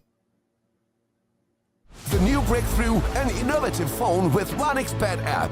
With 1xBet app, you can register and start betting in just one click.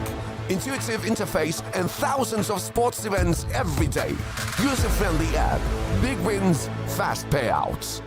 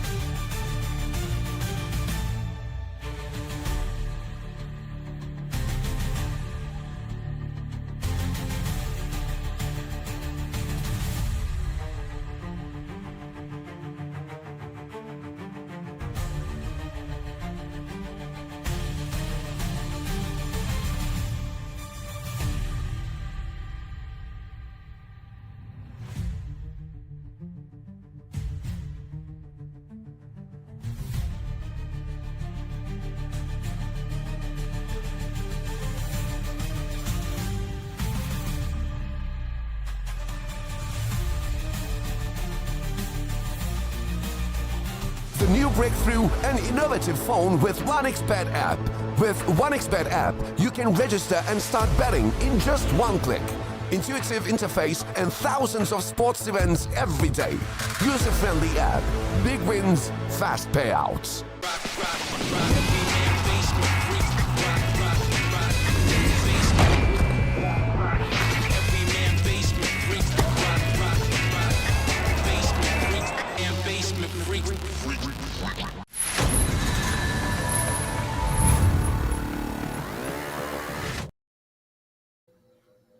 Welcome back in, everybody, to the final series of the day. We're going to be going again for the lower bracket here in the Blast Arm qualifiers for the RES Unchained. And it is going to be 1 win, or 1 W now, versus OG. And just a quick tidbit of information, a little bit of, inside knowledge coming out. It is going to be No-Tail standing in for Lelis. So maybe he has the past couple times I've seen them play. I think last week he stood in for them twice. He has been doing a little bit of standing coming out. No-Tail. He's not scared about stepping into that the player's seat. So we'll see how that's going to affect the draft, because I do believe last time he stood in, I saw a support Nyx Assassin coming out for OG. And maybe that's going to change the game plan up just a little bit here between 1W and OG, depending on how they go in the draft. So yeah, Lelis, he is on your screen right now, but just replace his face with a really happy flower, big smiles, because it is going to be, as far as we're being told, No-Tail standing in for Lelis.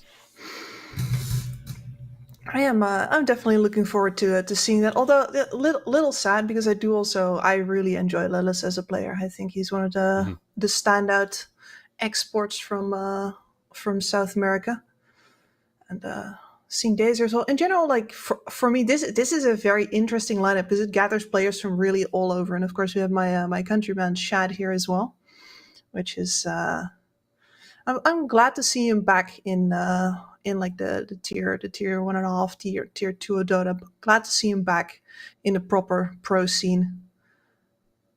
Yeah. And if you look at the way that OG are playing, I mean, I think this team. We're going to be able to look at 1W as well, but yeah, looking at OG, they have such a... I think it's the same for a lot of the tier 2 teams. The way the players play, they have such a high ceiling, but they just seem to stumble over a couple of mistakes. Like last week watching OG, there were so many games where they were getting caught out, save your friend syndrome coming through, or they were just farming in unsafe places, getting caught out, and it felt like, for the most part, they did fix those issues. They kind of, like, from game to game, they make big mistakes, fix it in game number 2, and then into game number 3, they'd fall into the same traps as well. So it's going to be, especially with, No-Tail coming in, we'll see how the shot calling is going to be. 1W going to be on the screen as well. It's been a while since I've seen 1W play, actually. They've not been entering a lot of the online events, so this is going to be a bit of a treat for me, because I haven't seen the team play. I've seen them play separately, before it was 1W, but yeah, I haven't seen 1W as a team play for a while now. Yeah, and for me especially, these players, I'm looking forward to seeing the support plays come out here. Sweden Strong plus Kasane. These are not just, rest back on your laurels type of support players, especially not Sweden Strong. I think Kasane from time to time does pick up, the little bit more sacrificial warlock style roles.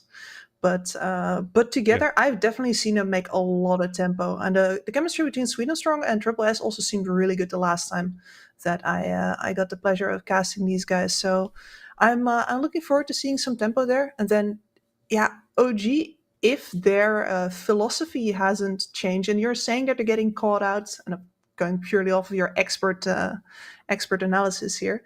If you're saying they're getting caught out in front, if you're saying that they're having save your buddy syndrome, that still sounds like they want to play the exact same Dota as the OG of old did, which is attractive, fast, play as far forward as you can, play together as much as you can, and push your opponent out of the game that way. That was kind of the issue, that, it was...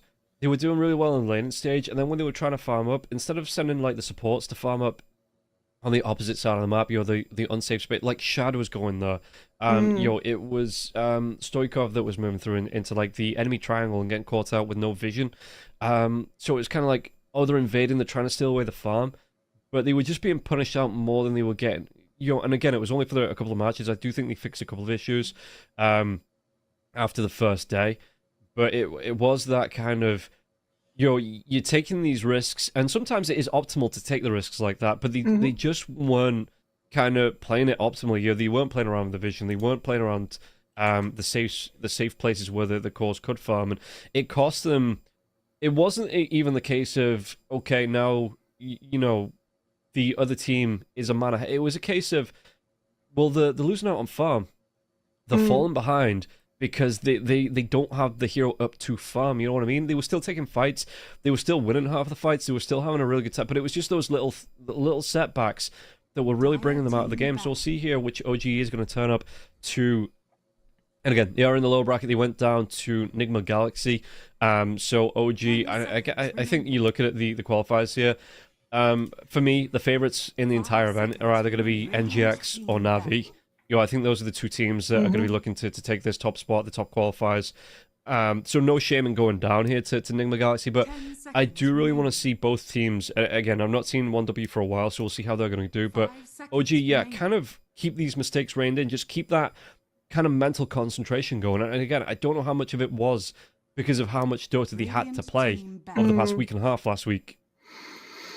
Yeah, well, we said the same with Runa, and then they played really well for a bit, and as it turns out, they still had too much Dota to play. So,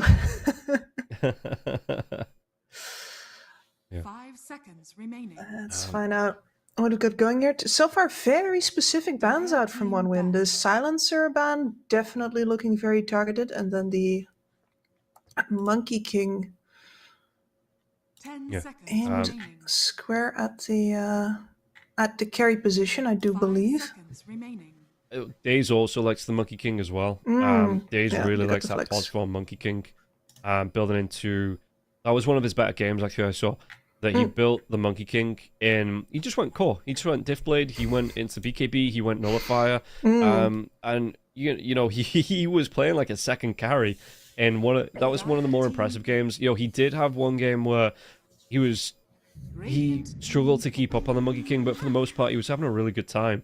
Again, I talked about it at the start of looking through the teams in general, but OG have been playing the Kes. Shad really does like this hero. He had a really impressive time. Wasn't picked up in the NGX series at all. It wasn't even banned out by NGX, it doesn't look like, but maybe they were thinking, if it's more on the terms, more on the level teams, that maybe it's a hero they're going to look for here.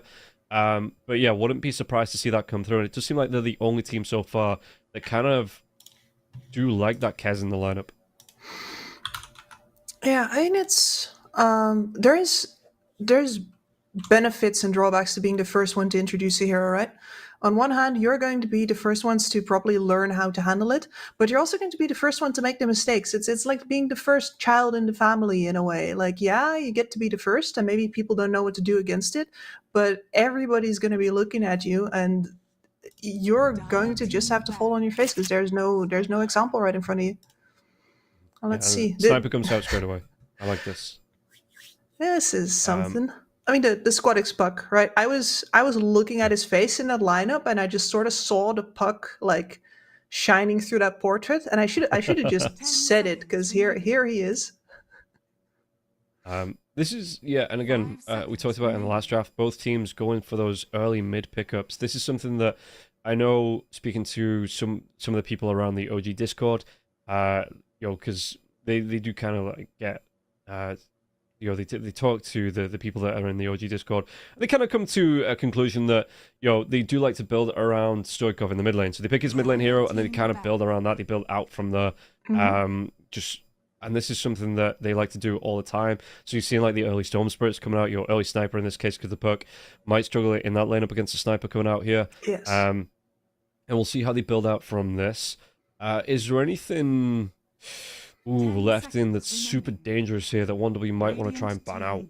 Take out the Bane. Okay. I mean, for me, the Shaker definitely was one of the bigger ones. I don't think you want to ban, say, the Mars. I think you want to see if you can get the Mars into your draft instead. because you want something like that. You want something to attract the attention, something to jump in first, something to capture the team fight, so you can lay into them before they can get to you, or alternatively, of course, to save you if something goes wrong. And I think that Mars is by far the best candidate for that currently. Yeah, and again, that's something that OG specifically like to do.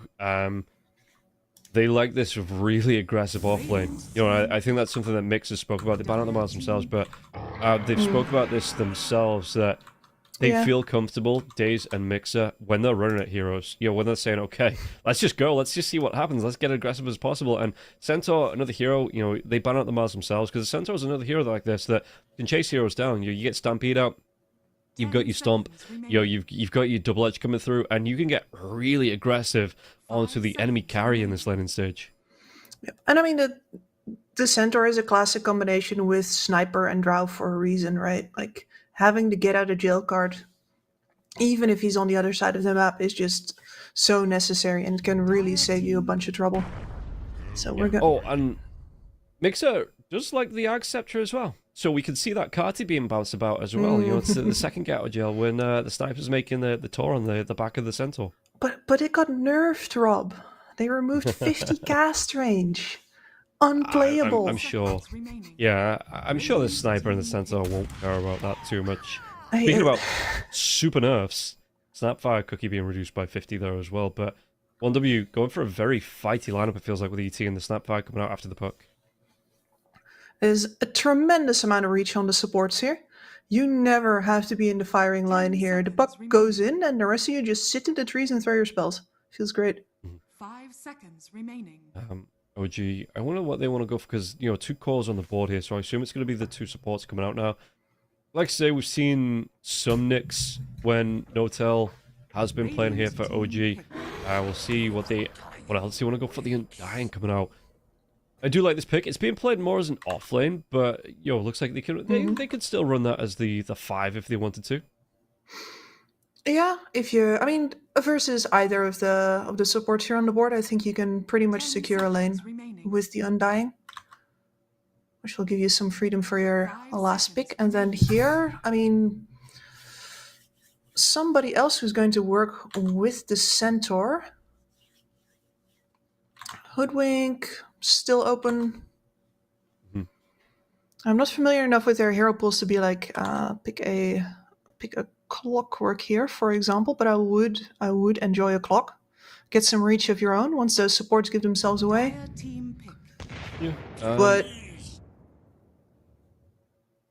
okay, so in the event that I was watching, OG came up against VP a couple of times, and Antras kept getting his techies, and the techies kept making life hard for OG.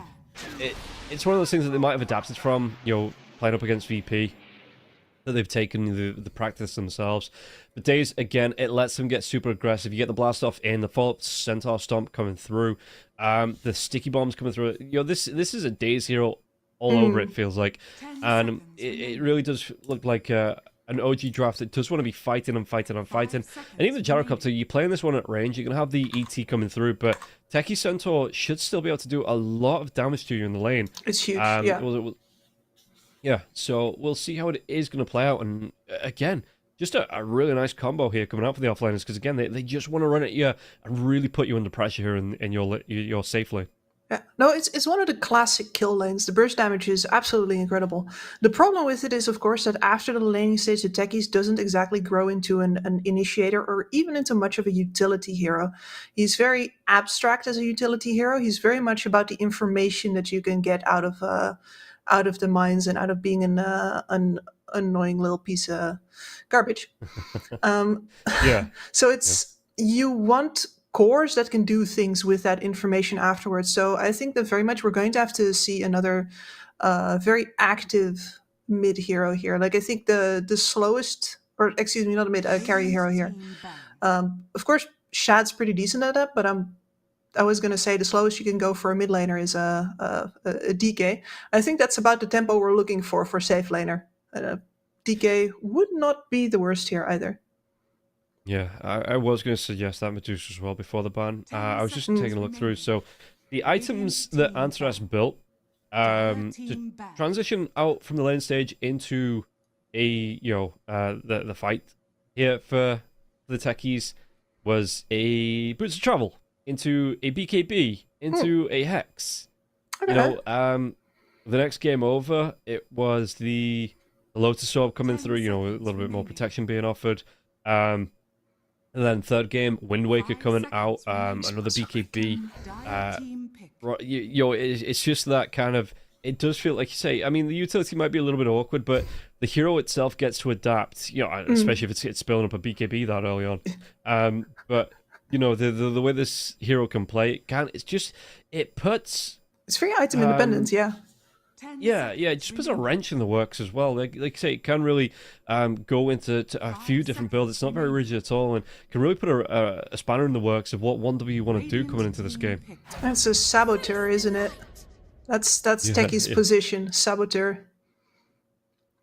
I do like this Dawnbreaker though. This is a really nice pickup. It is a brawly lineup.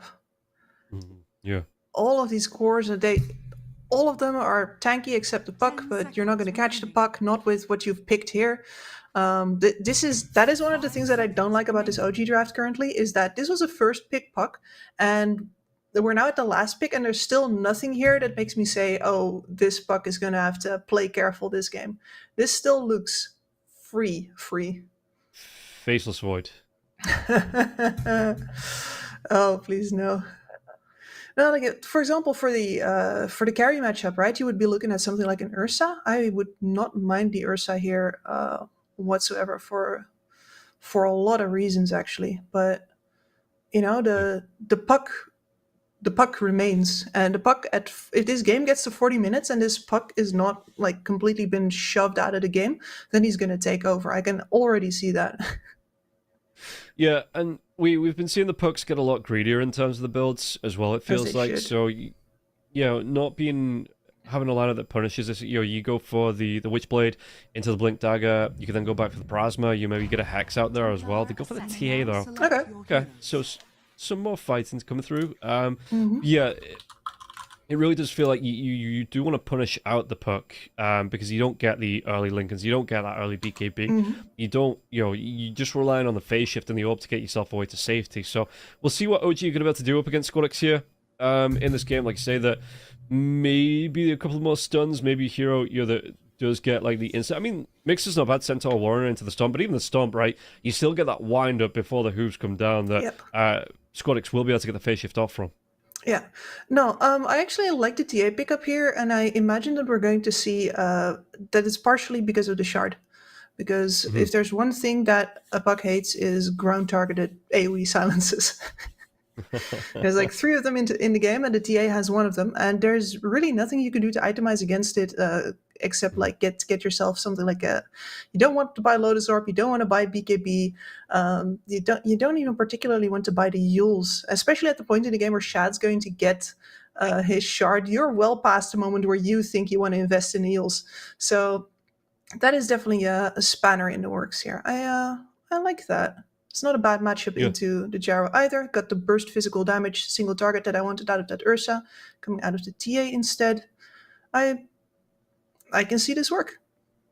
Yeah, I'm just looking at the 1W side of it as well, because the puck is going to be that initiation tool, it looks like, but the big thing is, it's the same when you get heroes like Quid of Pain. In fact, this was something that OG did in the qualifiers I watched last week. They did it, and it worked so damn well, right up until it didn't up against VP in that final game. But I think it was more the Storm Spirit that we're picking into the Dawnbreaker, and the Dawnbreaker just immediately, the Storm Spirit jumps in and says, okay, hop on, or, kind of like jump to me, and the Dawnbreaker just immediately into the middle of the fight. So, it looks like they want to do something similar here on the side of 1W. You get that jump in from the perk, the orb comes through, Blink Dagger comes through, whatever you want to use, and then you just immediately hit them with the Dawnbreaker. The Dawnbreaker goes first item Ags as well, so the Solar Guardian's going to have a lot more benefits, as you jump yourself into this one. That was something that, again, VP did.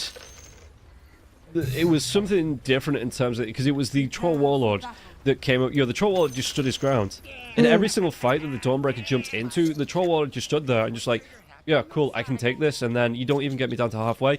If you do the damage, I pop the battle trance, I've got the BKB going as well. The only time I've ever seen a carry just say, Solar Guardian's coming, perfect, this is exactly where I want to be. As we see the odds on the board here, 1W going to be the favourites coming into this one. Don't forget, everybody, head yourself over to the 1xBet app, the 1xBet website. Use the promo code RESD2 for up to 100% bonus on your first deposit on both that app and the website.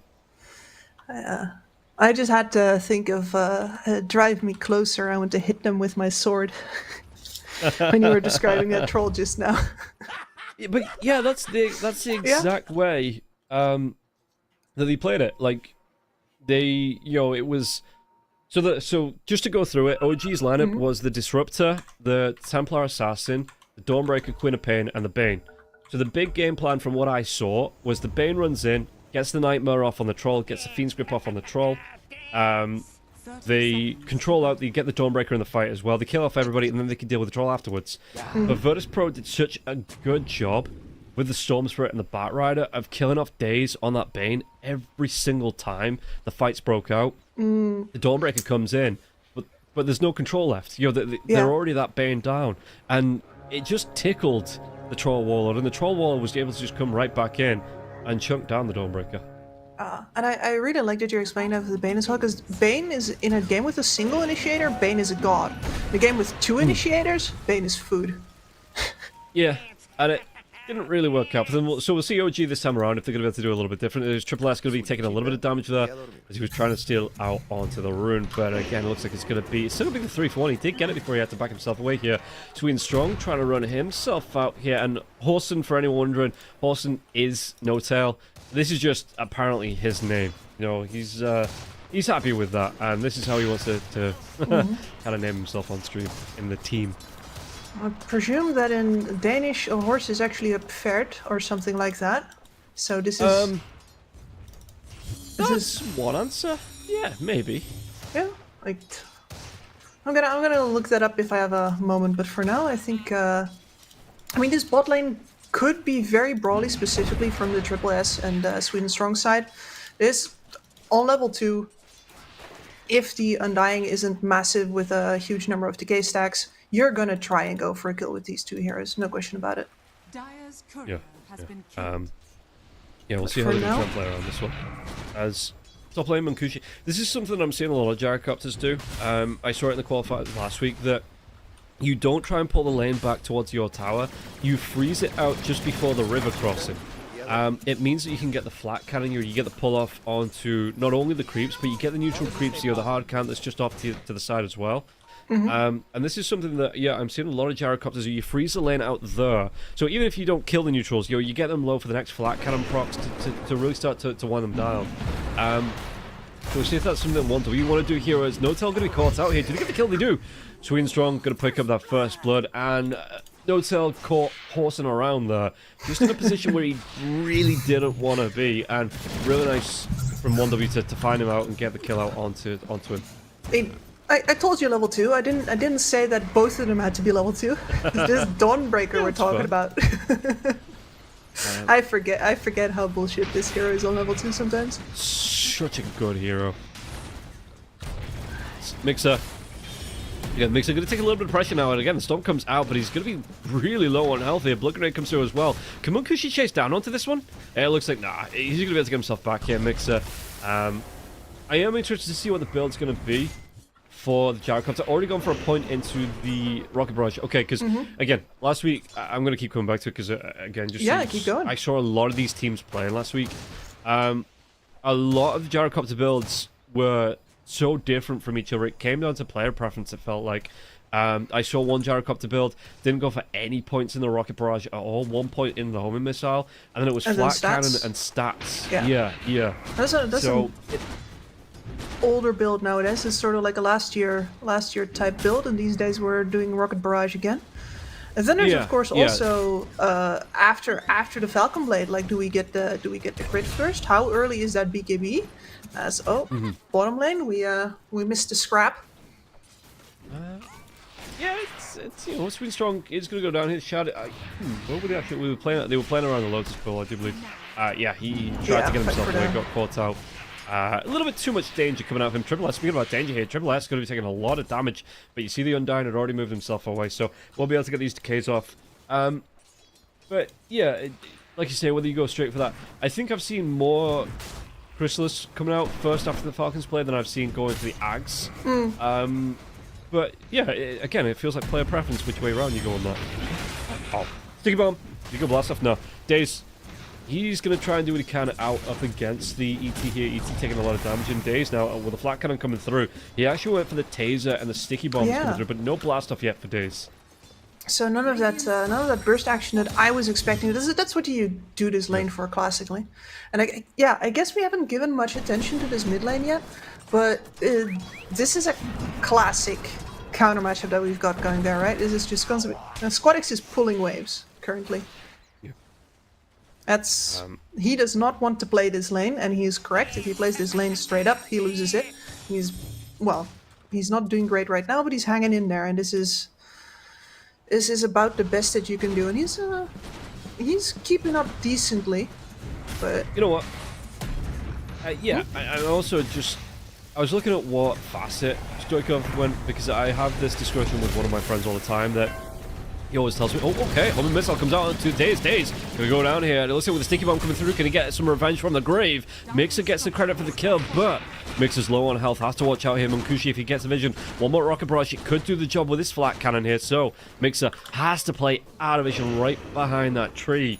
And okay, Mixer, it's going to be a kill onto the Centaur. So the Centaur gets a bonus on the gold. Got this solo XP there as well, as we see. Another Helm of the Dominator coming through, and this time it's going to be Mixer going for it on the Centaur. And again, still seeing this on the Centaurs coming through. So Helm of the Dominator not as dead as everybody hoped just yet. I mean, they didn't do anything about the fact that once you get the Helm of Iron Will, your lane is safe. Yeah. The fact that it's 4 armor and 4 health regen, like every single offlaner wants that, which is why we see it on offlaners that you don't actually want to build a Dominator on. They want the Helm of Iron Will so much that finishing off the Dominator is, sure, whatever, let's do that. I'm a Beastmaster now. Yeah, it's just value for money. Yeah. I mean, I would like to see it specifically for something like the Centaur, up against Gyrocopter instead of the Dominator, just go for the Crimson Guard or something like that, as in the mid lane. They're going to be able to get off the Dream Caller now as well. Horson can get himself away from this one, No-Tail. Taking a lot of damage. It's not going to be up for the kill here. Swingstrong is close though. Swingstrong going to be able to finish off No-Tail. The range on the little Shredder coming out there from the Snapfire easily finishes off the kill out onto No-Tail. And already you see here, 1W not afraid about getting aggressive up against OG. And Google Translate does tell me that it is actually a horse, which is surprising. Okay. So, yeah, that's... Because normally, most of the Nordic languages default to the Germanic. Oh. Shoikov. I mean, they baited out the face. I was watching that all the way there as well. Very nicely done. The orb was out there as well, and Stoikov just easy kill from the assassinate, getting one on the board. Anyway, he is horsing around.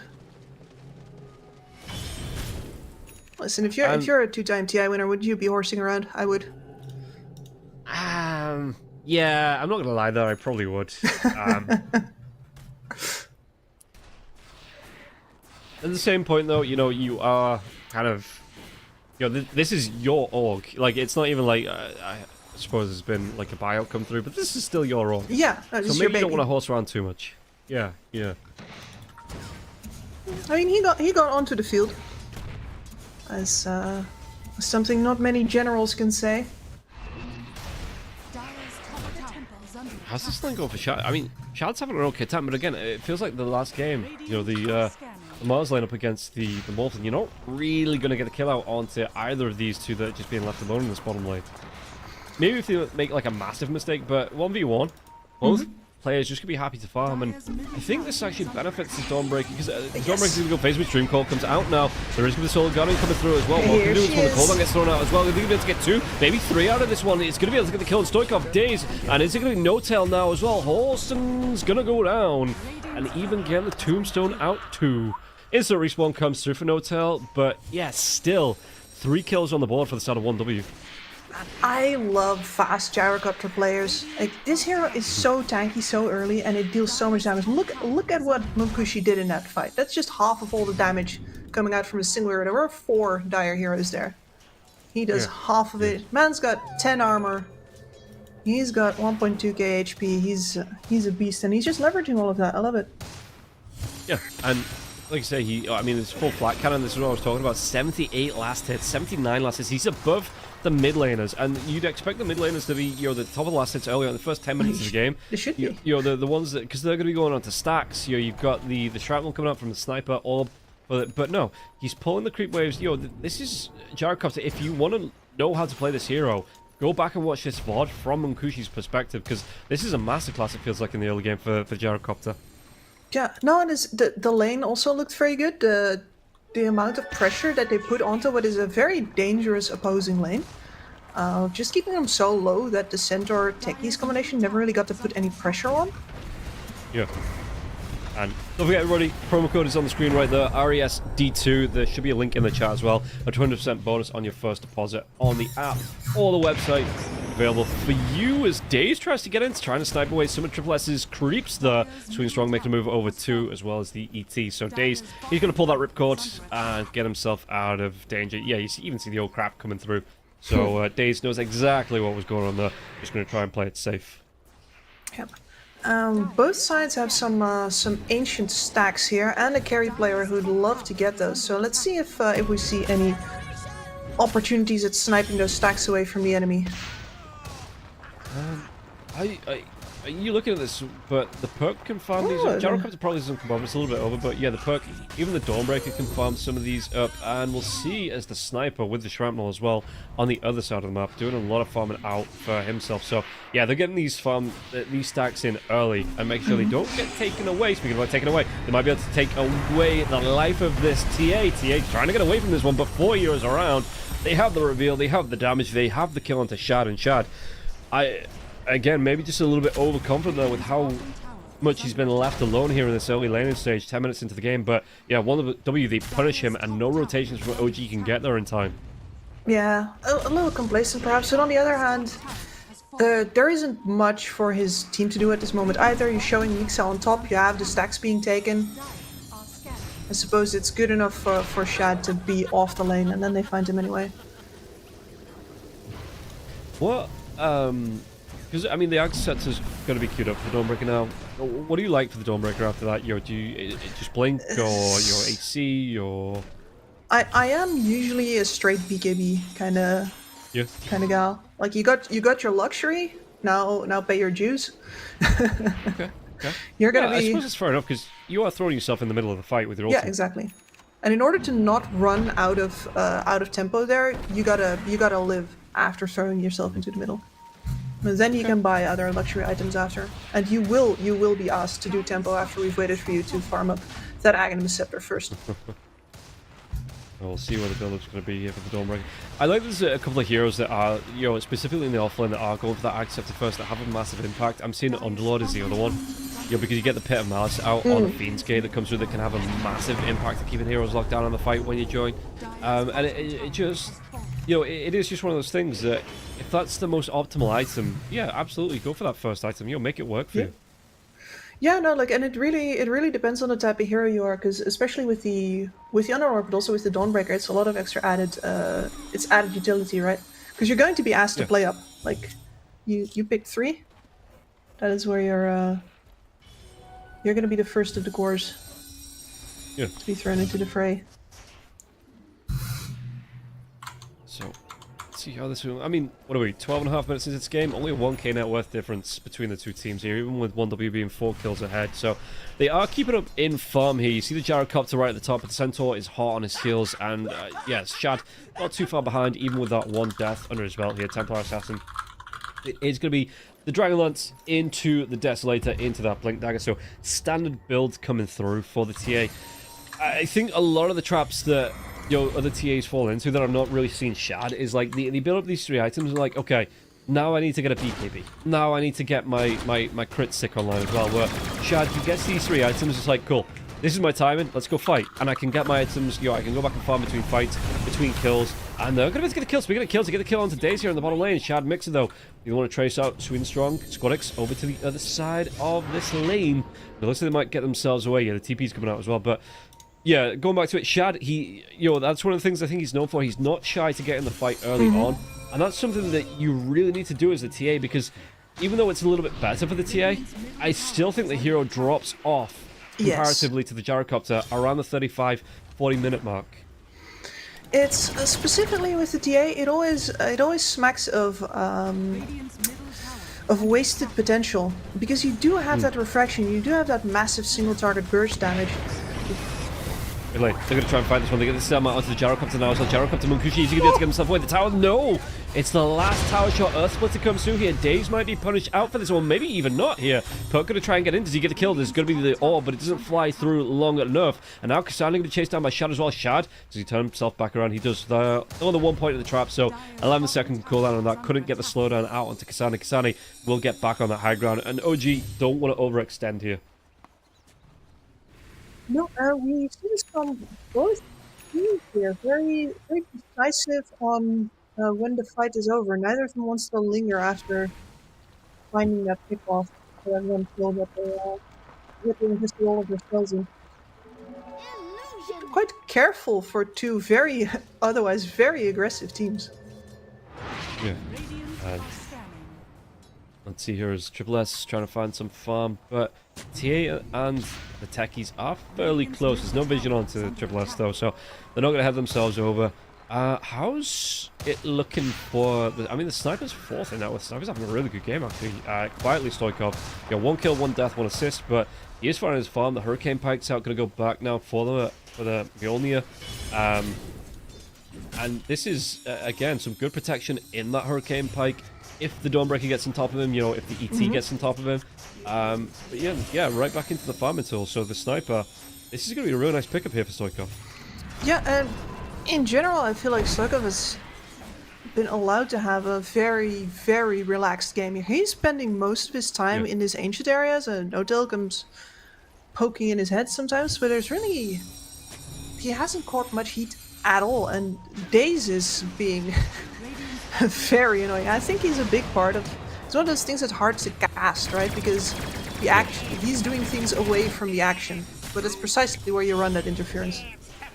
Yeah, and again, I think there's something that Dave's like to do. He likes to play those heroes, like the techies, like the Monkey King. That Monkey King, he kind of picked up that South American inspiration of getting to the back lines, picking up couriers, trying to interrupt, finding the fights where he can as well. So, and again, this is something I know Mixer and Daze like to do. They want these aggressive heroes. They want to be being as much of a pain in the ass as possible.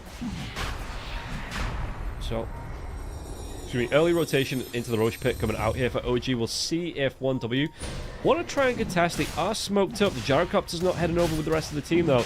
He is, he's got the gold for it now for the Acceptor. Multi-kisses going to rain down. Let's see how they want to fight this one. The Dawnbreaker's going to be coming into this one now as well. Do they have the damage? There's no refraction charges out as well. They're going to be able to get both Shadow Mixer.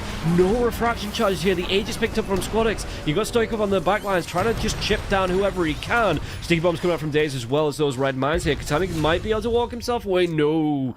It will be NoTail that gets the credit for the kill, but that is going to be a snatch on the Aegis here. He just quite couldn't get it in time on the side of OG. What a disaster! They just lack the control to do anything about this puck jumping straight into the middle of them.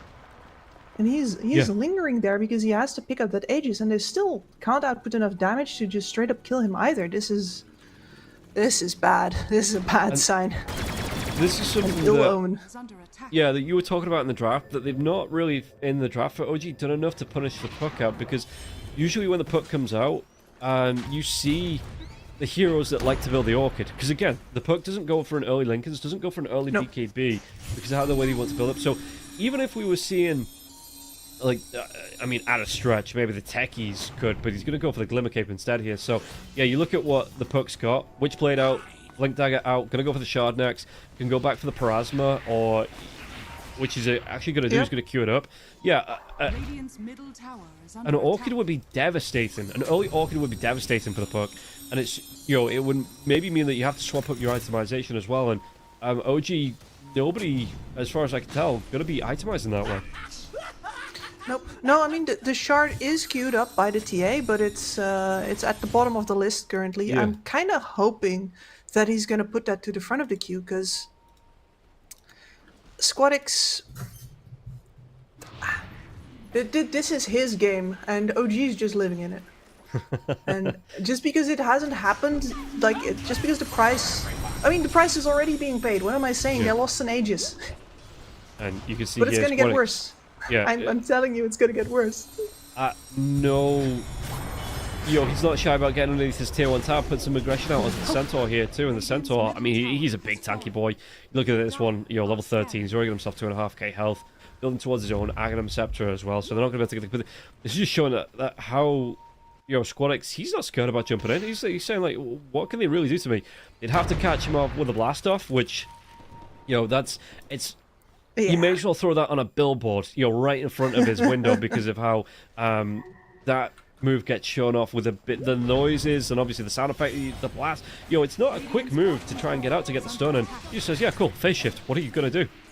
And again, Hoofstomp, you can dodge that one off. It is kind of, again, for OG to try and figure out how to deal with this puck, and not for the puck to be scared of OG yet. We're going to see another move. Interestingly, I suppose the Dawnbreaker was already on top. Triple S is kind of annoyed right now. Like, I want to farm away from you guys. Call me when you need me. What are you doing in my camps? Well, we are setting up to contest this Tormentor, but it's already dead. Yeah, at least they got that one fairly quick. Minefield out here. I do like this as well. Like, that was something as well that OG suffered with, just the random parts of the map that were mined out, because I think that's something that Antares... I mean, Antares has played like 1,000 games on Techies. He's an absolute maniac. He put Slacks to shame. Slacks knows no shame. Well, yeah, that is true. But just the random areas that are mined around the map that you... Oh, They got Triple S. That's a big find. Stampede comes through now as well. Shad, does he one more right click? He might be able to get it off. He does. Really nice kill there. They definitely needed that on the side of OG. Yeah, I mean, normally you go looking for those kills, right? You go looking for the Dawnbreaker, you go looking for the Nature's Prophet, and usually you don't find them. It's an exercise in futility, but when you do find them, who is going to come to their rescue? The rest of the team was playing on the other side of the map, hoping for this guy to come in.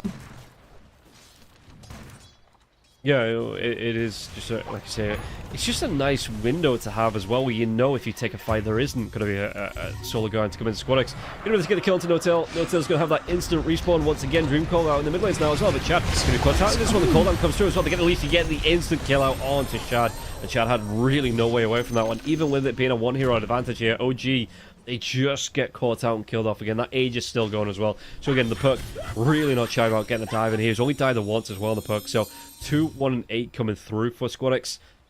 Age is going to expire, but even if it goes down, I still don't think that slows down the aggression from the side of 1W. I don't think so either. And I think I'm starting to see what you were saying by kind of weird pickoffs, because Shad wasn't that far forward, but there was an enemy team between him and the rest of his boys. Yeah. Okay, here then. And it is just that kind of, like I say, it's not... you're not playing on the other side of the map to your rest of the team, but you are just a little bit too far ahead. You may be trying to get... You're a little bit too excited to get... I know it was like a 1W aggression there, but I think the biggest thing for OG last week was... It was that out of position, or the kind of miscommunication that someone's saying, dive, dive, dive, and the player goes in, while the team is still like 20 seconds. That dive call came way too early. And it is something that OG, I don't want to rag on, too long about them, because it does feel like I'm shit-talking them at this point, but, at a certain point, it is just an error that they need to iron out, I feel like. Yeah, I mean, I want to bring a little perspective to that. I don't think it's an error that they're trying to iron out. I think it's a consequence of them trying to push as far as they can, which is like deep OG philosophy, right? And these kinds of things happen, so they're calibrating, and they need to make these mistakes in order to calibrate. Whether or not, like, if they're still doing it in 3 months, yeah, sure. At that point, we can, rag onto them about it. But right now, No, like they're perfectly fine, I think, losing a couple of games here and there if that means that they're learning how far up they can play, what they can get away with, what their comms need to be like, etc. I'd much rather see that than overly conservative play. But you're right, it's gonna look messier, it's gonna look more amateurish. I'm just glad that they're not afraid to just do it out in front of everybody. Yeah, that's fair enough. Well, we're not going to be seeing them. Oh, I mean, it depends if they get through here. If they get through to an event, there's going to be the one event they're going to be playing until Stoikov. And again, Stoikov was the rest of his team. See, not here. So, once it, and they even get the kill out onto No-Tail. Those hits were that I was talking about were the Parasma hits. No-Tail was melting. But, yeah, again, the sniper way out of position. No tier 1 tower for his teammates to TP to. No vision to see where 1W were. And he's not the most mobile hero, the sniper, with those little legs. So, again, another good catch out here. Squad X even going to get to farm up this triangle. I'm not really worried about repercussions coming through. Okay, there's going to be mines, but the phase shift comes out, dodges off the damage here, and Daze, is he going to try and fight this one out? Looks like they're going to try and go, but again, Squad X is going to be able to get more than far enough away to be able to be safe. Does he have the Dream Call? Not for another 20 seconds now. Stampede comes through. In fact, Squad X has he got a little bit too far. Shad gets a kill onto Kasane. Squad X up onto that high ground now. He's got that Blink Dagger up. He's going to be able to blink himself to safety, but Shad chases down, gets both supports out here. So OG, again, just another sign of life coming through for them. Yeah. Nice. It gets the goal out into the Templar Assassin, getting closer to that BKB. The shard there as well that has been queued up. So this is what OG need. They need to find these windows, and you really take advantage of them when they do present themselves. The question is if the window isn't just about closing here. Monkushi just hit level 20, so he's at the extra flak cannon attacks, and he's finished up the butterfly right now. So yeah, Shad might finish his BKB, but he's here for the man fight versus the gyrocopter. And he's currently most likely not going to win that one anymore. Yeah, again, we're getting to that point yet. Like you said, 25 minutes in, that 18k, like the net worth lead between the two carries will just start to, or not even start, will just continue to get wider and wider. Gyrocopter, like you say, he's in two minds, it looks like, whether he wants to go. He's already got himself the Eagle Song and the Talisman, actually. So it's not going to be the Daedalus first. It looks like it is going to be the Butterfly first, and no MKB anywhere close for the TA. So it is going to be a really nice pickup for the Gyrocopter. And if that comes out, and then they start to look for the fights on the side of 1W, yeah, what is the game plan here for OG? Who are they going to prioritize to take down in these fights? And how can they maybe try to eke these fights out? Exactly, because any damage that you pump into the puck is just, prevention. Like, you're hoping that he gets low enough that he doesn't dare to come in anymore, because the only way you kill Squad X is if he lets you. The Gyrocopter with that butterfly, really hard target. And what's left? Ooh. He jumps in, he takes 2 mines to the face here, Squad X as well. Does he get himself out to safety? He does, but TA waiting on the back lines. They might be able to take the kill, but there is going to be that solar gun coming through. So Monkushi, they kill off Daze. That tombstone not going to last too much longer as well. Mixer will go down. I thought that Puck really did die there to those mines, but he takes 2 out of the 3, and the third one doesn't get the blow up in time to get the kill. But Puck really low on life, but still 1W. They take 2 of those heroes on the side of OG and don't lose anyone themselves. Oh, that's surprising. I mean, I guess I am used to the Pucks having or going into the Octarine at this point instead of rushing the Parasma, because and that gives you more stats, but. But this Squad X, I mean, once again, read the build. This is how free he thinks he is. That was really close there for Squad X, and I think it was just the third one had like a half-a-second delay on the between the other two blowing up because he wasn't close enough. As Squad X are going to try and go again, they get the sounds out on the Templar Assassin. Templar Assassin though has that BKB. Home missile coming out onto the TA now as well. 4 staff out here for Chad. Home missile is it going to connect? Glimmer Cape comes out. Is it going to be assassinated on the backlines now as well? Though you can see that Stoikov is getting low. Glimmer Cape comes out to save him. Gotta be careful though, because there's going to be a lot of damage still on the side of 1W. And it looks like OG, do they want to still fight that? They want to back themselves away. Just protecting out, making sure that if 1W want to try and contest this Roshan, they don't get it for free. Let's see. Really good discipline from 1W holding this high ground here, but the question is, do they still hold? Puck to Gyro, not on top of each other, good. jump coming in now. Dream Cold comes out. There's going to be Soul Guardian coming through. They might be able to get the kill out onto the Techies. Techies get low, but Stoikov gets lower. And now it's going to be the two heroes going down here off to the side of OG. Stampede out. Mixixer, though. Mukushi's going to be waiting on the low ground for him. There is going to be that cart, but nobody gets a ride. So it is just going to be like when you put your hand out, you wave to the taxis, and they just go right on past you. Mixer going to be taking a lot of damage now. So the Glimmer Cape comes out, but they've got the reveal out. They've got that gem out onto the puck. So we'll still be able to claim Mixer now. And that might just be a free Roshan going the way of 1W2. I had a moment of hesitation. I mean, listen, the Centaur sees several cores. He sees them all apart. He can't jump the puck. He can't really jump the gyrocopter either, so he waits too long, and then Stoikov gets to be the one. Squadix gets to be the one that goes in first instead to devastating results for Stoikov. Oh, look at this. Puck straight into the Acceptor. So, you know, he's... Oh, Shad. Sounds good out to Shad once again. But again, he's holding that BKB. He's going to be safe. But yeah, this Roshan, very much free for the side of the Squadix is just taking all the shortcuts. It's like, you know that moment where Puck becomes like a right-click threat at 40 minutes because he finally has time to build his Ags, Ash and Pharasma? Yeah, I'm just going to do that now. Yeah. Who needs to stop over for a Lincoln's? He's going crit next. Like, listen, the TA has trap silence now, okay? Yeah, okay. 30 minutes into the game, it's about time. Yeah, I think the pace has been mostly low enough that I can see why you wouldn't, because that is a fair bit of money to spend out of your own pocket if you're not going to be in the fights all that much. But maybe you could have been in the fights of goodbye, Aegis. That's an Aegis. We'll see if they're going to try and continue to fight onto this one now as well, because it's Gyrocopter here. I mean, again, I hear he didn't go for the... Oh, okay, the Carty comes out, but they get to stun out onto the TA, so the TA inside the Carty won't be able to throw the damage out, and now the Stampede comes out, so Shad, they are on the retreat.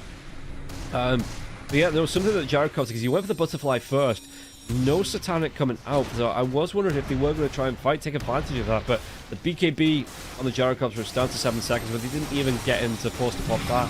And now, yeah, Tormentor coming through for the side of 1W, so OG, they are 15k in the hole coming against this 1W team, and the 1W team, you know, they're holding on to their items until they really need to use them. So OG, how did he claw the way back? How do you claw your way back? I mean, you gotta find the jump first. At some point, you gotta go and commit even for a less than ideal fight here. And listen, if you could pick what you do is you find triple S again, right? If you get to just point it out on the menu, this one, please.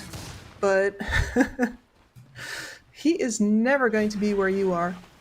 And that leaves you the choice between trying to find the puck or trying to find the gyrocopter. And unfortunately, they don't have the kind of farm in this game to say, oh, we're building a hex, we're building the silence first, the bloodthorn. Yeah. That's just not the kind of game it is. Well, we might see another fight. Dream Cold comes out, Solar Guardian as well, onto the Centaur. Centaur tries to break out that Dream Cold. There is going to be Tombstone coming through here, though, but it is going to leave this Centaur out on an island. Can he get himself away from this one? The Stampede is going to only just be coming up. The homing missile, it will connect out, and again, they have that gem out. They're going to get the reveal. Sorip comes through from No-Tail here to try and keep that Centaur fairly healthy, but it will cost them a tier 2 tower, and it feels like 1W. They're going to be happy with this one. They take a little bit more map control away from the side of OG, a little bit net worth now back up in, in the sleeves, and yeah, and just saying to again OG, you need to be ready at all times because we will jump and force out a fight when we want to. Yep. Honestly, though, the fact that they don't lose any heroes there, pretty big win for them. You get to get off with just a tower loss. That could have been much worse. You know how I said that the pucks builds are getting greedier and greedier at the minute? Mm-hmm. This is the ultra greed. This is the final boss. Oh yeah. This is it's just a little bit bonkers to see this item build in the year of 2025 for the pucks. You know, it's pure right click coming out for him. It looks like. Yeah, well, OG could have done something about this in the draft, but they didn't. Like, I'm gonna point at them. It's there. Oh, look at that sniper die. Stoikov's gonna go down. I mean, look at the sniper. Yeah, he's gonna fall. They take down No-Tail too. fairly quickly on after that one, and Squadix with the double kill. Instant respawn comes out for the Undying, but still giving up a decent chunk of gold here. Mancushi onto the high ground. What can they do here? OG to try and protect this one. They are going to be one hero down. He has a buyback if they want to, but with 30 seconds on the sideline, you probably don't want to use that buyback out for the sniper just yet. It might cost them a tier 3 though, because Sandy's going to get low. Cookie down to the low ground though. Is You'll set it out. Ooh, does he get himself away from this one? It's going to be the perk just backing himself away, but Mancushi doesn't even have the Satanic here. No Aegis either. The Solar Guardian comes out, and Triple S wants to get right on into this one. We are going to have the car coming out as well from the TA, but the TA can't go too far out of position. If you do get caught out here, you will pay the price. And you just have Perk jumping on the back lines once again, as 1W still grouping up to try and put pressure onto this lane of racks. I mean, that was a drive me closer. I want to hit them with my sword type situation for sure. Yeah, definitely. But also, like, that's how desperate they are. Like, okay, Shad, they can't kill you as long as you keep your seatbelt on. What? Oh, it's going to be the refresher, because I was looking at, this being a right-click perk. I was like, is it going to be the Desolator next? Does he, just go to even see, like, the Rapier perk coming out? Is this going to be... but it is going to be the refresher, it looks like, for Squadix. But, yeah, they are going to be able to wait out for the next Roshan, it feels like, on the side of 1W. OG can contest. There's an AD rune in the river now, too. He did hold on to that Rax in the bottom lane as well. Shad, he picks up this AD rune. This is a... the smoke coming out, I don't think there was any vision. There was no vision on the side of 1W that saw this anyway. So this could be a big jump here for OG. They need to make this one work for them, though. Well, they are pretty blind over on 1W currently. This is as good an opportunity as they were going to get, but... nobody's pushing waves themselves. Like, yeah, one I was creep just about to say that. versus Sweet and Strong, like... Yeah, sure, we know you're on the other side, but nobody's going to show. Yeah. Mancushi has that full Satanic up now. So, he's going to go for the Swift Blink. I assume at some point, he could get the Ag's Blessing, doesn't have to get rid of those boots just yet, but... Yeah, this is where, again, the Gyrocopter, look at this, 35 minutes in, he's pumping out all sorts of damage, and it is really hard for OG to kind of find that right jump. There are going to be the bombs coming through here onto Mancushi, but the Glimmer Cape comes out. Kasani, Squadix, going to try and get the catch-out wraparound coming through from the side of 1W. Who are they going to be able to catch? Because Stoikov, the furthest one back, which normally would be the safest position here for the sniper, but not right now. At least they retreated fast enough. No, they thought they were still in sieging position. That's not the case. Swing and a miss. And again, while this is going off, especially because that tier 3 tower is down, Dawnbreaker more than happy to push out this bottom lane, even to show on the map. Put the pressure out onto the racks, and just say, you have to come and deal with this at some point.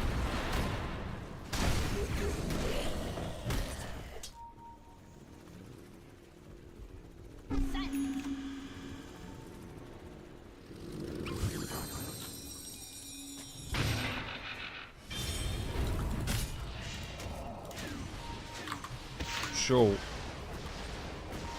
what are we seeing? A chess game. Yeah, I'm just looking around because, you've got OG hanging around the Tormentor area. His mines are going down as well. Whether they're thinking that the Tormentor is going to get... it's still 3 minutes away at minimum, right, for that respawn, if I'm not mistaken. Yeah, I like the reason that we're seeing more care being taken by 1W right now is because of that MKB being up by the TA. She could destroy your team if you make a wrong move. Like this is not done yet, so... Instead, they split it a little bit, as you said. It's that Dawnbreaker on the bot lane, and now Squadix is gonna go fish, see if they can find a pick off before. Yeah, Sweet and Strong... even Sweet and Strong's just going to go for the E-Blade out onto the Snapfire. So I was thinking, Ghost Scepter makes sense up against the TA and the Sniper, but a full E-Blade? These are some rich supports on the side of 1W. The splash and the cash. Yeah, really are. Whereas if you're Daze, he's got decent tools himself. He's queued up the Hex. Finally. Yeah. Like, he would have a lot more farm if he could just busy himself actually taking camps instead of mining the gate. But yeah, the gyrocopter, you see the 4K net worth difference. It's not slowed down between these two. You know, the TA's not been able to catch up yet, close that gap between Shad and Munkushi on the gyrocopter. We're going to see again, well, the Giant Small comes out of the gyrocopter now as well. He's got the butterfly, BKB, Satanic out, Daedalus. So maybe just waiting that Roshan. It's going to respawn in 40 seconds, just under 40 seconds now. So if they win this fight, 1W, that is where they really will look to break the pace for the side of OG. Yeah, this is where the game is going to be decided more or less. Yeah. Only halfway towards the MKB for Stoikov. Like, it is a game changer in that sense that OG has 2 scaling right clickers. And the way that we build Dawnbreaker these days, she's not really. We don't see the Desolator build anymore. No. With the Harpoon. I do like the build that the Dawnbreaker's gone for. The AC coming out, you have that refresher orb here as well, which has only been used once, so it's only up to 190 seconds. Only 190 seconds here on the Dawnbreaker, but just having that utility, that quite literal Here we go. aura coming through in the flame. Yeah, we look at it here now. It's all going to come through. They're going to be able to do a little lockdown onto the Centaur. The Centaur, even though the card's coming out, the Centaur's going no. The Stampede has to come through. Refresh comes through on that Solar Guardian once again. They get the second stun out onto this one. Mixer's going to get really darn low. Shad has to jump himself away to safety while Squadix, he gets the kill onto Daze. Now they're going to get the stomp out to Stoikov, but the BKB comes through from the, but it's not going to protect him from the right that's coming through from this Gyrocopter. The Gyrocopter looking for the chase down out to Stoikov. Stoikov though, going to be far enough away. Shad in danger. Shad is BKB's down. It looks like they might be able to get the chase down, but again, a Force Staff coming out for the Templar Assassin will keep the TA alive. And the Gyro did not have to pop BKB during that entire scuffle, so he is still ready for a second round if need be. And yeah, look at this. He's just gonna walk side by side with the Roshan, with the rocket barrage, with the little helper from the flak cannon coming down as well. And he's at no risk of being thrown about by Roshan. Roshan doesn't even know what's going on behind him. And OG, he can't get over to contest in this one. It's just they had to use so much to keep themselves alive in that last fight that yeah, it's gonna be a free Aegis once again for the side of 1W. Leaving all of the goodies on the ground. I mean, they're in a position where, and I feel like we've been treading water here for quite a while, but they always need another item in order to deal with the items that 1W got while they were farming their previous round of items. Like, they just simply can't seem to find a pickoff that allows them a foothold in this game to close that gap with. And now Munkushi is going to be right up to your high ground again. Level 25 this time, so also the Flak Cannon CD. This one's going to hurt. Yeah, Cortland's going to come through early on for the Gyrocopter now as well to force OG away from this. Modification will be used, but Munkushi stands his ground. Again, he's going to swap out the Aegis for the boots as well. Backline dive coming in. Stoikov, there's going to be the Solar Guardian coming out as well. And it looks like Stoikov, Tombstone is going to keep him alive just a little bit longer here. Mixer again with the card, but again, Stoikov inside that Tombstone. Munkushi's going to get low. Pops the Satanic though. Not going to go down. The Assassinate doesn't get the kill, so still holds on to this Aegis. And yeah, you don't want to give the Aegis up straight away. There's going to be the refresher coming through on the puck. They get the catch out all through the TA here. Shad, can he get himself out of this one? Munkushi going to come out onto the high ground. They do break this Aegis now. Satanic on cooldown, 10 seconds away. He has that BKB though if he wants to immediately pop it. He's going to be silenced out. Force Staff going to keep him safe. Assassinate going to come through here, but Munkushi. Shad jumps himself in, but Munkushi taking a lot of damage actually from Shad now as well with the attacks coming through from that. It's going to be enough. Got him. He gets the free attacks coming through from that Hurricane Pike. They take down the Gyrocopter and Gyrocopter. No buyback. He's dead for 90 seconds now. Is this going to be the return? Oh, gee. They had one foot in the grave, and all of a sudden, they are right back into this one. This is a hard high ground versus a sniper versus a TA. Yeah. But I think especially we have to not underestimate the impact of the grab ally there, and as well as the Cardi, the fact that they get to survive 2 puck jumps like that, and both of the right click cores getting saved from those jumps means that you just all of that damage that you get to lay into the Gyrocopter eventually comes to bear fruit without you losing any of your own. And yeah, 50 seconds. What can he do here, OG? Because the lanes are being cut. They're not getting the creeps on. The puck's being a massive, massive pain in the arse. Because either, the way the Squadix is playing this one, he's cutting the waves, he's getting himself around, he's even farming out the neutrals here too. So he's keeping that pressure away from the tier 2 towers on the side of 1W. And this, what was it, like a 70-second window overall on the Gyrocopter has been cut in half, and OG not really been able to target out any of the objectives around the map, even being 3 heroes up against 1W. Yep. It's one of those games where you would like on the Templar Assassin that you were not the one that needed to carry the game, right? Because then you could build that shard earlier. You could build an Aghanim Scepter. Aghanims on TA is phenomenal for dealing with these kinds of split pushing shenanigans, as well as with doing things like finding Dawnbreakers on side lanes.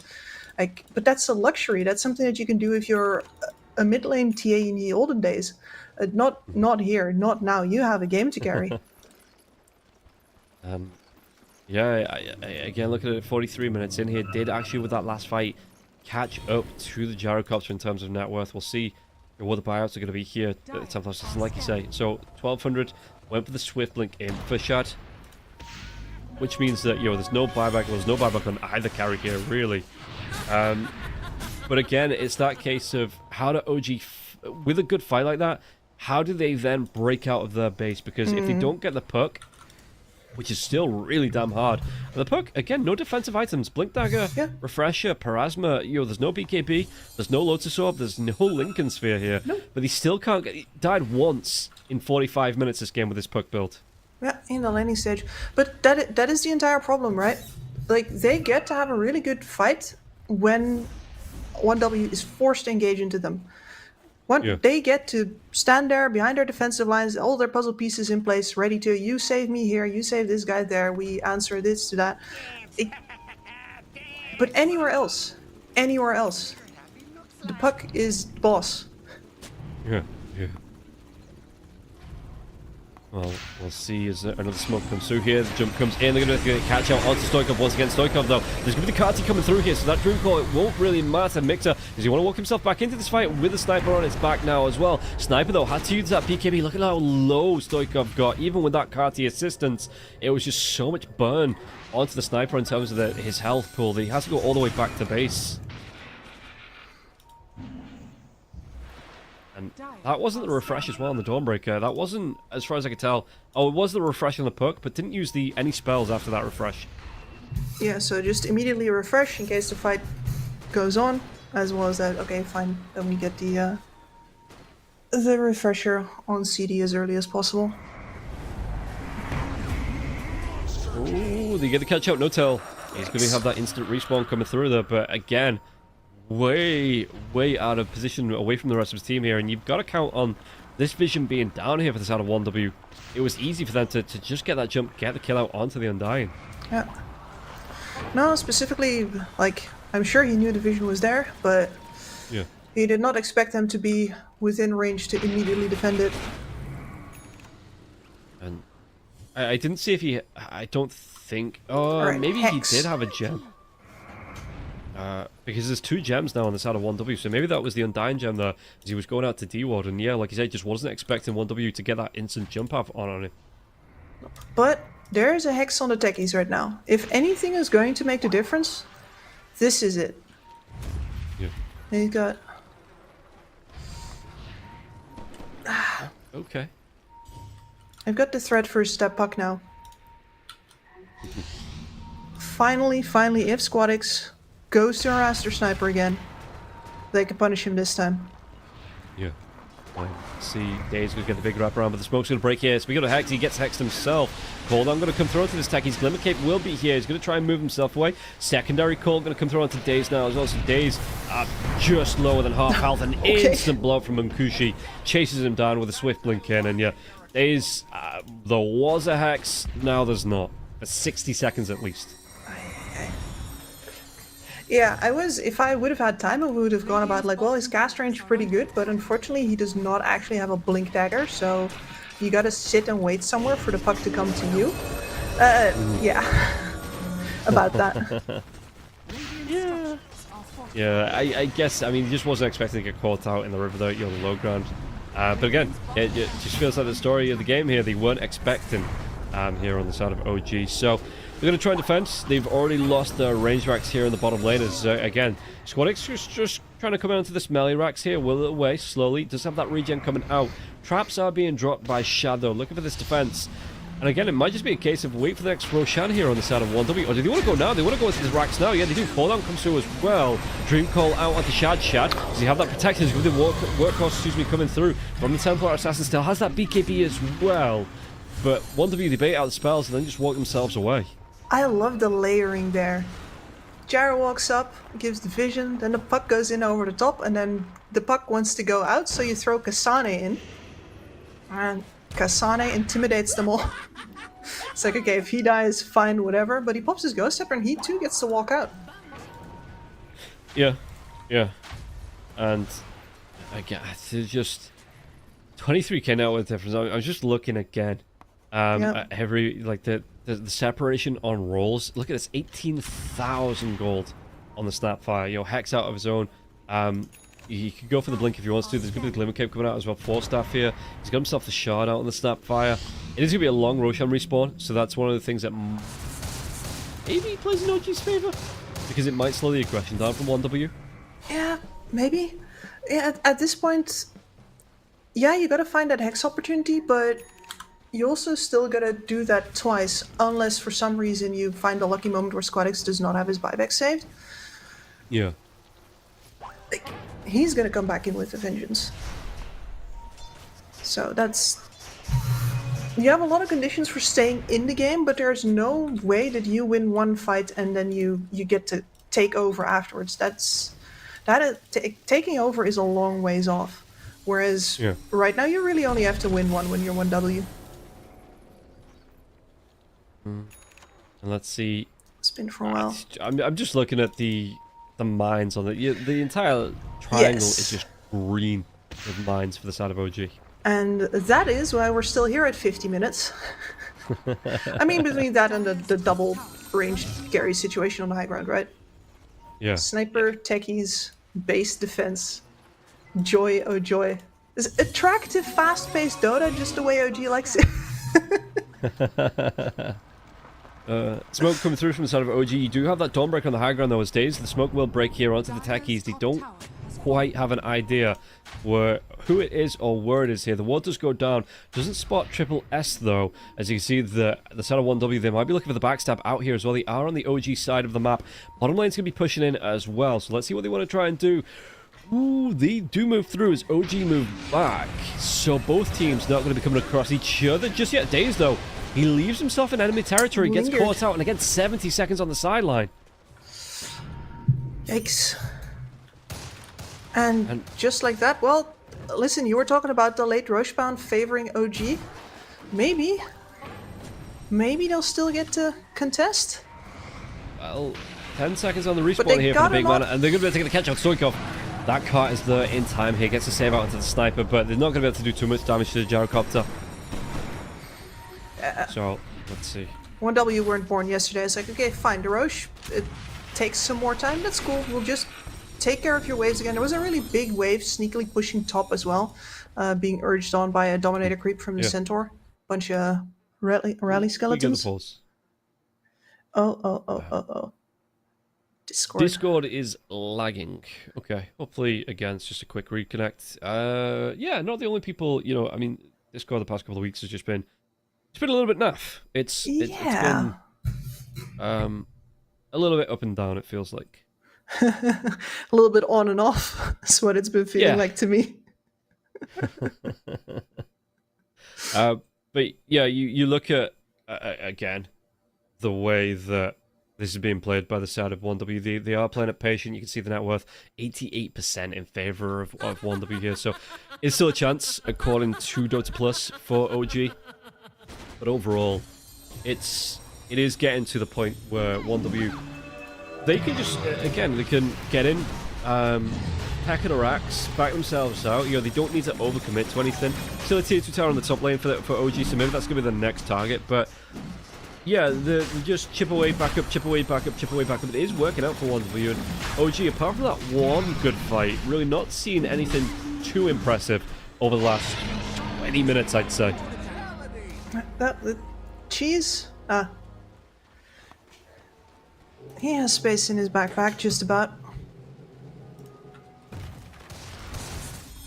Cheese handed over to Kasane, who is building a nullifier.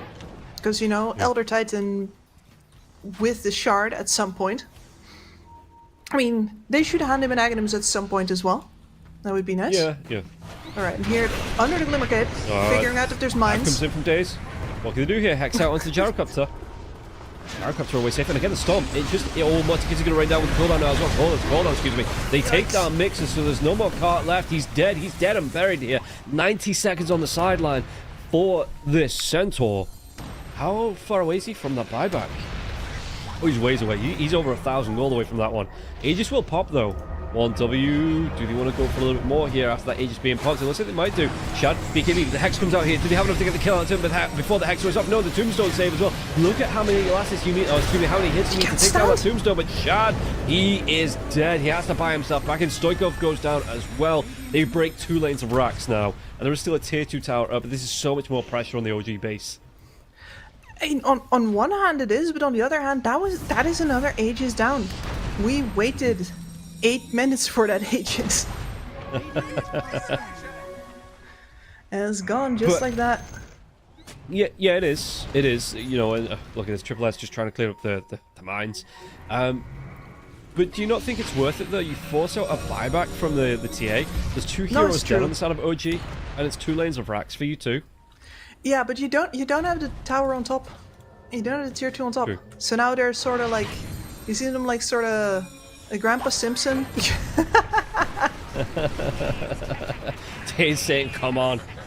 He just wants them to come into the base, you know. And it's a bit of a double bluff as well because there's not many mines down in the base. No, there's more TA traps down there, but yeah.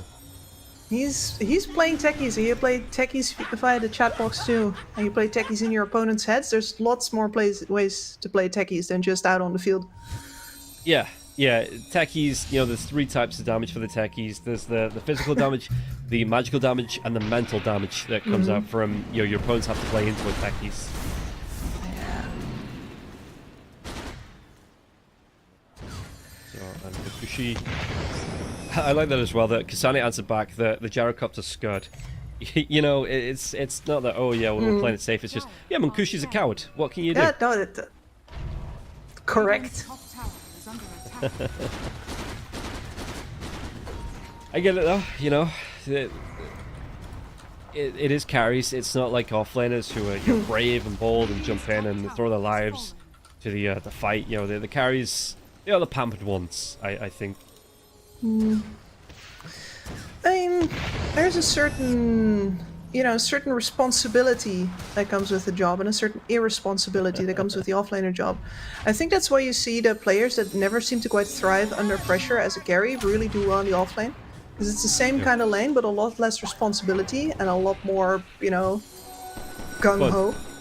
Yeah. Well, at the same time, you definitely gotta be able to take the blame if, you know, nothing happens in the mid game for your team, because that was your job. Yeah, that's true. Oh, they're going to be able to get another catch out to Stoikov now as well. The Stampede, did he get the save out? No, Stoikov is dead. 90 seconds on the sideline, no buyback here for the Sniper. How far away from that is he? He is a ways away gold-wise. He's nearly 1,000 gold. They take down No Tail now as well. Instant respawn comes out from the Undying at least, but yeah, 80 seconds now on the sideline for the Sniper. Once again. And that was interesting, because that was all 3 lanes pressured by one win, trying to fish for something, and catch it on the top lane, and immediately ready to go in for the buildings once again. The TA can't win this alone. This is going to cost you buildings. This looks like it might be. Fortification does come out. Traps are being cleaned up as well. The Gyrocopter double Satanic. Oh no, they get the catch up with the Hex as well. But it looks like the Solar Guardian is that going to be able to keep the Gyrocopter alive? The Gyrocopter can't quite get the damage up on him. He will be able to get his life back here. With that Satanic coming through, all 3 cores are dead. And immediately, as soon as they drop, the GG comes out. 56 minutes into this game here. Game number 1. OG did so well at holding on. But 1W, they just play this one. You know, they had a plan, they stuck to it. It was methodic here for 1W, and after 56 minutes here, 57k net worth lead coming up for 1W, they will be able to lock down game number 1 in the series. Yeah, and the thing is, right, especially with 2 teams like this, and in a situation like this, you don't see the mistakes they don't make. Like, this is a really long game. It could have been much, much shorter if either of them messes up at some point. And yeah, maybe there's some cowardice involved here and there. Maybe the techies has a point, but at the same time, why take those risks? Why do that when you can eventually get to the win like this? you've already spent 40 minutes here. What's another 10? What's another 15? So one win, like, really good control of this game ultimately, even if it's, not the most interesting fair when we just want to see people butt heads. Yeah. Well, we'll see if OG, they kind of pick it up again in the second game, if they're going to try and go a little bit quicker again. Because 1W, they had that game plan, like you say. I mean, they found a good spread of kills over the team here as well. OG, unfortunately, they just couldn't get them on board. 6 for Shad, 1 for Stoikov, 1 for Mixer, and 2 for Notel. So, yeah, really never got off the ground. So we'll see OG in the second game. And again, this is a fight for survival here between these two teams. If OG can bring it back to a 1-1 or 1W, will they move through clean? We'll find out after this break. The new breakthrough, an innovative phone with 1xBet app. With 1xBet app, you can register and start betting in just one click. Intuitive interface and thousands of sports events every day. User-friendly app. Big wins, fast payouts.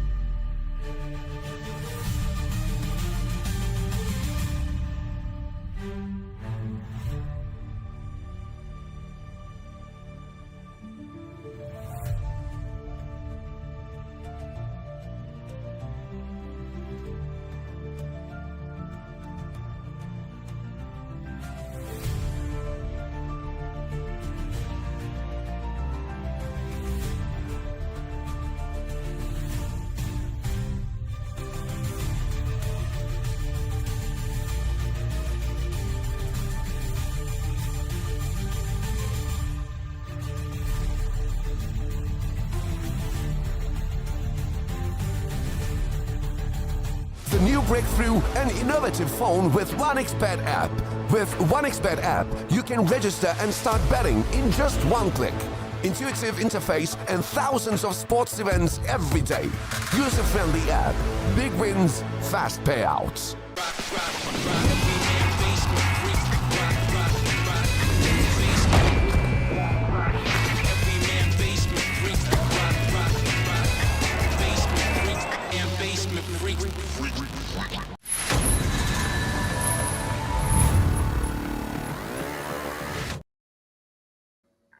Welcome back in, everybody, to the second game of this series. We're going to get started here in just a moment between OG and 1W. 1W taking that one game advantage. We'll see if they are going to be able to get themselves into a 1-all, you know, if maybe we see the even up coming through between these two teams, or if OG, if they're going to be able to maybe pull it back, get themselves into a good position here as I'm just getting myself into the lobby.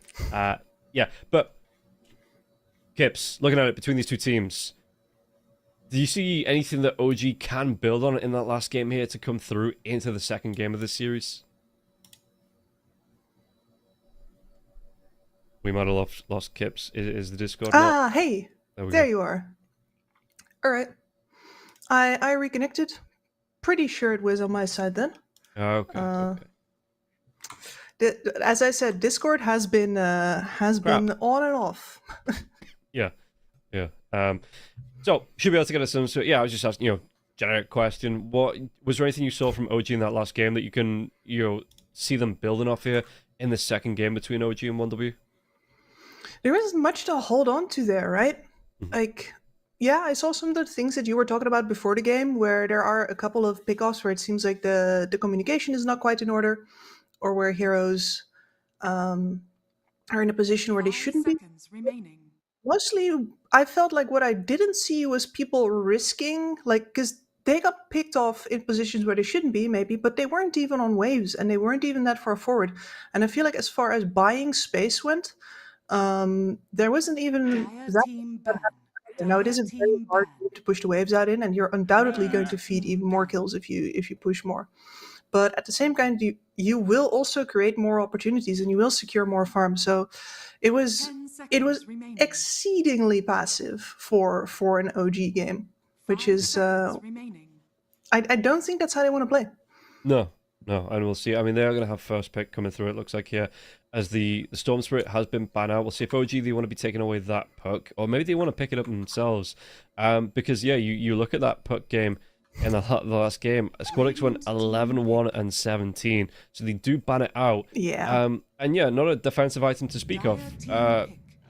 Refresher, Parasma, Daedalus, Octarine, Gem, and a Blink Dagger coming out for Squadix Service. We do get the Beastmaster coming through here for the side of OG, so Mixer going to have something to go to try and put some pressure onto the lanes with early on, build up, really try and force 1W2 to try and, I guess, react to this Beastmaster pick. 10 seconds remaining.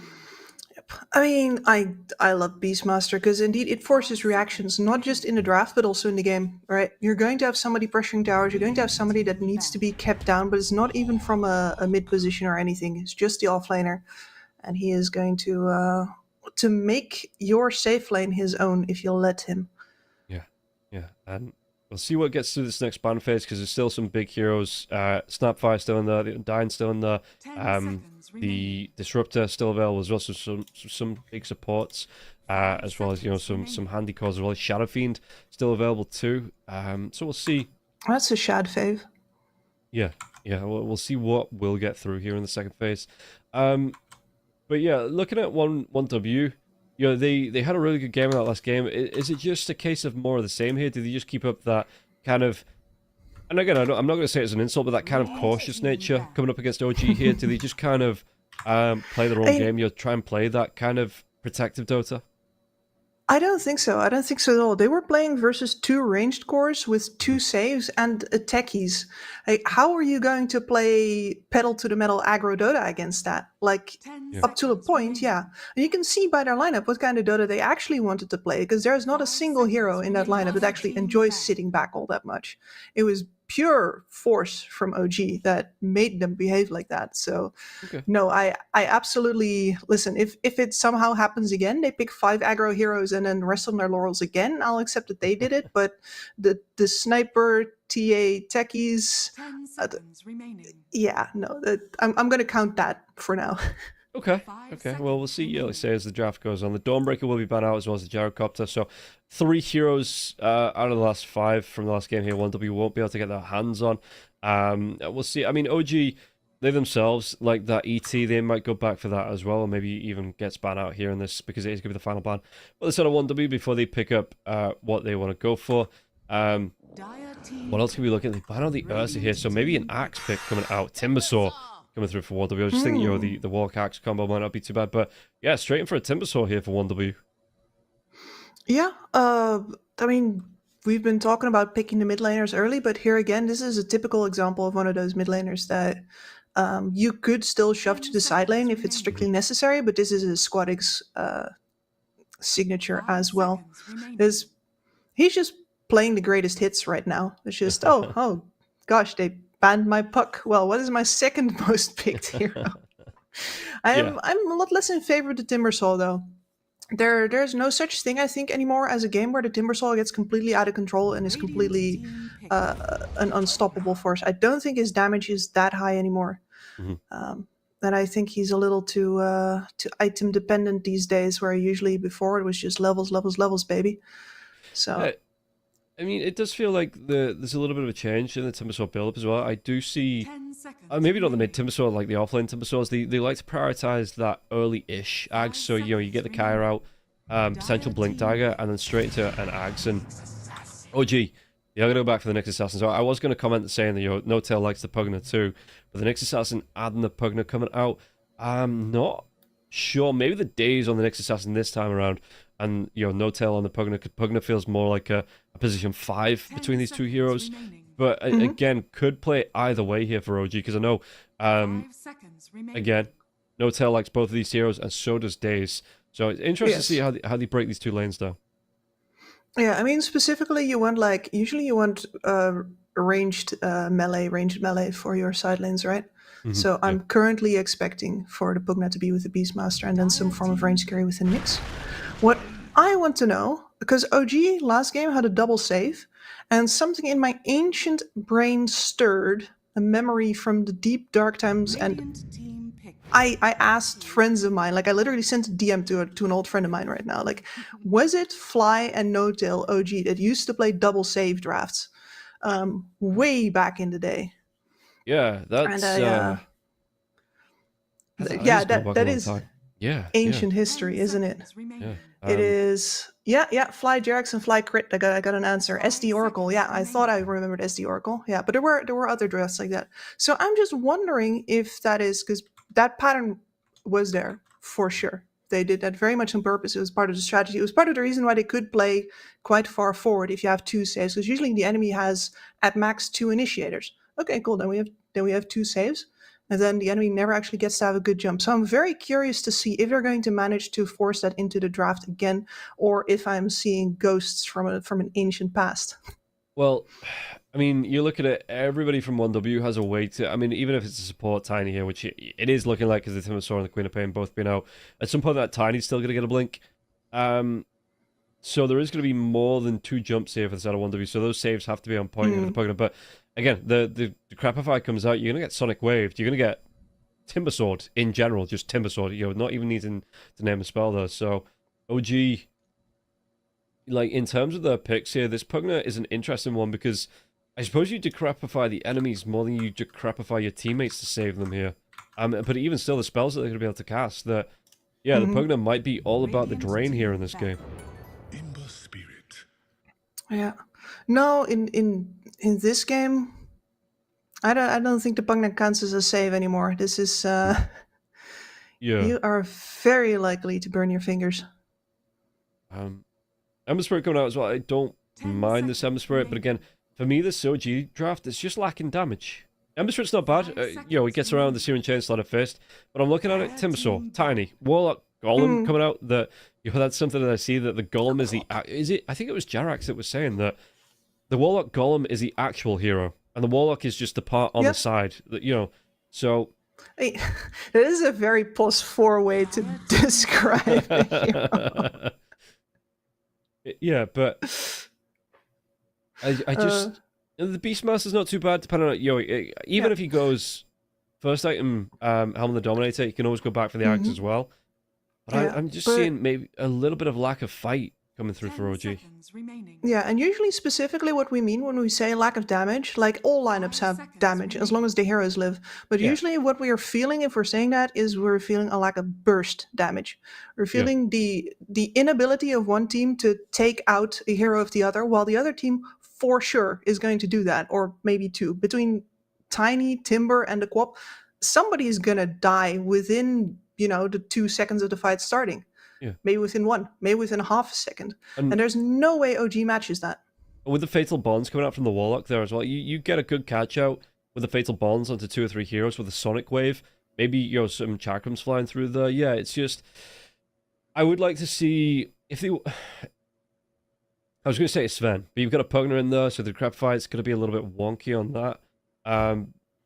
But again, the Sven with the big, the big right click coming through there as well, and again, so, some big crits there as well. So they ban out the Luna for 1W. But yeah, just something that screams, I'm going to go in swinging and I'm going to kill something straight away.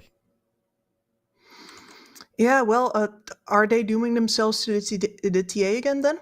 Yeah, I mean, the Medusa is still there. It's not quite burst, but it's a lot of damage onto multiple targets. AM still available, but that's maybe a little bit too slow pace what OG needs. Faceless. Yeah. Okay. With the reset.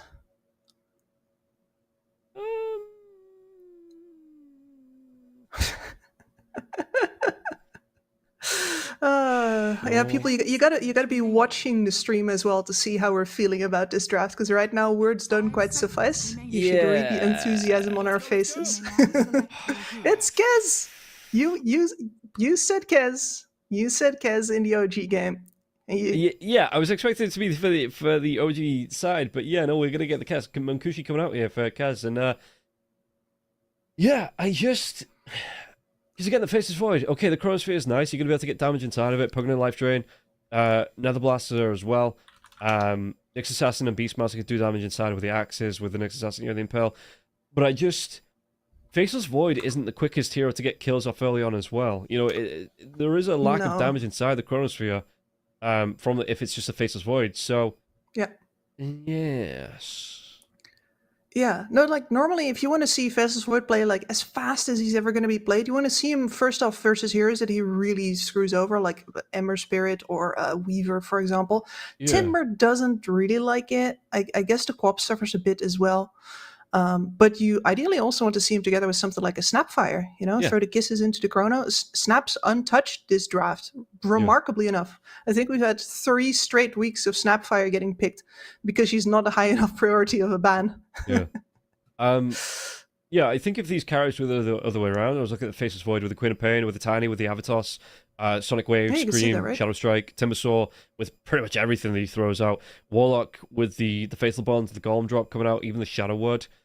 This would be a really good 1W Faceless Void game. On the other side, though, OG, I don't know. I really don't know. And again, there's a reason that the players are playing, and I'm just casting it. But this, it's okay.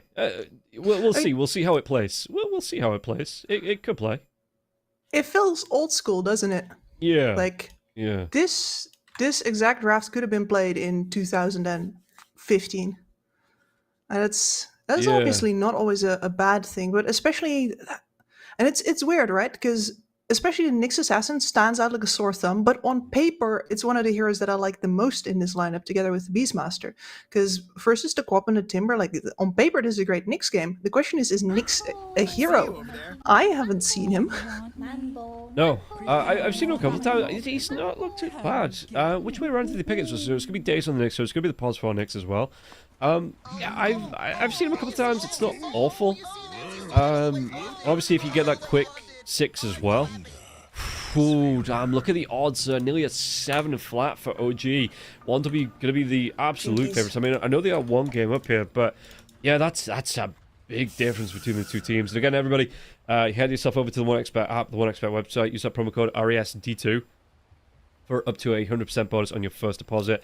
Available both on the app and the websites. But yeah, this is even, you know, the odds makers looking at this OG lineup and going, well, maybe. Yeah, we'll believe it when we see it. Yeah. 30 seconds. And I think that's kind of the thing as well, that OG is so hot and cold that this draft, it could be fantastic. They could go like 15-0, but yeah, they are one of the teams that kind of need to prove if this draft is going to work. You know what I mean? Yep. Now, specifically, if you look at it 1 versus 1, like, when is a single, if you duel all of these heroes against each other in pairs, like whenever is like the OG core going to beat one-on-one the 1W core? Yeah. Well, we'll see what the Faceless Void up against the Kaz can do. And I did promise I'd ask you, so, Kaz, what does Hero do? No-Tail is going to be dragged back here, as it looks like. Do they have the damage to get the kill out onto him? The body block's coming out as well from Swedenstrong here, and it looks like No-Tail in deny range. Oh, Stoikov. It was one right-click. He was just a little bit early on the first right-click, but will still be able to get the deny off, so no first blood for either side just yet. So, the Glyph's notes on Kez.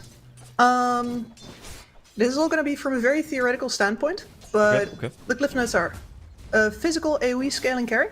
We've got really good stat growth actually on him, really great agi, really great strength. And the usual build is Falcon Blade into Deso, I believe, for the fact that you have AoE physical. He chases great, and he's got some survivability as well with the. And now I need to check. Raptor Dance, yeah. The Raptor Dance, yes, exactly. And the it's not the I think it's the Shoto Sai. It's not the ultimate. It's not, yeah. So he No. has the Raptor Dance. That, like, for the 0.2 seconds, and while it's casting, he's immune to magic damage, Yep. and the 0.2 seconds of invulnerability. Yeah. So you do need an interrupt onto that one, and I think it's the Shoto Sai that has the deflect. Is it the Shoto Sai, or is it the? There is one that gives him a deflect on the Sai side of the build. Gonna have to check for a second here.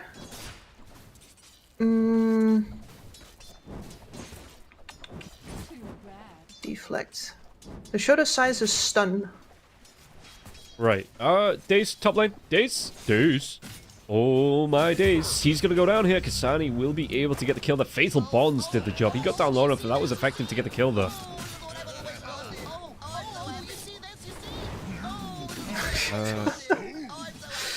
Christ on a bike. Sorry, I'm hearing, due to technical circumstances, I'm hearing that twice, so thank you for that. Triple S. 4 times the charm. Right, so yeah, Shoto Sai. Kaz may activate this ability. This is the problem. All of his spells are books, you know. Yes. Chapters long each. So, Shoto Sai, Kaz may activate the ability to disarm himself, lock his face in, and parry attacks and attack effects from the targeted direction for 2 seconds. So that's your parry. Yeah, so it is the Yes. Shoto Sai. As well as, you know, everything else it does. Yeah, because most of his abilities you also get to activate again a second time to Yeah. For pop your some stacks, for example. level of effect here. As they are going to get the chase out. Shad taking a lot of damage here now as well. So Shad, yeah, going to chase back, and look at Triple S just going to stick on top of him in here. And Shad he is losing thanks to the Will and Death coming out from Shad. He's losing those stats out. That's why he's the collie that he was just the bright white there, because the effect a little bit wonky. It looks like onto the Faceless Void, but yeah, I know that we're talking about the Kez builds. So last week, the first build that I saw from Shad, it was double Falcon's Blade into Desolator for the Kez, and then after that, the second game, he did go into the Battle Fury. So there, Okay, I mean, Battle again, Fury. there's a couple of builds out. We'll see which one they want to go for. He's already got the Deso queued up. I think maybe the Falcon's Blade might be on the way for Kez. Yeah, it is going to be. So yeah, Falcon's Blade Yeah. Deso coming out from Munkushi. Yeah, so that one is at least as expected, as we're going again. Mixer, there's going to be the Echo Slash coming through onto Mixer now as well. They do have the Fatal Bombs coming out, but can they turn this one around? There's going to be the damage coming through from Daze, even No-Tail here as well. They do take down Sweet and Strong. Now the Nether Blast onto Munkushi. Munkushi, can he get himself away to safety? He's going to try and get himself away. That Shadow Side does come through, and he's going to be able to get himself back alive, but not quite. I mean, the Shadow Word's going to heal him up. Another thing he's got is this Grappling Claw. Now, I thought this Grappling Claw, I first started saying, oh, it's pretty cool. It's a gap closer. You get on top of the enemy heroes. No. You can use it on trees. You can use it onto neutral creeps. You can use it onto creep creeps. You can use it onto allies. You can use it onto... It's too good. It needs enough. It is one of the freer forms of mobility. Like, I used to have a spreadsheet where I ranked all of the forms of mobility. Storm Spirit comes out on top because it's spent mana for go in direction. Yeah. But this one ranks pretty damn high. I'd say it's only just about after Puck, for example. Yeah, it's so nasty. It's like, it's just a better Timber Chain. Yeah. Because it just, whatever No, it latches to, that's what it drags you to. That's exactly what it is. Yeah. And I'm immediately recognizing here as well why you sometimes have a double Falcon Blade, because since you are so reliant on all these spells, you need Dire's courier has been all of the extra mana regen you can get your hands on. Yeah. He's emptied his pool like 4 times already. See, now, if that was a lion, that would have connected because it would have been, hero targeted, not ground targeted. There might have been a dead Kaz. Dire's structures. Speaking of death, there's going to be a dead Daze. Daze, he went underneath the tower here. 3 heroes up from the side of 1W. Can they go into Mixer? Mixer's going to try and get himself away. Sweet and Strong, he's already used his spell, so there's no toss out. That was what dragged Daze back underneath the tower there with that toss out. And it looks like, are we just getting a triple lane in the top lane? Yeah. Is that it? Triple versus triple? I was about to say, there was a lot of things old school about this OG draft, but we're now also looking at a classic try versus try here. Who does that benefit more then? Because you've got to look at the bottom lane. Because again, Mrs. Ford won't be able to kill off a Timbersaw solo. No, and in fact, I think the Timber eventually walks away with that lane. Yeah. So, The damage coming out again. Has to use that time walk. How close is Shad's only just hit level 5? Top lane, toss back once again here onto Mixer. Mixer can get himself away, can be slowed down. Coming through here, Munkushi with that control coming out here onto Mixer. And Sweet and Strong has to run himself away. The board doing a lot of damage here. But even Mixer, with again the Fatal Bombs coming through. Look at how low he's getting in this lane. every time he steps forward. Yeah. I mean, it might have literally been, and I didn't follow because I was busy thinking about Kez. I don't know exactly who started this business, but obviously a Nyx Beastmaster lane is something that you can absolutely rotate into. There's a double melee, there's skills to be had there. But on the other hand, if you start to try laning on OG, you're the one who asks for that rotation. Double avalanche coming through as well. Who's going to get tossed back? It's going to be the Echo Slash as well coming through. They might be able to get the kill out onto No-Tail. They do here. Do they contest out into the Wisdom Shrine as well? They do. They force Mixer back. Stoikov even rotates into this one now as well, but it looks like they might be able to force away. The TP is going to complete in time, and Kasani gets himself that Wisdom Shrine. There is still one available on the other side of the map, but 1W, they're just taking full control, it feels like. Yep, and that immediately pops the Warlock over into his level. Actually, I'm saying level 6. He's level 7 now. Yeah. I mean, 201. He had charges on the Black Grimoire, so yeah, he was able to try laning. He got the level 6 before he even took. I'm pretty sure he got the Golem out before he even took the Wisdom Shrine. Is he the highest level in the game right now? Radiant's Yeah. Level 7? is under attack. Yeah, tied with his mid. Yeah, sure. Why not? Cool. Yep. Just Warlock things. Yeah, just Warlock things. I mean, that's as good a reason as any to never ever try lane a Warlock ever again. Because yeah, try lanes will have kills. Yeah, absolutely. Especially when you get someone like the Tiny with that displacement spell on the toss coming through, makes it so easy to get the pressure onto the heroes that get tossed back underneath the tower. And I love Sweet and Strong Tiny. He has such a, like, he's got a nose for it. He knows when to pop out of the trees. He knows where to be. He's like a killer instinct. And yeah, you look at this net worth coming through from Munkushi on the cast here. He's not too far off the death now, so they're going to be able to get another avatar coming through onto Daze. Daze can get himself away. He cannot. Squadix, another kill on the board here. 1W, 4 kills to 2. And just good rotations coming through. Shad's been left alone. He does have that Chronosphere out, but level 7 out into Triple S, and Triple S, he's just running down. He said, cool, I'm going to walk you down with a Whirling Death with your Chakram, and yet you try and Chronosphere me if you dare. And Shad, yeah, taking so much damage. In fact, look at this. He's actually going for 3 points. Sometimes, the Faceless Voids, I see 2 points of the Time Walk, the first few levels, but he's going to actually opt for another point here. Just because of the amount of damage coming through from this Timbersaw, he needs that extra level to make sure he doesn't get caught out and die. Yep. Specifically because the Timbersaw is going to lay into him with every single creep wave, and he needs to be able to walk every single one of them off. Yeah. Because Triple S, what he's going to do here is he's going to take down those waves, and he's going to wear down your tower while you're just time walking around, trying not to die. Yeah. And you see here, once again, coming up to the 10-minute mark. Don't forget, everybody, it's going to be on your screen right now. Up to a 100% bonus on your first deposit, both on the app or the website here. As Shad, he might go down, the Avatos comes through. RES D2. If you think you have an idea how this game is going to end, you could head yourself over to the 1xBet app or website and use that promo code RES D2. Warlock Golem going to be dropped here. Once again, the real hero is out. Sonic Wave. Kasani gets the credit for the kill. Stoikov going to come in on the back lines now as well. He does have level 7s. He has a Remnant Searing Chains coming out. No mana out for the Queen of Pain. No bottle charges here. Either has to use that last little bit of one charge, but actually jumps up into the Stoikov, and now the Avalanche. Is this a bait? No way. Stoikov going to get low. Did he get the kill into this one? Searing Chains comes through. Who's going to go down first? It's going to be Squadix. That was just by the skin of his teeth on the Ember Spirit. He lives through that and is able to get the kill. That's insane. That's bonkers. Well, no, bonkers doesn't work for OG anymore, but that's still absolutely mental. Shad taking some damage coming through here from Triple S in the lane once again. And Spike Cabba's coming out now. Did they get the kill out onto Swedenstrong? Swedenstrong's going to get low from this one. No health, no mana left here. Yeah, the tiny Shad will be able to get a kill on the board.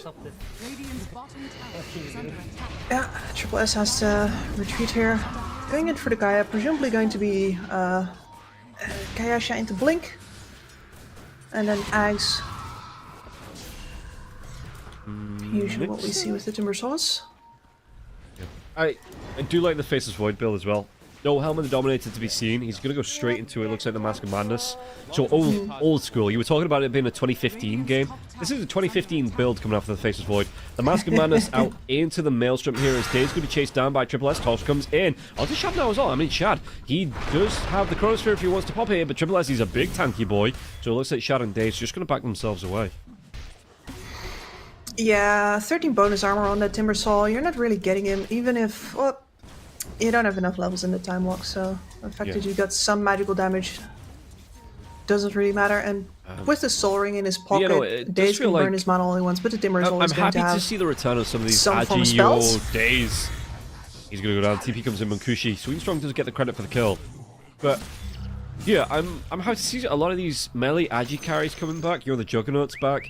I've seen a couple of Spectres over the last couple of weeks. Why is the Juggernaut back? Can you explain to me? Because Outworld Staff is still in the game. Why is Juggernaut?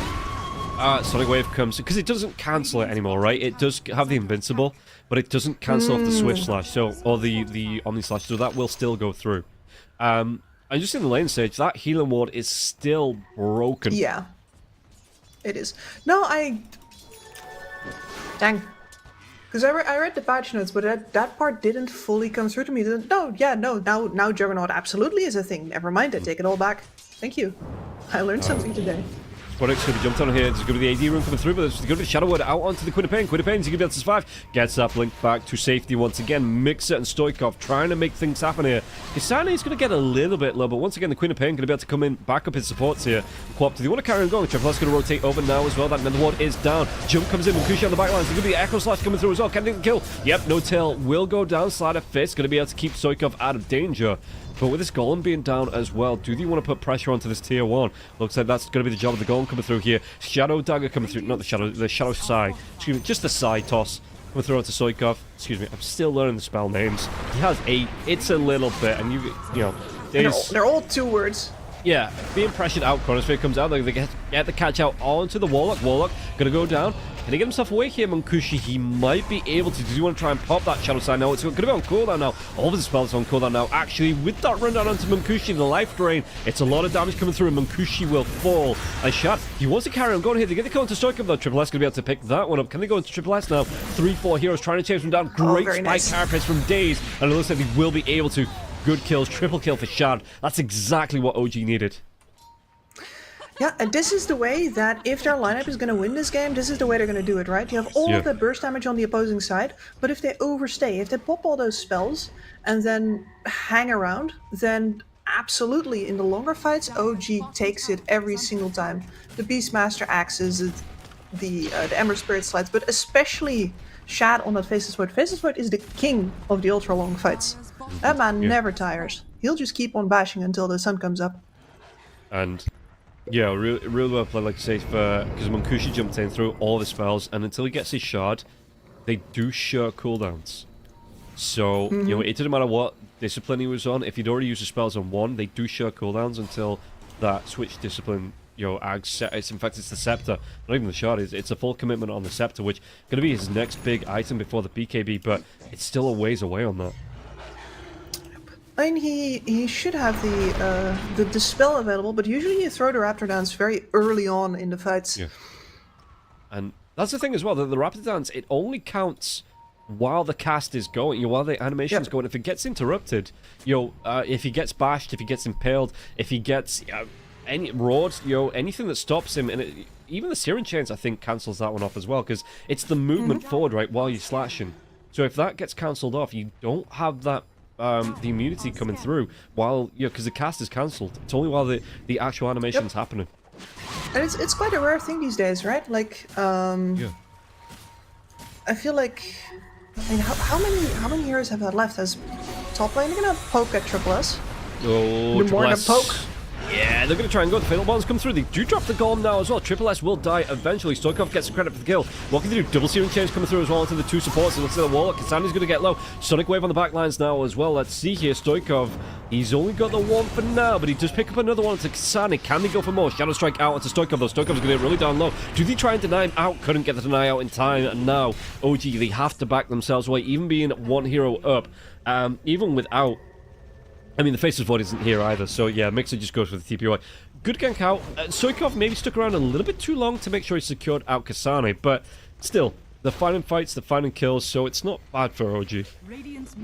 No, absolutely not. This is one of those scenarios where I think you're more than happy to buy time for your Faceless Void by simply playing these 2 versus 3. You know, you drop a kill, they drop a kill. As long as they keep flowing back and forth, you're okay because you're keeping them occupied. This is really old school style OG space buying, and I still find it funny that the fact that OG in that time always talked about buying space, not about creating space, never really caught on, or at least not for a very long time. But they are the ones that introduced that term.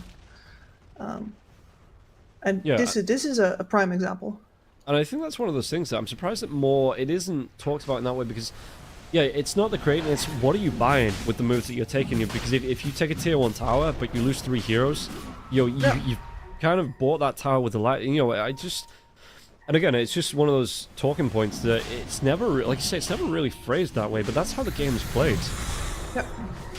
No, the language matters for how we understand the game. Do you have a... Oh, he didn't need it. Okay, never mind. Because the Timbersaw wasn't jumping in. I thought Timbersaw was going to get brave there and trying to go, but he'd already backed himself away. Well, they got the rush kill. Yeah. It's okay. It's some gold, but I think, you know, if you were given the choice between the kill and the Aegis, you're 99 times, Yes. 999 times out of 1,000. You're probably taking that Aegis. Oh yeah, I'd say so as well. Oh, tossing no onto Daze. Daze gets the spike. Carapace off. Getting carrying on going into Daze now. Shadow Ward is out. There's going to be the ward down as well as a sentry here. So Daze couldn't even get the Vendetta off, but he does have his teammates behind him. So you see that 1W going to start to back themselves away. Yeah, I mean, this is a really good Nyx game, right? Yeah. Your mana burn, everybody is really annoyed by it, and despite Carapace, this team is going to ask no questions. 1W is immediately going to throw 3 spells as soon as they see an enemy hero, no matter which one. If it's you, yeah, that's 3 spells for the price of 1 Carapace. It's great. Yeah, it does feel like 1W back in themselves. They're trying to play time here until the Kez finishes out the Ag Scepter, which he's only about 600 gold away from completing. So, you know, that's maybe then if they don't wait for the BKB, that's when they start to go here as Fully Days. scouted out. Yeah, Kasane, he is in danger. In fact, he's not in danger, he's dead. So they put him out of his misery, which is quite nice, I guess. You know, they don't make him suffer. Sweet and Strong going to be chased down now too. Vendetta coming through from Daze. Can they get the chase down? Sweet and Strong. The Impale's going to be off the mark here, but the Blood Grenade does come through. Sweet and Strong with the high five as well. Just saying, yeah, cool, bro. Yeah, let's waste some time here as Daze. Tosh back here. Sweet and Strong still trying to run himself away. The Blink, does he get out alive? No. Oh. Chronosphere for that? Chronosphere, and he doesn't even hit the mark. I mean, on one hand, you gotta commend him for just dropping it, but on the other hand, dang, that hurts. Yeah, that is rough, buddy. Stoikov hasn't ages. Surely your team would be wanting to press some form of advantage right now, and I think that the Chronosphere drop there is an indication that they're kind of desperate to find a pick as well, but... Yup. 145-second cooldown on that level 2 spell as well, so... Oh, not bad, nearly boy. 3 minutes. It's rough. Yikes. Well, nonetheless, Stoikov's still in the hunt. I mean, he's got a phenomenal game for himself. Yeah. I mean, the Chronosphere isn't the be-all, end-all of the fight. You've still got the Raw, you know, Searing Chains coming through. You've got the Nyx, like you were talking about, Spike Carapace in the middle, like 2-3 heroes. It's just nice to have a Chronosphere if you need it, and you can. But I do like the way the Faces are playing this one. 4-10, you know, with 20 minutes into the game, he's been fighting with his team for the past, 2 or 3 minutes as well. Triple S could be in trouble here. Ember Spirit, that Aegis. That's a quick pop on this one. Dave's going to try and get it as well. The time lock, time dilation comes through, but only onto Triple S, I do believe here. As OG, do they want to stick around now? And Kez going to be coming up to join his teammates as well. He does have that Aghanim Scepter completed, looking towards building that BKB, so the cooldowns are independent of each other. And now they're going to chase out any remnants left to pick off. Yeah, Raptor Dance as well. He's going to be the toss back onto the Ember here. Stoikov going to get himself away from him, so he's got himself a remnant to jump himself away to. Sonic Wave only hits onto Mixer here. Mixer doesn't take that much damage from that either. Triple S jumps himself in, but Shad, look at the damage coming through here. And Triple S controlled all the way through that here, so they don't even need the Chronosphere. Mega kill streak comes out for Shad. Can they go for any more? There's going to be the side coming out onto the Ember right here, so he is silenced up. Do they have the control out through that silence? They don't. Sweet and Strong tried to get that toss back, but they didn't have the damage to go on to the Ember right here. He got very darn close, but not enough to get the kill. Munkushi backing himself away, going to be back in that side form now as well, doing a lot of damage onto Chad. Chad's going to be careful here. The time lock comes through though. Spike Carapace out from Daze, Impale out. Munkushi will go down. Chad gets the credit for the kill. 4 heroes dead, and not quite going to be all 5 because Quadix has already run himself away. But still, OG, really good fight. They were missing these fights in that first game. Absolutely. And everything is so tense for 1W. They need to get at least 1, but maybe 2 kills immediately at the start of the fight, because if they commit their spells and their bodies on the line, then afterwards it's just all them slowly getting chased back, hammered down. Yeah. Their sustained damage that was really quite pitiful, and especially Kez doesn't really seem to have much to contribute, because especially versus that time dilation, he is still very vulnerable. Yeah. One of the big things that, you know, makes Kez so good is that Raptor Dance, but the thing is, to get that off, you need a hero locked down in front of you, or heroes locked down in front of you, to be able to get the Raptor Dance, to be able to dance through them. That's where a lot of his damage comes from in these, you know, in the fights. What he likes to put out is his big bursts, and he's just, I don't think I've seen that once this game. No, haven't had the opportunity. I mean, all 3 of these cores of OG are operating almost independently. Yeah, like really far away from each other. Well, we'll see. And you get to do that after the big spells are expended. Chronosphere is back up now as well. OG, they do have this momentum at their back. We'll see what they want to try and do. They might be able to go into Shad though here. Shad, Avalanche comes through. Do they have that side toss in as well to get the silence out onto the Faceless Void? No, Faceless Void going to be able to get that time walk out to safety. And again, it's just the okay, 1W. They're trying it. Oh, Mixer. They're running down onto Sweet and Strong as well. Sweet and Strong's going to be dead. No way about it. Yeah. Well, you know what? There's one thing I'm very glad about, which is that the previous game really was just a result of the draft. Neither of these 2 teams actually want to slow down at all. Thank the Lord. Oh, Kasane.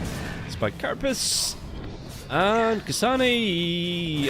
It's going out, but he is dead. He was level 8 at 10 minutes. He's level 10 now.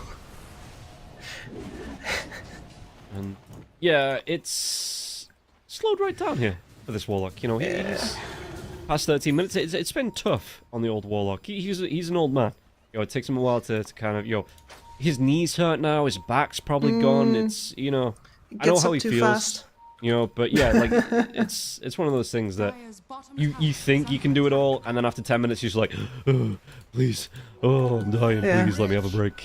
And that's just trying to play like football or something. This isn't like trying to fight and cast spells. And as Munkushi, they're not going to be able to drop the golem though. Munkushi, does he give himself away from this one? Looks like they still have the damage to take him down. He's going to get low. The Raptor Dance does come out onto the Spike Carapace though. Mixer gets to go into Munkushi, and Kasane will be taken down by Shad. They're even going to be able to take down that golem. Stoikov, No-Tail, Daze, everybody on the side of OG still alive here, so they might even be able to set up.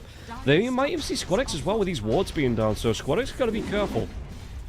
Dire's middle tower is under attack. And this is so rough now. They're What going to go into what the mid do lane you here. even... Mixer putting a lot of pressure I mean, out with the objective. I think correctly, what I was going to say is Squadix needs an Aghanim Scepter, because that is how you get long fight presence for your Queen of Pain. Yeah. The solutions for your other heroes are a lot less clear, like Kez Is under attack. clearly is going to be messed up by the time dilation until Kingdom Come, as Did he this... get the kill? No. Okay. What No, not this time. Being chased down here. Do we have enough to get the kill? They do. Stoikov with the AD in there as well. Yeah, more than enough to step up. And, well, maybe it has to... He has that Acceptor queued up, and maybe a BKB man. would be nicer. On the Raw. They have the draw out here. Just going to go from fight to fight to fight to fight. Mixer going to get really down low. Chronosphere, though, catches out 3 of this one. Did he have the damage to go into this one, Shad? Shad trying to get the kill into Munkushi now as well. The BKB comes out. It's going to be Emissary. Going to be joining up on the fight with Serial Chains as well. Raptor Dance comes out from Munkushi, so he's going to be able to get himself away. Now the grappling hook. Can they get a kill out onto Stoikov? Stoikov, though, does he have a remnant to jump himself to? No remnant for 20 seconds, but it looks like Toss coming in as well. Stoikov, it is a lot of damage here. That Willem Chakram coming out, and Stoikov will be able to live through this one. Mind Walk coming through as well from Daze, and it's just going to be the Mind Flare from Daze with Spike Carapace. So much control in the box, but they've lost 3. OG, they're just trying to run away the Nyx because the Pugna wasn't even here. So Daze, does he go down eventually? Triple S is going to commit to this chase down here onto Daze, and Daze, he does out the Chakram, but he will still fall to the Whirling Death. And finally Munkushi gets to play a full fight. Yeah. But that was fragmented from OG. We've seen them throw all 3 of their cores in at the same time, so that it's really hard for 1W to actually pick. But here, this was 1 by 1, and that is much more like it for a lineup like this. Yeah, I think they've been, like you said, a little bit disjointed from fight to fight sometimes in the second game from one, and I think OG have capitalized on it. I think that's something you do need to do. You need to capitalize on those mistakes, find those openings. But 1W will see as the BKB start to come out, because Kez has just completed his. If the Queen of Pain goes back for the BKB, it's going to be that Acceptor that you were talking about, like I say, that elongates the fights, but Pipe out as well for the Timbersaw, going to go back for his Blink. He has that Scepter up as well, which is going to make him, even better with your active armor activation that he can get off as Daze. Triple S, the chase down here as well, Daze did his best to try and waste so much time, you see on that replay, but everybody else was dead, so it was just taken away from the farm time, and it was only the Timbersaw and the Tiny that committed to it. So Daze, I think Daze is doing a really good time of wasting time in these fights, but Yes. it's just, OG, if they're already dead, what's he really getting from wasting that time? You know what I mean? Yeah. No, at that point it's just force a habit, right? Yeah. Yeah. Because again, that's kind of what the position falls there for, right? Just to be as big a pain in the ass as possible. OG though, True. you did get another Roshan out of this one. Because he got the last one for free. And you can see that, Sweenstrong, he's waiting. He maybe go for that Yeah. Blink. They are in position, but there's OG vision up the ramp. Yeah. Do they want to commit to this one? Roshan. He's taking a quick walk. It's nighttime. It's still nighttime. We're not changed to daytime yet, so it's only a quick walk out. But we'll see, because 1W, they know this is going on now. Yeah. Got it. Okay, now they can position for it.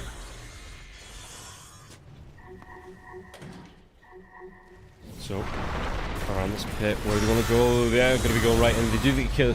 They do take down No-Tail. No-Tail immediately buys back. Searing Chains out onto the Tiny here. Tiny's a big tanky boy, though. Look at how quickly he's going to lose his health. I was saying he's tanky. But, okay, Golem. Is Golem actually gets dropped out onto Mix's Ancient Creep now as well. Shad with the time walk forward as well. The chase down onto can he get himself away from this one, Days? As it looks like Shad's going to try and do his best with the right clicks out onto the Golem. Does take that Golem down fairly quickly. Cares as you want to get involved with the Searing Chains after the BKB was off. Chronosphere out to Triple S, but do they have the damage to take him down? Even the life drain coming in. Squadix is waiting on that backline. Is Triple S not going to go down just yet here? True. What can they do onto this? Buyback comes through from Stoikov as well. Stoikov wants to get himself right back into this fight. They get the lockdown once again onto Munkushi. On that Sonic Wave, though, Mix is going to get blown up. One more Chakram, one more Whirling Death. Squadix gets it with a blink into the Scream. So 4 heroes go down on the side of OG to buy back. And let's see what they want to try. Do they want to carry on fighting sort of Shad? You aren't the healthiest chicken, spring chicken in the world here. Stoikov, gotta be careful here too, because you've already bought back here, mate, so you can't go down twice. They did lose Munkushi. So that's a big opening here. It nullifies the threat of 1W going into the Roche pit. They can wait for their teammates to respawn too. Yep, but by that point, I mean, the Golem's not quite up yet, but the Sonic Wave will already be again. That was expensive for OG. Yeah, it really was. And that was a bigger deal than it seems, because losing buybacks versus a burst damage team means that now they have very clear targets that they're going to go for. And yeah, being able to really put OG in the hot seat here. You can see, I mean, the fight is so spread out. It's just all over the place between these two teams, but they do make it work overall. 1W. I was surprised that the Golem gets dropped onto Mixes, but the Fatal Bonds are going. So it does make sense here. It's just even more damage. Wild. Yeah. And OG has no choice but to group for it, because they don't have that much. They don't have that much burst damage from a single hero at all. Yeah, and you look at this, they can't even get the, Chronosphere comes out here. Is that a level 2, level 3 Chronosphere? Level 3 Chronosphere, they couldn't get the kill out to Triple S. Squadix very happy with his new Ags in this fight. Maybe not so happy with his new Ags right now. Well, that's not the replay that we were just seeing there as well. So the Queen Pain will fall. Triple S, Searing Chains out. Does Triple S get himself away to safety? Time Dilation comes through as well. They're trying to keep this the Stone Golem alive here. Even No-Tail giving the life back here to Mix's Ancient Creep. And Triple S, he's still so slow. He's just... Searing Chains locked down, but he's back to full health. 3.6k health as well. Not the quickest hero to burst through. I mean, with the Aghanims now online, activating that reactive armor, especially since, again, they're focus firing. They're standing close together. 3 melee cores, technically. Of course, the Ember is like more of half a melee core, but they're all going to be grouped, and you're going to get barrier out of that. Okay, OG back into that Roche pit for the second time here.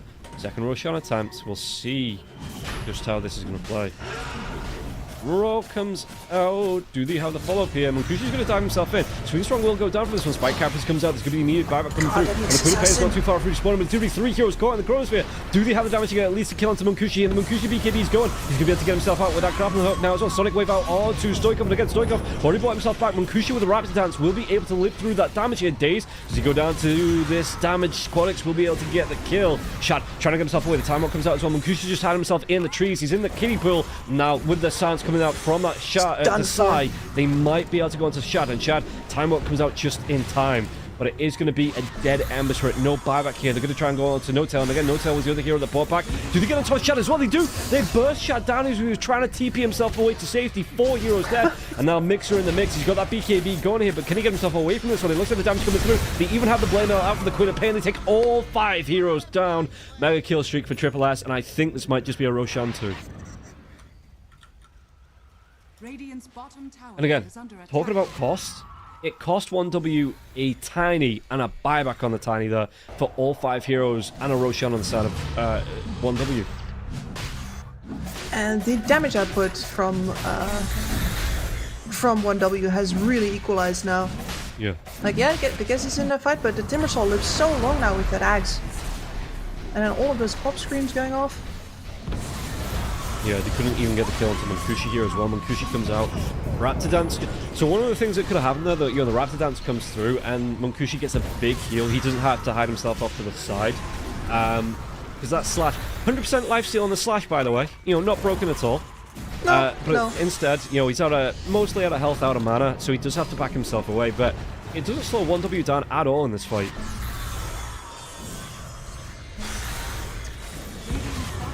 The fact that they get shot on the retreat, I mean, I knew he was dead, but then at the end you start to believe again. Yeah. And again, it's just a good play here from the side of 1W to capitalize on that, knowing that, like you say, that if they target those heroes, specific heroes that have fought back already, they have a clear advantage in the fight. It's absolutely something to be leveraged. I think if we're talking about old school, that is something that really had to develop in like the common understanding to use buybacks. Not just like, oh, that guy doesn't have buyback, we kill him, but also like we will trade our buybacks for theirs. Yeah. And if they make the first move, that means that we can use our buybacks more aggressively. It's And we're going to see another Tormentor being taken down as well. 1W. Who's it go to? Kasani's going to have his shard coming through as well. It's not bad. It's not a bad shard, that. It's... I think it's okie doke. It's, the upheaval... Okay, it depends how often you get the upheaval off for that effect. But yeah, all imps have the power increase, right? yes. Yeah, and it's... don't underestimate the amount of damage that deals, actually. Yeah. Especially since... Normally after the golem drops, you don't want to be focusing a warlock anymore. What good is that gonna do? But now if you just let him sit on the side and stir his porridge, he's actually going to significantly contribute to the DPS of the fight. And let's see, as Munkushi just leaving the line as a tier 2 tower. They might trade a tier 2 for a tier 2, but the fortification does come through here. Sweden Strong has got to be careful because he did buy back in that last fight. So, yeah, 1W, they don't want to lose that mana advantage here, even with the Aegis, Munkushi going to TP in. Can he take down Mix's Ancient? It's an Ancient Granite Golem, man. This thing is tankier than all hell. Indestructible, basically. Yeah. 2k HP, like who thought? Yeah, 13 armor. Yeah, they're unbreakable. 100%. But, yeah, overall, 11k net worth lead here. No tail. Let's try and make 12k net worth lead on even kills, though. So 1W picking up those kills a little bit later on when they're worth a little bit more here. What's the plan for them? Because they do have this Aegis. Is it just a case of trying to find pickups like this? Or do you want to see them pressing objectives, as the main priority? Once again, not a great objective taking lineup here, is it? Yeah, that's true. And right now, like the thing, I've been a little quiet, but I've been looking at how OG is playing the map right now, and they're being incredibly annoying with the split push, with the way that they split up their forces with wherever Daze is going. Like Mixa here as well, they kind of need to find him here on 1W before they can do anything, but he's got fast fingers and a BKB. Oh, he's quick. Daze is going to be here now as well. They might